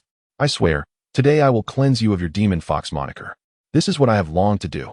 Chapter 47. Third Hokage. Is the Hyuga clan no more? The nine-tailed demon fox. It is the nine-tailed demon fox. Run. Fear not, for the Hokage stands firm. I shall take my leave first. Following the emergence of the Nine Tails, chaos ensued. Kakashi and the other Jonin prepared for battle.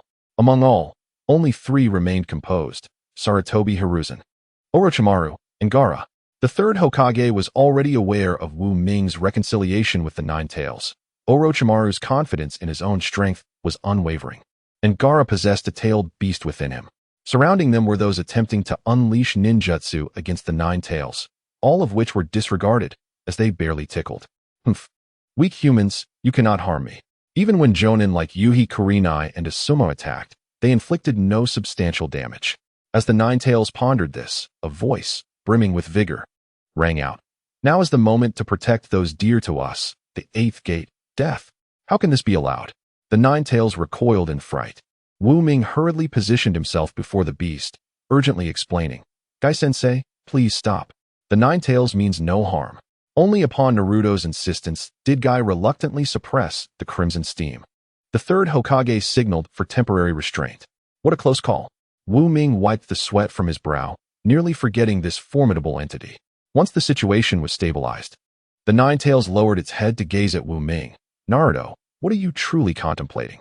Are you aware of the chaos my presence will incite? They cannot accept my existence. Wu Ming met the Nine Tails' gaze without flinching. You ask what I am thinking? A radiant smile suddenly graced his face. I am thinking of you. The wind tousled his golden hair, reminiscent of waves rolling across a wheat field. Wu Ming spoke earnestly. You, too, are a living being, my most important companion. Sometimes, I ponder whether you grow bored residing within me. The Nine Tails was taken aback. Boredom? Would anyone care if I were bored? A surge of emotion, unprecedented in millennia, began to stir within him. Wu Ming continued. You have always existed as an accessory, yet you are not merely a machine that provides power. He extended his hand, fingertips brushing the melody of the wind. This warm sunlight, the fresh air, colors that emerge from sight, sounds that arise from hearing. These are the experiences a life should undergo. Not to remain forever in a dark, sunless prison. That is mere existence, not life. He clenched his fist, conveying, in the end, you even sacrificed your life for me. For everyone in this world, yet few remember you. When they speak of this, they only say, Naruto lost the Nine Tails. No one cares about the Nine Tails itself. You deserve a better life, my friend, Nine Tails. Naruto, why do you do this? Foolish fox, you have always thought of me. Can you not allow me to think of you for once? Wu Ming declared, I have observed you. Passing by barbecue shops, you reveal a flicker of longing. Perhaps you, too, wish to dine? When the demon fox is mentioned, though your face remains impassive, your ears droop slightly, showing that you care. You should be celebrated among the people. Alongside me, Gaara, Shikaku, Sasuke, gathering by a crystal-clear stream, enjoying a barbecue or hot pot, playing cards, gazing at the starry sky, and sharing dreams of the future. Life is a vast wilderness. Not just you. All tailed beasts deserve such treatment. This is my wish. At that moment, both the Nine Tails and Shikaku were left astounded. Shikaku spoke. Having drifted through half a lifetime, I lament not having encountered a worthy master. If Naruto does not abandon me, I shall gladly serve as a loyal companion. The Nine Tails echoed, I second that. As for whether this would betray Gaara, Shikaku mused that even Gaara had nearly become Naruto's. Why bother with such concerns? The Nine Tails wore an expression of ambiguity, typically fearless, save for the Sharingan and wooden figures. It now appeared somewhat shy, hesitantly asking, is it truly permissible? He surveyed his surroundings. Can people accept me? I am the true Nine Tails, not a hero's offspring. Wu Ming confidently patted his chest, proclaiming, fear not.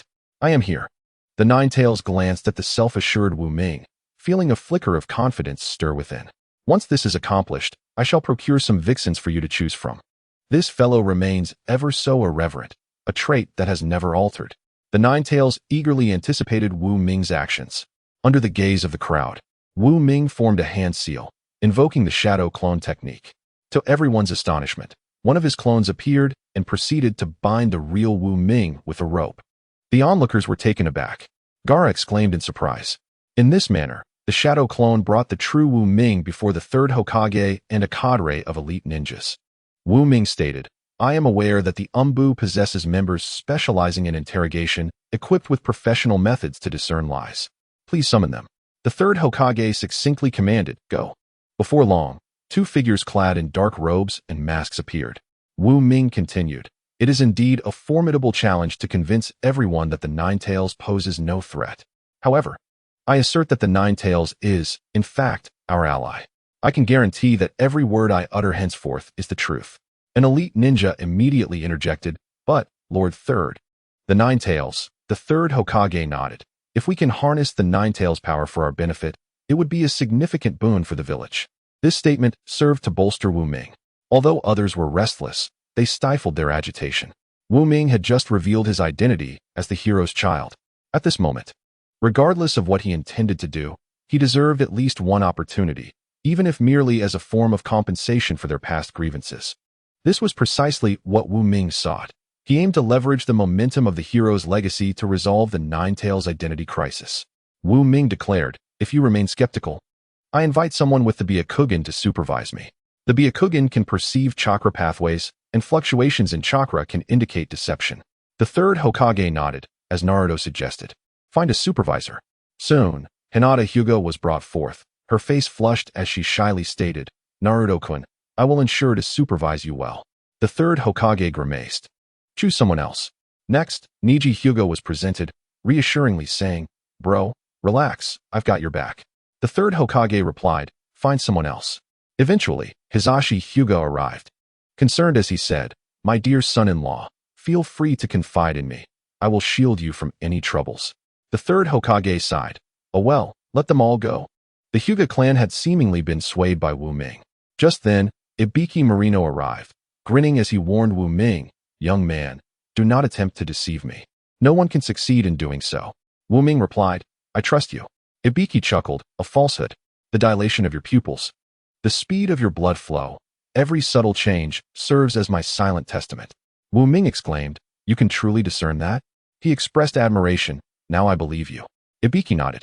Excellent. It is the truth. We may commence. I will ask, and you shall answer. Firstly, why did you release the Nine Tails? Wu Ming responded.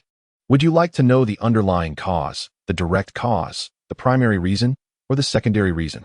Ibiki understood that even in negotiations, there lay a struggle for dominance, and Wu Ming's words had disrupted his rhythm, seizing a measure of control.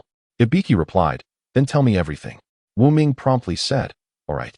I shall first discuss the direct cause. I wished for it to breathe freely.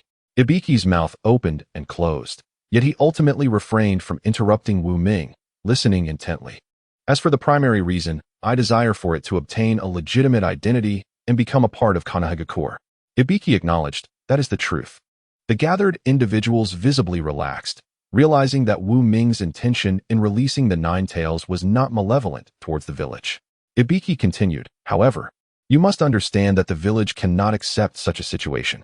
Firstly, how can you assure us that the Nine Tails will not harm anyone? Secondly, even if it poses no threat now, how many innocents perished due to its actions 12 years ago? This debt is an eternal grudge. To forgive would be a disservice to the deceased. Even your status as the fourth Hokage's son cannot alter that.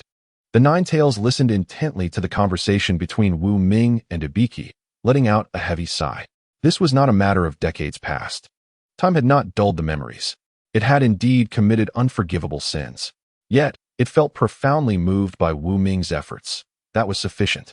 It had never anticipated receiving forgiveness from the world. Such a notion was but a distant dream, was it not? The dialogue continued. Ibiki, a seasoned interrogator, astutely grasped the crux of the matter, the unresolvable blood feud. This was the greatest obstacle to the Nine-Tails' acceptance.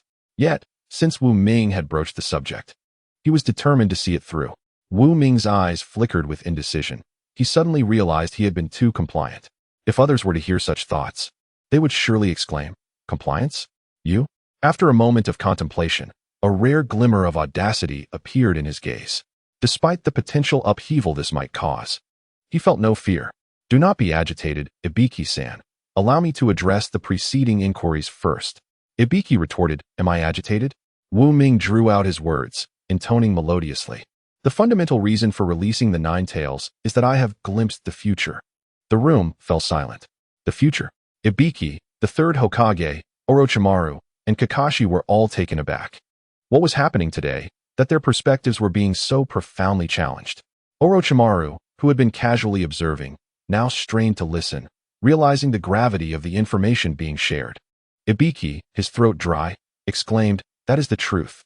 Unbeknownst to them, Wu Ming had seized complete control of the conversation. The question of the future resonated with the collective yearning of all present. Wu Ming elaborated, "What I envisioned is a future filled with both sorrow and glory. Among us, some sacrificed their lives for the village, some became the future Hokage, and some even assassinated the Hokage," though he refrained from stating this last part aloud. Ibiki acknowledged, "That is the truth." Wu Ming continued, "In an even more distant future, an immensely powerful enemy will emerge." At this, the audience was not particularly surprised. As a prominent village, it was only natural for Konoha to have adversaries. Over the years, the village had endured numerous calamities, emerging resilient each time. The Sound Ninja representative, masquerading as Orochimaru, inquired, "How powerful?" Speculating that it might be the Akatsuki organization, he considered their strength and potential threat to Konoha. If Wu Ming could divulge such confidential intelligence, it would indirectly validate his claims. Wu Ming glanced at Orochimaru, seemingly aware of his thoughts, and with a hint of amusement, remarked, "I shall refer to it as the unrivaled White King." A bit dramatic, isn't it? Orochimaru was taken aback. Why white? Wasn't it pain? How formidable could it be? Wu Ming continued, "Let me provide an example." He extended his fingers, playfully counting, 1, 2, 3, 4, 5, 6, 7. Kakashi appeared confused. What does this mean? The third Hokage similarly bore a puzzled expression. Wu Ming stated, "I refer to the first, second, third, and fourth generations. Even the potential fifth, sixth, and seventh generations of water shadows would not be his match." The tool, Ibiki, responded, "A true statement." Upon uttering these words, the atmosphere was electrified. The third generation's expression turned grave.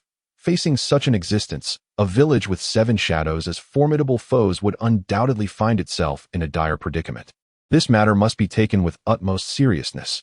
It might be necessary to summon Jiraiya and Tsunade, alongside Kakashi and others already present in the village, for a chance to contend. Orochimaru, however, appeared somewhat gleeful. Perhaps the plan for Konoha's destruction no longer required his involvement? Wu Ming interjected, "I have not finished speaking." Kakashi inquired, "Are there other enemies?" Wu Ming shook his head. "What I mean is, it is not just the water shadow. Even with the addition of the 1st through 7th generations of earth shadows, wind shadows, lightning shadows, and even fire shadows, they cannot defeat him." Ibiki swallowed hard, numbly stating, "A true statement." The 3rd generation decisively commanded, "Barrier, activate." Such confidential information must not leak. He fixed his gaze on Wu Ming. "Naruto, do you comprehend the gravity of your words?" Wu Ming replied confidently, "Indeed, I do." At this moment, everyone fell silent, even Guy. No one had confidence in their ability to withstand such an opponent. They were all grappling with the weight of this revelation, feeling a tremor from the depths of their souls. Kakashi asked, "Is there truly such a powerful being?" Wu Ming answered, "No." The crowd responded, "Then what are you saying?" Wu Ming clarified, "He is not human." The crowd murmured. Orochimaru silently thought, "Konoha is finished." Wu Ming subtly cautioned. I am aware that other ninja villages are represented here, but I advise against excessive schadenfreude. This enemy's objective is not solely Konoha, it encompasses all life. Everything on this planet is doomed to face annihilation. Chapter 49. We must fulfill all his demands. All existence must be obliterated. Orochimaru's expression shifted. He had anticipated feasting on the gossip of Konoha, but found himself entangled in it. Death, he feared it more than anyone, resisting this truth with all his might. An endless ocean of truth requires eternal life to seek it. Without life, nothing exists. This is something he cannot permit. What followed? What transpired next? Orochimaru inquired, unwittingly revealing his unease, a sentiment he would typically never exhibit. Observing the grave expressions of those around him, Wu Ming recognized that his groundwork had been successfully laid. The invincible White King he had conjured had instilled in them a profound sense of dread. Thus, it was time to address the matter at hand. Wu Ming cleared his throat. Then, that invincible entity was defeated. The crowd seemed to glimpse a ray of hope. How was he defeated? How could one overcome an existence surpassing 35 shadows? They clutched at this last lifeline as if drowning in despair. Orochimaru wished to evade death, while the third generation aimed to protect the village. Under such pressure, they were willing to compromise on matters of great significance. At this moment, the issue of the Nine Tails had significantly diminished in priority and was set aside. Yet, Wu Ming did not respond. Instead, he shook his head repeatedly, sighing, alas. The crowd grew anxious. What does alas mean? After a considerable pause, Wu Ming, with a conflicted expression, stated, however, this method requires sacrifice. The third generation said, Naruto, sacrifices are to be expected, otherwise, how can we defeat formidable foes? Wu Ming lowered his gaze further. Yet, such sacrifices are too horrific. The third generation asserted. So what? For the sake of the village, I would not hesitate to lay down my life. This is the resolve of a Hokage. Indeed, the third generation ultimately did sacrifice himself for the village. Yubiki remarked, a true statement. The third generation questioned, did you just test me? Wu Ming replied, the sacrifices are indeed substantial and require lives to be given. Kakashi reflected, to accomplish this, one must be a truly great individual. His brilliance deserves to be celebrated, and his deeds should be passed down through generations. Aside from the destruction of innocence, all his demands ought to be fulfilled. He is a genuinely noble person. The third generation concurred, as it should be. What excellent support. Your affectionate gesture was not in vain. Seizing the opportunity, Wu Ming quickly proclaimed, in the future, it will be the Nine Tails who sacrifices itself. Its power will vanquish that enemy, saving Konoha and all life on this planet. The Nine Tails is a noble fox. Yubiki echoed, a true statement. The third generation and the gathered jonin gasped. What? The Nine Tails? Wu Ming nodded, indeed. He cautiously remarked, Grandfather, you just stated that should count, right? His brilliance deserves to be celebrated, and his deeds should be passed down through generations, aside from the destruction of innocence. All his demands ought to be fulfilled. I believe that acquiring a normal identity in Konoha, such a minuscule request, should not be denied, correct? The third generation fell silent, contemplating, but Wu Ming's words cascaded forth like a rapid-fire barrage. But what? It did destroy the village 12 years ago, did it not?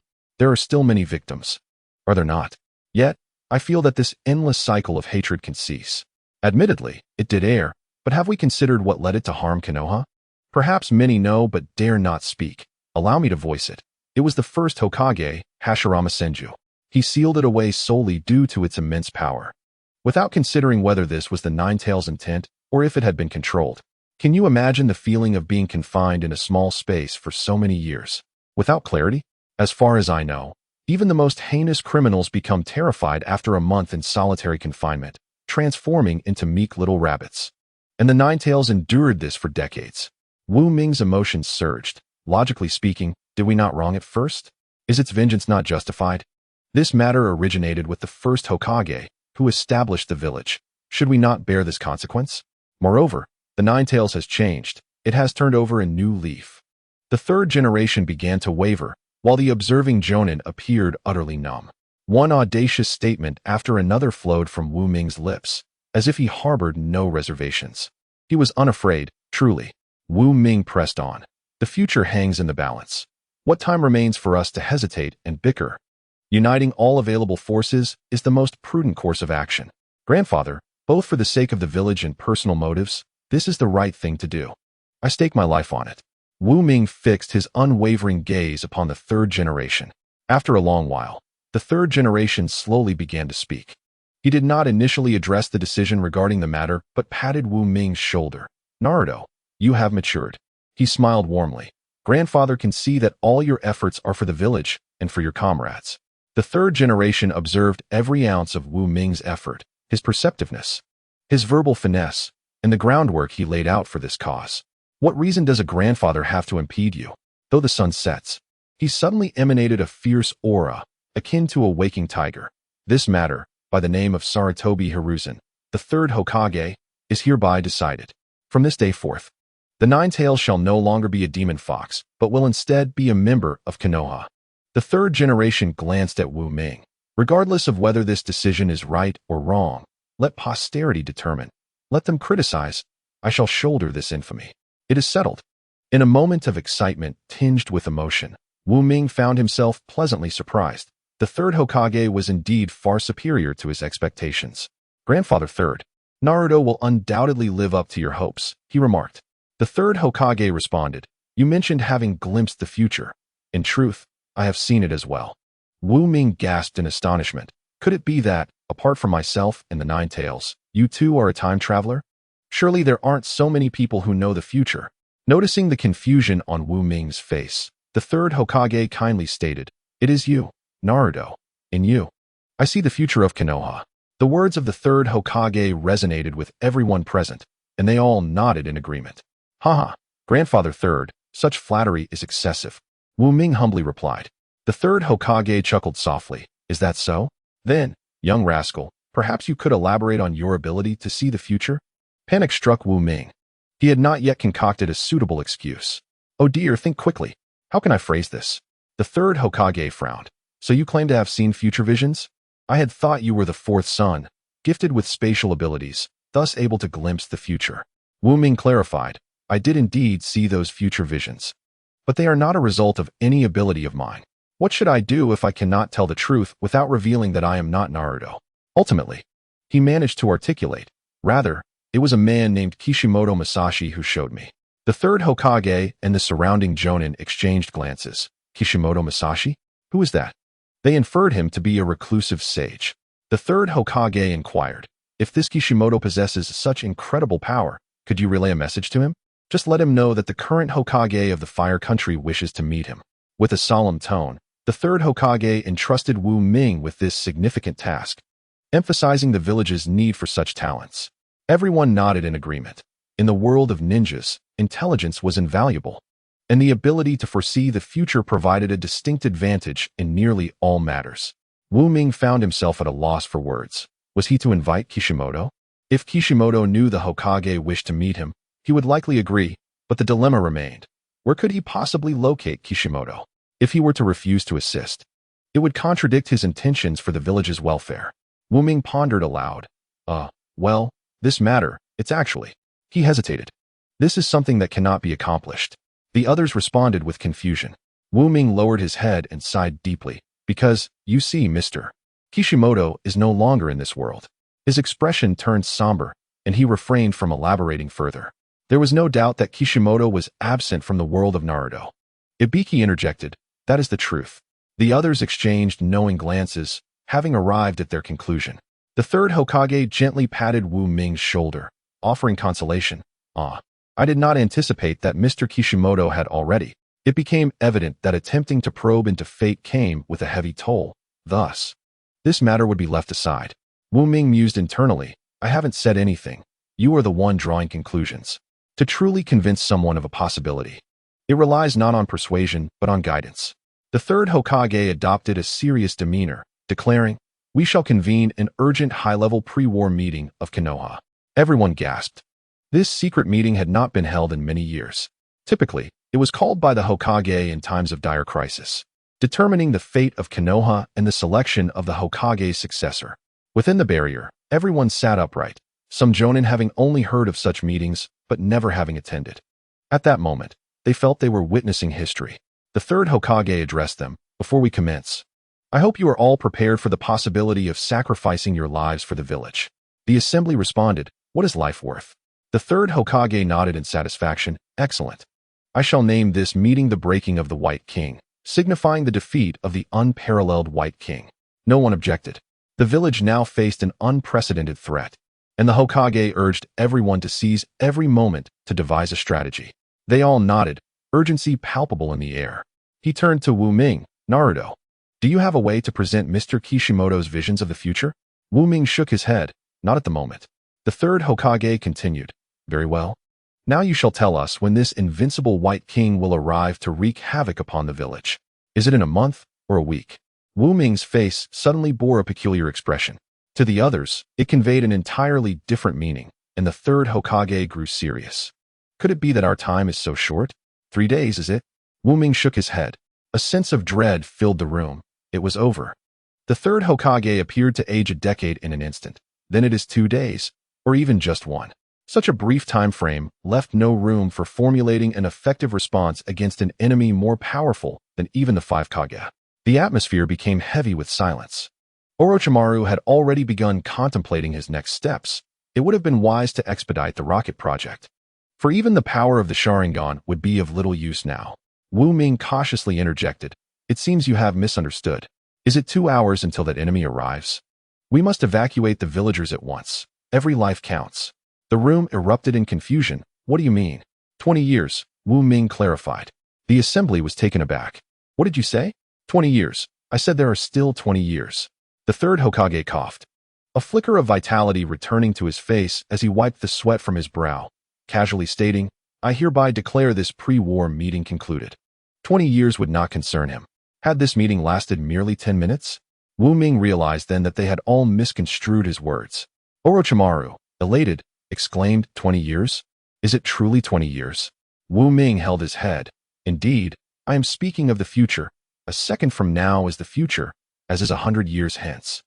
Orochimaru's anxious heart finally settled. 20 years hence, he should have constructed his rocket, and if the world were to perish, he could still escape to the moon. Kakashi breathed a sigh of relief. Ah, so it is 20 years later. Naruto, you should have said so sooner. Wu Ming retorted, did you even ask me? Kakashi replied, if I don't ask, you won't say? Wu Ming countered, if I don't say, you won't ask? Kakashi persisted, must I always be the one to inquire?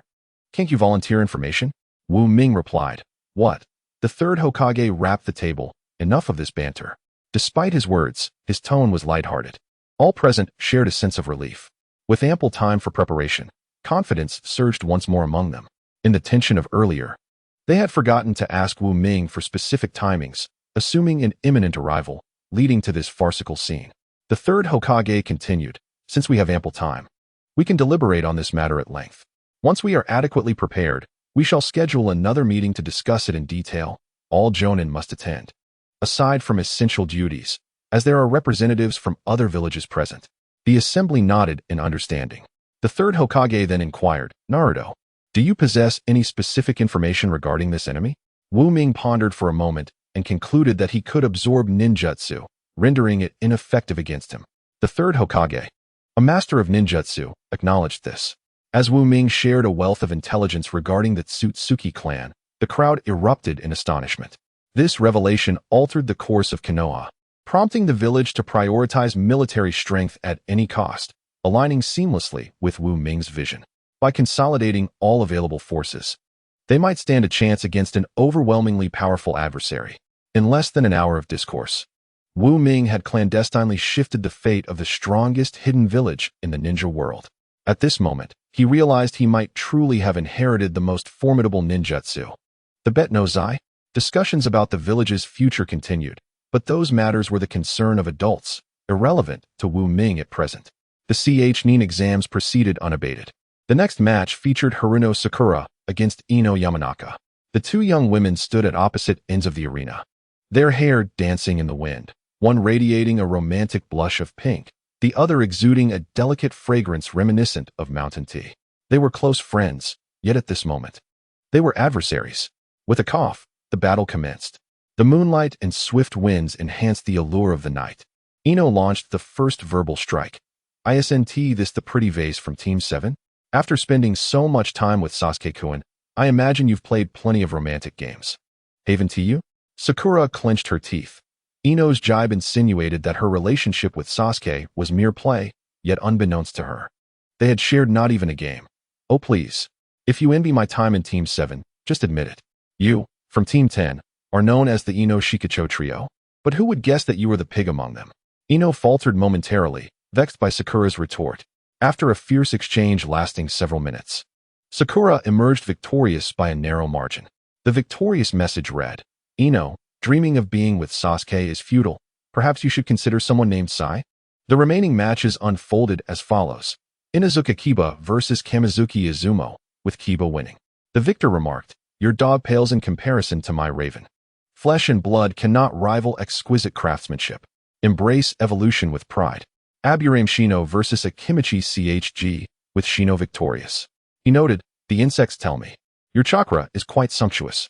Nara Shikamaru versus Temari, with Temari winning. She quipped, that little man has quite a sweet tongue. He has piqued my interest. Rock Lee versus Ten, with Rock Lee victorious. He apologized, declaring, in the duel of youth, I shall hold nothing back. Uchiha Sasuke versus Hyuga Hinata, with Sasuke winning. He simply stated, your eyes are commendable. Gaara of the Sand had a bye. During this time, Naruto and Wu Ming lounged on the grass, engaged in conversation, with Naruto posing numerous questions, all of which Wu Ming answered. Naruto finally understood that both he and Wu Ming harbored a great fox within them, leading to their first exchange with the Nine Tails. With 15 competitors reduced to 8, they entered the quarterfinals. The first match, Naruto versus Shino, saw Naruto victorious. His victory message read, apologies, but my shadow clones outnumber your insects. The second match, Lee versus Sakura, concluded with Lee's victory. He cheekily remarked, Sakura-chan, please continue to whip me with your fragrant legs. The defeated retorted, you pervert. You must be a little acorn. The third match, Sasuke versus Temari, saw Sasuke win with a stoic message, no words are necessary. The fourth match, Gaara versus Kankuro, resulted in Gaara's victory, with the loser apologizing for not satisfying his master's expectations. Thus, the battles intensified, leading to the highly anticipated semi-finals featuring Naruto, Sasuke, Lee, and Gaara. The names scrolled across the large screen. Rock Lee versus Uchiha Sasuke. Wu Ming felt a surge of interest. This script diverged from his past life. In his previous experience, the confrontation between Lee and Gaara had been the pinnacle of the Nin exams, both showcasing strength far beyond their years. Lee had even been sidelined for hundreds of episodes due to his extraordinary prowess. Now, however, who would emerge victorious in the duel between Lee and Sasuke? With a cough, the battle commenced. Lee declared, today, I shall defeat you here, proving to Sakura-chan that I am the true strong one, not you, whom she admires. Sasuke scoffed with disdain. Does winning or losing alter the fact that you possess such bushy eyebrows? Lee retorted, is that a personal attack? Sasuke stood at the center, his dark hair stirring without wind, sword poised, stating, remember, I am no longer the same as I was 7 days ago. Reveal your abilities early, or you shall have no opportunity. He recalled how this unruly individual had stomped on his face, crushing his pride before the exams. Lee responded, arrogant fool. It seems you haven't learned your lesson. I truly wonder why Sakura-chan is fond of someone like you. He launched an initial assault, leveraging his superior taijutsu skills. Konoha Whirlwind. Sasuke smirked coldly, too slow. He activated his Sharingan, perceiving Lee's movements as if they were in slow motion. This was the result of his awakening the eye under the threat of Orochimaru's death. Clang. Sasuke blocked Lee's leg strike with the hilt of his sword, slowly uttering, is that all? Lee's expression shifted to caution as he retreated, acknowledging, you've grown stronger. Good to know. By the way, you remain quite weak, Sasuke remarked. Fire release, Phoenix Fire Jutsu. He formed hand seals, unleashing a torrent of flames from various angles towards Lee. Lee's eyes darted rapidly as he deftly evaded the flames and the hidden shuriken within. Sasuke-kun, you are indeed a worthy opponent, he acknowledged. Sasuke replied, in comparison, you seem rather ordinary. No, from this moment on, you shall witness my true self. Lee suddenly produced a ring of metal weights from his legs. The crowd gasped, realizing he had been fighting with weights all along. But what did a mere weight signify? As he discarded one weight to the ground, a thunderous crash reverberated through the arena, creating a massive crater. Had he truly been battling with such burdens? This was no ordinary weight. It was akin to a small mountain. Lee reveled in the astonishment of those around him, striking a serious pose. Please, teach me. Sasuke raised an eyebrow. Oh? In that case, this battle may hold some significance, and it piques my interest. His demeanor remained calm and collected. It was now Lee's turn to feel perplexed. Despite his newfound strength, Sasuke appeared indifferent. Sensing Lee's confusion, Sasuke offered clarification. Perhaps a week ago, I would have been surprised. But now, everything has changed. You and the others are simply too mundane. Sasuke's gaze swept over Kiba, Sakura, Hinata, Shino, Kankuro, Temari, Tintin, CHG, and Ino. Once you have tasted the sky, you will forever look upwards. Having faced life-and-death battles against Orochimaru and witnessed Naruto unleash an unfathomable sword light, Sasuke's perspective had ascended to an entirely new realm. He felt no pressure at all. Confronted with the unsealed Lee, Sasuke advanced rather than retreating, stepping forward. In light of Orochimaru's lethal threat, this was trivial. The Ch-Nin exams were merely child's play to him. His resolve grew stronger as he glanced at Naruto and Gaara, recognizing that they were no longer of the same world as the other competitors. In this exam, I shall emerge victorious. He refused to allow himself to be left behind, to be relegated to the realm of the ordinary. He sought to catch up, to match Naruto's pace. For only then would he have the opportunity to become the protagonist of his future life. Otherwise, he would remain a mere supporting character with few lines throughout his existence. The sword was drawn, silent yet accompanied by a chilling gleam. Within Sasuke's dual eyes, the pitch-black three-tomo continuously swirled within a crimson hue. Thunder, the essence of destruction. The sword leaves its mark, and the lightning obliterates all. Chapter 52, The Power of the Laws. This was the move. Lee had previously experienced the terror of the Phantom Scar 9 swords, and had remained vigilant against Sasuke's lethal strike. Run. 9 sword scars manifested in the air. Swift, too swift. Lee only had time to twist his body, anticipating the attack, dodging 4 sword lights, yet was struck by the remaining 5. His green training suit was torn apart, and 5 deep, 3-centimeter gashes marred his body. He coughed up blood. On the platform, Might Guy displayed profound concern. Yet he did nothing but pray in place.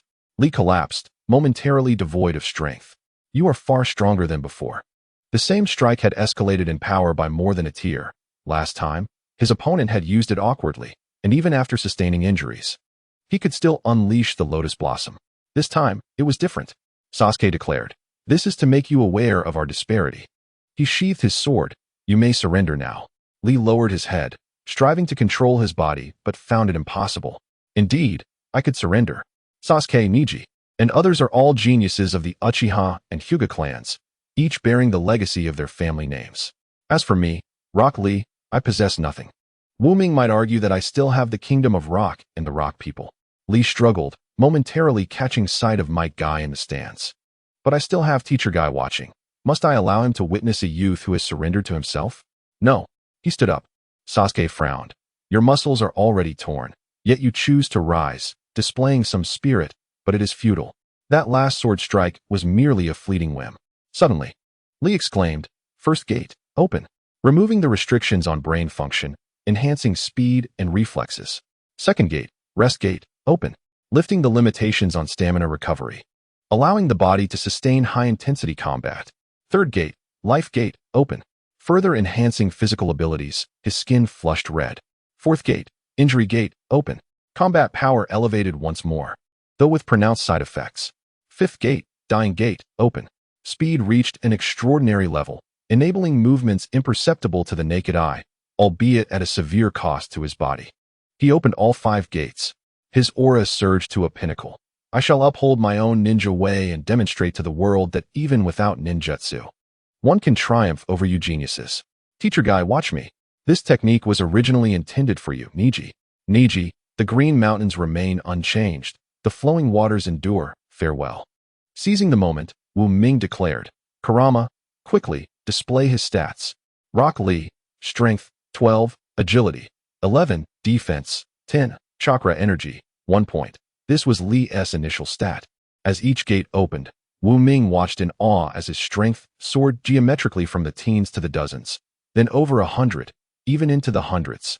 Rock Lee, strength, 323, agility, 444, defense, 55, chakra energy, 1 point. This reflected Li's attributes after opening the 5th gate, an astounding multiplication. Leaping from the level of a mere chunin to surpassing that of an ordinary jonin. Wu Ming gasped, "This is outrageous." One can hardly fathom the subsequent transformations of the 6th gate, 7th gate, and even the final gate.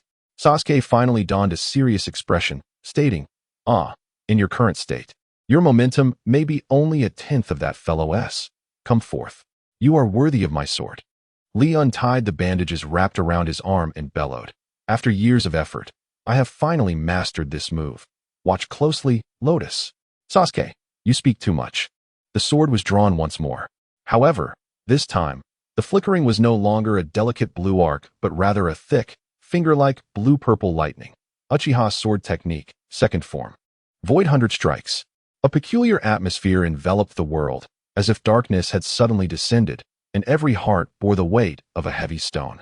Li felt similarly, as though ensnared by an invisible force, his body trapped. Orochimaru squinted, invoking the principle of destruction.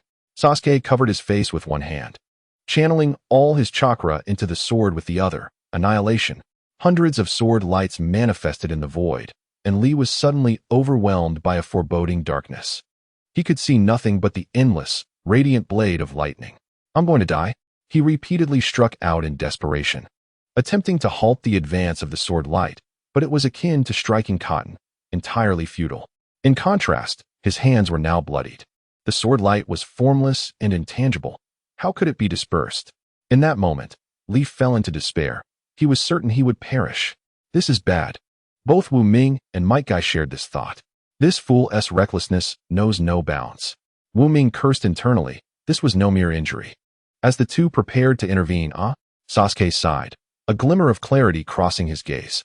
With a wave of his hand, over half of the sword lights vanished, and the power radiating from them dimmed significantly. 49 sword lights ultimately fell.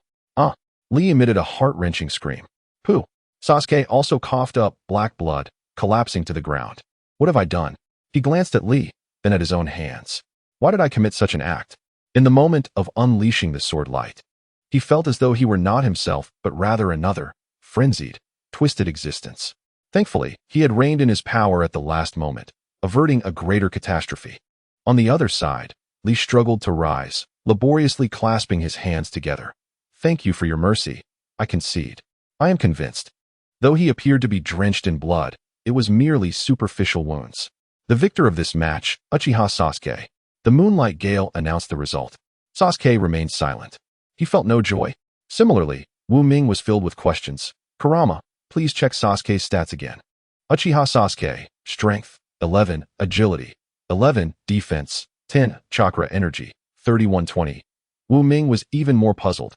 How could Sasuke, with such inferior attributes compared to Li, manage to defeat him? Kurama clearly understood. His swordsmanship amplifies his attack power by several dozen times. Yet, it cannot be to such an extent. From Kurama's perspective, Sasuke was entwined by dark threads. It remains the power of the laws. All things in the world adhere to laws, regardless of how they are named or defined. The laws are ever present. Wu Ming comprehended. Even the earth of his previous life abided by rules of time, gravity, and the like.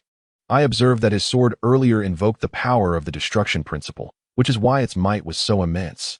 Truly, the future shadow of support, Uchiha Sasuke, possesses such formidable talent. The realm of laws exists beyond the shadow level, thus manifesting in this battle of Genin and Shunin. Wu Ming added, "A dimensional strike." Zhu Lama remarked, "Indeed, the reason why Otsutsuki Ishiki can absorb ninjutsu lies in the power of its devouring principle. No matter how formidable a ninjutsu may be, it is rendered futile in its presence. Naruto, it is the principle that transcends all. It is the true strength you must pursue. Even your previous starry sword technique embodies the principle of perpetual vitality." Wu Ming fell into contemplation. The notion of principle was not new to him. He indeed required such power. The words of Orochimaru echoed in his mind once more. "This is a parting gift, Naruto-kun. If you seek greater power, come find me, and I shall personally guide you in mastering the principle of chakra." What a blatant scheme this was. Wu Ming had more to say when a voice called out to him. Ahem. The next battle, Vortex Naruto vs. Sand Village's Gaara. Chapter 53, May You Live Long. The battle commenced. Both Naruto's took their places in the arena. While Gaara approached from the opposite side, the crowd held its breath, anticipating this thrilling contest. This round of the Nin exams had been remarkably dazzling, worthy of being hailed as the most splendid one yet. Gaara raised his hand.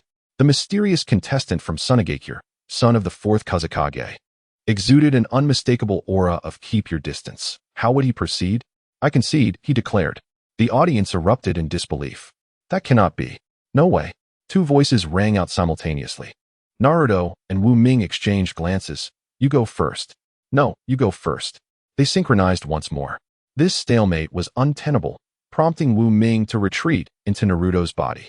Naruto turned to Gaara and said, "Come on, that victory would be too easy for me to appreciate." Gaara hesitated, "But you are my best friend. I do not wish to fight you or make you sad." Wu Ming emerged again, stating, "If you give up so easily, I will be saddened too. Let us treat this as a friendly spar, shall we?" He sought to affirm his strength through a duel with Gaara.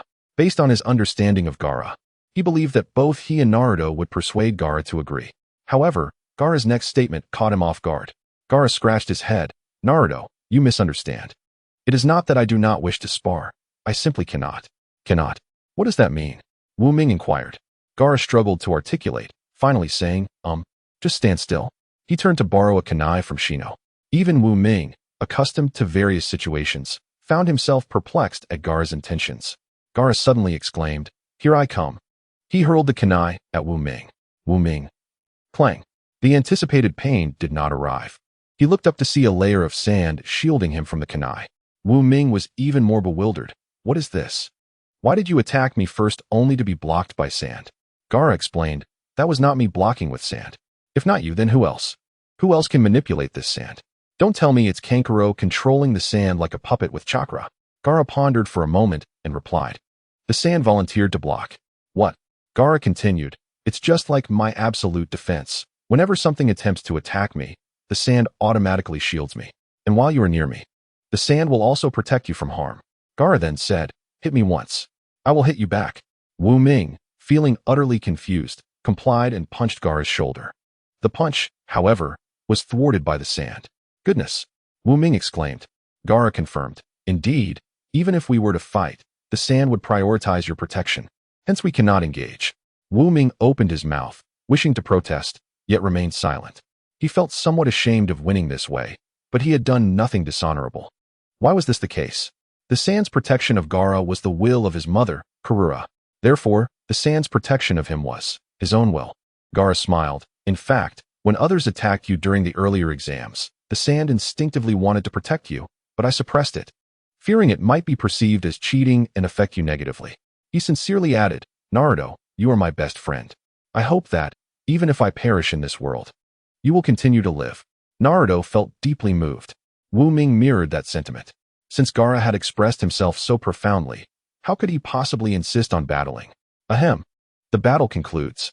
The victor is. The unique voice of the Moonlight Gale, the announcer, was abruptly interrupted by Wu Ming. "Wait. Ending like this lacks any sense of ceremony. It would be criticized for being lackluster. Since we cannot attack one another, let us change the method of competition." The crowd chimed in. "What clever idea do you have now?" Naturally, Gaara would not refuse. He was aware he could engage in games with Naruto once more. Wu Ming pondered briefly, then proposed, "Let us see who can reach the highest." Of course, he did not mean height in terms of stature, but rather how high each could ascend. Gaara understood immediately, a mound of sand forming beneath him, propelling him skyward. Naruto, not to be outdone, exclaimed, "Wow, my dear. This is truly exciting. Multi-shadow clone technique." 2,000 Narutos appeared. "Yosh, we cannot fall behind." The shadow clones expertly formed a human ladder, ascending towards the heavens. The crowd watched in awe at this unprecedented spectacle, one side comprised of sand, the other a living ladder. Who would emerge victorious? Observing this scene, a certain characteristic within Wu Ming was suddenly activated as he dashed to the spectator stance. "Come one, come all. The Vortex betting arena is officially open. Cast your crucial coins for your favored contestant. No deceit here. With my Hokage credentials, I guarantee no runaways. Secure your bets before it's too late." Indeed, many spectators grew intrigued and began placing their wagers.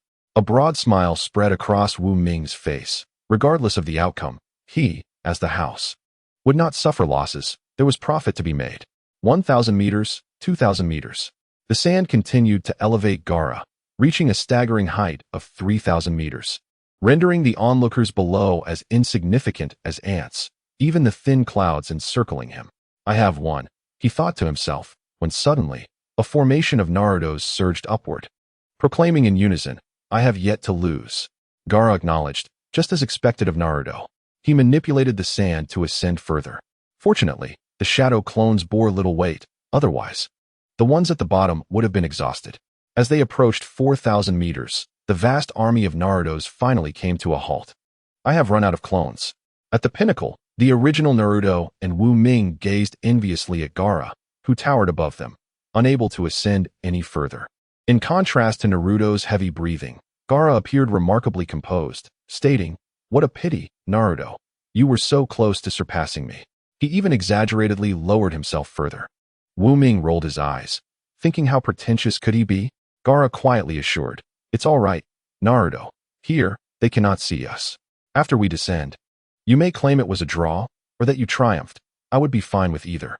Naruto pouted, "Don't underestimate me, Jila." He suddenly shouted, "Go, my dear. It's up to you now." Wu Ming responded with enthusiasm, forming a cross seal with his hands, multiple shadow clone jutsu. Just like in a sandbox game, where one frantically places blocks on the ground, clones of Wu Ming emerged, lifting the original body upwards. In an instant, Wu Ming ascended several thousand meters, reaching a staggering altitude of 848 meters. Gaara's face lit up with joy. I knew Naruto would surpass this level. He too began to ascend. However, a cacophony of voices filled the air. Wu Ming's clones were not as diligent as Naruto's, chattering incessantly. One clone below grumbled, "Hey, you up there, move your stinky feet. You're stepping on my head." The clone above, reveling in mischief, replied, "What? You want me to take off my shoes and stomp on your face? Fine. I can't help it. You dare." He giggled. At the peak, under the setting sun, Gaara halted at 844 meters. The sand was running low. Wu Ming waved at him from just above. Gaara smiled, "I concede." He was unfazed. Wu Ming cheered, "Jila, look at that sunset over there. It's beautiful. This refreshing wind feels amazing. Oh my, the clouds are floating right beside me. What fun. I could only see this from an airplane before." Alas, as an orphan, he had never been on a plane, nor even on a high-speed train. Such luxuries were mere tales to him. What is an airplane, anyway? A kind of bird? Gaara was perplexed. Wu Ming dispelled 5 of his clones and descended. Gaara conjured a hemispherical shell of sand for protection, and they leaned against it together. Wu Ming gazed at the boundless sea of clouds and the majestic mountains, feeling the warmth of the sunset. His eyes shimmering with colors he had never known. It is so beautiful, like a dream. I wonder what year it is in the heavenly palaces. I wish to ride the winds back, but fear the cold heights of the jade towers. Dancing with clear shadows, how unlike the human realm. Is this what Niji spoke of as splendid? Truly, it is worth sacrificing everything for. Once you taste the essence of the sky, you will forever gaze upward. At that moment, the original Naruto climbed up, and the three sat together. Wu Ming suddenly felt a wave of uncertainty, glancing at those around him. Tears glistening in his eyes. I am so afraid. So afraid of losing everything I have now. Kurama, Naruto, Gaara, you all. Naruto embraced him. My dear, what are you saying? You are the most important to me. We shall never part. Gaara joined in the embrace. We are the best of friends, and we will always stay together. Kurama huffed. You little brat, don't say such mushy things. Even if you release me, I can return to your body anytime. Shikaka chimed in. Though I wasn't mentioned. Should I say something? Wu Ming discreetly wiped his tears. Thank you all. Thus, the 3 of them, along with their beasts, sat together, quietly watching the clouds and the sunset. Lost in 1,000 thoughts as the stars began to twinkle. They observed the moon descend, flowers bend, and stars scatter, peacefully falling asleep. Chapter 54. The Toad Sage of Myaboku Mountain. He turned and walked away, as if resolved to a certain decision. The spectators in the arena watched as Gaara and Naruto soared into the clouds, disappearing from sight. An hour passed, then 2, from dusk until deep night, transitioning into the dawn of the next day. Phew. Wu Ming stretched lazily. I never expected I would sleep on a cloud one day. As for falling midway, with Kurama and Shikaku around, such a legendary tale of 2 Jinchuriki dying in their sleep would never happen. What was I going to do? Suddenly, Ming recalled. Tam is still at the Chunin exams. Jila, let us head down. Gaara inquired, what kind of landing speed do you want? Ming asked curiously, what are the options? Gaara replied, a gentle descent, a swift descent, or the most thrilling one. Before he could finish, Naruto exclaimed, that goes without saying. It must be the most thrilling. Ming agreed. Gaara declared, all right, then we'll drop down with a whoosh. As soon as he finished speaking, the sand that held the three of them vanished into thin air. Whoosh. The sound of rushing wind filled the air, and Ming lamented. You didn't say it was a free fall. Thus, the three plunged from the clouds, and just before reaching the ground, a parachute made of sand materialized behind them, gently bringing them down. Upon touching the earth, Ming sensed something was amiss. Countless eyes were fixed on him with a look of resentment.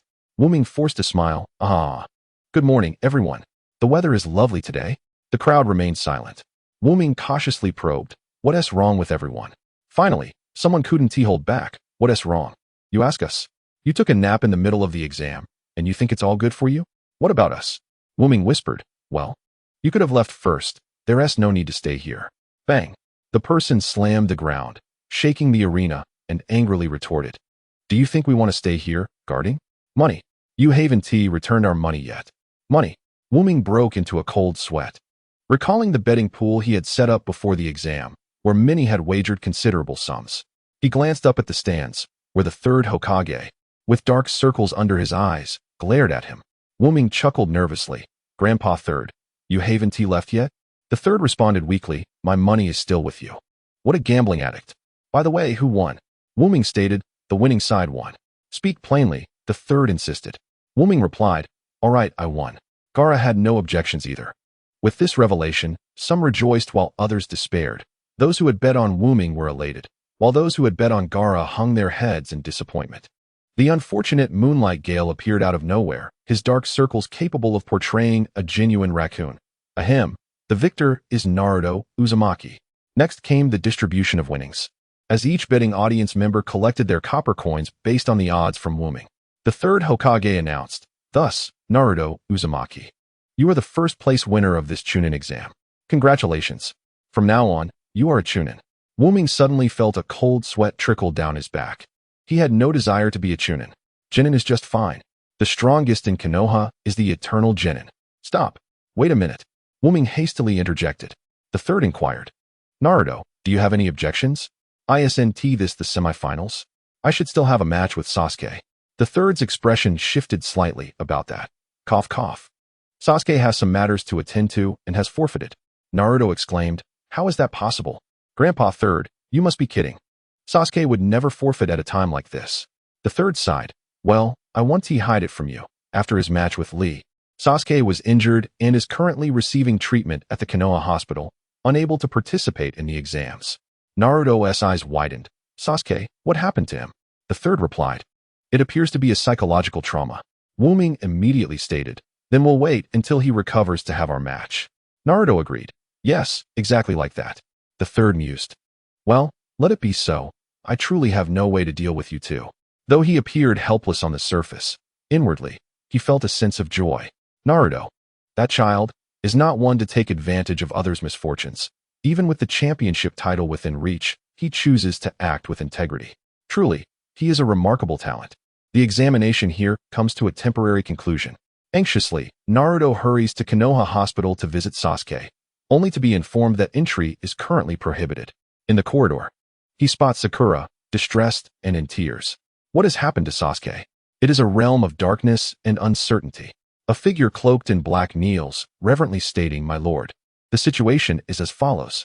The entity referred to as my lord on the gray throne squints, an uncontrollable fury simmering in his words, seeking to gain attention, disregarding propriety. Such trivial matters have been tolerated for many years.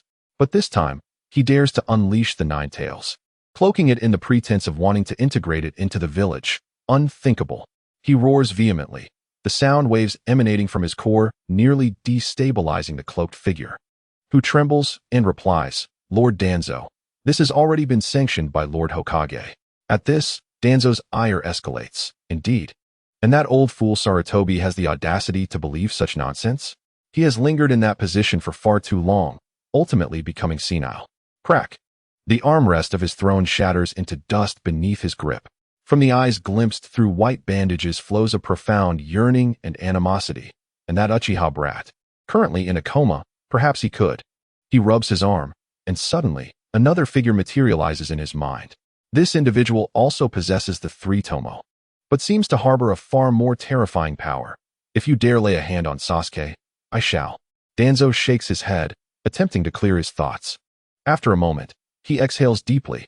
Very well, it is not too late. But mark my words, you will all perish one day. The Nine-Tails Jinchuriki, Uchiha Itachi. Sarutobi Hiruzen, your existence obstructs the village's progress. This power should belong solely to me. Only I can lead Konoha, transcending the 5 great nations, to become the singular entity. Only I can guide you all to dominate the entire shinobi world. Meanwhile, Wuming receives a new mission. Locate one of the legendary Sannin, Jiraiya of Mount Myaboku. Chapter 55. A good dog does not block the way. At the entrance of Konoha village, Wuming gazes at the towering gates and the colossal Kyūbi beside him. Hesitating, I seem to have overlooked this detail. He had painstakingly secured a formal identity for the Nine-Tails, allowing it to roam freely within Konoha. Yet, the village is too small for it to enter. What, then, is the value of my previous efforts? What difficulty lies herein? The Nine-Tails, with a flurry of claws, strikes a peculiar pose before shrinking in size. A miniature Kyūbi emerges, skillfully climbing onto Wuming's shoulder, proudly flaunting its tail. Wuming exclaims, so adorable. The mini Kyūbi turns its head, childishly retorting, adorable? How dare you use such trivial words to describe my esteemed self? Wow, truly charming. You have quite the skill. Kyūbi, I never knew you could do this. By the way, your way of speaking is a bit peculiar. The mini Kyūbi replies, peculiar? Perhaps it is because I have just transformed and am still adapting to this new form. Do not underestimate me. I am also a reincarnator with considerable strength and means. Moreover, I am currently in a fully refined state, stronger than ever before. Wuming suppresses a laugh, coaxing. Yes, indeed. Has this transformation altered your character? Or perhaps it has merely liberated your true nature. Transformations consume too much energy. I shall sleep for a while. Zzz. It falls asleep. Seizing the moment, Wuming reaches out to stroke the fluffy tail of the Nine-Tails. Oh my goodness. The texture. He cannot help but caress it a few more times. Just then, a masked figure approaches. Naruto Uzumaki, Lord Hokage requests your presence to officially grant the Nine-Tails its identity. Understood. I shall head to the Hokage's residence. Efficient indeed. Just as Wuming prepares to leave, a cloaked figure suddenly blocks his path, serious in demeanor. With bandages wrapped around his right eye and arm, and a chilling gaze from his left eye, the cloaked figure dismisses the umbu with a wave, ominously stating, young man, I advise you to abandon this endeavor. The village cannot tolerate the aberration of the fox spirit. Had I been present at the time, this decision would never have passed. Wuming halts. He studies the figure, innocently asking, may I inquire who you are? The cloaked figure smirks, I am Shimura Danzo. I am the root of Konoha and the next Hokage. Internally, he adds, had circumstances not escalated to this point, I would not have intervened personally. Wuming pauses, seemingly contemplating the matter seriously, and after a moment, expresses confusion. I'm sorry, I haven't heard of you. Danzo's expression darkens, and he replies sternly, young man, mind your tone. It would be wise not to be so arrogant. Wuming chuckles, old man, do mind your status. What do you think you are? At this, Danzo's face grows even darker, reminding himself not to lose his temper. How long has it been since anyone dared to speak to him in such a manner? Even Sarutobi Hiruzen and the second Hokage never addressed him so. He forces himself to remain calm. Engaging with this insolent brat in public would only diminish his stature. Besides, the mention of the Hokage means it is not yet time to escalate matters, allowing him to enjoy a few more days of leisure. Moreover, the boy's words do hold some truth. A good dog does not block the way, and that is indeed the most inferior tactic. He steps aside, conceding, rude child. I shall not argue with someone as unparented as you. Seeing the path cleared, Wuming beams. A good dog does not obstruct the way. You have indeed not blocked my path, truly a good dog. Danzo's face shifts from black to deep red. Yet, Wuming has already vanished from sight. His facial muscles twitch, and the cane in his hand crumbles to dust. He is furious. At the Hokage's residence, Wuming enters nonchalantly. where Naruto has been waiting for quite some time. The third Hokage is attending to administrative duties, taking a puff from his pipe, remarking, "Young man, you have arrived a bit late." Ming scratches his head. "Apologies, I was delayed by a rabid dog along the way." The third Hokage replies, "Just ignore the biting dog." Naruto chimes in, "Indeed, as long as you're unharmed, my dear." The third Hokage lowers his voice. "The intelligence you provided the other day is of great importance to the village. From now on, we shall focus on enhancing our strength. I have come to assign you an extremely vital confidential task." He produces a scroll. "Locate one of the legendary Sannin, Jiraiya of Mount Myaboku." The third Hokage continues, "Jiraiya is an exceptionally powerful ninja, and his addition will significantly bolster the village's strength." Naruto, curious, asks, "Is he stronger than Grandfather the Third?" The idea of admitting inferiority to one's apprentice is certainly a notion that would evoke laughter. Naruto, however, was resolute, but finding someone is a trivial matter. The third Hokage replied, "This is a critical mission." Naruto proclaimed, "I shall not waver in my duty." Ming interjected, "This is not a simple task." As the two departed from the Hokage residence, Naruto suddenly slapped his forehead, realizing, "Oh no, I forgot to ask Grandpa where to find that person." Ming reassured him, "No need to inquire further." Naruto, perplexed, asked, "You know?" Ming yawned and replied, "Not at all." He then added, "Let us not dwell on such trivialities. Every day is filled with missions. How about we indulge in a hot spring instead?" Reluctantly, Naruto acquiesced. "All right then." Ming chuckled. Where else could Jiraiya be? One could easily guess. Moreover, the third Hokage undoubtedly had his own means of locating Jiraiya. Entrusting this task to them must have been deliberate.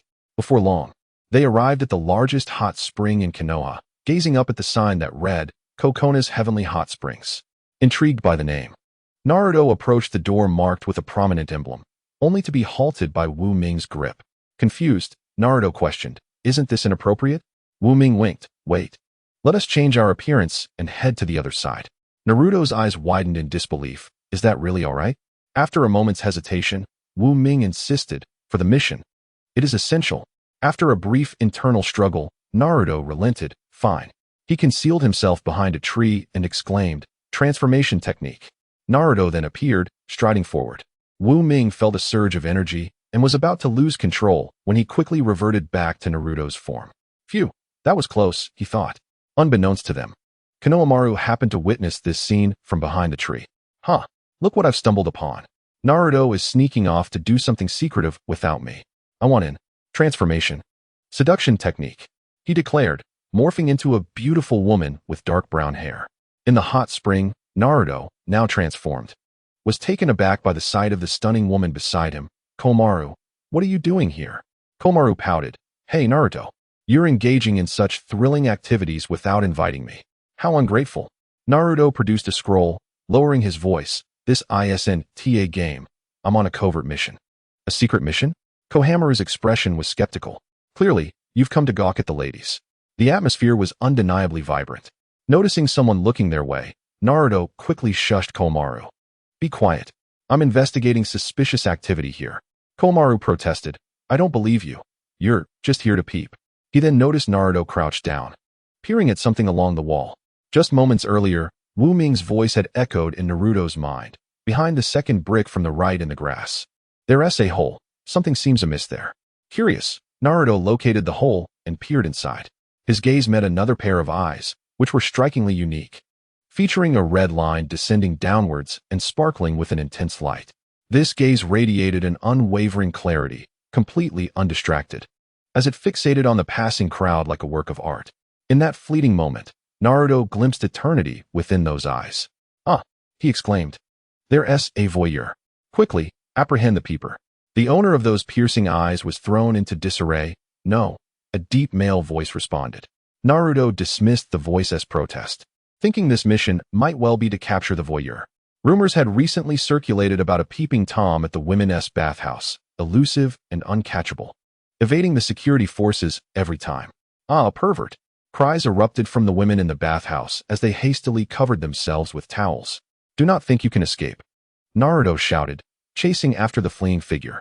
Komaru hollered, "Naruto, wait for me." But in the blink of an eye, both had vanished from sight. Komaru, anxious and eager to follow, found himself at a disadvantage, hindered by his own physical attributes. In a desperate bid for speed, he unexpectedly released his transformation. Look, the pervert is over there. Sisters, catch him and give him a good beating. To his surprise, the figure turned out to be a mere child, leading to gasps of disbelief. No, let me explain. I'm on a mission. You can't hit me there. Brother Naruto, I despise you. As the chase continued, they soon found themselves within a bamboo grove, surrounded by towering stalks. Naruto cornered the figure, cracking his knuckles. Big pervert. Where do you think you can run? The figure raised his hands in a defensive manner. My dear and beautiful lady, let us not resort to violence. Our encounter is fate. Why not sit and converse about life's aspirations? Naruto, unimpressed, retorted, What lady? Look closely. With a flourish, he dispelled the transformation. Seduction technique dispel. In an instant, the striking blonde beauty transformed back into an ordinary elementary student. Wu Ming finally emerged from within him. Upon witnessing the transformation, the figure's expression shifted to one of disappointment. What? Just a child? Furious, Naruto declared, You lecher. How dare you look down upon me? Uzumaki Naruto. Today, I will take you in and complete my mission. Shadow clone technique. Numerous clones appeared but were effortlessly dismissed by the figure. A flicker of recognition crossed his face. Wait. Are you Uzumaki Naruto? Standing still, images flashed in his eyes. Naruto, suspicious, replied, Indeed. You wouldn't be a spy from another village, would you? Not at all. He responded, I am a genuine citizen of Konoha. When I fought for Konoha, you weren't even born yet. Naruto rolled his eyes. Then let me test your knowledge. What is the best hot pot restaurant in Konoha? The figure's brow twitched. Hot pot? What is that? Having traveled far and wide, I've just returned to Konoha and am unfamiliar. Naruto smirked. There's only one that's truly delicious. You've revealed yourself. There's only one. Come with me to the security office and confess. I need to complete my mission. What mission? He asked. Perhaps I could assist you. Oh. It seems I've fallen to such a lowly state, he lamented. Unfazed by the potential leak of secrets, Naruto boldly handed over the scroll. Here. My task is to locate one Jiraiya. If you redeem yourself, I might persuade the third Hokage to lessen your sentence. As he accepted the scroll, a peculiar expression crossed his face. The third Hokage? When did he become the father of Minato?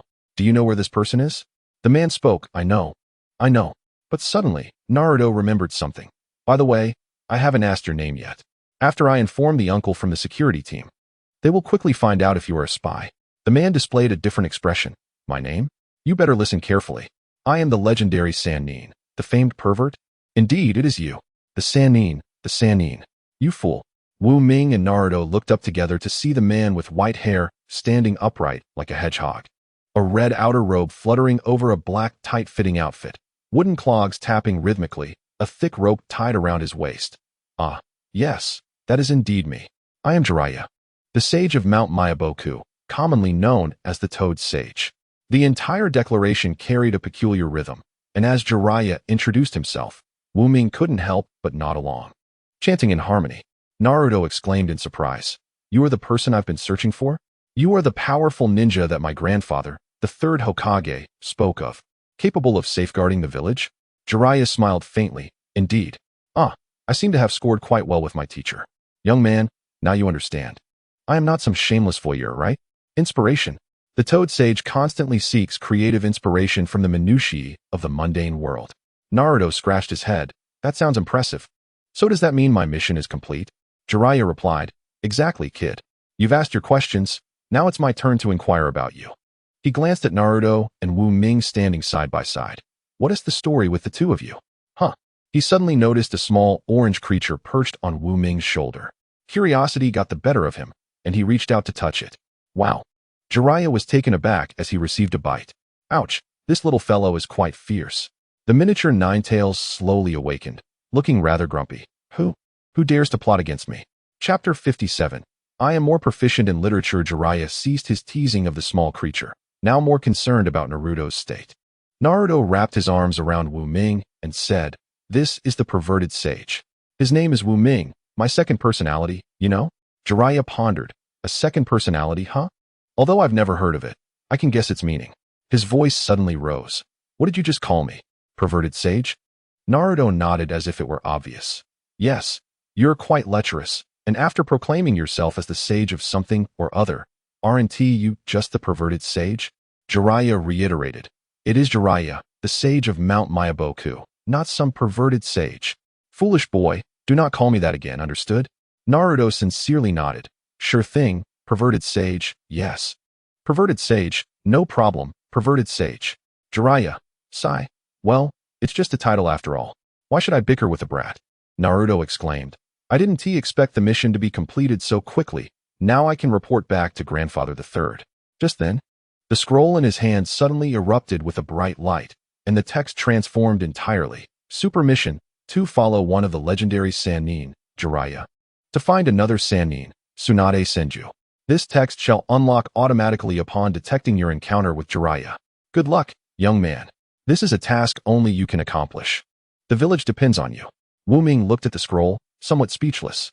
The third Hokage's skills were becoming increasingly formidable. The notion of a task that only he could complete was merely a means to imbue the chosen one with a sense of irreplaceability, thus igniting their enthusiasm. Indeed, Naruto jumped with excitement. I knew the mission wouldn't be that simple. I, Naruto Uzumaki, will surely complete the mission and save the village. By the way, perverted sage, do you know where this Tsunade Senju is? Jiraiya replied. I didn't expect such a task. I can take you to find Tsunade.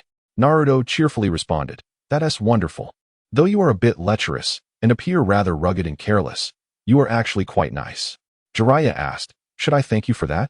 Just then, Wu Ming felt a shift within himself, and on a whim, he formed a cross-seal, shadow clone technique.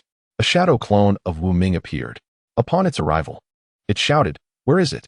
I heard someone calling for Tsunade. Where is the beloved Lady Tsunade? I love. Jiraiya? Wu Ming. He awkwardly laughed while pressing the shadow clone back down. Apologies, my shadow clone is a bit eager for knowledge. Yes. He has always admired Lady Tsunade's legendary medical ninjutsu and wishes to inquire about some medical matters. Jiraiya finally nodded. I see, a diligent child. This little fellow's shadow clone is quite amusing, each possessing a unique personality. I wonder if there are other personalities, a third, a fourth. Perverted sage. Let us set off. Indeed, there was no moment of peace for this foolish boy. The three embarked on their journey to find Tsunade. However, the road was not tranquil.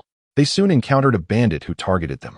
Upon entering a valley, a group of men in black suddenly descended, led by a fierce-looking leader. This mountain is mine. Wu Ming retorted, this tree is planted by me. The leader declared, if you wish to pass through here. Wu Ming replied fluently, leave the toll. The bandit leader was taken aback. Well, you're quite knowledgeable. Are you perhaps a fellow bandit? Wu Ming responded, this is an old trick from years ago. Can't you come up with something new? Surprisingly, the bandit engaged in conversation. Being a bandit is tough these days. Given this, I'll give you a discount. Just 10 copper coins will suffice. Wu Ming, fellow bandit? No way. Naruto, attack. With that, he stepped aside. Naruto, unhesitatingly, engaged in battle with the bandit. The bandit, uppercut. Naruto, lower cut. The bandit, left hook. Naruto's clones appeared all around. Uppercuts, lower cuts, left hooks. You lose. It was a thrilling battle indeed. The bandit was merely a half-hearted genin and stood no chance, ultimately surrendering. Jiraiya queried, why only use shadow clones? Don't you have any other powerful techniques? He probed further. Naruto, where did you learn your combat skills? Who taught you? Naruto replied, well, Wu Ming has always been teaching me. And Irika-sensei taught me some as well. Jiraiya fell silent, pondering the boy's lack of formal combat training. How has he managed all these years? Moreover, Irika, being merely a chunin, couldn't impart extensive knowledge. Suddenly, the gentle image of a golden-haired man surfaced in his mind. Teacher, I would like to ask you to name the child. He became momentarily lost in thought. Indeed, Minato was no longer present. The Inuzuka clan had ancestral beast summoning techniques. The Aburame clan could control insects, and the Yamanaka clan possessed mind transfer techniques. These families often had inherited jutsu to ensure the excellence of their next generations, preserving their legacies. But what about Naruto? The Uzumaki clan had long since perished, and Minato sacrificed himself for the village. Thus, Naruto naturally had no inheritance. Ninetales, what about me? Alas, it seems fate has no intention of granting me respite. Jiraiya observed Naruto and Wu Ming, watching their every move. Guess what? Although he is entirely different from the fourth, There is something endearing about him.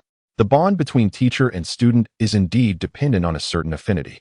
Upon reaching this point, Jiraiya no longer hesitated. He inquired, Naruto, would you like to learn some formidable ninjutsu? Naruto replied, formidable ninjutsu? Before he could finish, Ming had already rushed to Jiraiya, bowing deeply. Master Jiraiya, please allow me to pay my respects. From this moment forward, if my master instructs me to go east, I shall not venture west. If my master commands me to ascend a mountain of blades, I shall not descend into a sea of flames. Stop, stop, stop! Jiraiya interjected. Enough with the dramatics, you fool. This is not a gang. I would never make you climb a mountain of blades. He had intended to offer gentle guidance, but was taken aback by the boy's straightforwardness. This child is quite clever indeed. At this moment, Naruto finally grasped why Jiraiya had asked him that question and exclaimed, perverted sage, please accept me as your disciple. I beg you.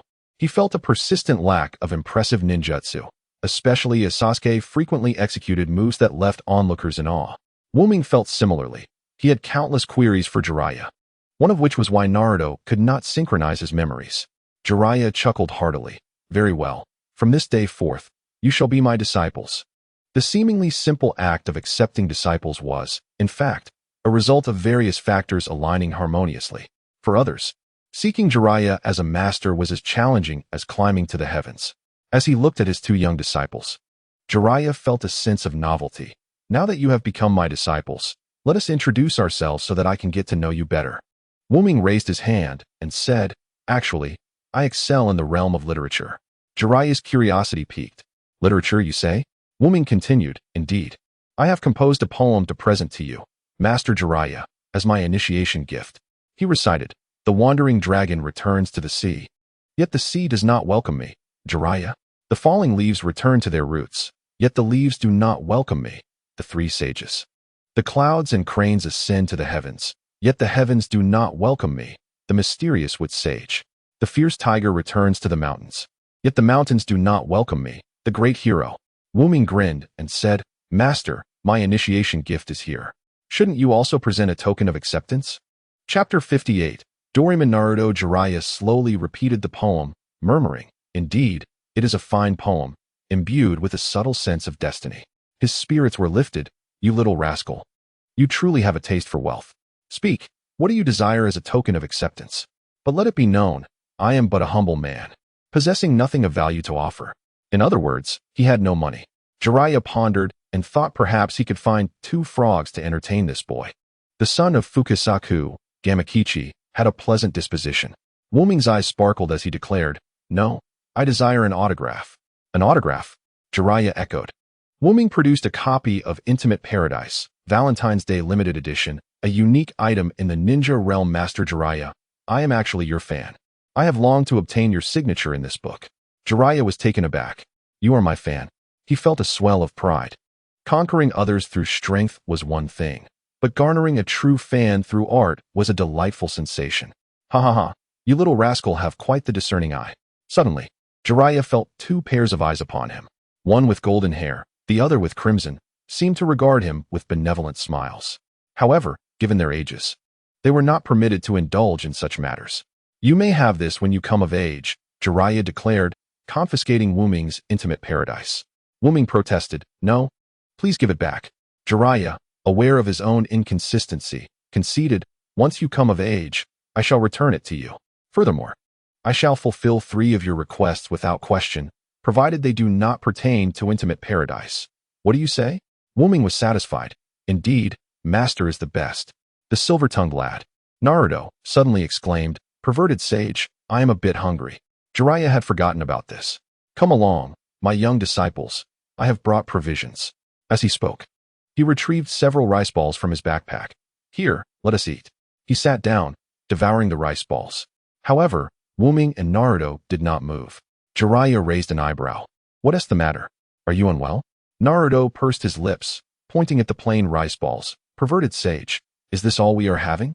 Of course, Jiraiya replied. This is the wilderness. We cannot expect luxury. Having rice balls to eat is already quite fortunate. Many times, ninjas on missions must subsist on military rations. He said solemnly. Naruto, it seems your arduous training is about to commence.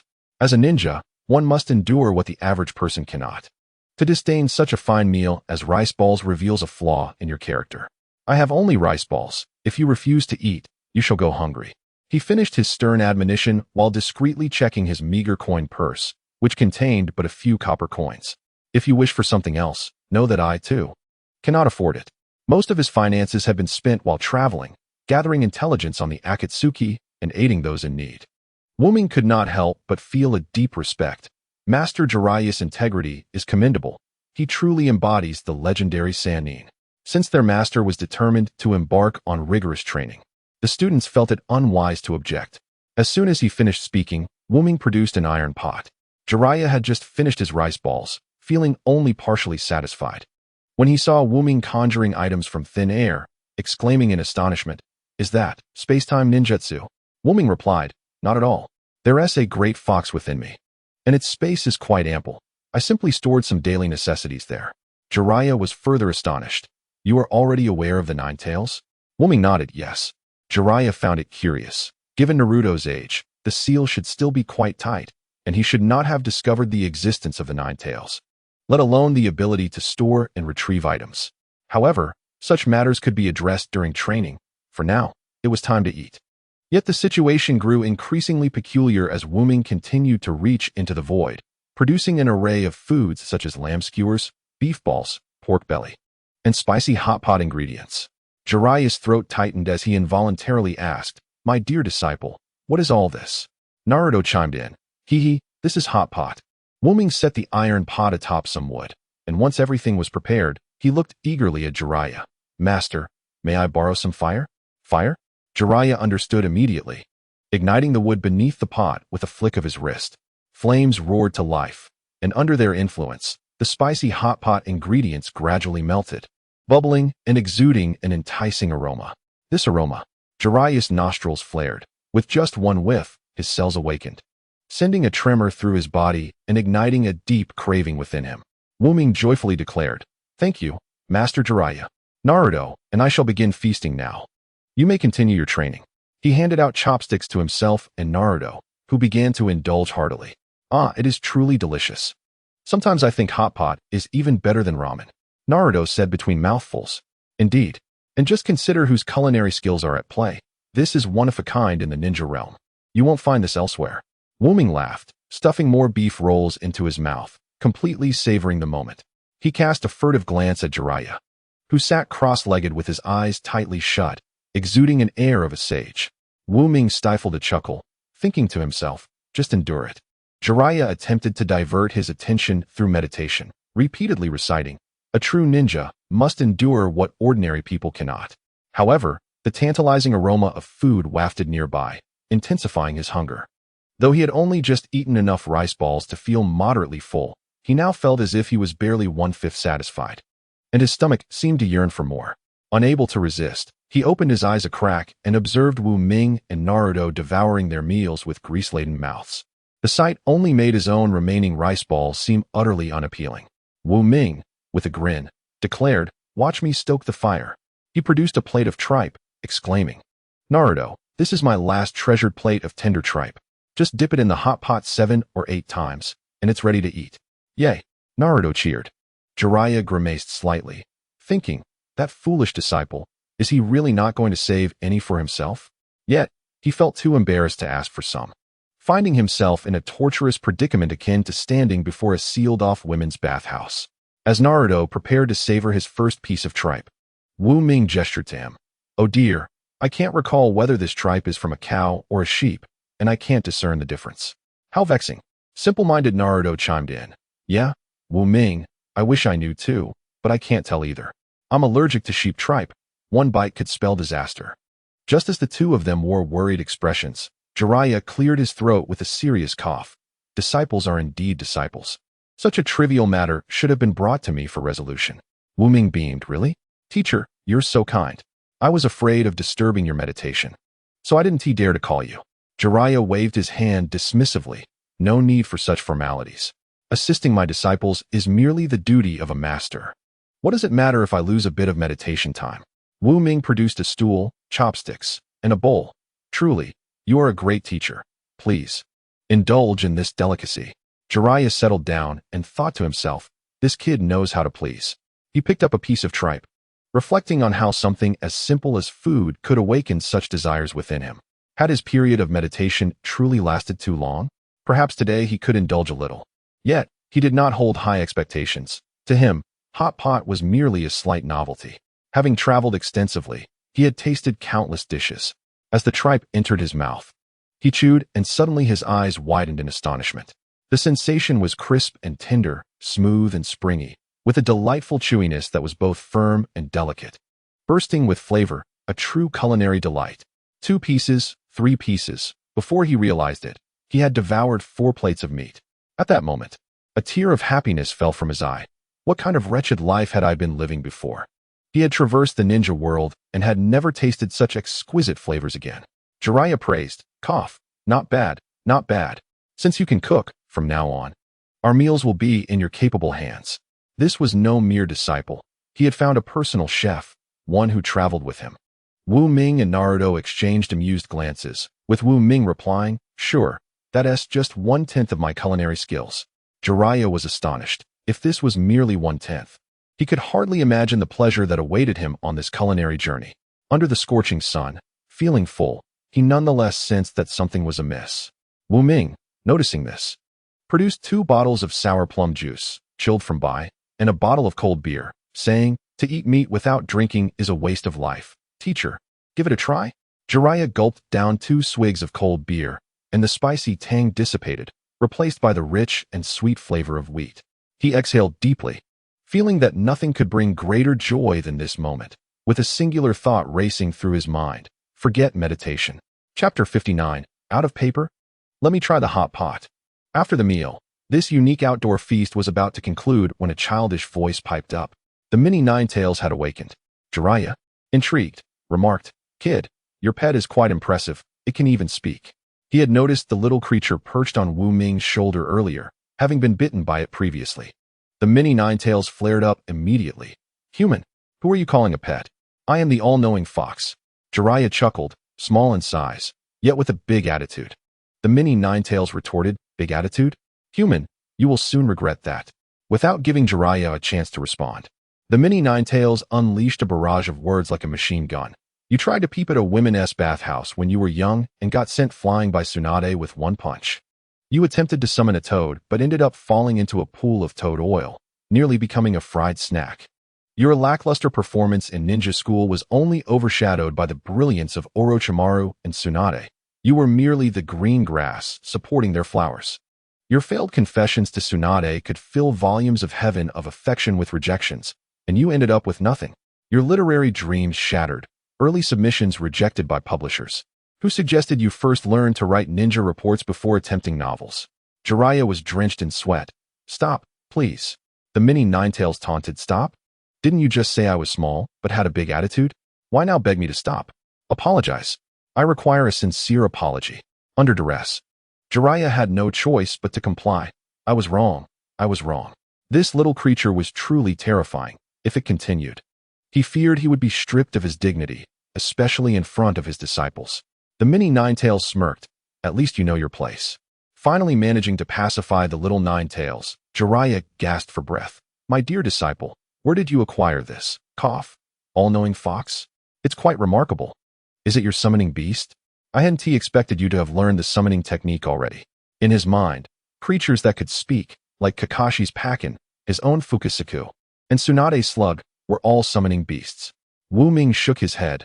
Teacher, I do not know the summoning technique. It is not my summoning beast. Speaking of which, you know it, and it knows you too. You both know each other's names, and have met before. Jiraiya laughed. How could that be? If I knew it, how could I not recognize it? Wait a moment. A fox, knowledgeable, all-knowing.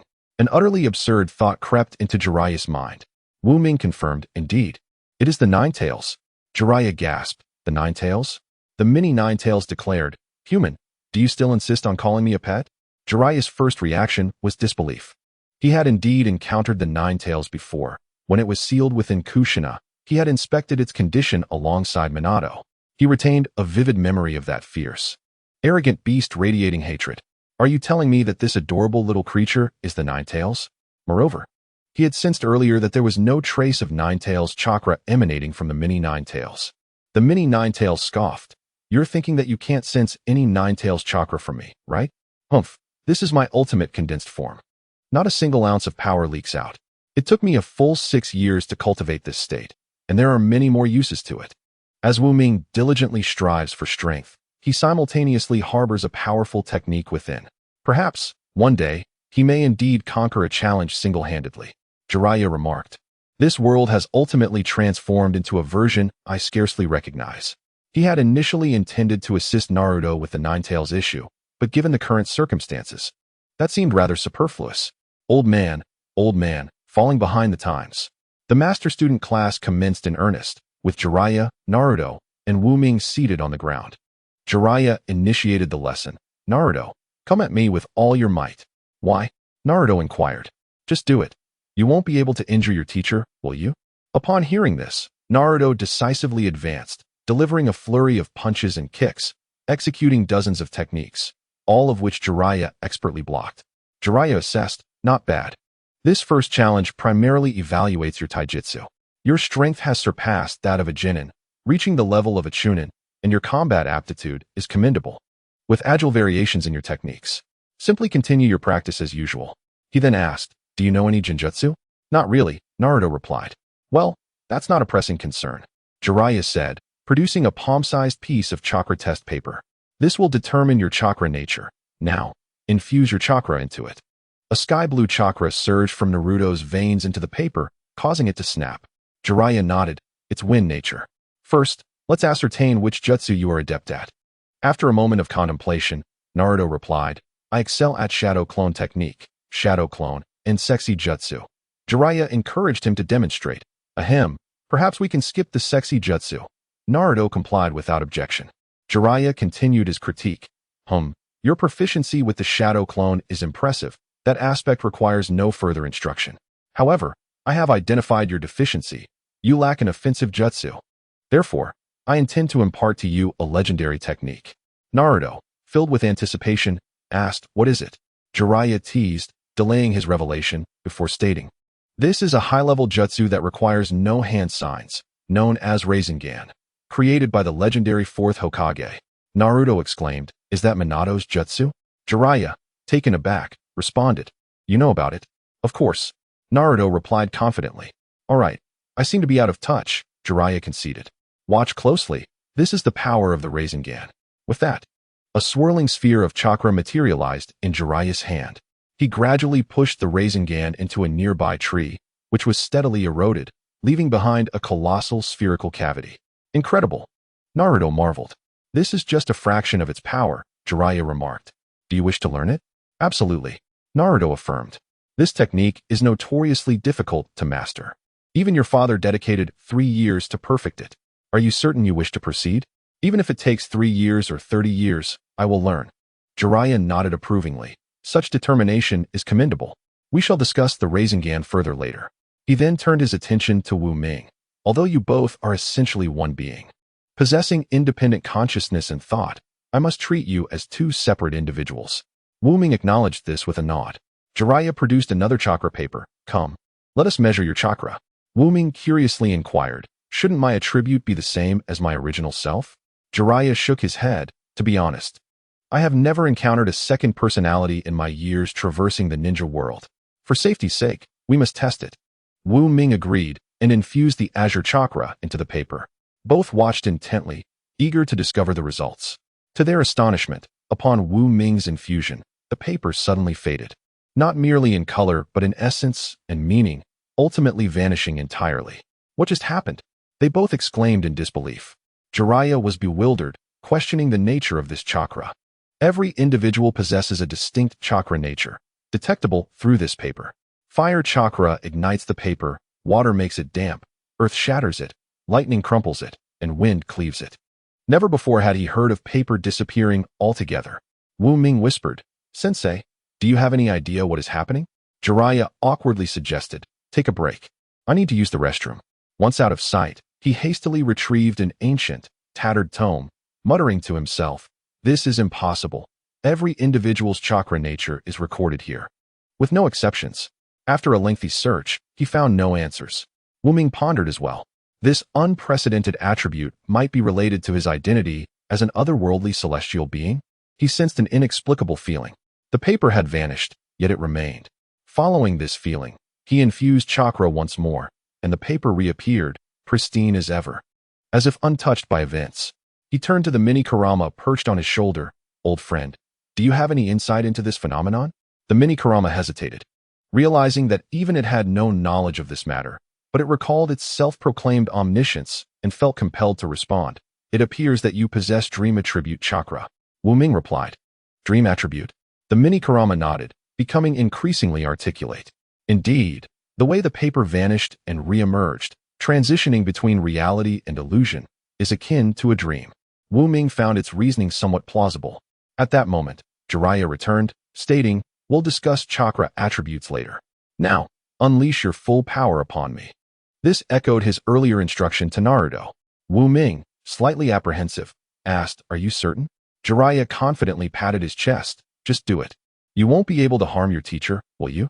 Wu Ming hesitated but ultimately agreed. He exchanged an excited glance with the little fox on his shoulder, exclaiming, here we go, Kurama. Right. The mini Kurama responded, opening its mouth to unleash a devastating energy sphere. Stop, stop, stop, Jiraiya shouted. Wu Ming and Kurama shared a knowing smile.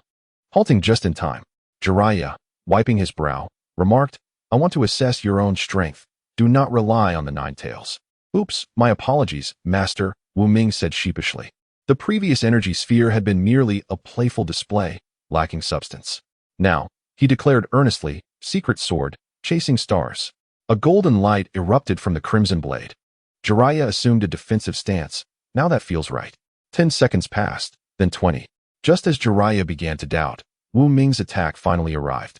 He formed hand seals, chanting, Ninjutsu, Needle Earth Burial. Instantly, his white hair hardened, enveloping his body and thrusting outward, resembling Niji's technique. A brilliant light radiated around him, but failed to penetrate Jiraiya's defenses, ultimately dissipating. As Jiraiya retracted his hair, unscathed, he remarked, I didn't expect you to wield a sword, but then again. Don't young people often dream of being gallant and free? To speak honestly, my disciple, your swordsmanship is quite impressive, evoking a sense of relentless continuity. However, I must inquire why you choose to remain stationary for a full minute prior to your strike. Wu Ming, feeling somewhat embarrassed, replied, well, the initial motion takes a bit longer, you see. I require a moment to gather my energy. Jiraiya shook his head, stating, your sword technique is commendable, yet its flaws are glaring. A minute's pause in the world of shinobi combat could result in your demise countless times over. Wu Ming sought guidance, asking, might I ask, Master, what should I do? Without time to accumulate power, I cannot unleash its full potential. Jiraiya placed his hand upon Wu Ming's sword, sensing its essence. If I am not mistaken, when your blade strikes down an enemy, its momentum carries it towards another, does it not? Wu Ming expressed admiration. You are astute, master. It is indeed impressive that you discern this. Jiraiya continued, but have you considered that often such functionality may not be necessary?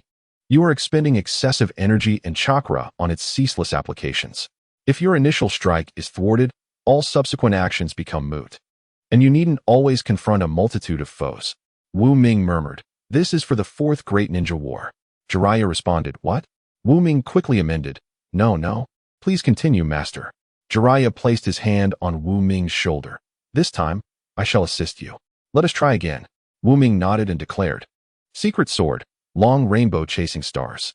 The blade glimmered with light as Wu Ming began channeling chakra into it, only to feel a more potent chakra enveloping his own.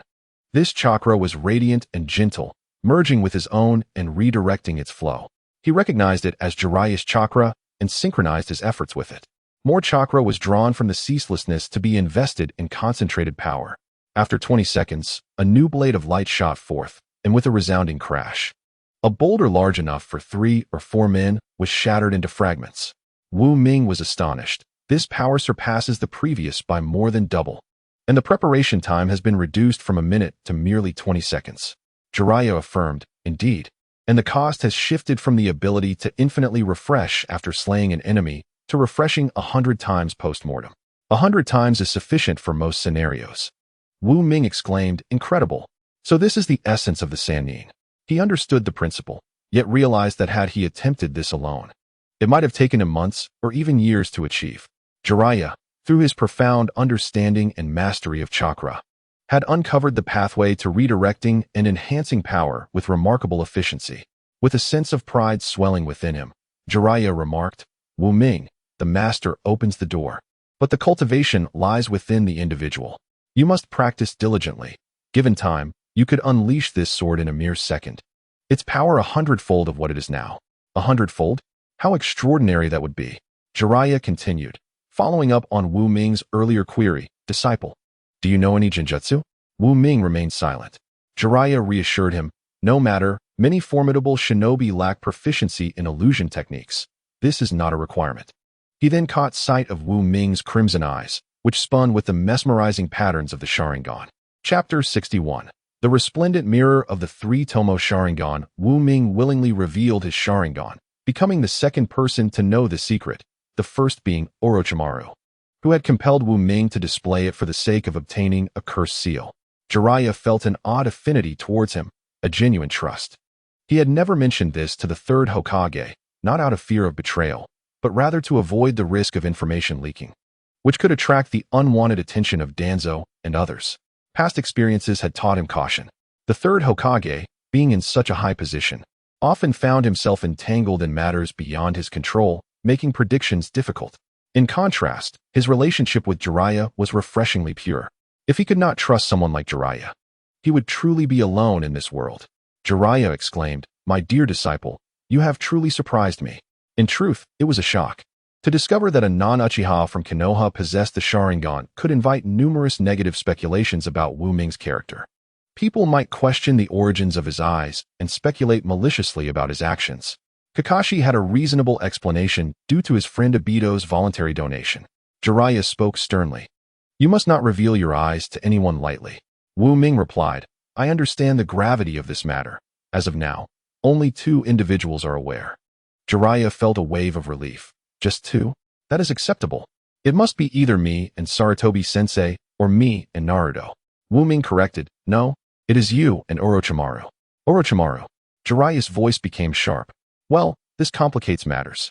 Jiraiya was acutely aware of Orochimaru's obsession with the Sharingan. In fact, when Orochimaru first encountered Wu Ming's 2-tomo Sharingan, it had since evolved into 3-tomo. When had this transformation occurred? It was during the Chunin exams when Wu Ming sought to vindicate Kurama. Wu Ming's Sharingan could ascend through the realization of dreams, as Kurama's dream was, after all, a dream. It was also possible that it had happened while they were together in the clouds, fulfilling Gaara's dream. Ultimately, the next morning, Wu Ming awoke to find his Sharingan had transformed into 3-tomo. Jiraiya sighed, "Very well, I will protect you and ensure that man does not succeed." He gazed earnestly at Wu Ming, his expression unusually serious. "I must ask you one thing.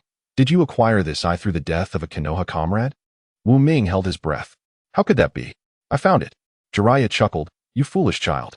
Nonetheless, he saw no hint of panic in Wu Ming's eyes. This indicated that Wu Ming had not sought power through the slaughter of his village's people.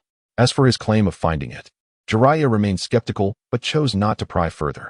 After all, every powerful ninja possesses their own secrets, does one not? One should not harbor excessive desire for the fortunes of others. He would not teach the genjutsu of the Sharingan, preferring to move on to the next topic. Jiraiya began pacing, contemplating, "I do not possess extensive knowledge of sword techniques. You should practice that on your own. However, I should impart a technique to you. While Naruto has the Rasengan, yours must be different." Suddenly, inspiration struck Jiraiya. Perhaps this technique would be particularly suited to Wu Ming. He inquired, "Do you know why the 4th Hokage is called the Yellow Flash?" Wu Ming paused, then chuckled, "Are you suggesting this?" In an instant, he vanished from his original position, reappearing with a pink-covered book in hand. It was the previously confiscated Paradise of Affection, Valentine's Day edition, the only one in the ninja world. Jiraiya chuckled awkwardly. "It seems you have already mastered it." "I cannot utilize it," he admitted. "I merely know the method of training." Wu Ming humbly responded, "It is still quite difficult for me to teleport over long distances." Jiraiya reassured him, "That is normal. Do not lose heart. The Flying Thunder God technique demands exceptional talent and chakra. Struggling is to be expected." He then asked, "How far can you teleport now?" 50 meters, or 100. A beginner typically reaches this level, as even Minato gradually increased his range through countless battles. Wu Ming replied, I meant, from Konoha to Sunagakure, it is quite strenuous. Jiraiya jested, how about you teach me the flying thunder god technique then? Alas, I had forgotten. This lad possesses the 9 tails, with chakra that is nearly boundless. For him, the greatest chakra impediment of the flying thunder god technique is virtually non-existent. Jiraiya pondered for a moment. I have another technique. Would you care to learn it? Wu Ming bowed respectfully and inquired, will it grant me longevity? Jiraiya, exasperated, tapped Wu Ming's head thrice. What nonsense about longevity? Young people should not aim too high. Wu Ming responded, I understand. You mean for me to seek you out at the witching hour tonight? Haha, do not take offense, sensei. I merely recalled a tale of a certain monkey. A monkey? Jiraiya inquired. Yes, his name is Sun Wukong. For tales? Is that not from the Hidden Stone Village? I have not heard any stories about it. Not at all. I refer to the great sage equal to heaven, Sun Wukong. Oh, right. Sensei, do you not enjoy novels? I assure you this story is utterly fascinating. By the way, do you know how to unlock the 8 trigram seal? Jiraiya, puzzled, produced a scroll. This is the key to unsealing the 8 trigrams. But why do you ask? Has the 9 tails not already been released? Having grown accustomed to his disciples possessing extraordinary abilities, Jiraiya recalled his previous student from the Uzumaki clan, who was even more outrageous, possessing the Rinnegan. Wu Ming replied, but the 8 trigram seal on my original body has yet to be undone. Jiraiya exclaimed, what? Are you saying there is still a 9 tails in Naruto? Indeed. 666. Utterly absurd. He could accept all previous matters, but the existence of 2-tailed beasts was beyond comprehension. Jiraiya took a deep breath. Child, if you have more to say, please say it all at once. I am not as young as I once was and cannot withstand your repeated shocks. Having spent less than a day with Wu Ming, he had been astonished more times than in the entirety of his previous life. Wu Ming offered an awkward smile. Perhaps. Maybe. It seems there is nothing more. Jiraiya sighed. Then let us proceed to unseal the 9 tails within your original body. Wu Ming interjected, that cannot be. Why not? Because the 9 tails within him has yet to reconcile with his original self. Due to the presence of the 8 trigram seal, Naruto could only see the 9 tails under extreme circumstances, inhibiting effective communication. Jiraiya frowned. Does your original body know your swordsmanship? Not at all. You are his shadow clone. Logically, you should share a connection. What you know, he should know, and vice versa. He paced back and forth, contemplating. How can this be? Wu Ming remarked, in truth, I have also found it peculiar. I can acquire all the knowledge of my original body, yet he cannot access my experiences. Jiraiya offered. Would you mind if I assisted you in examining this? Wu Ming shook his head. Of course not. I wish to understand it myself. Very well. Jiraiya focused intently, channeling chakra into Wu Ming's body. Following the path of darkness, spiraling upward, he finally glimpsed a flicker of light. Heavens, what is this? So resplendent, so magnificent. After a moment, Jiraiya opened his eyes, drenched in sweat, his expression one of sheer astonishment. Chapter 62. Memory Fusion. The future has arrived. Layers of light blue crystals enveloped Wu Ming's brain like a translucent eggshell. It was not a physical entity but composed of countless tiny particles of light, pulsating gently in a rhythmic frequency akin to breathing. This was a barrier. Wu Ming exclaimed, what is this barrier? How could such a thing exist within me? Jiraiya observed closely. When he attempted to pass his chakra through the barrier, it illuminated faintly, resolutely blocking all energy from entering. This barrier protects your memories. It appears to be a seal that prevents prying eyes. However, it simultaneously obstructs Naruto from accessing your information. Wu Ming frowned. I was unaware of this barrier's existence. Sensei, if you can see it within me, why can I not? Jiraiya rested his chin on his hand. It's simple. You likely do not yet know how to meditate. Wu Ming nodded. Previously, he had merely thought randomly, yet it had some effect. Follow my lead, Jiraiya instructed. Wu Ming sat cross-legged, and Jiraiya infused him with chakra, guiding it along a unique path within his body. Wu Ming summoned his chakra to follow Jiraiya's trajectory, and suddenly, he noticed a shift in perspective. In the darkness, a light emerged, flowing through a crimson sea, navigating through intricate branching pathways. How marvelous! He could sense that these pathways were his blood vessels. So meditation also possesses the ability for introspection. Ascending, ever upward, he finally beheld that resplendent barrier, within which he could faintly discern his own brain. Jiraiya's chakra could not penetrate the barrier, but when Wu Ming's chakra made contact, the barrier seemed to recognize the information and collapsed, allowing him to proceed.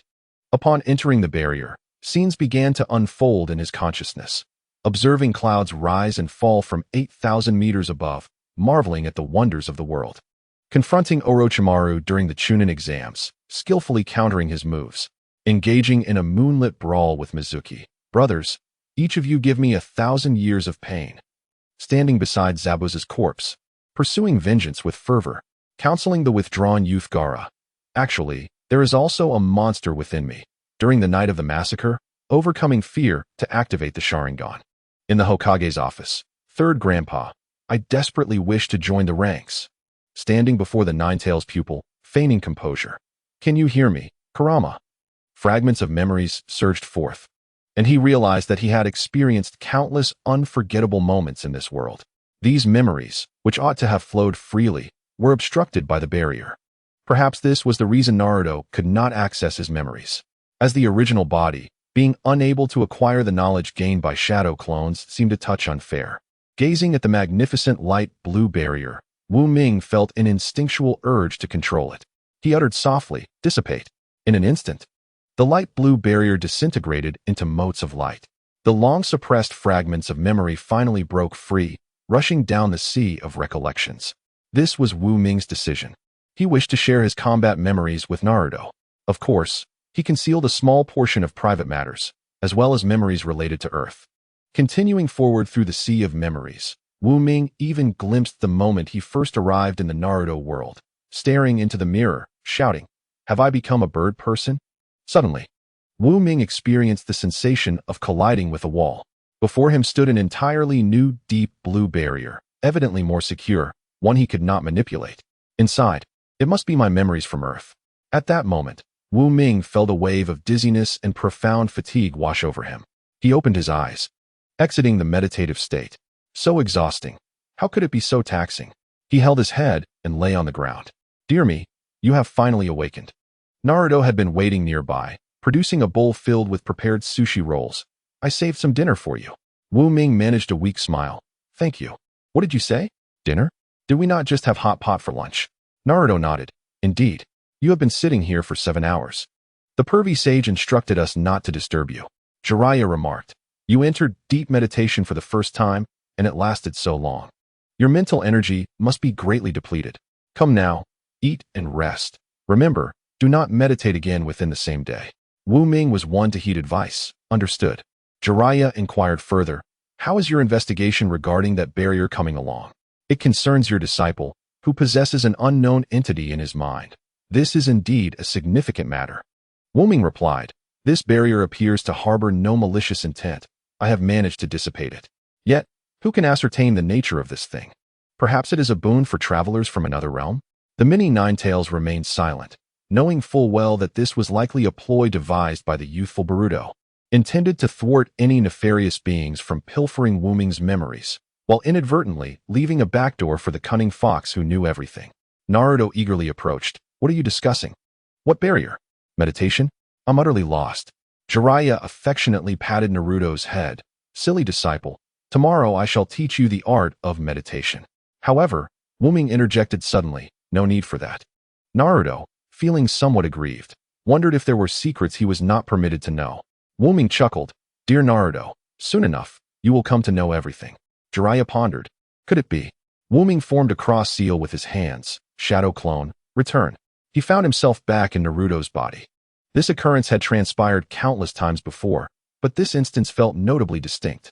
In Naruto's vision, a myriad of vibrant scenes erupted forth. "Thank you, Naruto-kun. No need for thanks. Hinata, I sense you will make a wonderful wife in the future. When shall the caged bird take flight?" "I, Niji, have learned much. Lord Kazekage, leave the task of pacifying Gaara to me." "Naruto, how dare you bully your younger self?" remarked the Nine-Tails. Naruto was struck by an unprecedented revelation. As if he had lived an entirely different life in that fleeting moment. He raised his hand, grasping a sword he had never wielded before, and with a gentle swing. It felt as if he had honed his skill 1,000 times over. Wu Ming stepped forward, saying, "As you can see, it is as such. In truth, I am." He felt that honesty was the best policy. To his surprise, Naruto's eyes sparkled. "Wu-Ming, you are the future me." Chapter 63. What are you still dawdling for? You are the future me. This revelation was communicated through a mental transmission, arising naturally from their merged memories. Yes, remember, this is our secret. Wu-Ming found it difficult to refute, almost acquiescing to the notion that whether he was a traveler from another realm was of little consequence. Jiraiya approached. "It seems that the matters between you two have been resolved. The sun has set. Let us find a place to rest." As they walked, Naruto continued to digest the memories he had just acquired. Hinata has always harbored feelings for me. Tender images of the girl flashed before him, reminding him of the exam when she willingly shared answers and how he had wronged her. A twinge of guilt emerged, and with newfound perspective, he realized that such a girl was indeed quite remarkable. At least, with her, he wouldn't constantly have to be on guard against being struck. Moreover, she genuinely liked him. Wu-Ming patted his head. "Now that you know, you must show her more care. Do not always rely on me to maintain your relationship." Naruto readily agreed. Yes, yes.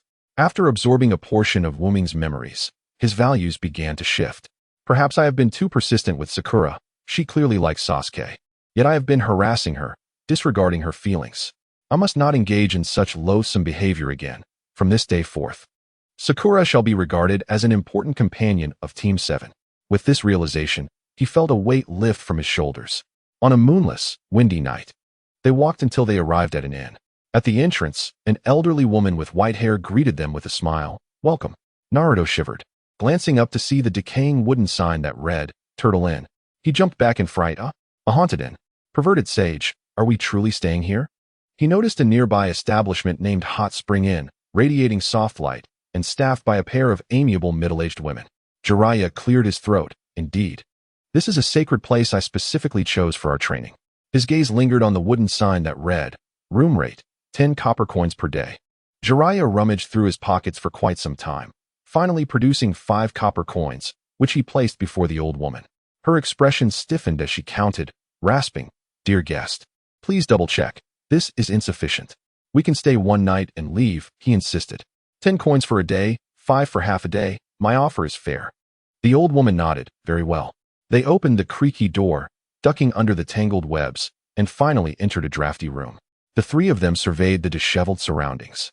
Naruto encouraged himself. "Come on, this must be a trial set by the perverted sage, testing my courage and endurance." Suddenly, as he opened the covers, 10 mice sprang out, glaring at Naruto as if he were the intruder before vanishing into the shadows. "Whoever wants to stay here can do so." Naruto's expression turned forlorn. Although he had experienced loneliness in his youth, he had never resided in a mouse-infested den. Jiraiya felt the awkwardness intensify. "No need to panic. Let me handle these pests." He then summoned a toad using a summoning technique, intending for it to devour the spiders and other insects, thus scaring the mice away. The toad appeared equally perplexed. Naruto expressed his discontent. "Perverted sage, must we truly stay in such a place?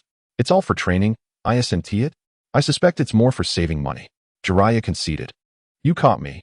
But remember, wealth is ultimately extraneous. Money isn't everything, but lacking it is utterly debilitating." After a brief debate, both men lowered their heads in defeat. "You foolish disciple, if you seek a better inn, you must pay for it," Jiraiya declared. Naruto, undeterred, retorted, "Fine, I will." He produced a green frog wallet, emptied its contents, and counted approximately 70 to 80 copper coins. "This should suffice, right? I want to stay at the hot spring inn next door." Jiraiya sighed. "Not enough. That place requires 150 copper coins." "How do you know, perverted sage?" "Naturally, I checked beforehand. Otherwise, why would I have chosen this place?" Both master and disciple sighed in unison, as if resigning to their fate. Suddenly, Wu-Ming appeared like a savior, stating gravely, "Any problem that can be resolved with money is not a problem at all." "Huh," Naruto exclaimed. Wu-Ming spread his palms, performing a sleight of hand to reveal a gold coin seemingly plucked from thin air. "This is," they gasped in unison. "A single gold coin is worth a staggering 10,000 copper coins." Naruto exclaimed, "Dear me, you must have accumulated this over years of missions." Wu-Ming smirked, spreading his palms to reveal 10 more gold coins. "Ah," they gasped again. Wu-Ming raised his brows in delight, his hands outstretched as a cascade of gold coins flooded the room. "Ah," they exclaimed in disbelief. Jiraiya trembled. Good heavens, my disciple, where did all this come from? Did you rob a kingdom? Naruto shared the same confusion, lacking any memory of such an event. Ming clarified, do not misunderstand, teacher. This was my bounty after vanquishing a band of robbers. The takeover and bloodshed within the Cardo company were steeped in darkness and sordid power dealings, which he refrained from revealing to Naruto. Immersed in the joy of suddenly inheriting a vast fortune, Naruto exclaimed, this is wonderful. We can finally stay at the hot springs inn. He dashed away with great fervor. Ming followed closely, retorting, fool, is this your only aspiration? If we are to stay, let us reside in the finest establishment. Having traversed this area during a mission, he knew of a splendid hotel ahead. However, Naruto expressed a sudden concern. Well, maybe we shouldn't stay somewhere too extravagant. After all, the pervy sage mentioned we need to hone our skills. Jiraiya felt a sense of relief. Good disciple, you have finally grasped my intentions. Ming conceded, all right then. Staying at the hot springs inn will suffice. It is just a bit regrettable. The place I intended to take you has a performance tonight. There. We can enjoy a late-night snack while witnessing a grand dance show, and each of you will be attended to by 9 exquisite beauties, serving tea, massaging, and feeding you. What a delight. Jiraiya, in a frenzy, instantly changed his demeanor. Then what are we waiting for? Let us go. Chapter 64. The second style of the unnamed sword technique. The sign of Flower Bird Wind Moon Pavilion was intricately carved in flowing characters. A brightly lit pavilion stood tall, dispelling the surrounding darkness. Overwhelmed by the ornate architecture, Naruto could not help but exclaim in awe. Jiraiya murmured, I recall passing by here before, but there was no such place. Just then, a courtesan clad in a soft lotus-colored dress approached them, inquiring sweetly, gentlemen, have you come to enjoy a dance? She discreetly glanced at their travel-worn attire, her face adorned with a professional smile. Jiraiya's heart raced. Thank you, miss. My disciple and I are here for lodging. The courtesan's smile waned slightly. Lodging, you say? May I inquire how long you intend to stay?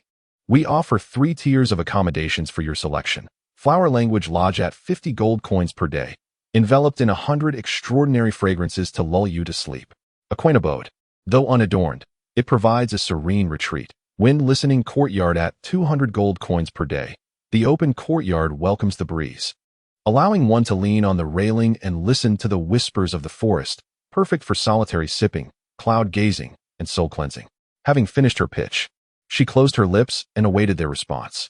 Naruto, with an innocent face, exclaimed, wow, that sounds so luxurious.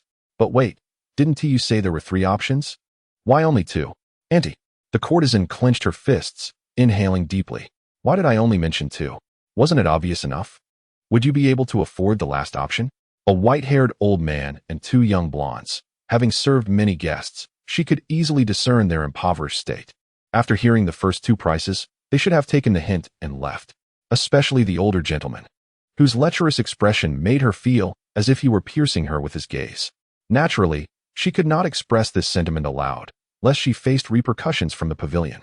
The courtesan continued, oh, dear child, do not rush. Listen closely. The last resting place is atop our pavilion, and there is only one. Moon Heaven Pavilion at 88 gold coins per day, a lofty abode bathed in moonlight, where one can gaze upon the stars above and the bustling world below, attended by 100 celestial maidens, a paradise beyond words. May I ask, where do you wish to rest tonight? Her expression remained unchanged as she awaited their answer. If you lack money, then leave quickly. This world does not accommodate the impoverished. Here, the cost of living transcends ordinary imagination. 1 gold coin in the ninja world suffices for a humble family's annual living expenses. Yet here, even a single night's stay represents a sum that would elude them for generations. Ming smirked, extending an item. Here, take a look at this card. The courtesan paused momentarily. Little one, you have yet to specify your desired room. Ming replied, look closely at the numbers on the card, and you will understand what to do. A flame of indignation ignited within her. How audacious. She took the card and immediately felt an unusual weight. Upon seeing its color, black, her hand trembled. The courtesan rubbed her eyes in disbelief, scrutinizing the card under the light. It was indeed black. She stammered, I am Qianyi, an esteemed gentleman. Please, enter. As the head of the pavilion, she had encountered many significant figures and had heard of the black card as prestige. There was no need to assess its wealth. The fact that it was one of only 10 limited cards in the entire ninja world spoke volumes about its status. And the pavilion's hidden owner was among them. Qian Yi felt an immense relief. Despite her initial inability to recognize their esteemed identities, she had refrained from any disrespectful actions, which allowed her to stand here unharmed. Wu Ming smiled. Indeed, money is not omnipotent, yet it can resolve 99% of the world's troubles. As ninjas, we endure the hardships of training, but must not suffer from needless struggles. A balance of work and leisure is the true path. You have sweat for the village. You have bled for the village. Thus, you deserve the finest treatment, as befits a hero. Jiraiya was taken aback. Indeed. Upon entering, 9 maidens clad in sheer silks surrounded him, gently beckoning. Sir, please follow us to your seat. Sir, open wide. Fresh grapes have been peeled just for you. What? You want to eat grapes with the skin on? As you command. The maidens, with delicate fingers, peeled the grapes and presented them to Jiraiya. Sir, shall I massage your legs? Sir, would you like a back rub? Sir, may I press your shoulders? How naughty, sir. That is not permitted. What? 100 gold coins. You truly are quite mischievous. Laughter erupted around them. Jiraiya, flushed and half drunk, reveled in the earthly delights. This is indeed bliss, truly bliss. Wu Ming, savoring salmon sushi.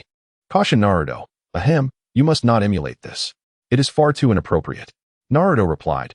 Yes, the pervy sage truly is something else. I have no interest in such things. Wu Ming nodded approvingly. That is correct. Naruto continued. What is so appealing about these women? I'd rather spend time with Sasuke or Gaara. Wu Ming, drenched in cold sweat, thought, wait. This is even worse than being obsessed with women. After their late-night snack, the trio ascended to the Moon Heaven Pavilion, surrounded by white jade and glass. The pavilion resembled a celestial realm, adorned with mystical runes etched into the walls. Indeed, such grandeur warranted its exorbitant price. To Naruto and Jiraiya, these were wondrous symbols, yet to Wu Ming, they represented something more. In the ethereal light of the moon, shadows dance like dreams. Osmanthus blossoms imprint the rainbow, regardless of the carved beams and painted rafters. Indeed, these were Chinese characters, painstakingly engraved by Wu Ming himself.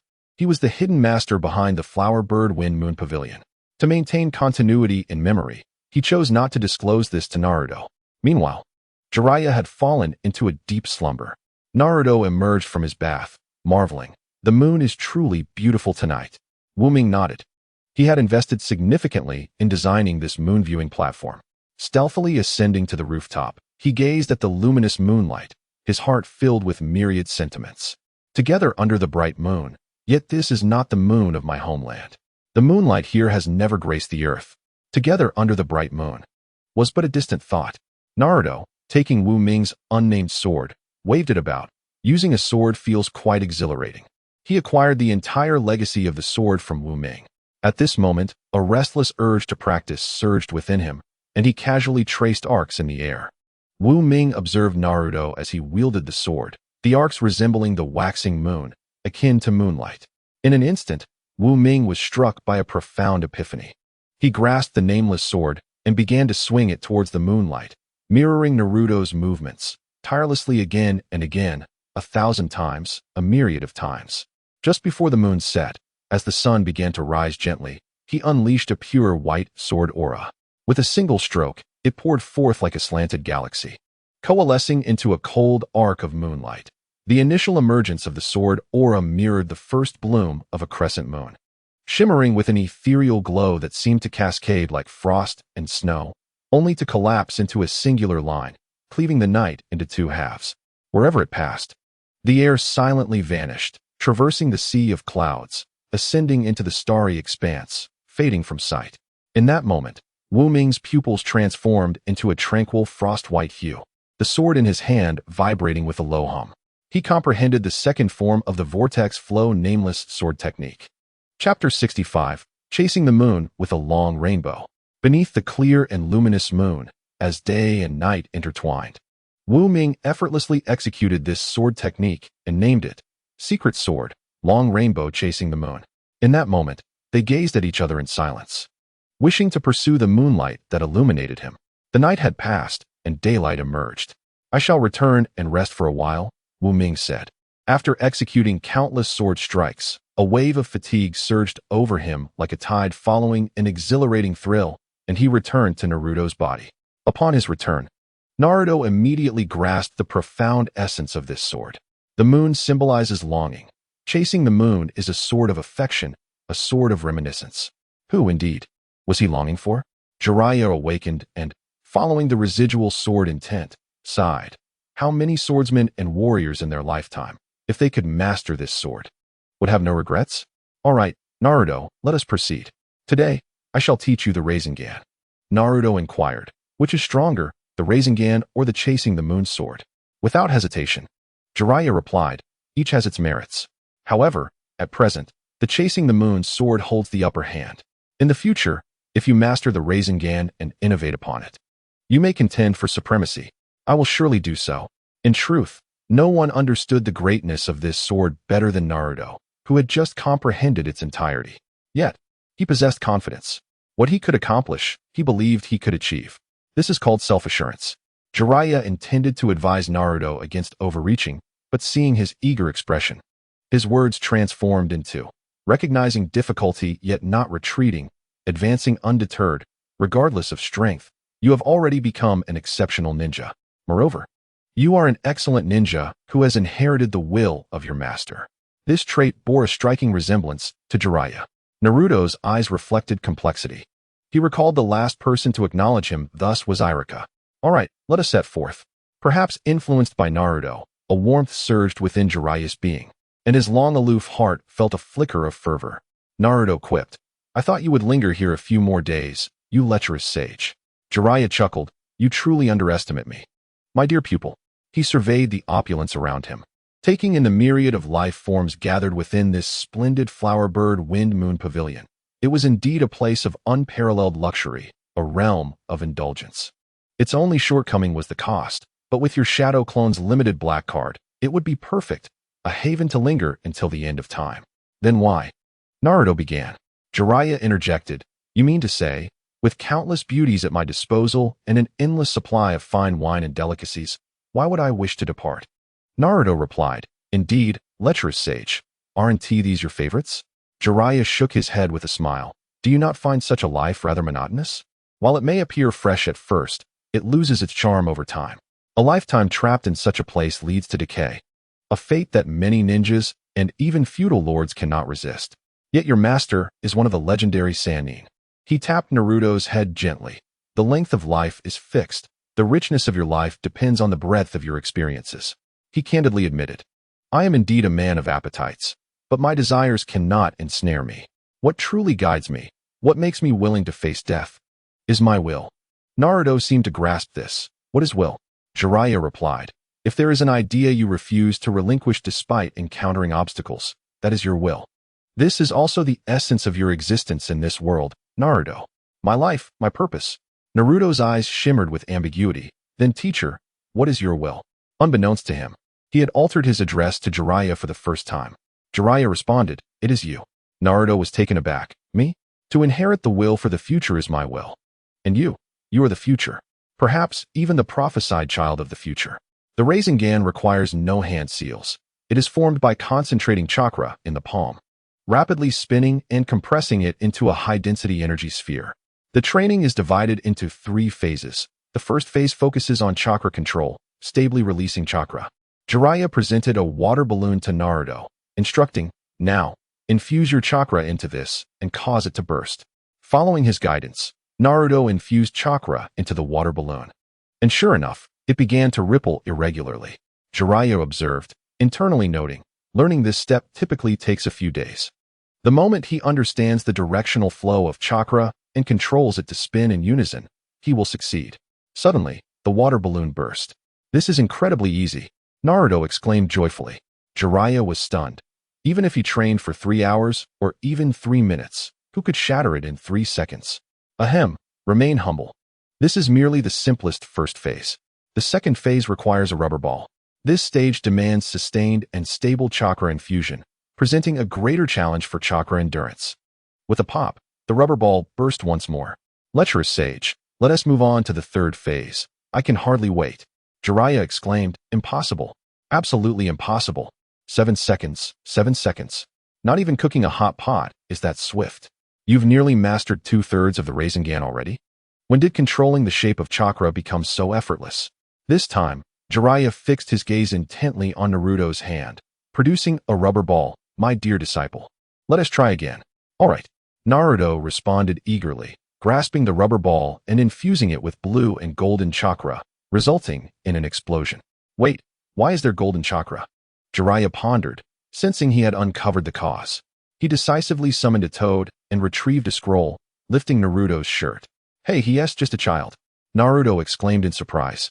But Jiraiya only placed the scroll on his abdomen and gently twisted it. The 8 trigram seal opened a small gap. Jiraiya spoke leisurely. Kyūbi, I know you can hear me. Just now, you assisted Naruto, did you not? Silence ensued. After a few moments, a voice emerged, tinged with menace. What of it? Jiraiya chuckled softly. I'm not blaming you. Your intentions are commendable. However, you inadvertently caused complications. I aim to train Naruto in chakra control to break through the water balloon and rubber ball, yet you slyly infused it with the formidable chakra of the tailed beast. One force can overcome 10, and I reckon even a steel ball would have shattered. Naruto chimed in. Thank you, great fox. No, Kyūbi, for your help. He learned from Wu Ming's memory what kind of existence the Nine Tails was, but due to the seal, he had never conversed with the Nine Tails within himself. The young Nine Tails scoffed. Kid, don't be too pleased with yourself. My assistance is for my own benefit. Naruto replied, that's fine. No matter the reason, you'll help me. Won't you? The young Nine Tails continued. Just because you flatter me doesn't mean I owe you anything. Your clones have treated me well. But my assessment of you is far from over.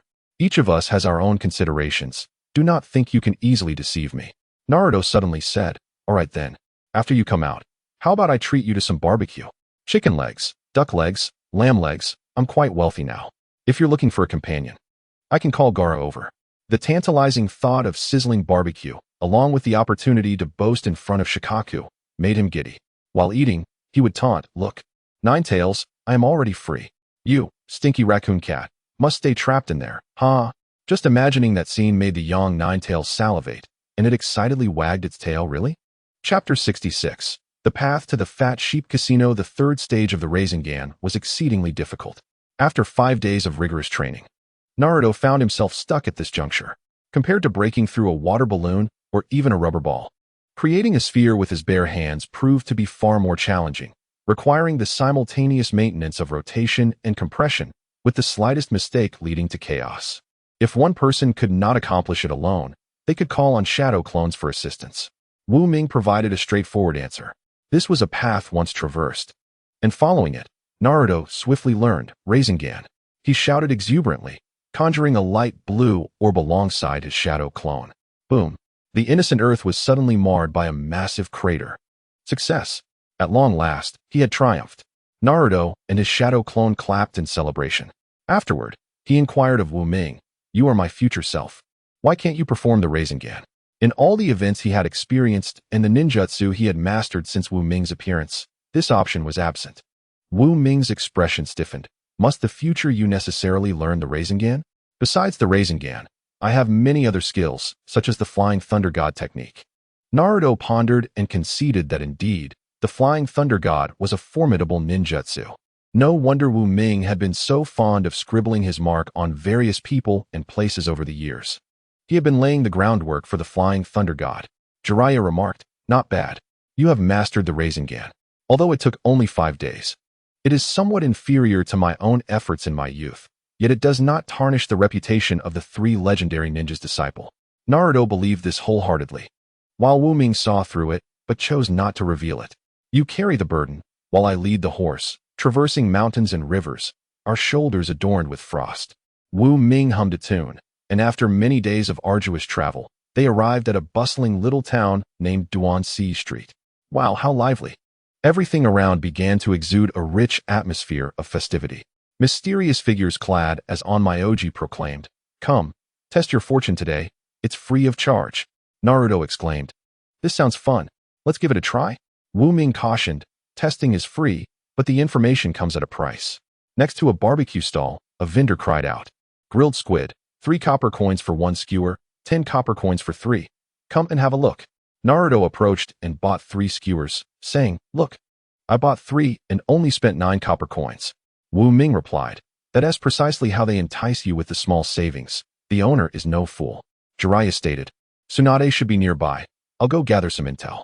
The lecherous sage pondered, "Tsunade is also one of the legendary 3, so how old is she this year?" "In her 50s, about the same as me." "Isn't that an old lady?" "Not at all. She can use ninjutsu to alter her appearance. Sometimes even I can't recognize her. She might even be younger than you now." "How intriguing. How do you know Tsunade is in the vicinity?" Perverted sage. "This is the place with the most casinos. She must be here." "No more talking. I'll go gather intel." Wu Ming halted him. "Master, there's no need for such trouble. How can we let Jiraiya gather intel?" "Young disciple, do you have a plan?" Jiraiya asked curiously. Wu Ming chuckled. "Yes. Not only do we not need to search for her, but we can also have her come to us." In the town center, at the most luxurious casino, the staff in black suits bowed in unison. Wu Ming walked down the red carpet, donning sunglasses. Do your best." The suited men replied, "Yes." Wu Ming frowned. "Why is there no spirit? Get your act together." With a flourish, he scattered a pile of gold coins. "Yes." The suited men straightened, their spirits ignited. Wu Ming nodded in satisfaction. "Good, this is the effect I wanted. If you perform well today, each of your salaries will double from now on." "Understood." Jiraiya and Naruto followed Wu Ming to the top floor of the casino, where the most comprehensive hospitality awaited them.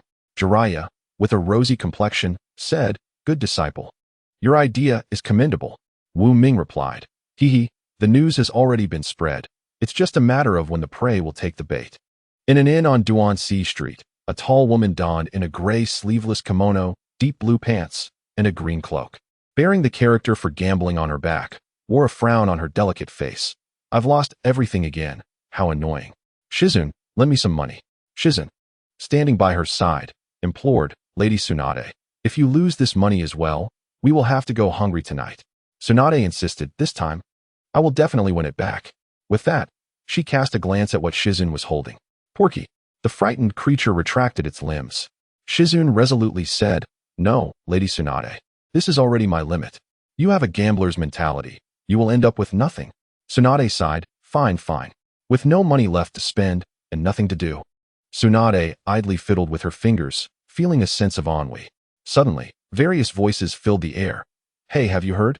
The nameless casino in the city center is hosting an anniversary celebration, and everyone can participate for free. They say the grand prize is 10,000 gold coins." "Really? I want to check it out too." "It's true. You know how extravagant that casino is. Their reputation is excellent, and they've never engaged in dirty tricks." Tsunade's heart stirred. A casino, free entry, and a grand prize? Who else but me? She immediately headed toward the city center. "Wait for me, Lady Tsunade. That sounds like a scam. You must remain calm." Shizune hurriedly followed. After the two departed, the conversing individuals exchanged knowing smiles. "We've snagged 2 more. Let us move on to the next place. The boss said we must ensure everyone in the city knows about this. Double wages await us. We must work hard. Such a boss is hard to find." In front of the nameless casino, Tsunade stopped a casino staff member clad in a suit. "Excuse me, is the anniversary celebration happening here?" The staff member scrutinized Tsunade and immediately displayed a warm smile. "Indeed, madam. Please follow me." "Is it free?" "Absolutely free. As long as you are a lady under 30. There is such a requirement. It's the boss's request." Very well, take me to see." Upon hearing this peculiar request, Tsunade immediately displayed a hint of playful amusement. It was evident that the proprietor was likely not a reputable individual, possibly intending to deceive the young lady and engage in nefarious activities. Regrettably for him, he had encountered me, Tsunade, eager to teach this lecherous owner a lesson. She had already devised a plan. Chapter 67. Which abounds more, stars or sand? Question. How many legendary Sannin are there? 3.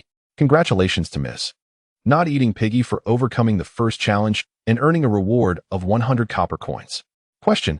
If yesterday's tomorrow is today, what is the day before the day after tomorrow? Still today? Congratulations to Ms. Not Eating Piggy for overcoming the third challenge and earning a reward of 1 gold coin. Question. What is the name of the first Hokage? Senju Hashirama, Senju Tobirama, Senju Kurama, Senju Chidori.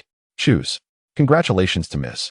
Not Eating Piggy for overcoming the 8th challenge and earning a reward of 100 gold coins. Throughout the entire process, Tsunade maintained an incredulous demeanor while answering the questions. Within mere minutes, she had amassed a staggering sum of 200 gold coins, creating a surreal feeling for someone who typically lost in gambling. At that moment, a thought emerged in her mind. Perhaps the casino owner was not as malevolent as she initially presumed? Previously, during her visits to various gambling establishments, her extraordinary beauty had drawn unwanted attention, often accompanied by a frail girl and a meager emergency food supply. The consequences of such encounters were all too clear. The man in the suit approached her with utmost admiration. "Madam, your erudition is remarkable. You have effortlessly navigated through our meticulously crafted 8 challenges. Should you conquer the 9th, you shall claim the ultimate prize of 10,000 gold coins." Feeling somewhat bashful, Tsunade replied, "Oh, it's nothing, merely flattery." Gazing at the gold coins in her possession, she resolved to be lenient when it came time to punish the casino owner. The suited gentleman continued, "Now, would you prefer to continue the challenge or claim your reward and depart? Opting for the latter allows you to leave immediately. Continuing requires an additional payment of 1 gold coin, and should you fail, you will forfeit the 200 gold coins you have already earned." With dopamine coursing through her veins, Tsunade felt compelled to respond, "Continue." Today, she was determined to seize that 10,000 gold coin prize. "But I do not possess an extra gold coin," she lamented. "Fear not. You may borrow from our casino at a daily interest of 1%, an absolute bargain," he assured her. "Fine." Without hesitation, Tsunade signed the loan agreement. The man in the suit beamed with delight. "Please listen closely to the question.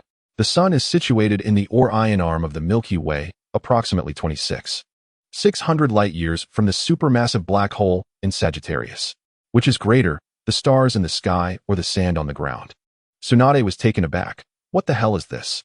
This casino is merely a scam to rob me of my money." Gritting her teeth, she declared, "I refuse to believe that your casino knows the answer. It is the sand that is more plentiful." The suited gentleman regretfully replied, "Incorrect, madam. The stars in the heavens are infinite, while the sand on the ground is finite. Thus, there are more stars above." Tsunade felt an urge to explode in anger. Yet she found herself at a loss for a rebuttal. She etched the name of the casino, the nameless casino, firmly into her memory. Now, not only had she lost a gold coin, but she was burdened with heavy interest. The suited man inquired, "When do you intend to repay the 1 gold coin?" Tsunade gazed at the meticulously crafted contract in his hand and sighed. "A year, perhaps. I have no money at present." The man in the suit confirmed, "Very well, madam. Please ensure that you repay 377,834 gold coins in 1 year. Here, please place your thumbprint." Tsunade exclaimed, "How is that possible? Wasn't your interest just 1%? The man replied, "It is a daily interest rate of 1%, as clearly stated here." Tsunade trembled with rage. "This is a scam, an absolute scam. This is the end for me." At that moment, another individual entered the establishment. The suited man immediately approached. "Congratulations to Ms. Piggy is not a pig for successfully conquering the 8th challenge and earning a reward of 100 gold coins." The newcomer, sporting short black hair and donning a dark ninja garb with a light purple belt, cradled a Peppa Pig plush toy. Tsunade gasped, "Shizun?" Shizun, panting, responded, "Lady Tsunade, I have traversed 8 challenges to find you. Are you all right?" Tsunade closed her eyes. "Not at all. I am in dire straits. I owe this casino 1 gold coin and must repay over 3,000 in a year." Shizun exclaimed in shock, 3,000? Such a predicament cannot stand. "I shall help you seek justice." Tsunade, feeling helpless, produced a sheet of paper. "I did sign the agreement." Upon seeing it, Shizun's heart sank. They were indeed at a disadvantage. Just then, the suited man approached once more, asking, "Ms. Piggy is not a pig. Will you choose to continue the challenge or claim your reward and leave?" Opting for the latter allows immediate departure. Shizun suggested, "Lady Tsunade, if you leave now, you will receive 200 gold coins, allowing us to swiftly settle your debt, and you will still have 199 gold coins remaining." Tsunade clenched her teeth. "No, having been scammed once, I shall not relent so easily." She turned to the suited man. "If she chooses to continue, will it be the same question I faced?" The suited gentleman replied politely, "Indeed, madam. The 9th challenge will consist of the same question."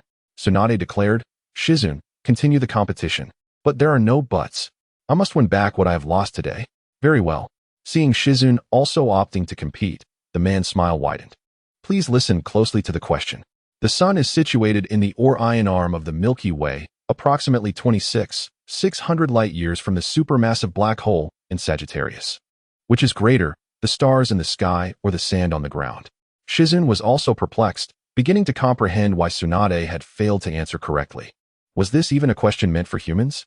Wait a moment, there are only two options. If I were Lady Tsunade, I would choose that there is more sand.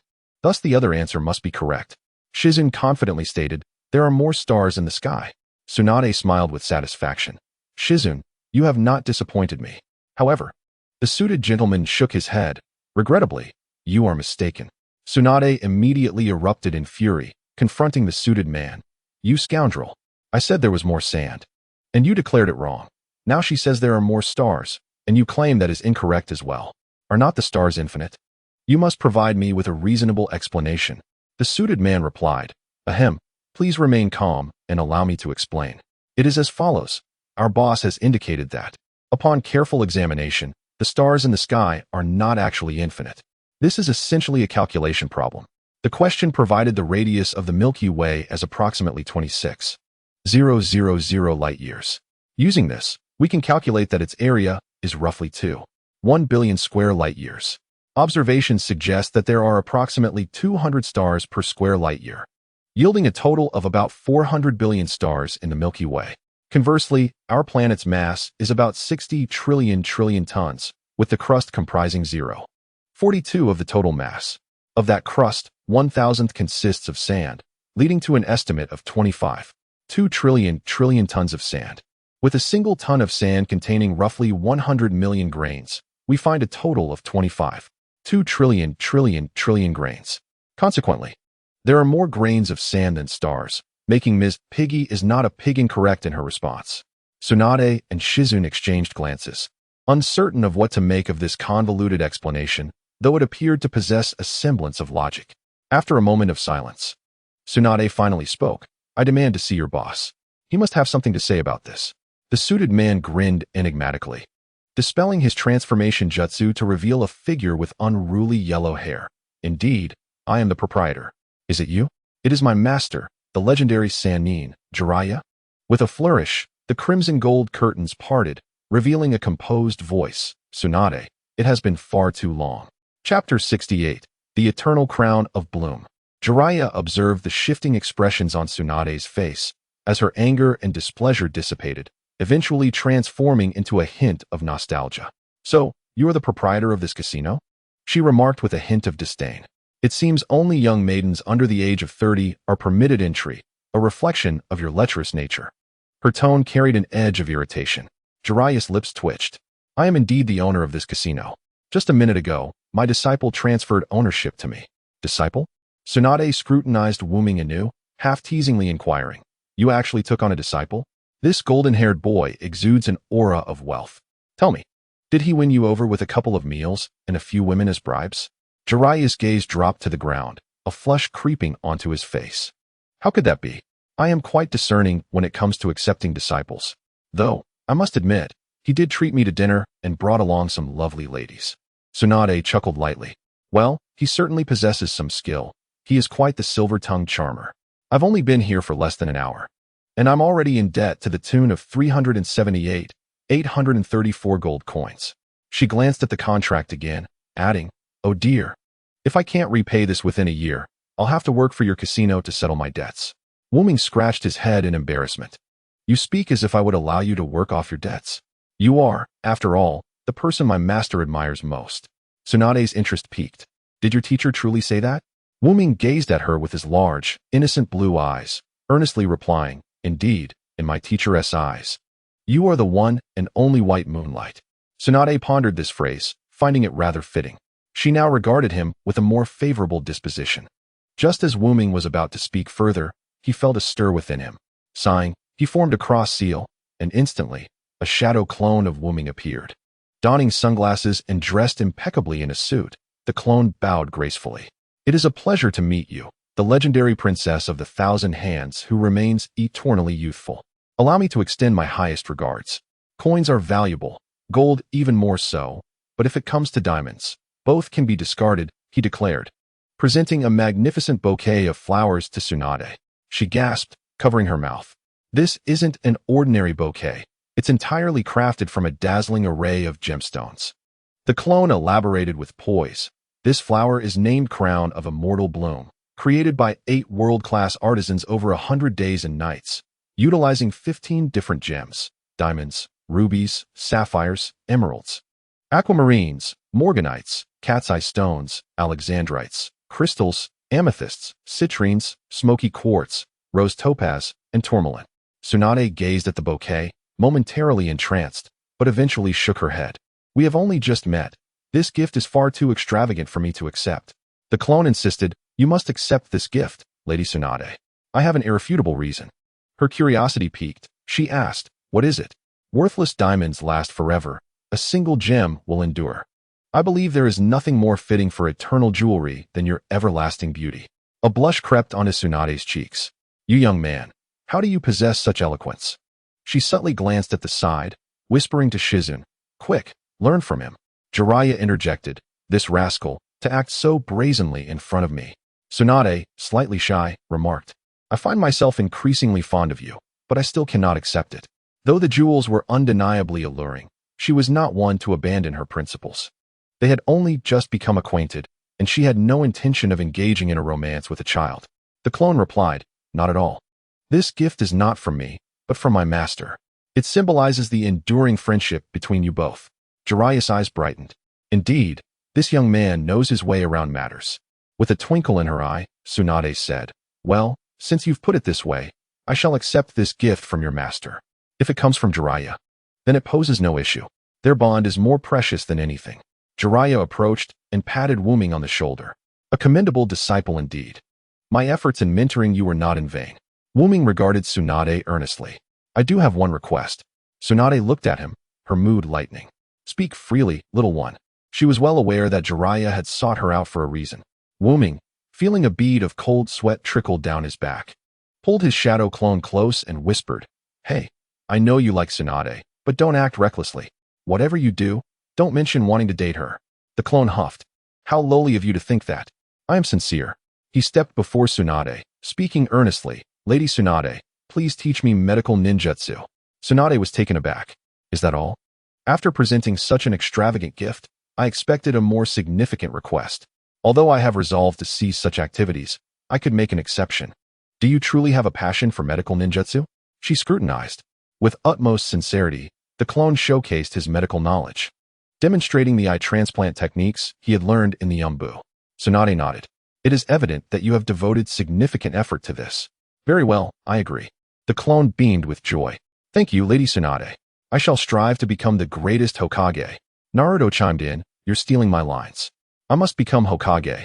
Tsunade momentarily lost herself in thought upon hearing this, as Wu Ming's image began to overlap with memories of 2 other men she held dear, one a brother, the other a lover, both of whom had aspired to become Hokage. However, they were gone now. Tsunade opened her eyes, her gaze fixed on the crown of immortal bloom, her excitement gradually calming. Yes, it was time to let go of the past. A sense of relief washed over her as she swiftly sliced her fingertip, drawing blood. Tsunade-sama. Shizune exclaimed, alarmed. Tsunade observed the crimson droplets streaming from her fingertip, feeling surprisingly detached. Each drop resembled a ruby. Shizune exclaimed, has your fear of blood truly vanished? With a soft sigh, Tsunade replied, indeed, it is quite remarkable. She gracefully approached Wu Ming, removing her necklace and embracing him, a single tear escaping her eye. Thank you, little one. You have made me realize that when one acknowledges the singularity of life, their second life begins. The 2 mountains of flesh enveloped Wu Ming, making it difficult for him to breathe. Long moments passed before Wu Ming finally extricated himself from the suffocating embrace, his head spinning slightly. Tsunade turned to Jiraiya. Where did you find such a remarkable disciple? It makes one envious. Jiraiya chuckled. Isn't he here to learn medical ninjutsu from you? Let me tell you. Being with him will be quite pleasant. As for where I found him, his tone grew somber. He is Minato's son. Shock flickered in Tsunade's eyes as she gazed at Wu Ming with newfound warmth. He is a child marked by sorrow. No wonder he is so mature. He too has lost the most important people in his life. At that moment, the shadow clone of Wu Ming, having completed its task, signaled him with a gesture before dispersing. This brought him one step closer to fulfilling his mission of gathering the powers of the three great sacred lands of ninjutsu. In learning medical ninjutsu from Tsunade, he would naturally have the opportunity to acquire the power of the Wetbone Forest. Jiraiya said, "Tsunade, I have come because our teachers summoned us to return to Konoha together." Tsunade frowned and replied, "So it was Master Sarutobi who sent you. However, I am not particularly fond of such trivial matters. Being free and unrestrained outside is far more appealing. Moreover, I have accrued quite a bit of debt during my travels over the years." Wu Ming interjected, "I have paid it off for you." Tsunade shook her head. 10,000 gold coins is hardly sufficient. Wu Ming then produced a diamond card, second only to a black card. It's an anonymous card containing 1 million gold coins. 1 million gold coins. Knowing that the casino was affluent, he was astonished by such wealth. This would suffice. No wonder Tsunade was flustered. 1 million gold coins symbolized 10 billion copper coins, enough to purchase 100 million explosive tags. In the days leading up to their return to Konoha, training continued unabated. Wu Ming, using shadow clones, diligently learned medical ninjutsu from Tsunade and, clever as he was, successfully encountered a slug. Jiraiya placed 2 scrolls before Naruto and Wu Ming. "Today, I shall teach you the summoning technique. By infusing your chakra into these scrolls, you can forge a contract with the toads of Mount Myaboku." At last, they had reached this pivotal moment. Wu Ming perked up. Which toad would he summon? Toad Gamma, Toad Bunta, or even Toad Maru? Summoning technique. Summoning technique. The two of them simultaneously pricked their fingers and pressed their handprints onto the scrolls. The first to emerge was a small orange toad, holding a pipe in its mouth. "Ribbit, who summoned me?" Naruto looked down at Toad Gamma, somewhat disappointed. "You're so small." Toad Gamma immediately hopped in indignation. "How dare you call me a little brat?" Both parties felt the other was rather diminutive. Naruto insisted, "Let us form a contract." "Little Toad." Toad Gamma retorted, "Who are you calling little?" "I refuse." "What to do then?" "At the very least, he should be called Big Brother, right?" Meanwhile, Wu Ming gazed at his own summoned beast. "Wow." A cute yellow toad looked around curiously. "Ribbit, I can finally come out to play." It even licked Wu Ming's hand. Compared to Toad Gamma, this little toad was evidently much more docile and endearing. "Toad Ryu?" Wu Ming stroked the little toad, feeling its smooth, sticky skin, which was quite amusing. His contract beast turned out to be this little creature. Nearby, Naruto cast a glance and complained, "Wu Ming, your little toad is so well behaved, while mine is completely unruly." Toad Gamma huffed, "Just wait and see." Sure enough, Toad Ryu then said, I'm hungry. Could you spare me some snacks?" It lowered its head, seemingly too shy to meet anyone's gaze. Wu Ming pulled out a pastry, and Toad Ryu's eyes immediately sparkled. It devoured it in a flash and asked, "Is there more?" "I'm still very hungry." Toad Gamma, addressing Naruto, added, "Haha, that little guy has quite an appetite. Most people can't afford to feed him. Your wallet will soon be emptied. Now you see how great Toad Gamma is." Suddenly, a hill of snacks descended from above. Wu Ming calmly clapped his hands. If the child wants to eat, let it eat. If it's not enough, there's more. Toad Ryu's eyes widened in astonishment, enveloped in delight. "Wow, so much. This is amazing. Master, I will stick with you." It then rushed off to indulge in the buffet. Toad Gamma was astonished. "Hey, what is this? How is that person so wealthy?" It rummaged through Naruto's meager toad wallet. "The one who summoned me is a pauper." It felt a twinge of envy towards Toad Ryu. "By the way, why do you both look so similar? Is he your brother?" Naruto replied, "He is my shadow clone." Toad Gamma beamed. "A shadow clone? Then that means his money is also yours." "Of course. It seems you're not too bad after all, kid. For now, I can follow you. I've grown tired of the fare at Mount Myaboku, so a visit to the human world wouldn't hurt." "What is Mount Myaboku?" "It's where I reside. Perhaps I can invite you there someday." Suddenly, Toad Ryu noticed the fox perched on Wu Ming's shoulder and inquired curiously, "What is that creature? I've never seen such a summoning beast before." The mini Kyūbi replied in a childish voice, "Little Toad, it's normal you haven't seen me." Toad Ryu laughed, "Still calling yourself me? You don't look that big." The mini Kyūbi retorted dismissively, "Go ask your grandfather's great-grandmother's ancestors. The current sage of toads, Toad Maru, knows who I am." Toad Gamma gasped, "You know the name of the ancestor? Just so you know, I am the fox that knows all." On the other side, Tsunade was equally intrigued. "Jiraiya, your disciple's pet is quite adorable. Where did you acquire it? Get me one." Jiraiya felt somewhat embarrassed. You might find it hard to believe, but we've all heard its name, and it's not merely a pet. Tsunade became even more curious. If it's not a pet, then what is it? As she spoke, she picked up the pig from Shizun's arms and cradled it. Pork. The pig squealed with delight, stretching its limbs as if relishing the moment. Little fellow, the fox that knows all, may I touch it? Tsunade asked Wu Ming. Wu Ming replied, well, it depends on its willingness. The mini Kyūbi cast a glance at Tsunade, its tone imbued with a peculiar sentiment. Humph, forget it. Descendant of the Senju, my power is too great, it's better not to touch. Why did this little fox harbor a hint of resentment towards her? Despite them never having met, Tsunade was perplexed. Jiraiya scratched his head. It's the Nine Tails. Chapter 70. A visitor from across a billion light years. In the Hidden Leaf Village. At the Hokage residence, Jiraiya, Tsunade, Naruto, and Shizun arrived, weary from their journey. Ahem, thank you for your hard work. Naruto, you did very well. After some time apart, Sarutobi Hiruzen's hair had grown even grayer. Master Sarutobi, may I ask why you summoned me back to the village? Tsunade finally voiced her question. The third Hokage paused for a moment before uttering those few words. From this moment forth, you shall be the fifth Hokage. Tsunade responded, this is rather sudden. The third shook his head. I am getting old. I can no longer bear the weight of such responsibilities. Among those capable of assuming this great task, only you and Jiraiya remain. As for Jiraiya, he has always lived a carefree life and likely wouldn't want to abandon his free-spirited existence. Thus, it falls to you. Tsunade fell silent. She lifted her gaze to the third's aged face. I can no longer evade this. I shall inherit the position of Hokage. Quietly, Konoha stepped into a new era, the era of the fifth Hokage, Tsunade. The Hokage rock, a symbol of glory and devotion, was ready to welcome a new figure. Meanwhile, Sasuke still lay in slumber. After all this time, Jiraiya was eager to find inspiration, rushing off to the women's bathhouse.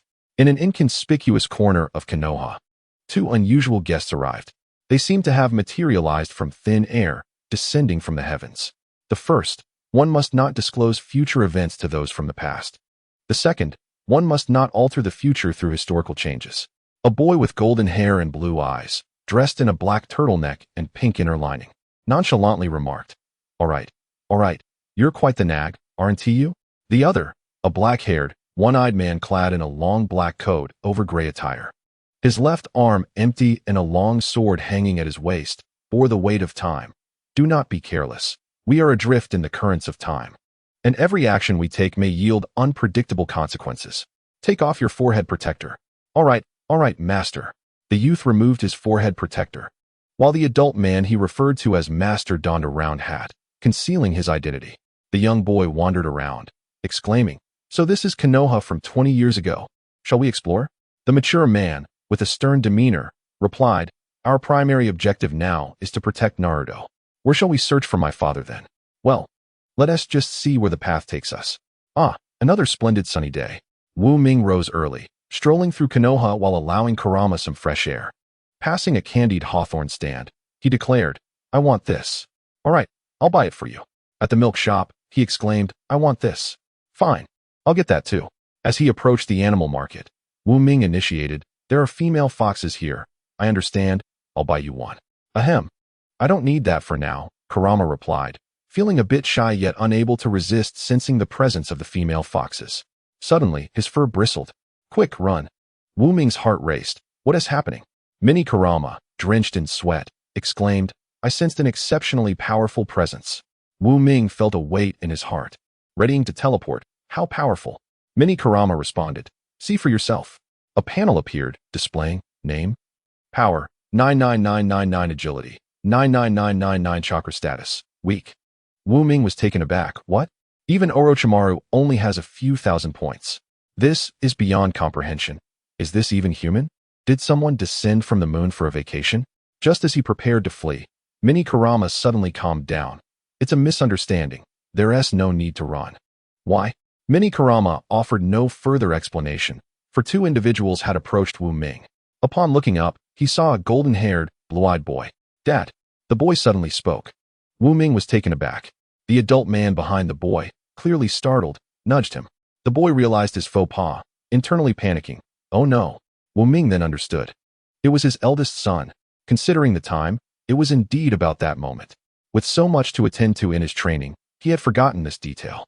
Struggling to suppress a laugh, he feigned confusion. Dad? Who are you calling Dad?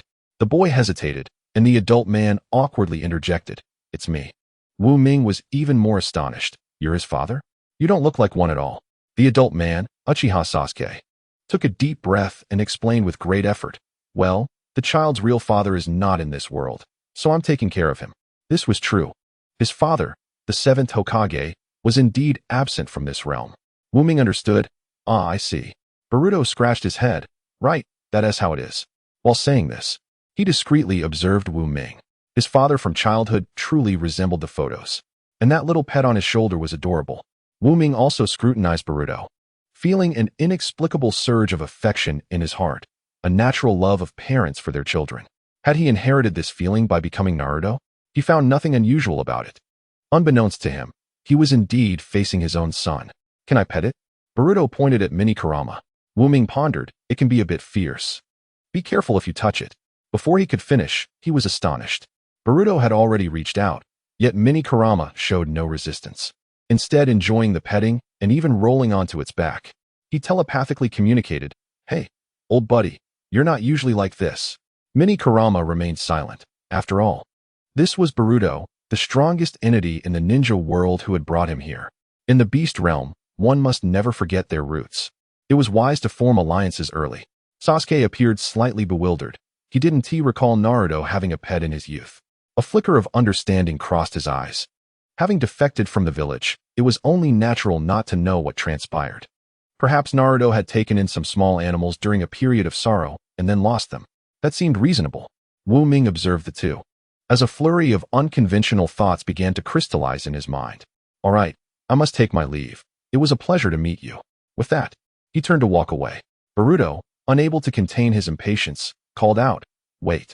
Wu Ming turned, perplexed. What is the matter? Do you want to follow me? Boruto thought to himself. Of course, he wanted to stay by Wu Ming's side to protect him, but he couldn't voice such thoughts, so he asked, Where are you headed? Wu Ming replied, What does it matter where I go? Boruto fell silent again, acutely aware of his lack of status. I feel we have a connection. I'd like to be friends. Wu Ming retorted, What connection? Our fathers are both absent, so of course, I can't say that. At that moment, Boruto's mind began racing. Well, your hair is golden, and so is mine. Your eyes are blue, and so are mine. Doesn't that show we're connected? Wu Ming chuckled, Is that so? He approached Boruto. Let me take a closer look. Boruto had no objection. Usually, with his personality, he wouldn't agree, but with Wu Ming, it was different. Wu Ming leaned in closely, examining every detail of Boruto's face. Indeed, his hair was golden, his eyes strikingly blue, and even the whisker marks on his face bore a resemblance. He reached out and playfully tugged at Boruto's whiskers. Ouch, that tickles. Be gentle. How utterly charming. Wu Ming gazed at Boruto, a resolute thought blossoming within him. So what are you going to do? Let us go together. Boruto continued to seek to strengthen his bond with Wu Ming. Just then, an unexpected event transpired. Wu Ming gently placed a kiss on Boruto's cheek. Chapter 71. The Two Children of the Era Volume 2. Future Chaos. Boruto's face flushed instantly, and he stammered, Why you I? He had just been kissed. Wu Ming's eyes flickered with clarity. He simply could not restrain himself, and now had to face the consequences. What's wrong? You kissed me. Boruto's mind was in utter disarray. He had been kissed, and by a man no less. If it had been anyone else, he would have erupted in fury. But this was Naruto. Naruto was his father, and isn't it normal for a father to kiss his son?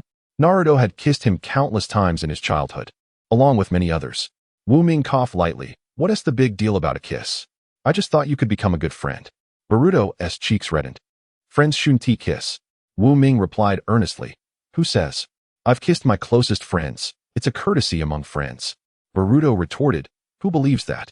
Wu Ming, twirling his fingers, said, You, my friend, don't believe the truth. My best friend Sasuke had his first kiss with me, as did Sakura from Team 7. Sasuke held his forehead in disbelief.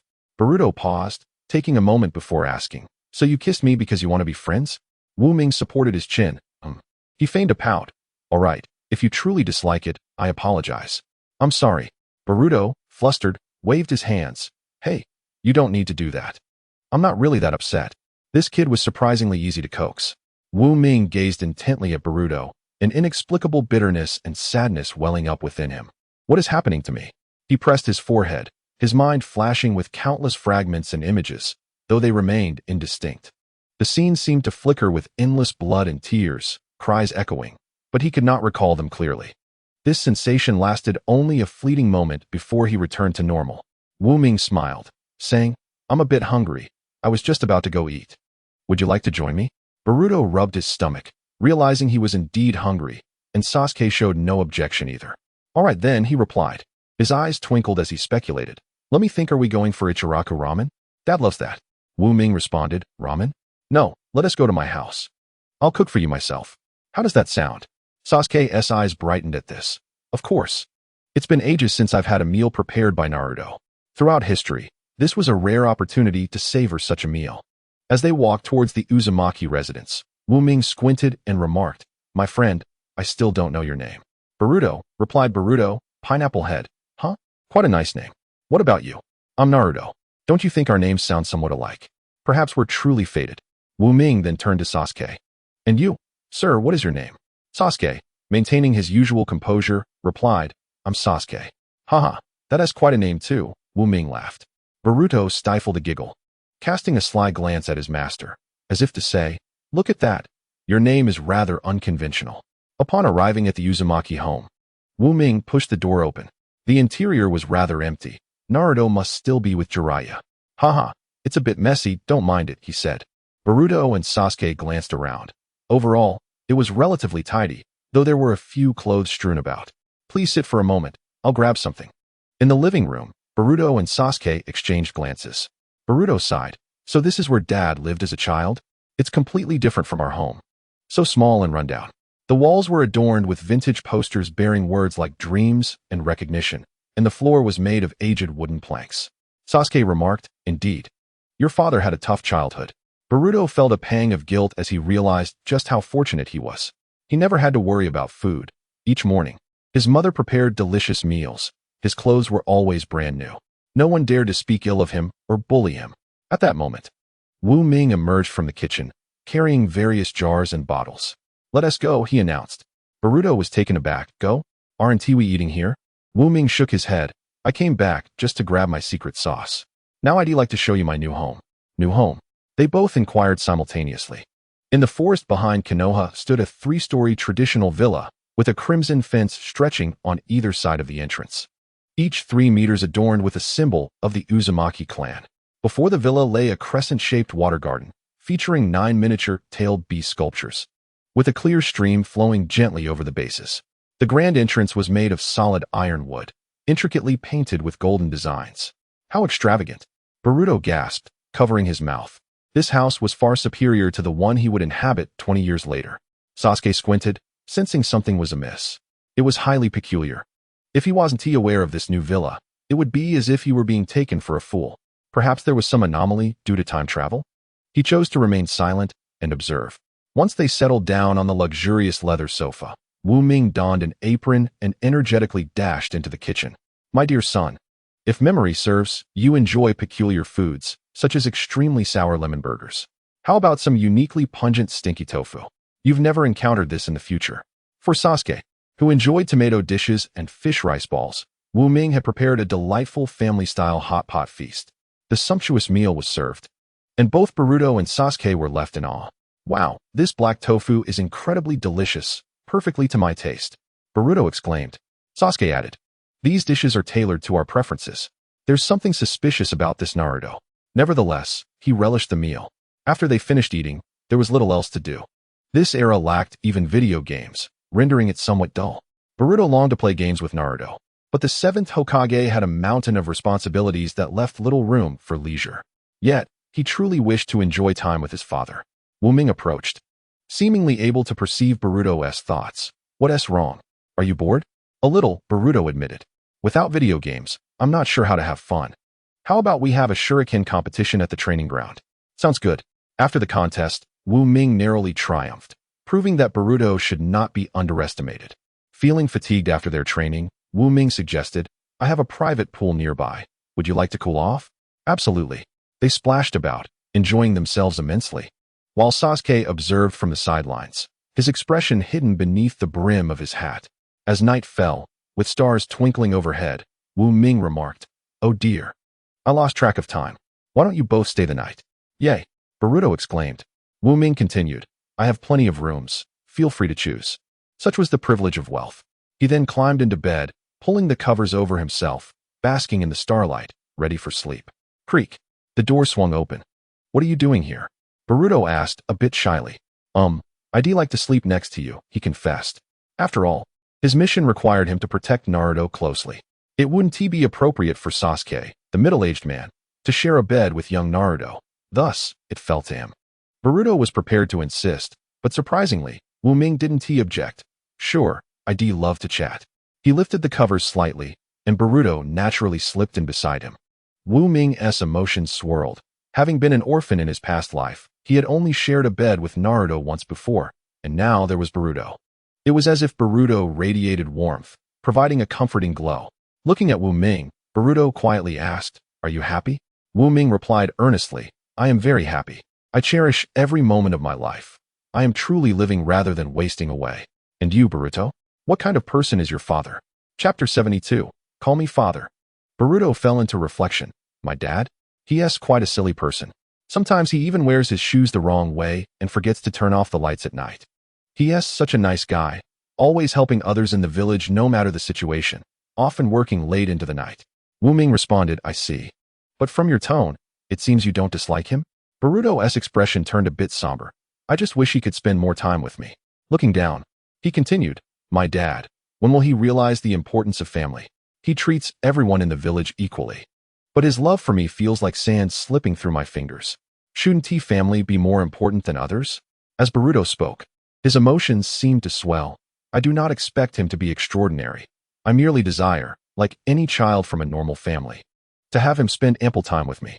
Yet even on my birthday, he was absent, and he has marred my sister's birthday celebration as well." Just as the family was joyfully preparing to blow out the candles, the cake fell to the ground, and he sent merely a shadow clone in his stead. Wu Ming felt a sudden pang of discomfort in his heart. He refrained from saying much, reflecting on how his father had been all alone, without even parents to rely on, enduring solitude. "You are far happier than he was back then. Suffering is not meant for comparison." He gazed at Boruto. "Boruto, does anyone understand you?" Boruto shook his head. "They all label me a sentimental child and urge me to comprehend my father. I do understand his helplessness, but I just wish he would spend more time with me." Suddenly, Wu Ming interjected, "Boruto, although I lack parents, I understand you." Boruto's head snapped up in surprise. "You understand me?" Wu Ming smiled gently. "Indeed. I cannot ascertain if my words hold weight, but I wish to convey to you that you are not at fault. What you seek is merely the most fundamental companionship and care. Even if many insist you are wrong, I will steadfastly affirm, Boruto, you are not wrong. I am not wrong." Boruto stared blankly at Wu Ming, a wave of emotion washing over him. His eyelids pressed against his eyes, and tears began to flow like beads. Am I not wrong? The years of pent-up emotions erupted, and he wept like a child. His tears soaked the blanket, and he stifled his cries, sobbing quietly. In that moment, Wu Ming embraced him gently, whispering, "When you return, speak to your father. Tell him to spend more time with the family, to make it up to you. If he inquires, just say it was a friend of Naruto who suggested it. He should set aside his burdensome duties. Many matters do not require his direct involvement, understood?" Boruto replied, "Yes." He had long been deprived of the warmth of an embrace from Naruto, feeling embarrassed to request it before, but now, encountering the Naruto of his childhood, he relished the sensation. Wu Ming remarked, "I still do not know your identities. It seems I have never seen you in the village." Boruto produced a prepared excuse. "We are performers from the neighboring village." "I see." After a moment, Boruto sighed. "During one exam, I cheated. I yearned for my father's approval and made a grave mistake. I am unworthy of being a ninja." At that moment, an adult Sasuke appeared at the door, casting a glance at Boruto, and calmly said, "Get some sleep, Boruto." Implicitly, he suggested that Boruto was divulging too much. Boruto reluctantly closed his mouth. If only he could express all the words clamoring within him. He could talk for an entire day and night without repeating himself. Not just Boruto, but adult Sasuke felt similarly, though he remained more composed, mindful of the larger picture. Wu Ming said, Mr. Sasuke, you should rest as well. I wish to converse a little longer with Boruto. Sasuke sighed. Boruto, be mindful of your words. He had no reason to interfere in Naruto's life. At that moment, they were merely unidentified strangers, residing under another's roof. Wu Ming continued to engage Boruto. Boruto, might you share why you cheated?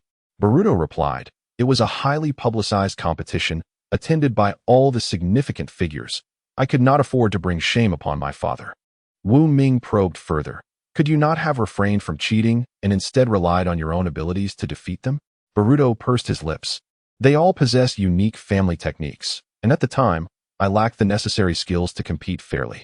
The likes of Shikadai wielded shadow binding techniques, while Mitsuki had his extraordinary magnet release, and Boruto did not possess the Rasengan. Why then do you lack it? Did your father not teach you? He was too busy.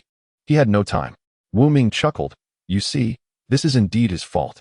He failed to equip you with strategies to overcome your adversaries. Boruto was taken aback. It was the first time someone had dared to directly point out his father's shortcomings. His father was the 7th Hokage, the strongest ninja in the ninja world. Who would dare to criticize him? Wu Ming continued. You two have erred. You should not have resorted to cheating. I believe your father would not be disappointed in you for failing an exam, as long as you put forth your best effort. It is your actions that will truly lead to his disappointment, tarnishing his reputation. Boruto stared blankly at Naruto. Sasuke, listening quietly, could not help but nod. Although this Naruto was different from the one he knew, he was unexpectedly more rational, and his words evoked a sense of trust. Wu Ming suddenly asked, Boruto, would you like to become my true friend? Boruto replied, I would, though he felt it was impossible. In a few days, once the threat of the Otsutsuki had passed, they would have to leave. Remaining here would only interfere with the course of history. Boruto felt a surge of profound grievance. Why is it that my father is right before me, yet I cannot share my thoughts with him? Wu Ming gently wiped the tear stains from Boruto's eyes, his expression nostalgic. Would you like to hear about my past? Yes. In my youth, I was feared and ostracized for the power within me. It was only later that I grasped an important truth. Boruto inquired curiously, what is it? Indeed, the world is divided into two types of people, those who are genuine and those who are not. Thus, the next victim of this theory emerged. Hours passed as Wu Ming passionately recounted tales of yore, with Boruto listening intently, occasionally interjecting with questions, his face alight with fascination. You were truly remarkable in your youth, he praised. Wu Ming could not resist pinching Boruto's cheek. Boruto's face flushed slightly, yet he did not protest. Boruto-kun, you truly are delightful. I wish I had a son just like you. But I am your son, after all, Boruto replied, facing Wu Ming's hopeful gaze. He longed to voice this sentiment, but the constraints of time and space rendered it impossible. Life is filled with regrets, and this moment was perhaps one of them. Yet Wu Ming's next words sent a jolt through Boruto, and even Sasuke's eyes widened in shock. Wu Ming smiled. Fortunately, you truly are my son. This was a truth he no longer intended to conceal. With a mischievous grin, he playfully rubbed Boruto's cheeks. Come on, pineapple head, call me dad. Chapter 73, Adudu and Nisenyu. You must be joking, Boruto exclaimed, his eyes wide, stumbling over his words. Wu Ming sported a mischievous smile, kneading Boruto's cheeks into a round shape, surprised. Are you? Unexpected, huh? And to Sasuke, he added, if I am not mistaken, you bear the name Uchiha, correct? An expression of shock flickered across adult Sasuke's face as he swiftly drew his Kusanagi sword, pointing it at Wu Ming's neck, and coldly demanded, who exactly are you? Whether you are an Otsutsuki or something else, confess your identity. In an instant, the Sharingan had transformed into the Rinnegan, fixating intently on Wu Ming. Before Wu Ming could respond, Boruto hurriedly interjected, Master, please don't be rash. He feared Sasuke might injure Naruto. Wu Ming regarded Sasuke, clarifying, I am Naruto.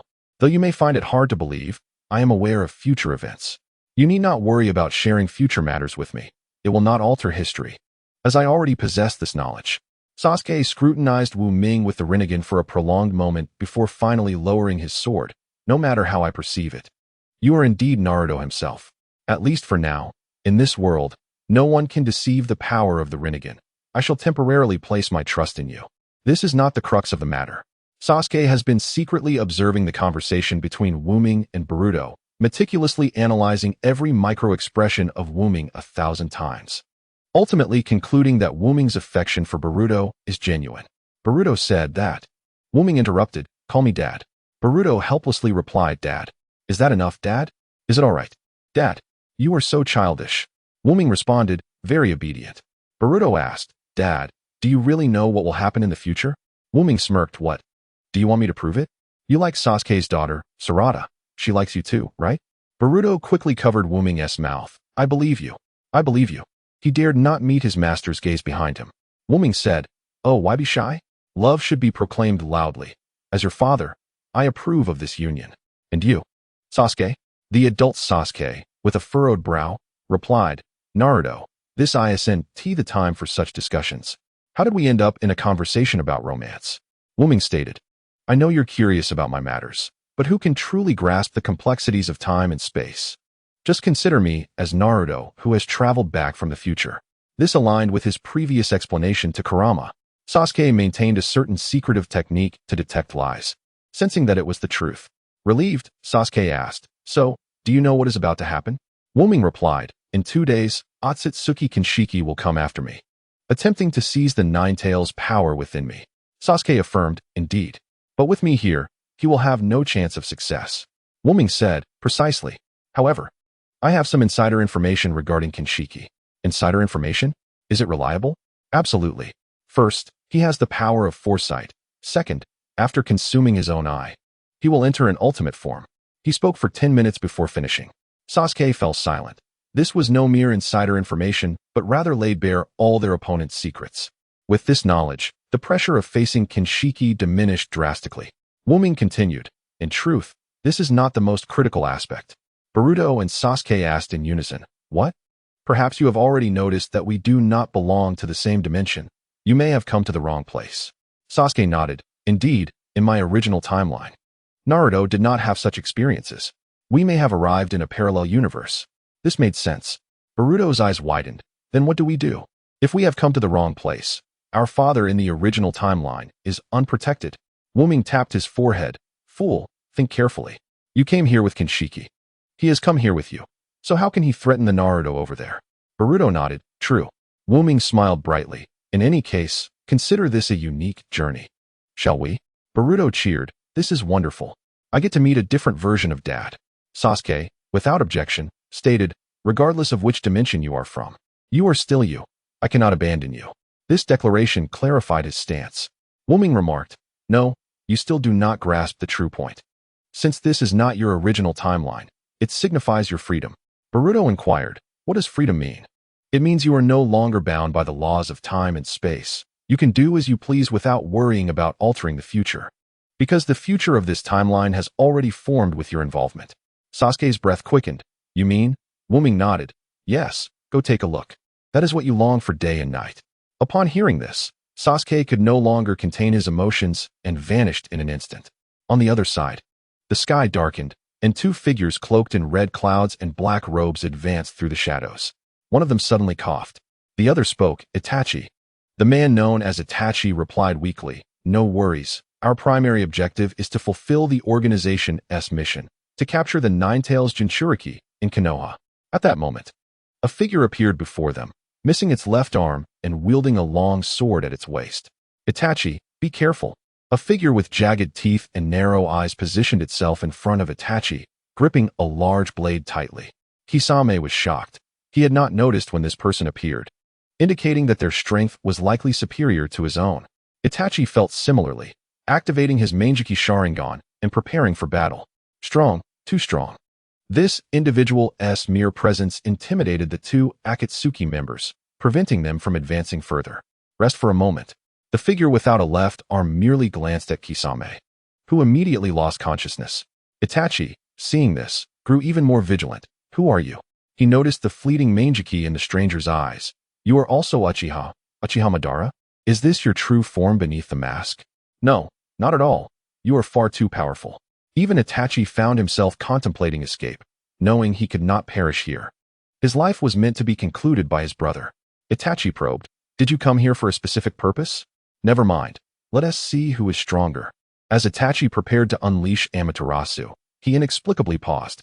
The mysterious figure finally spoke, his tone laced with sorrow and nostalgia. Nissan. Chapter 74. My eyes have seen through everything after Sasuke departed. Only Ming and Boruto remained. Boruto said, "Dad, although you are not my real dad, you are still my dad, and a rather novel one at that." Ming replied, "Indeed, if it were me, I would avoid any administrative duties and perhaps spend every day at home playing games with you." Boruto exclaimed, "Wow, just thinking about that life is exhilarating." "Yes, absolutely exhilarating." Boruto then appeared somewhat downcast. "But my original world's dad wouldn't he understand this?" Ming patted his chest. "Don't worry, my dear son. I will write a letter for you to take back when you leave. After reading it, he will understand what to do. Come now. I have spent countless days alongside Naruto. Do you think I don't know how to handle him?" Boruto lowered his head. "Dad, you're so great. To be honest, I truly don't want to leave you." Ming reassured him, "Silly boy, what is there to worry about? This journey has no time constraints. You can stay as long as you wish. We could live here together for 10 years, or even longer, and then you can return if you desire."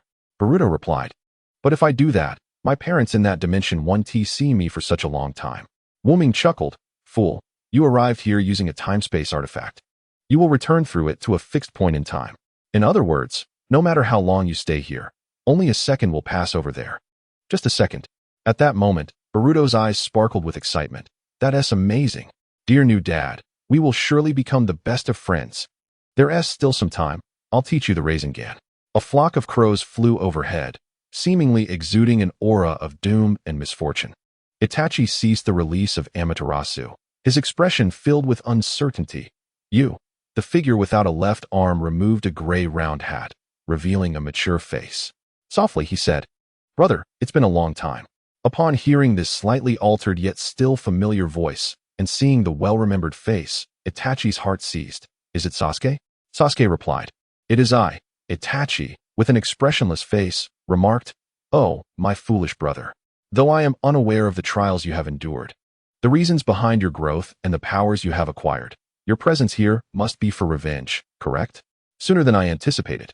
Come now, just kill me, and everything will come to an end." Sasuke remained unresponsive.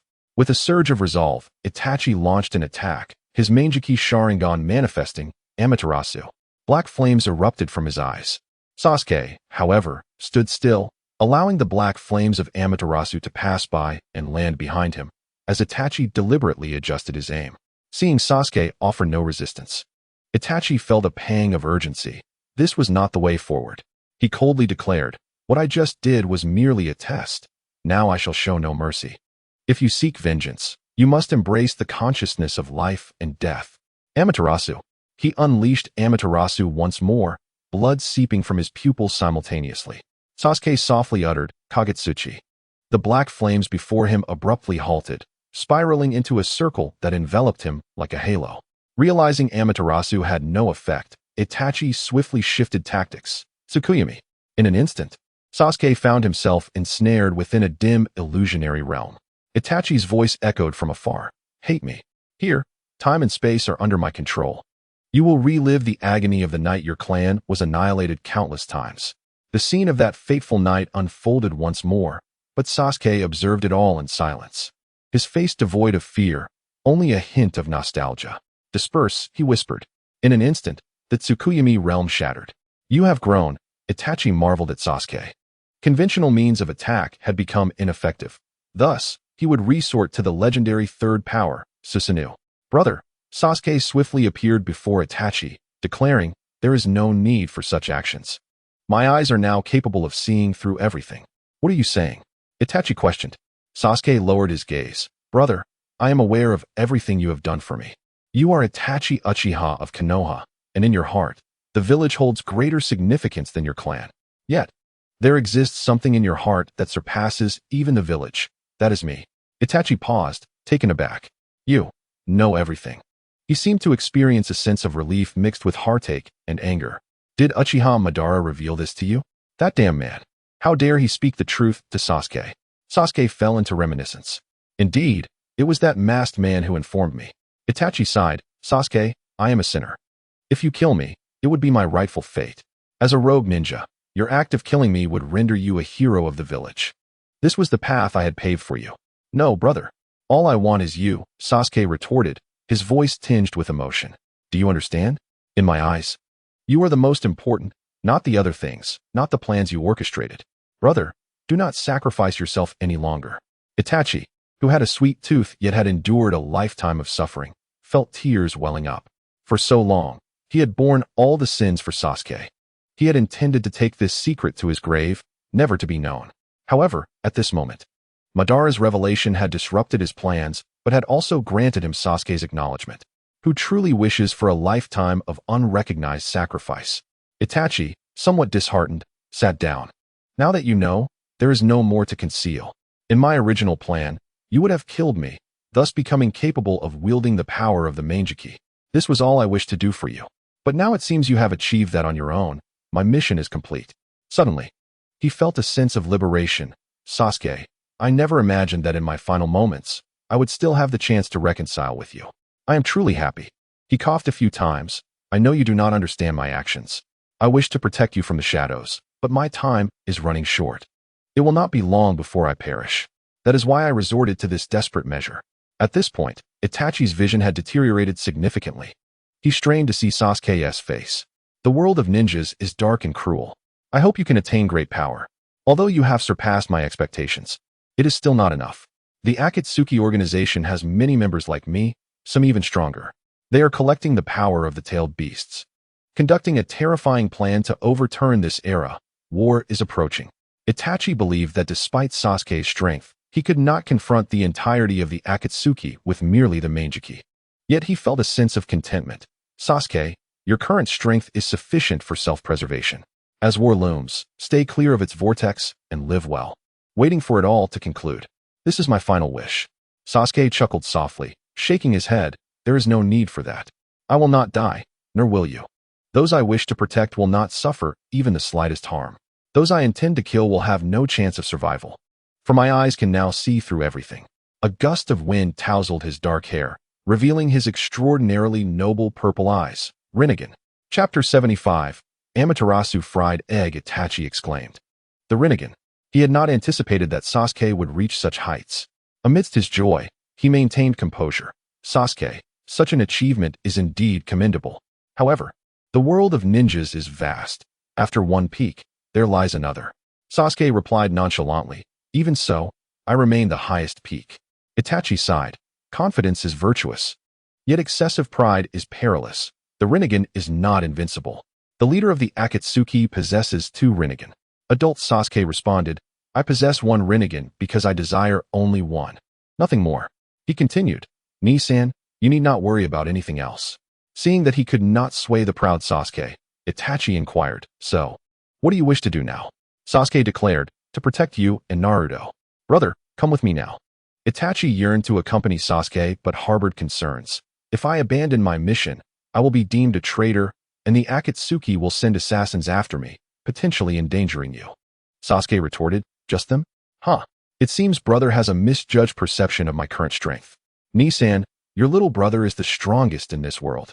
He produced a pill. Brother, take this. It will cure your illness. For over 20 years, he had sought a remedy for Itachi's ailment, carrying this antidote even after Itachi's passing. Itachi appeared skeptical. My illness is beyond cure. He ingested the pill. 1 breath, 2 breaths, wow. He suddenly coughed up blood. Yet, astonishingly, after expelling it, his body felt remarkably lighter. Sasuke handed the bottle to Itachi. 3 times a day, 1 pill each time, for 30 days, and you will be healed. I specifically requested that the medicine tastes sweet. Itachi's eyes sparkled with newfound vigor. How miraculous. Thank you, Sasuke. I will take the medicine as prescribed. He treasured the bottle, recognizing that if he could live, who would choose death? He still had ample time to spend with Sasuke. Was that not wonderful? Before leaving, Sasuke glanced at the entranced Kisame. What about this guy?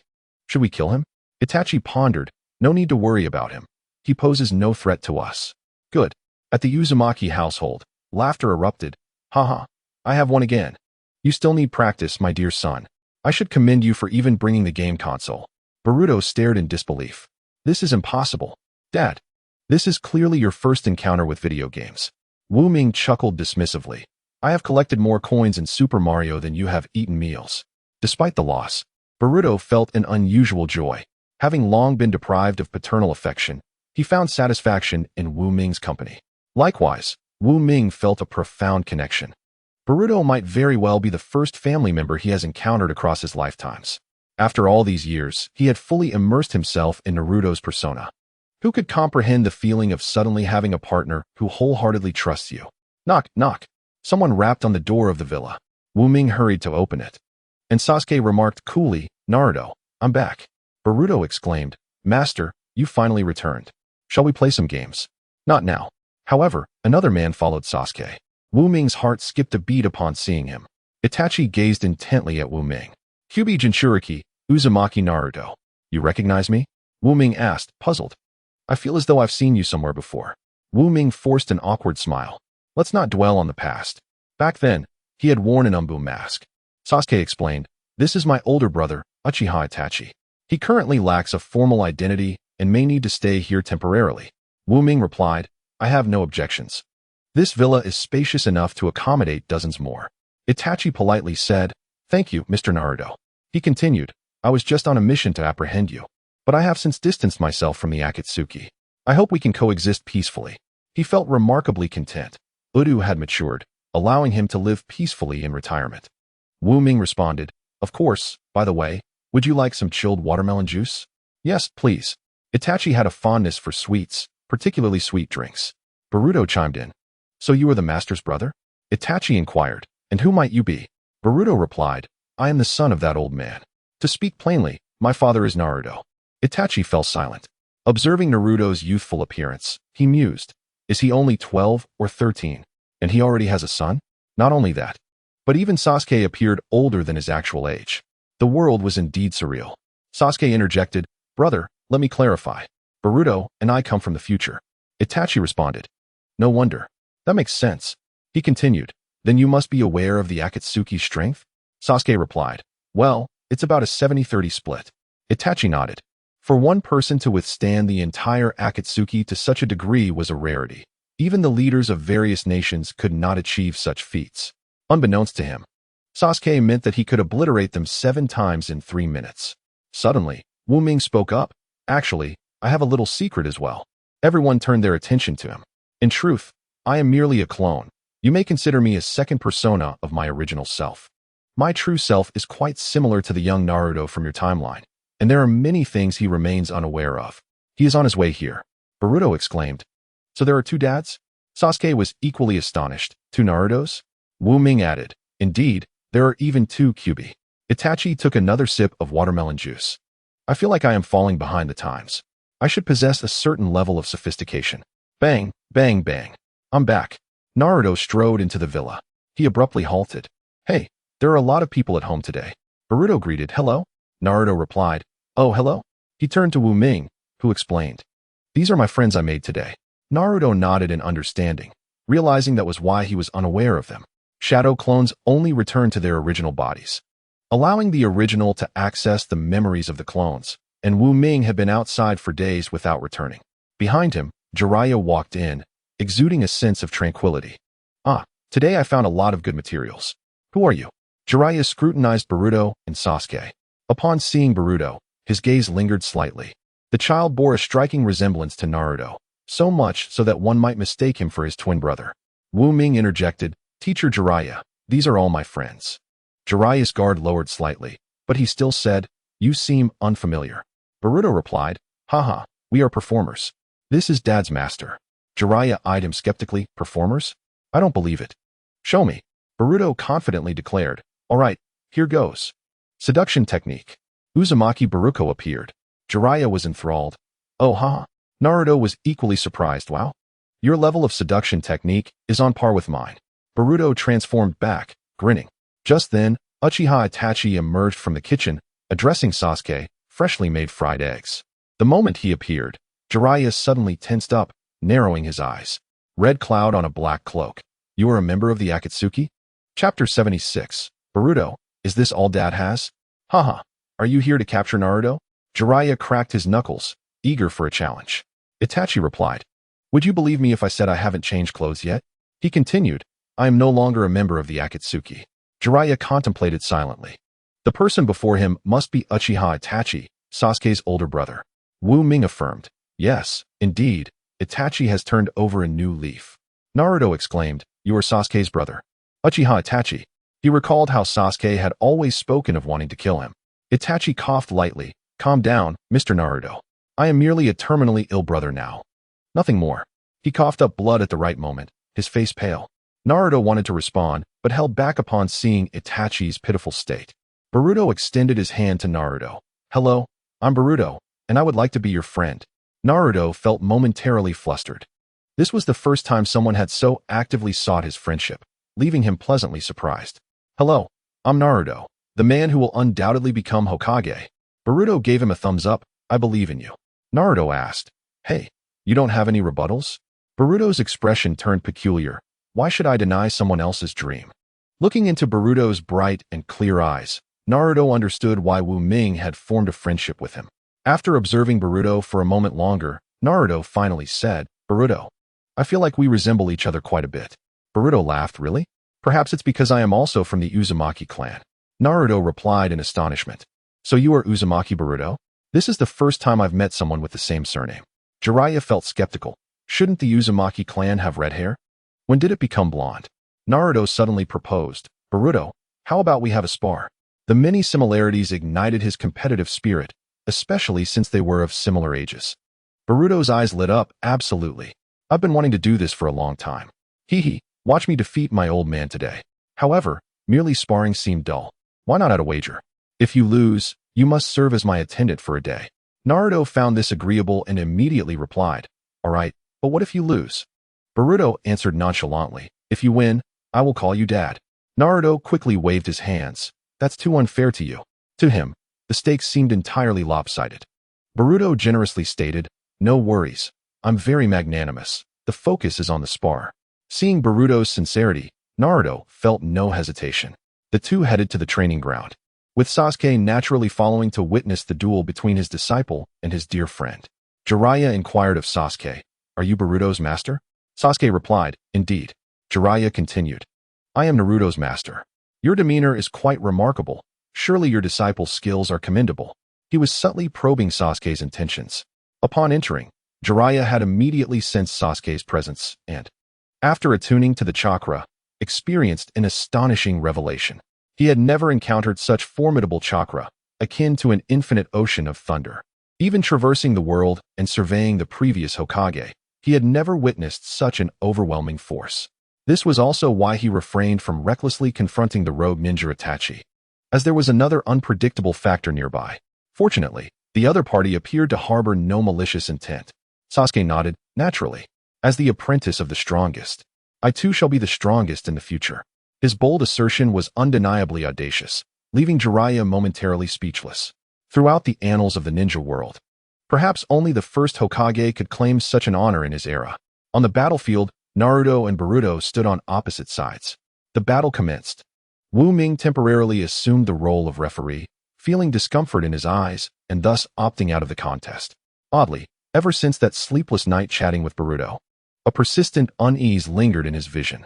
At the moment the battle began, Boruto initiated a long-range attack, unleashing a powerful gust of wind from his hands. Naruto, wary, swiftly evaded the assault by leaping aside. Boruto relentlessly pursued, forming a cross seal with his hands, Shadow Clone Jutsu. For shadow clones emerged, and the five Borutos swiftly closed the distance with Naruto in a scientifically efficient running posture. Naruto also formed a cross seal, multiple shadow clone jutsu. Hundreds, if not thousands, of Narutos appeared. Boruto exclaimed, "Is this some kind of cheat? I didn't see this many clones when you were Hokage." He and his 4 clones turned and retreated. Once at a distance, the 5 Borutos exchanged glances and assumed a particular stance. Pineapple had airflow. The 4 shadow clones acted as supports, unleashing wind techniques and propelling Boruto's main body like a projectile. This attack disrupted Naruto's formation of shadow clones, barreling directly toward Naruto, Rasengan. Boruto's face brightened with pride as a pale green sphere of chaotic energy materialized in his palm. Naruto remarked, "Rasengan. I can do that too." Rasengan. He executed his own technique. The 2 Rasengans collided, but Naruto ultimately triumphed, pushing forward and breaking through Boruto's Rasengan. He grinned, "Sorry, Boruto, but I win." Jiraiya, observing the battle, smiled, proud of imparting the Rasengan. Boruto's version clearly lacked the same potency. In response to Naruto's declaration of victory, Boruto merely chuckled. However, as Naruto sought to press his advantage, his entire body was suddenly struck and sent crashing to the ground. That hurt. Naruto grunted, struggling to rise. Clutching his abdomen where his shirt had been torn, revealing a circular hole, Boruto waved dismissively. Humph, I'm a genius. Naruto grimaced, curiosity piqued. How did you hit me? This technique is called vanishing Rasengan. I once used it to defeat a formidable foe. It can even be thrown, like this. He conjured another green orb and hurled it toward Naruto. Recalling his prior lesson, Naruto was cautious and rolled aside. Boom. The ground beneath him shattered, as Boruto used his Gale Palm to clear away Naruto's remaining shadow clones. He taunted, if this is all you have, you won't defeat me. Lightning release, thunder arrow. Boruto seized the opportunity to strike Naruto with a sudden attack. The arrow came unexpectedly, grazing Naruto and leaving a bloodied mark on his face. Humph, your old man wasn't so impressive as a child either, Boruto mused. Naruto touched the blood on his face, his fighting spirit surging. Don't get cocky. I still have one ultimate move left, but I'm worried it might hurt you. Boruto clearly doubted him. An ultimate move? Your ultimate won't pose any threat to Boruto Uzumaki. Sasuke interjected calmly. You may continue fighting. If necessary, I will intervene. Jiraiya concurred. Indeed, my apprentice, I am here. You need not worry. Naruto asked, really? That's reassuring. He entered his consciousness space, pleading with the nine tails. Kurama, I need your strength. Help me out. Kurama retorted.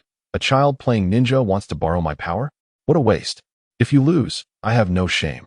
A faint golden chakra enveloped Naruto, completely encasing him.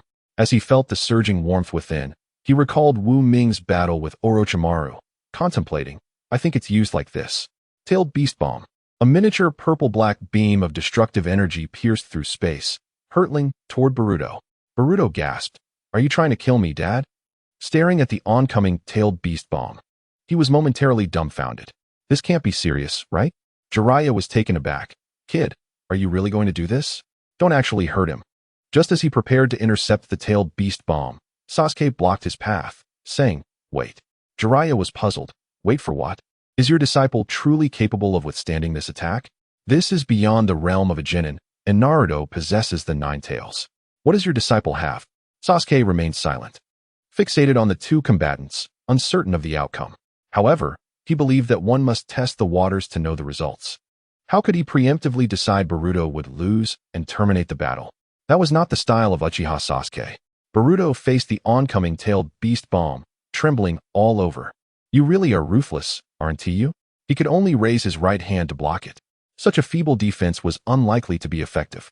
Sasuke shook his head, dissatisfied with Boruto's reaction, deciding he would intervene once Boruto drew blood. A strange wave surged forth. The purple-black beam of destruction suddenly distorted before Boruto, collapsing inward, entirely absorbed into his palm. The Tailed Beast Bomb vanished. Naruto gaped in astonishment. Incredible. I never would have thought of a way to catch that. Boruto hesitated. No. Actually, I'm not sure how I did that. Sasuke's gaze sharpened, focusing on the black diamond-shaped mark on Boruto's palm, a remnant of the Otsutsuki. As a master, he felt obligated to understand the hidden potential within his disciple. Sasuke had been investigating this mark, but had yet to uncover any clues. He never anticipated it possessed the ability to absorb. Wu Ming observed the scene, whispering, Is this the power of the crest? Perhaps he could only describe it in 4 words, utterly unreasonable. No matter how exceptional one's talent, or the astonishing jutsu created through rigorous training, all would be rendered ineffective before the crest. Wu Ming's murmurs stirred some commotion, prompting Sasuke to suddenly appear before him, whispering, Crest. Naruto, do you know what this is? It made sense. He hailed from an even more distant future. Let us discuss it after the match concludes. The battle rages on, wind release, spiraling sphere. Naruto unleashed a barrage of various ninjutsu, all of which were absorbed by Boruto's wedge. In such circumstances, causing harm to Boruto seemed only feasible through physical combat. However, a pressing issue arose. Once engaged up close, Naruto could not utilize ninjutsu, yet Boruto could. Fierce Wind Palm. Naruto was once again sent flying. His signature orange battle attire was torn by the rushing air, and he bore numerous wounds of varying sizes. Boruto bit his lower lip. Feeling a pang of sympathy, old Naruto, give it up. Without ninjutsu, you cannot defeat me. After all, he was the prodigy of a new era. Naruto indeed paused, deep in thought on how to break the stalemate. Generally kind-hearted and somewhat naive, his battle intelligence was unparalleled. Memories of the past flashed through his mind. Countless techniques and myriad jutsu surfaced, and ultimately, his gaze landed on the referee, Ming, the sword. Ming understood and presented the crimson sword, handing it to Naruto. Sasuke raised an eyebrow, intrigued. A sword? Naruto knows swordsmanship? In this world, he claimed second place in swordsmanship. No one dared to claim the first. As Naruto grasped the unnamed sword, a palpable shift in his demeanor occurred. He became serene. In truth, a swordsman embodies the essence of weapons. Among all armaments, the sword is arguably the least practical. It lacks the versatility of a knife, the brute force of a hammer, and the deceptive agility of a whip. Serving more as a spiritual emblem, Naruto was not skilled with a sword. At this moment, he merely relied on Ming's experience. He raised his hand, channeling immense chakra, and struck forth a silvery, gentle arc. Ninjutsu, long rainbow chasing the moon. At this moment, silence enveloped them, a desire to pursue the moonlit brilliance for you. How beautiful! This was the thought echoed in everyone's mind. The new moon, akin to a budding flower, shimmered with a white radiance that danced like drifting frost, collapsing into a singular line in the blink of an eye. In this beautiful tranquility, an unseen peril lurked. When Boruto was struck, the energy contained within the moonlight was absorbed by the wedge. He merely staggered back a step. Boruto shook his head. That sword was beautiful, but ultimately ineffective. He had already discerned the terrifying nature of the item in his possession. Before he could finish his thought, suddenly, tears streamed down his cheeks uncontrollably. Wow, what is happening to me? As Boruto wept, images flashed before him. At the birthday banquet, his first outburst at Hinata. Another Hokage. Anyone could sign documents at a desk. Why must it be my father? Under the watchful eyes of the 5 Kage, the 7th Hokage ripped off his forehead protector. You are unworthy of being a ninja, disgraced. He tossed away his father's childhood coat out the window. Dad. Waking from his sickbed, the Hokage residence was empty. Naruto had been taken by Momoshiki. He was lost in thought, perhaps for 3 seconds. Flying Thunder God technique. Seizing the opportunity, Naruto shifted behind Boruto, holding a kunai to his neck. You have lost. Boruto murmured, no. In that instant, his right eye sclera turned black, emanating an incredible blue light, breaking free from the hold and reversing the kunai to Naruto's neck. Thus, both held each other's lives in their grasp. Ming declared, the battle is concluded. Both contestants have exerted themselves. The result is a draw. The spectators, a group of 7, were momentarily taken aback. Truth be told, watching them fight felt akin to witnessing a contest of who could unleash their powers more fiercely. Naruto lauded, you are quite formidable, Boruto. Both sides have given their all. But in the case of a draw, how shall we settle the wager? How about we cancel it out? Boruto proposed. Dad, Boruto continued. Naruto, somewhat incredulous, responded, what? Boruto smiled. Want to hear it again? Sure. Dad. Satisfied? If you want to hear more, I can keep going. Naruto, that he found it hard to bear. Boruto patted his shoulder. Hey, I'm not just calling you for fun. I fulfilled my end of the wager, and you must fulfill yours. For the next day, you will heed my words and serve me well, okay? Dad. Naruto hastily replied. All right, I agree. No need to keep calling. Why was Boruto so enthusiastic about calling him Dad? It hardly seemed like punishment to him. Boruto stated, just wanted to make sure. But I want to ask, Ming approached. Want to inquire about that sword? Boruto nodded. I clearly absorbed that strike. Why was I still affected? Ming replied, the moon-chasing sword. Sasuke interjected. Is that what it's called? A splendid name. This sword embodies emotions. Once drawn, it evokes the enemy's feelings. Energy can be absorbed, but emotions cannot. Ming praised. Correct, precisely so. Moreover, the essence of this sword was manifested through chakra ninjutsu, though simpler and more convenient. It is susceptible to the wedge's absorption. If wielded as a true sword technique, it could not be. Boruto gazed at the black diamond pattern on his hand. Dad, you seem quite knowledgeable about this. Ming humbly replied, I know a bit. I'll explain it to you later. Naruto inquired. Hey, why do you still call me Dad? Boruto responded, because I let it slip. Boruto continued, because you are the same person. At this moment, Jiraiya casually approached, remarking, a draw, huh? These 2 youngsters are quite impressive. In truth, He was observing Sasuke's expression. Sasuke remarked, "Their futures hold the promise of becoming the finest ninjas." He displayed no displeasure. Even he himself was unaware of whether he preferred Naruto's victory or Boruto's. Both sides were dear to him. Jiraiya, relieved that Sasuke was not angered by his apprentice's loss, sighed. It was understandable that he would be cautious. Sasuke projected an aura of mystery.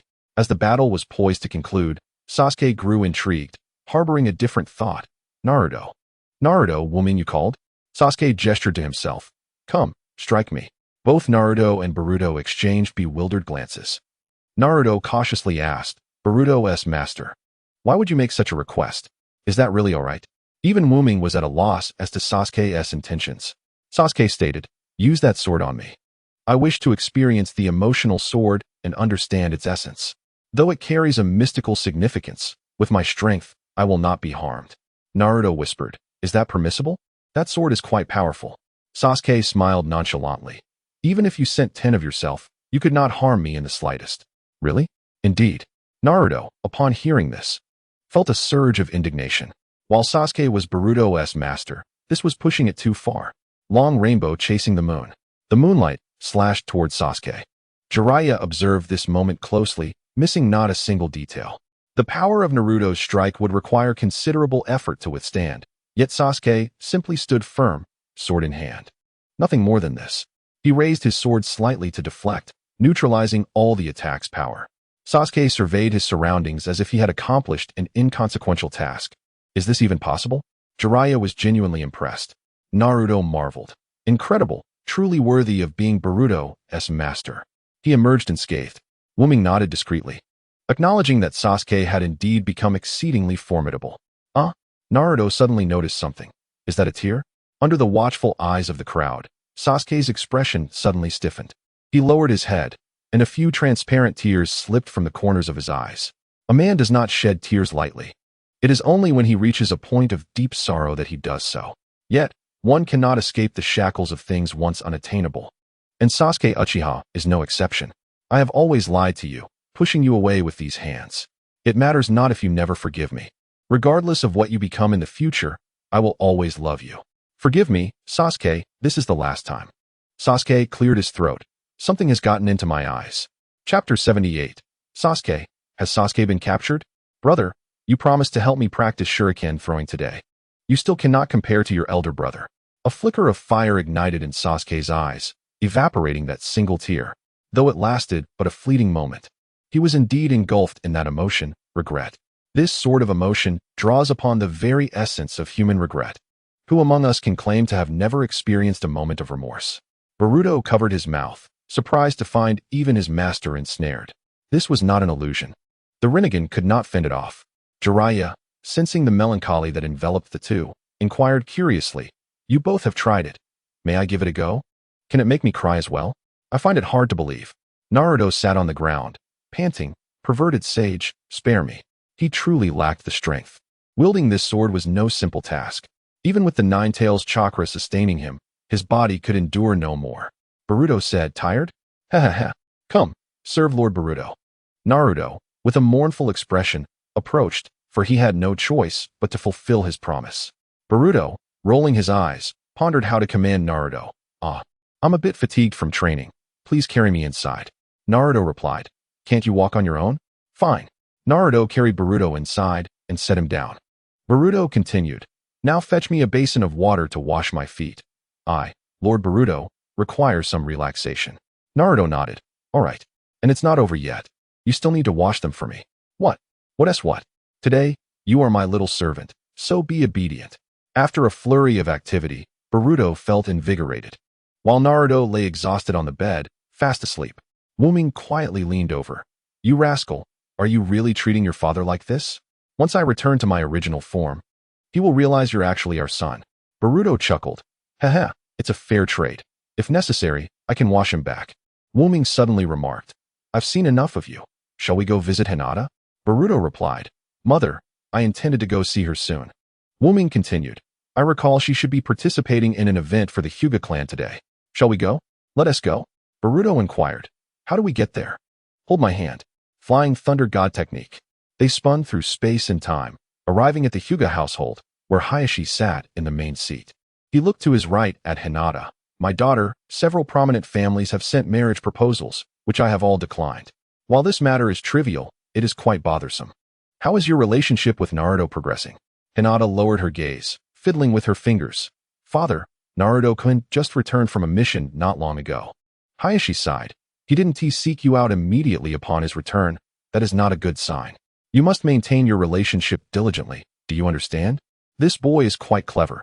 The Hyuga clan has not produced a capable ninja in ages. I have a premonition that the revival of our clan hinges upon him. Hayashi's face bore hope. The union of the fourth Hokage's and Uzumaki's bloodline with the Byakugan of the Hyuga clan would surely yield an exceptional descendant. My grandson. When shall I meet you? Wow, so this is the Flying Thunder God technique. How exhilarating. At that moment, Ming and Boruto appeared beside Hinata. Who goes there? Hayashi admonished. It's me, Ming replied. Hinata and Hayashi exclaimed. Ah, it is Naruto-kun, my good son-in-law. Ming said, Indeed. It has been a while since I last saw you both. I have missed you dearly. I brought you and Hinata some local specialties. He held up 2 gift boxes. Hayashi smiled. You child, you didn't have to bring so many gifts. Ming always made it a point to bring something.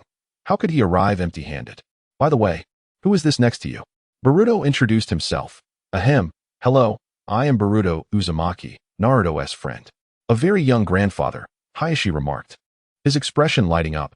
So you are Naruto's friend? You appear quite impressive. Upon first seeing Boruto, Hayashi found him particularly likable. Moreover, this surname, could it be a descendant of the exiled Uzumaki clan? Hinata added. Hello, Boruto-kun, I am Hinata. Those familiar with Hinata would be astonished at this scene. She actually initiated a conversation with a stranger. Boruto, seeing the shy Hinata, took a breath. Mom. I let it slip. Just call me Boruto. Little Boru is fine too, but please don't call me Boruto-kun. His mother had been so bashful in her youth. Hinata responded. It's a pleasure to meet you, little Boru. This little Boru was quite charming. Though it was a bit odd that he began by reciting the name of the sun goddess, Amaterasu. At that moment, another person entered the room. Hayashi. I apologize for being late. Hayashi replied. No matter, please take a seat. He continued to gaze at Boruto, feeling an inexplicable urge to embrace him, which was quite strange. The newcomer wore a stern expression, pausing upon seeing Ming. Naruto, you are here? Isn't today the Hyuga clan's ceremonial celebration? I already know why you are here. Boruto gasped internally upon seeing the newcomer, Uncle Neji, in color and three-dimensional. Yet, he looked different from the photos he had seen. Neji had adopted a trendy hairstyle. Ming sighed. The previously perfect center parting reminded him of a dear friend, but now it resembled a modern style. What was it called again? Something like microdiffusion. Neji seemed to notice Boruto's gaze and said, You are Boruto, right? I see you are quite interested in my hairstyle. But this is merely a facet of my vibrant life. One need not concern themselves with the opinions of others. Every individual should simply pursue what they desire, unencumbered. Boruto's eyes sparkled. He hadn't expected this uncle he had never met to possess such progressive ideals. The group participated in the Hyuga clan's ceremonial celebration, and Boruto gradually became familiar with his uncle and other relatives, including his mother and grandfather. After visiting his mother's relatives, the two returned to the new Uzumaki household. Surprisingly, during their absence, the rest of the group maintained a harmonious atmosphere. Jiraiya and Itachi engaged in a discussion regarding the Akatsuki organization, with Itachi effortlessly divulging all the intelligence about the group. Meanwhile, Naruto pursued the adult Sasuke, incessantly seeking to learn formidable techniques from him, such as Boruto's elusive Rasengan. Sasuke patiently explained that Boruto's Rasengan incorporated lightning release, while Naruto needed to infuse it with wind release. Though he wore a stoic expression, Sasuke felt immense joy within. Days spent with his brother observing and guiding young Naruto were truly perfect. Is there anyone else you particularly wish to see? Ming inquired of Boruto. Of course.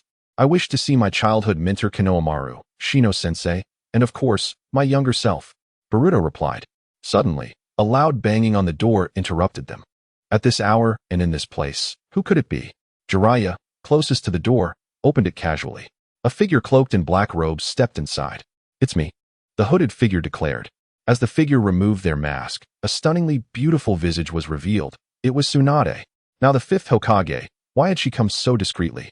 Jiraiya, astonished, remarked, What brings you here at this late hour, dressed so mysteriously? It can't be. Just as his imagination began to wander, Tsunade interrupted sternly. Something has happened. Hearing this, everyone in the room leaned in closer.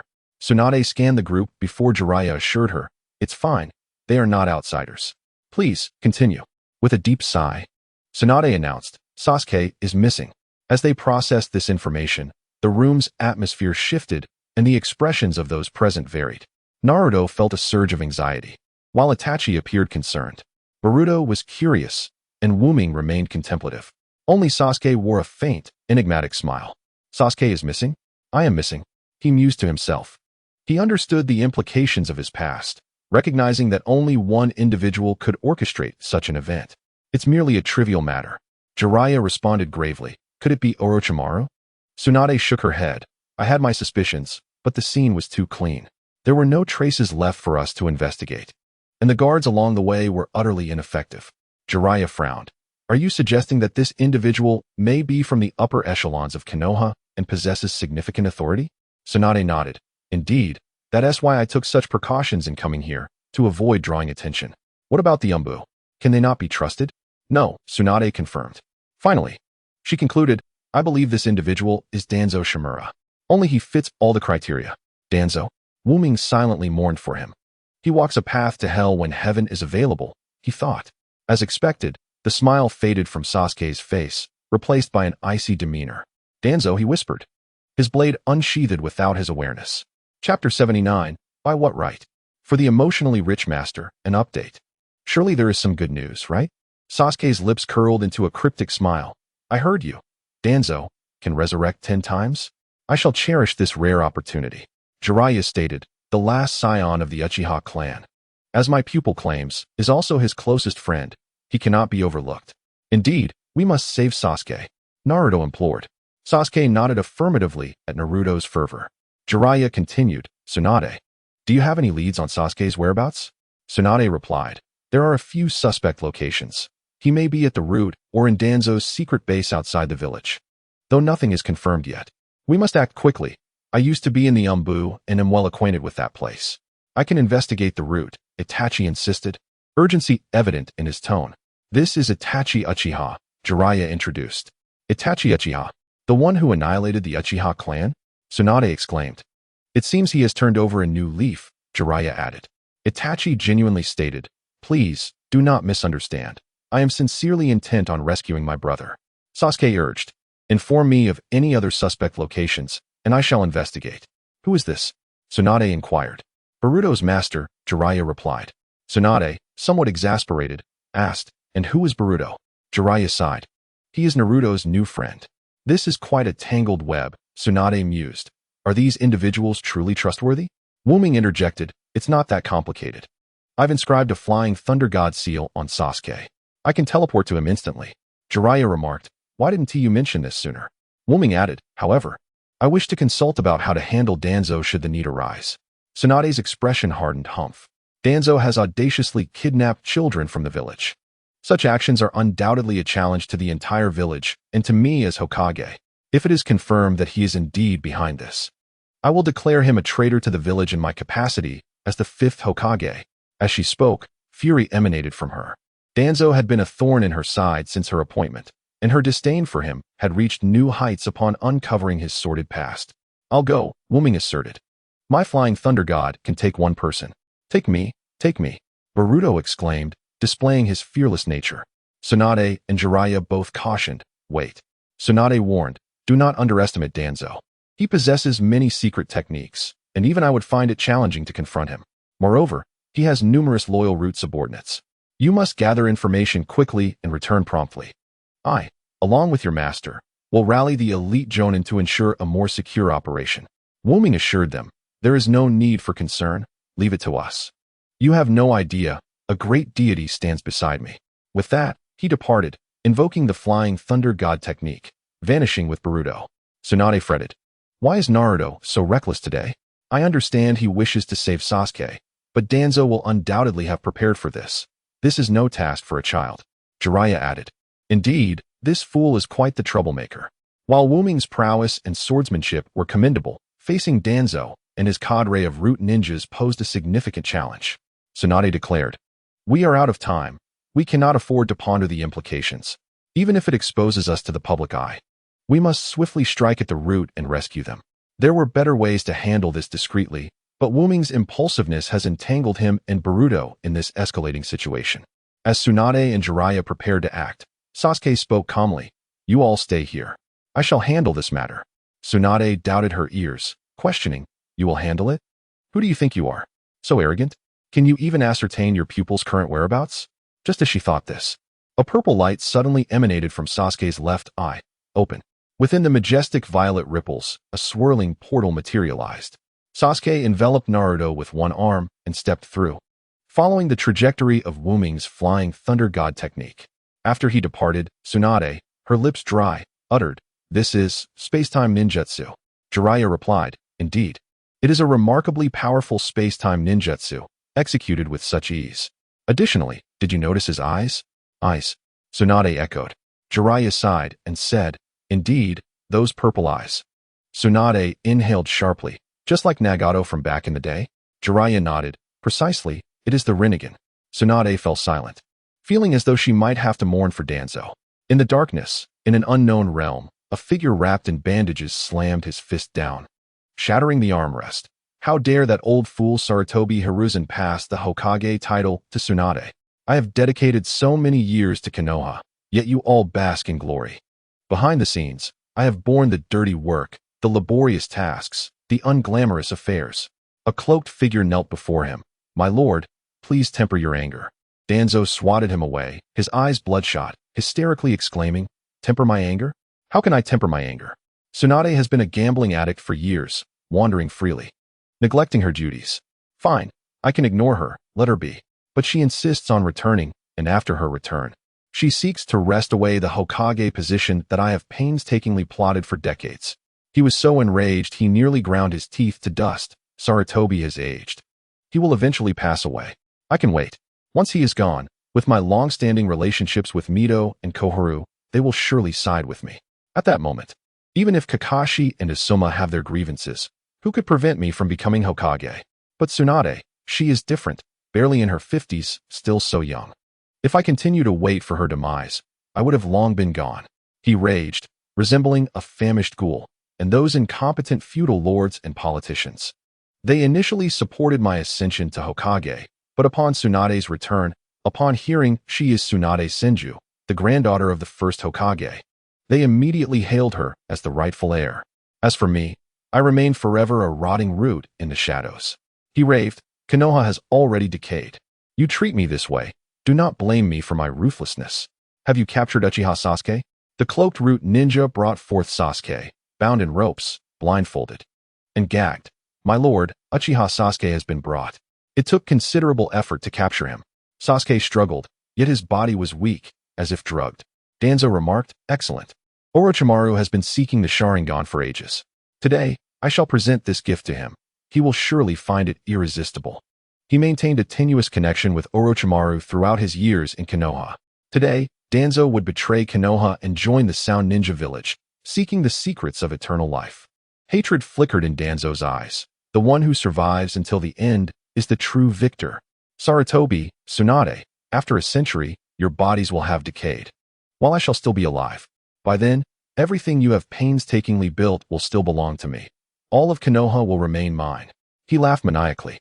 Just then, a child with spiky yellow hair emerged from the shadows, holding a game console from which a white light emanated. "Excuse me, sir. I happened to record everything you just said." Chapter 80. Is this your trump card? Danzo abruptly turned around. "Who is it?" Naruto stepped forward, his eyes ablaze with the three-tomo Sharingan, kicking aside a black-cloaked Umbu to rescue Sasuke. The Umbu, kneeling on the ground, pleaded, "Lord Danzo." These two suddenly appeared behind Sasuke, and I was controlled. "I did not intend to betray you. Spare me." Danzo coldly replied, "Useless trash." He glared at Naruto, his teeth grinding in fury. Uzumaki Naruto. Their previous enmity was far from resolved. Boruto naturally assumed the role of the antagonist. "How dare you?" The name of Uzumaki Naruto is not something you can utter so casually. Naruto retorted, "Step aside. Good dogs do not obstruct the way." This remark instantly dredged up Danzo's unpleasant memories. Last time, Naruto had asked him the same question, but then Naruto carried the Hokage's decree, and he had not yet severed ties with the third Hokage, so he had to yield. He even yielded voluntarily, receiving Naruto's remark, "You truly do not obstruct the way. You are indeed a good dog." This time, Danzo's face contorted. "I will rip your mouth apart and make you witness how Sasuke meets his end." Wind release, vacuum wave. Danzo inhaled deeply and expelled a blade of wind. Naruto, sealing technique? Useless. His form was cleaved apart, yet no blood flowed. It was merely a shadow clone. The sounds of battle drew the attention of the surrounding root members, who converged upon them. Capture them. Wind release, shuriken. Danzo infused wind chakra into a shuriken and hurled it at Boruto. Wind release, gale palm. Boruto attempted to counter, but was instead sent flying. He was still unable to master the technique. Meanwhile, Naruto's true self was located by the omnipresent root members, forcing him and Boruto toward the center of the encirclement. Danzo sneered, thinking of escaping? "It is too late. I have been waiting for an opportunity to deal with you. Who would have thought you had the audacity to intrude into my stronghold?" Naruto observed the encroaching root members and smiled. The mountains remain green, and the waters flow long. "We shall meet again." Flying Thunder God technique. However, he merely flickered in place without vanishing. Danzo cackled. "I knew you would do that. Haha. At this moment, my face is filled with the joy of revenge. Did you really think I was foolish? The moment you appeared here, it must have involved some space-time technique. I had already secretly notified my trusted subordinates and set up a barrier to seal the space." He continued to laugh, basking in his intellectual superiority. "Ah, you may wonder why I have only used 2 jutsu for so long. Guess why my subordinates surround you yet do not rush to attack." He proclaimed loudly. "Very simple. I have been stalling for time, and once the barrier is complete, you will remain here forever. Do you think you can act recklessly with your space-time ninjutsu? Huh.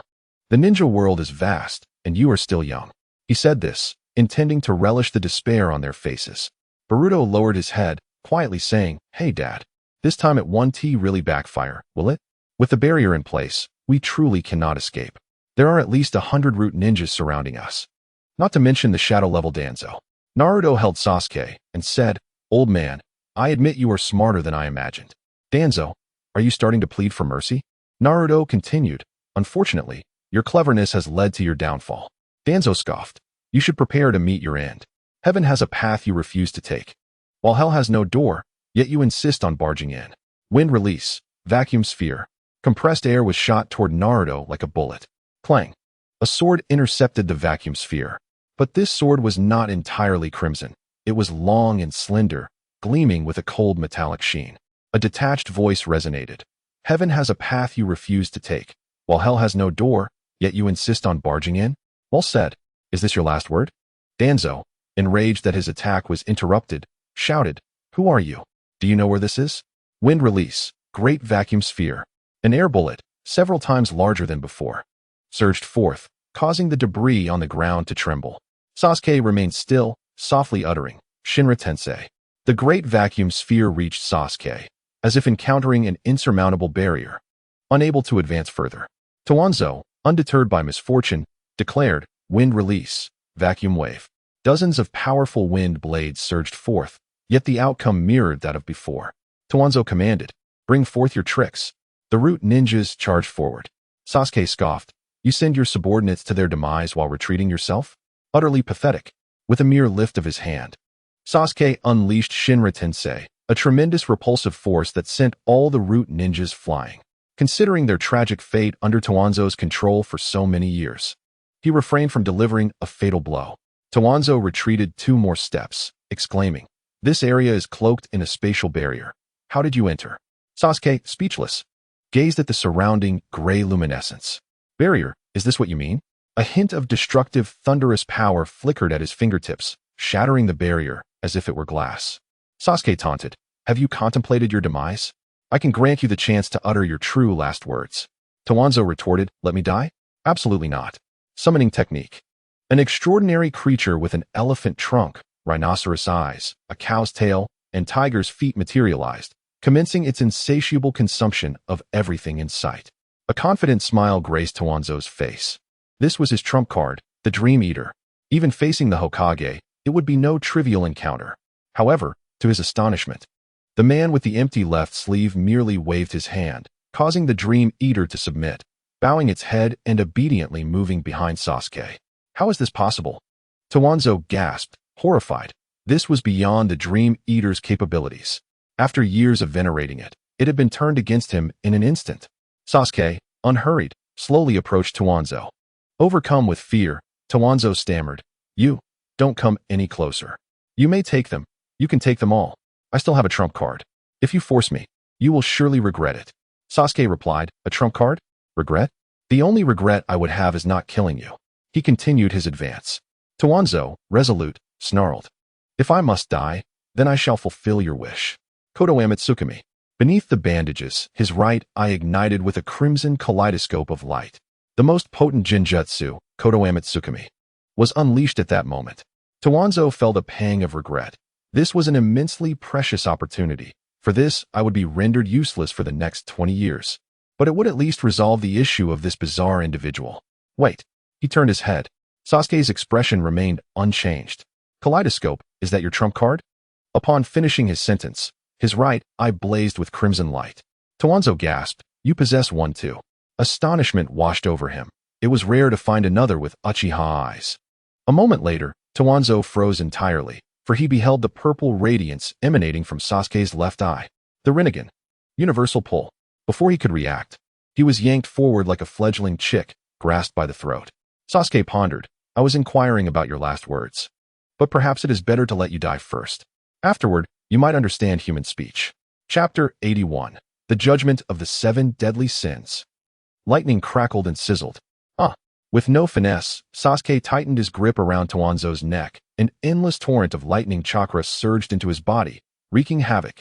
Towanzo spasmed, stripped of all resistance, his body charred, eyes rolling back as he succumbed to unconsciousness. He lay on the ground, unaware of his fate. Boruto approached hesitantly, "Master, I have never seen you so enraged." Sasuke inhaled deeply. "Indeed, it has been long since anyone provoked such a murderous intent within me. From youth to adulthood." Entering the era of Boruto, Sasuke had transformed from the brash, flamboyant youth into a more rational and composed adult. Much like Itachi, he quietly safeguarded the village from the shadows. In his earlier days, even a stray dog would face his wrath, yet years had dulled his appetite for slaughter. Now, the re-emergence of Shimura Towanzo reignited the long-dormant embers of his heart. Splendid, utterly splendid. Watching the arcs of electricity dance across Towanzo's body, Sasuke relished the exquisite joy of bloodshed. Throughout his life, he had endured countless beatings, with few moments of true exhilaration. Rescuing Naruto at the cost of his own life was one. Battling alongside Itachi after awakening the eternal kaleidoscope was another. Yet, cornering Towanzo with Susanoo, witnessing his despair, and personally extinguishing their blood feud was undoubtedly the most gratifying experience.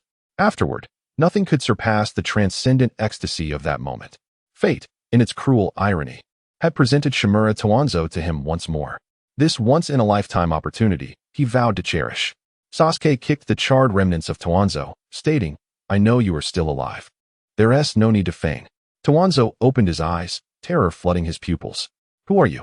Why do you insist on killing me?" Sasuke replied, "If you wish to perish with understanding, so be it." He gestured to his kaleidoscope. "Do you see this tumultuous, eternal blood feud? I am the last scion of the Uchiha clan. Everything you have done will be repaid today. Of course, you cannot repay it, but rest assured, I will endeavor to make you repay as much as possible. For my sake and for the village, you must die." Towanzo struggled. "The Hokage of the leaf bask in sunlight, while I am the root in darkness. Everything I have done was for the village." Sasuke scoffed. "All for the village? How laughable, pitiable, tragic. Very well. Today I shall not only obliterate your flesh, but also shatter your soul, exposing the delusions you have clung to for so long." Sasuke glanced at Towanzo, resembling a lump of coal, and sighed, "Too ugly. Let us put you to rest." Amaterasu. Sasuke covered his left eye with his hand, and from his crimson right eye erupted an unquenchable black flame. The agony wrought by the black flame surpassed that of lightning 1,000-fold. Towanzo shrieked in torment, writhing as he was reduced to ashes. He was dead. Boruto exclaimed, "He was burned to death just like that? Can fire release still kill?" Yet, Moments later, white orbs appeared, and Tawanzo astonishingly resurrected on the spot. However, correspondingly, one of the 10 Sharingan on his arm closed. Upon revival, Tawanzo displayed no desire to fight. He immediately sought to flee, only to have Sasuke effortlessly sever his Achilles tendon with a sword. At that moment, Tsunade and Jiraiya, who had been pursuing, finally arrived. Tsunade opened her mouth to speak, but Jiraiya gestured for her to refrain from interrupting Sasuke. Realizing escape was futile, under the pressure of life and death, Tawanzo succumbed to utter despair, bellowing, "Kill me. Just kill me. Ha. The decaying leaf, the decaying soul. Your self-righteous kindness is so amusing. There are always those who must commit evil deeds. Everything I did was for the village. Even if you do not comprehend, future generations will recognize the contributions left by me. Shimura, Tawanzo." At this moment, he had descended into madness, firmly believing his actions were for the village's sake. Sasuke's gaze was devoid of emotion. The 7 deadly sins, the judgment begins. With a single stroke, he cleaved Tawanzo's body in two, declaring, "Instigating Hanzo to kidnap Konan and murdering Yahiko. This is your first sin." It was this very act that led to Nagato's corruption, the birth of pain, and Jiraiya's death. Jiraiya murmured in disbelief, "My disciple, how could this be? Was all of this orchestrated by Tawanzo?" Tawanzo perished once more. Moments later, he resurrected, wailing in anguish. "You meddling saint." The old man plans to manipulate the situation in the Hidden Rain village. Even if he is mistaken, what concern is it of yours? Sasuke stated.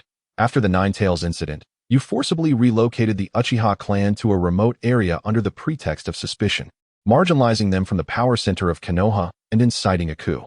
This is your second grave sin. With a swift stroke of his sword, he cleaved downwards from Danzo's head, splitting his nose and mouth in two. Danzo is dead. Regarding this sin, Wu Ming's expression was somewhat peculiar.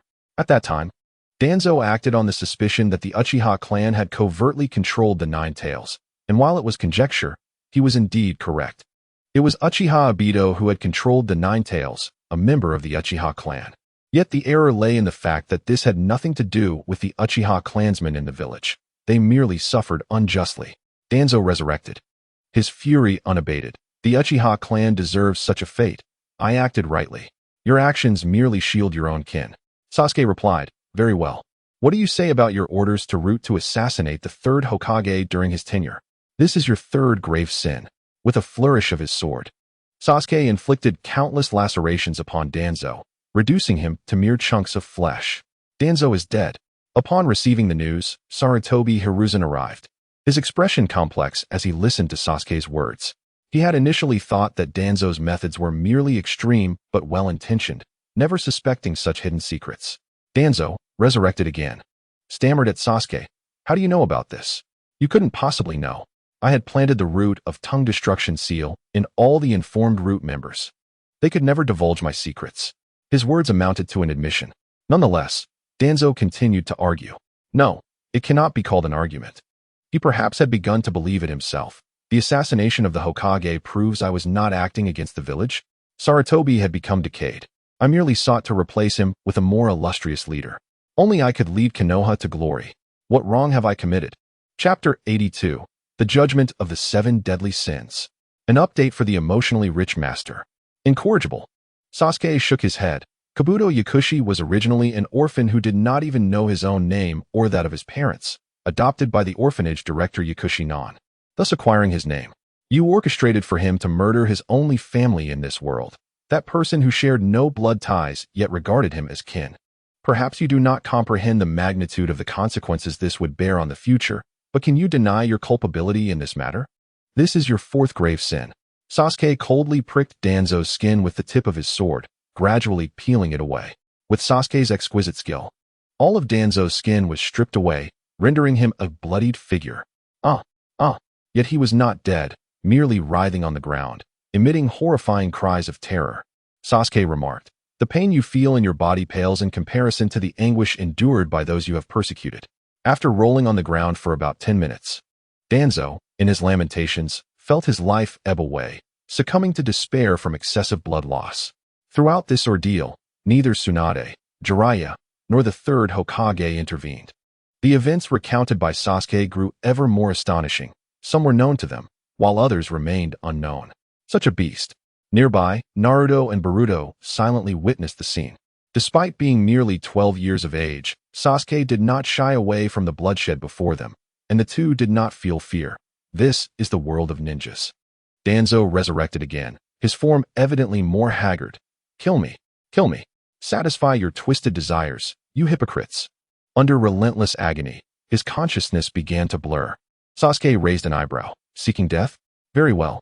He crushed Danzo's skull beneath his foot, blood and brains splattering across the ground. Disgusting, you've soiled my shoe. Shinra Tensei. A powerful repulsive barrier formed, expelling all the filth from Sasuke's shoe, leaving it pristine once more. This time, it was a waste worth incurring. As there were still 4 opportunities left. Perhaps due to the reconstruction of his brain, upon this resurrection, Danzo appeared notably more lucid. Gazing at the 6 remaining Sharingan on his arm, he sensed the encroachment of eternal death. Spare me. Sasuke inquired. Do you recognize your mistakes? I was wrong. I was wrong. Sasuke. A lie? You do not truly believe you were wrong. Shunshin. In a flash, Sasuke severed Danzo's throat and windpipe. Ha. He could not produce any sound, only gasping in his suffocating despair. A flash of white light, and he resurrected again, but now only 3 Sharingan remained. He cried out, Spare me, my lord. I am still of use. I can do so much for you. I can be your loyal dog. Such a death is too merciful. You can keep me alive to torment me slowly. Please, do not kill me. Danzo utterly cast aside his last shred of dignity. Kneeling before Sasuke, prostrating himself and repeatedly bowing. Sasuke coldly remarked, A coward who fears for his life. Had you fought me to the end, I might have regarded you with a modicum of respect. Now you are but a loathsome piece of refuse, commanding root ninjas to seize Kakashi's Sharingan for yourself. This is your 5th grave sin. Sasuke formed a hand sign for shadow clones, collectively unleashing the power of the Rinnegan, multiple Shinra Tensei. From all directions, 6 Sasukes simultaneously activated the repulsive barrier, crushing all of Danzo's bodily tissues without exception. A flash of white light, and Danzo resurrected once more. This time with only 2 Sharingan remaining. This time, Danzo had wised up. He turned his gaze towards the 3rd Hokage watching from behind. Hiruzen, I was wrong. Help me. Save me. Consider all I have done for the village. I may not have accomplishments, but I have toiled hard as well.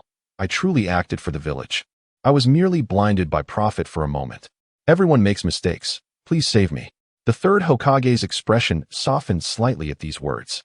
He and Danzo had grown up together, sharing meals and learning, gradually taking on the responsibilities of the village. Danzo had strayed down a misguided path, and he bore some responsibility for not noticing sooner. Just as he prepared to speak, Sasuke coldly interjected, For greed in seizing Uchiha Shirsue's right eye Sharingan. You rendered the Uchiha clan's coup unstoppable. This is your 6th grave sin. As Sasuke uttered these words, a hint of regret tinged his voice. Uchiha Shirsue. What an extraordinarily talented ninja. There are few throughout history who can compare. Had he been allowed to flourish, who knows how far he would have gone. He was also a dear friend of my brother, yet he was slain by Danzo. As these thoughts coursed through Sasuke's mind, a fire ignited within him. He was about to conclude Danzo's life when a gentle voice interrupted. I will take over. Sasuke turned to see Itachi. A look of reminiscence gracing his features as he slowly approached Danzo. Uchiha Itachi, young Sasuke, who had been eavesdropping on the revelations, suddenly grew agitated. He wished to rush forward, but was restrained by Wu Ming. The adult Sasuke naturally would not refuse Itachi's request, stepping aside to allow him passage. Itachi regarded Danzo with cold indifference. I will make you die 200 times. Danzo was taken aback. He found it difficult to fathom how a mouth could utter such chilling words at 37 degrees Celsius. The crimson manjiki began to flicker, and Itachi sighed softly. Tsukuyami. In the blink of an eye, Danzo lost consciousness. When he awoke, he found himself bound to a crucifix. In the dimly lit world of Tsukuyami, crows flew in droves, signifying a foreboding omen. Itachi spoke softly. Here, 72 hours will pass, while only a moment elapses in the outside world. Within these 72 hours, every single second, I shall cause you to perish once, totaling 200 deaths. Jishue, I have avenged you. To the outside world. It appeared as though merely a second had passed when Itachi came to a halt. A sense of tranquil satisfaction graced his visage. In stark contrast, Danzo seemed stripped of all vitality, his eyes devoid of anything but the specter of death. Sasuke, well aware of the experience of Tsukuyomi, remarked, "Have you grown accustomed to dying?"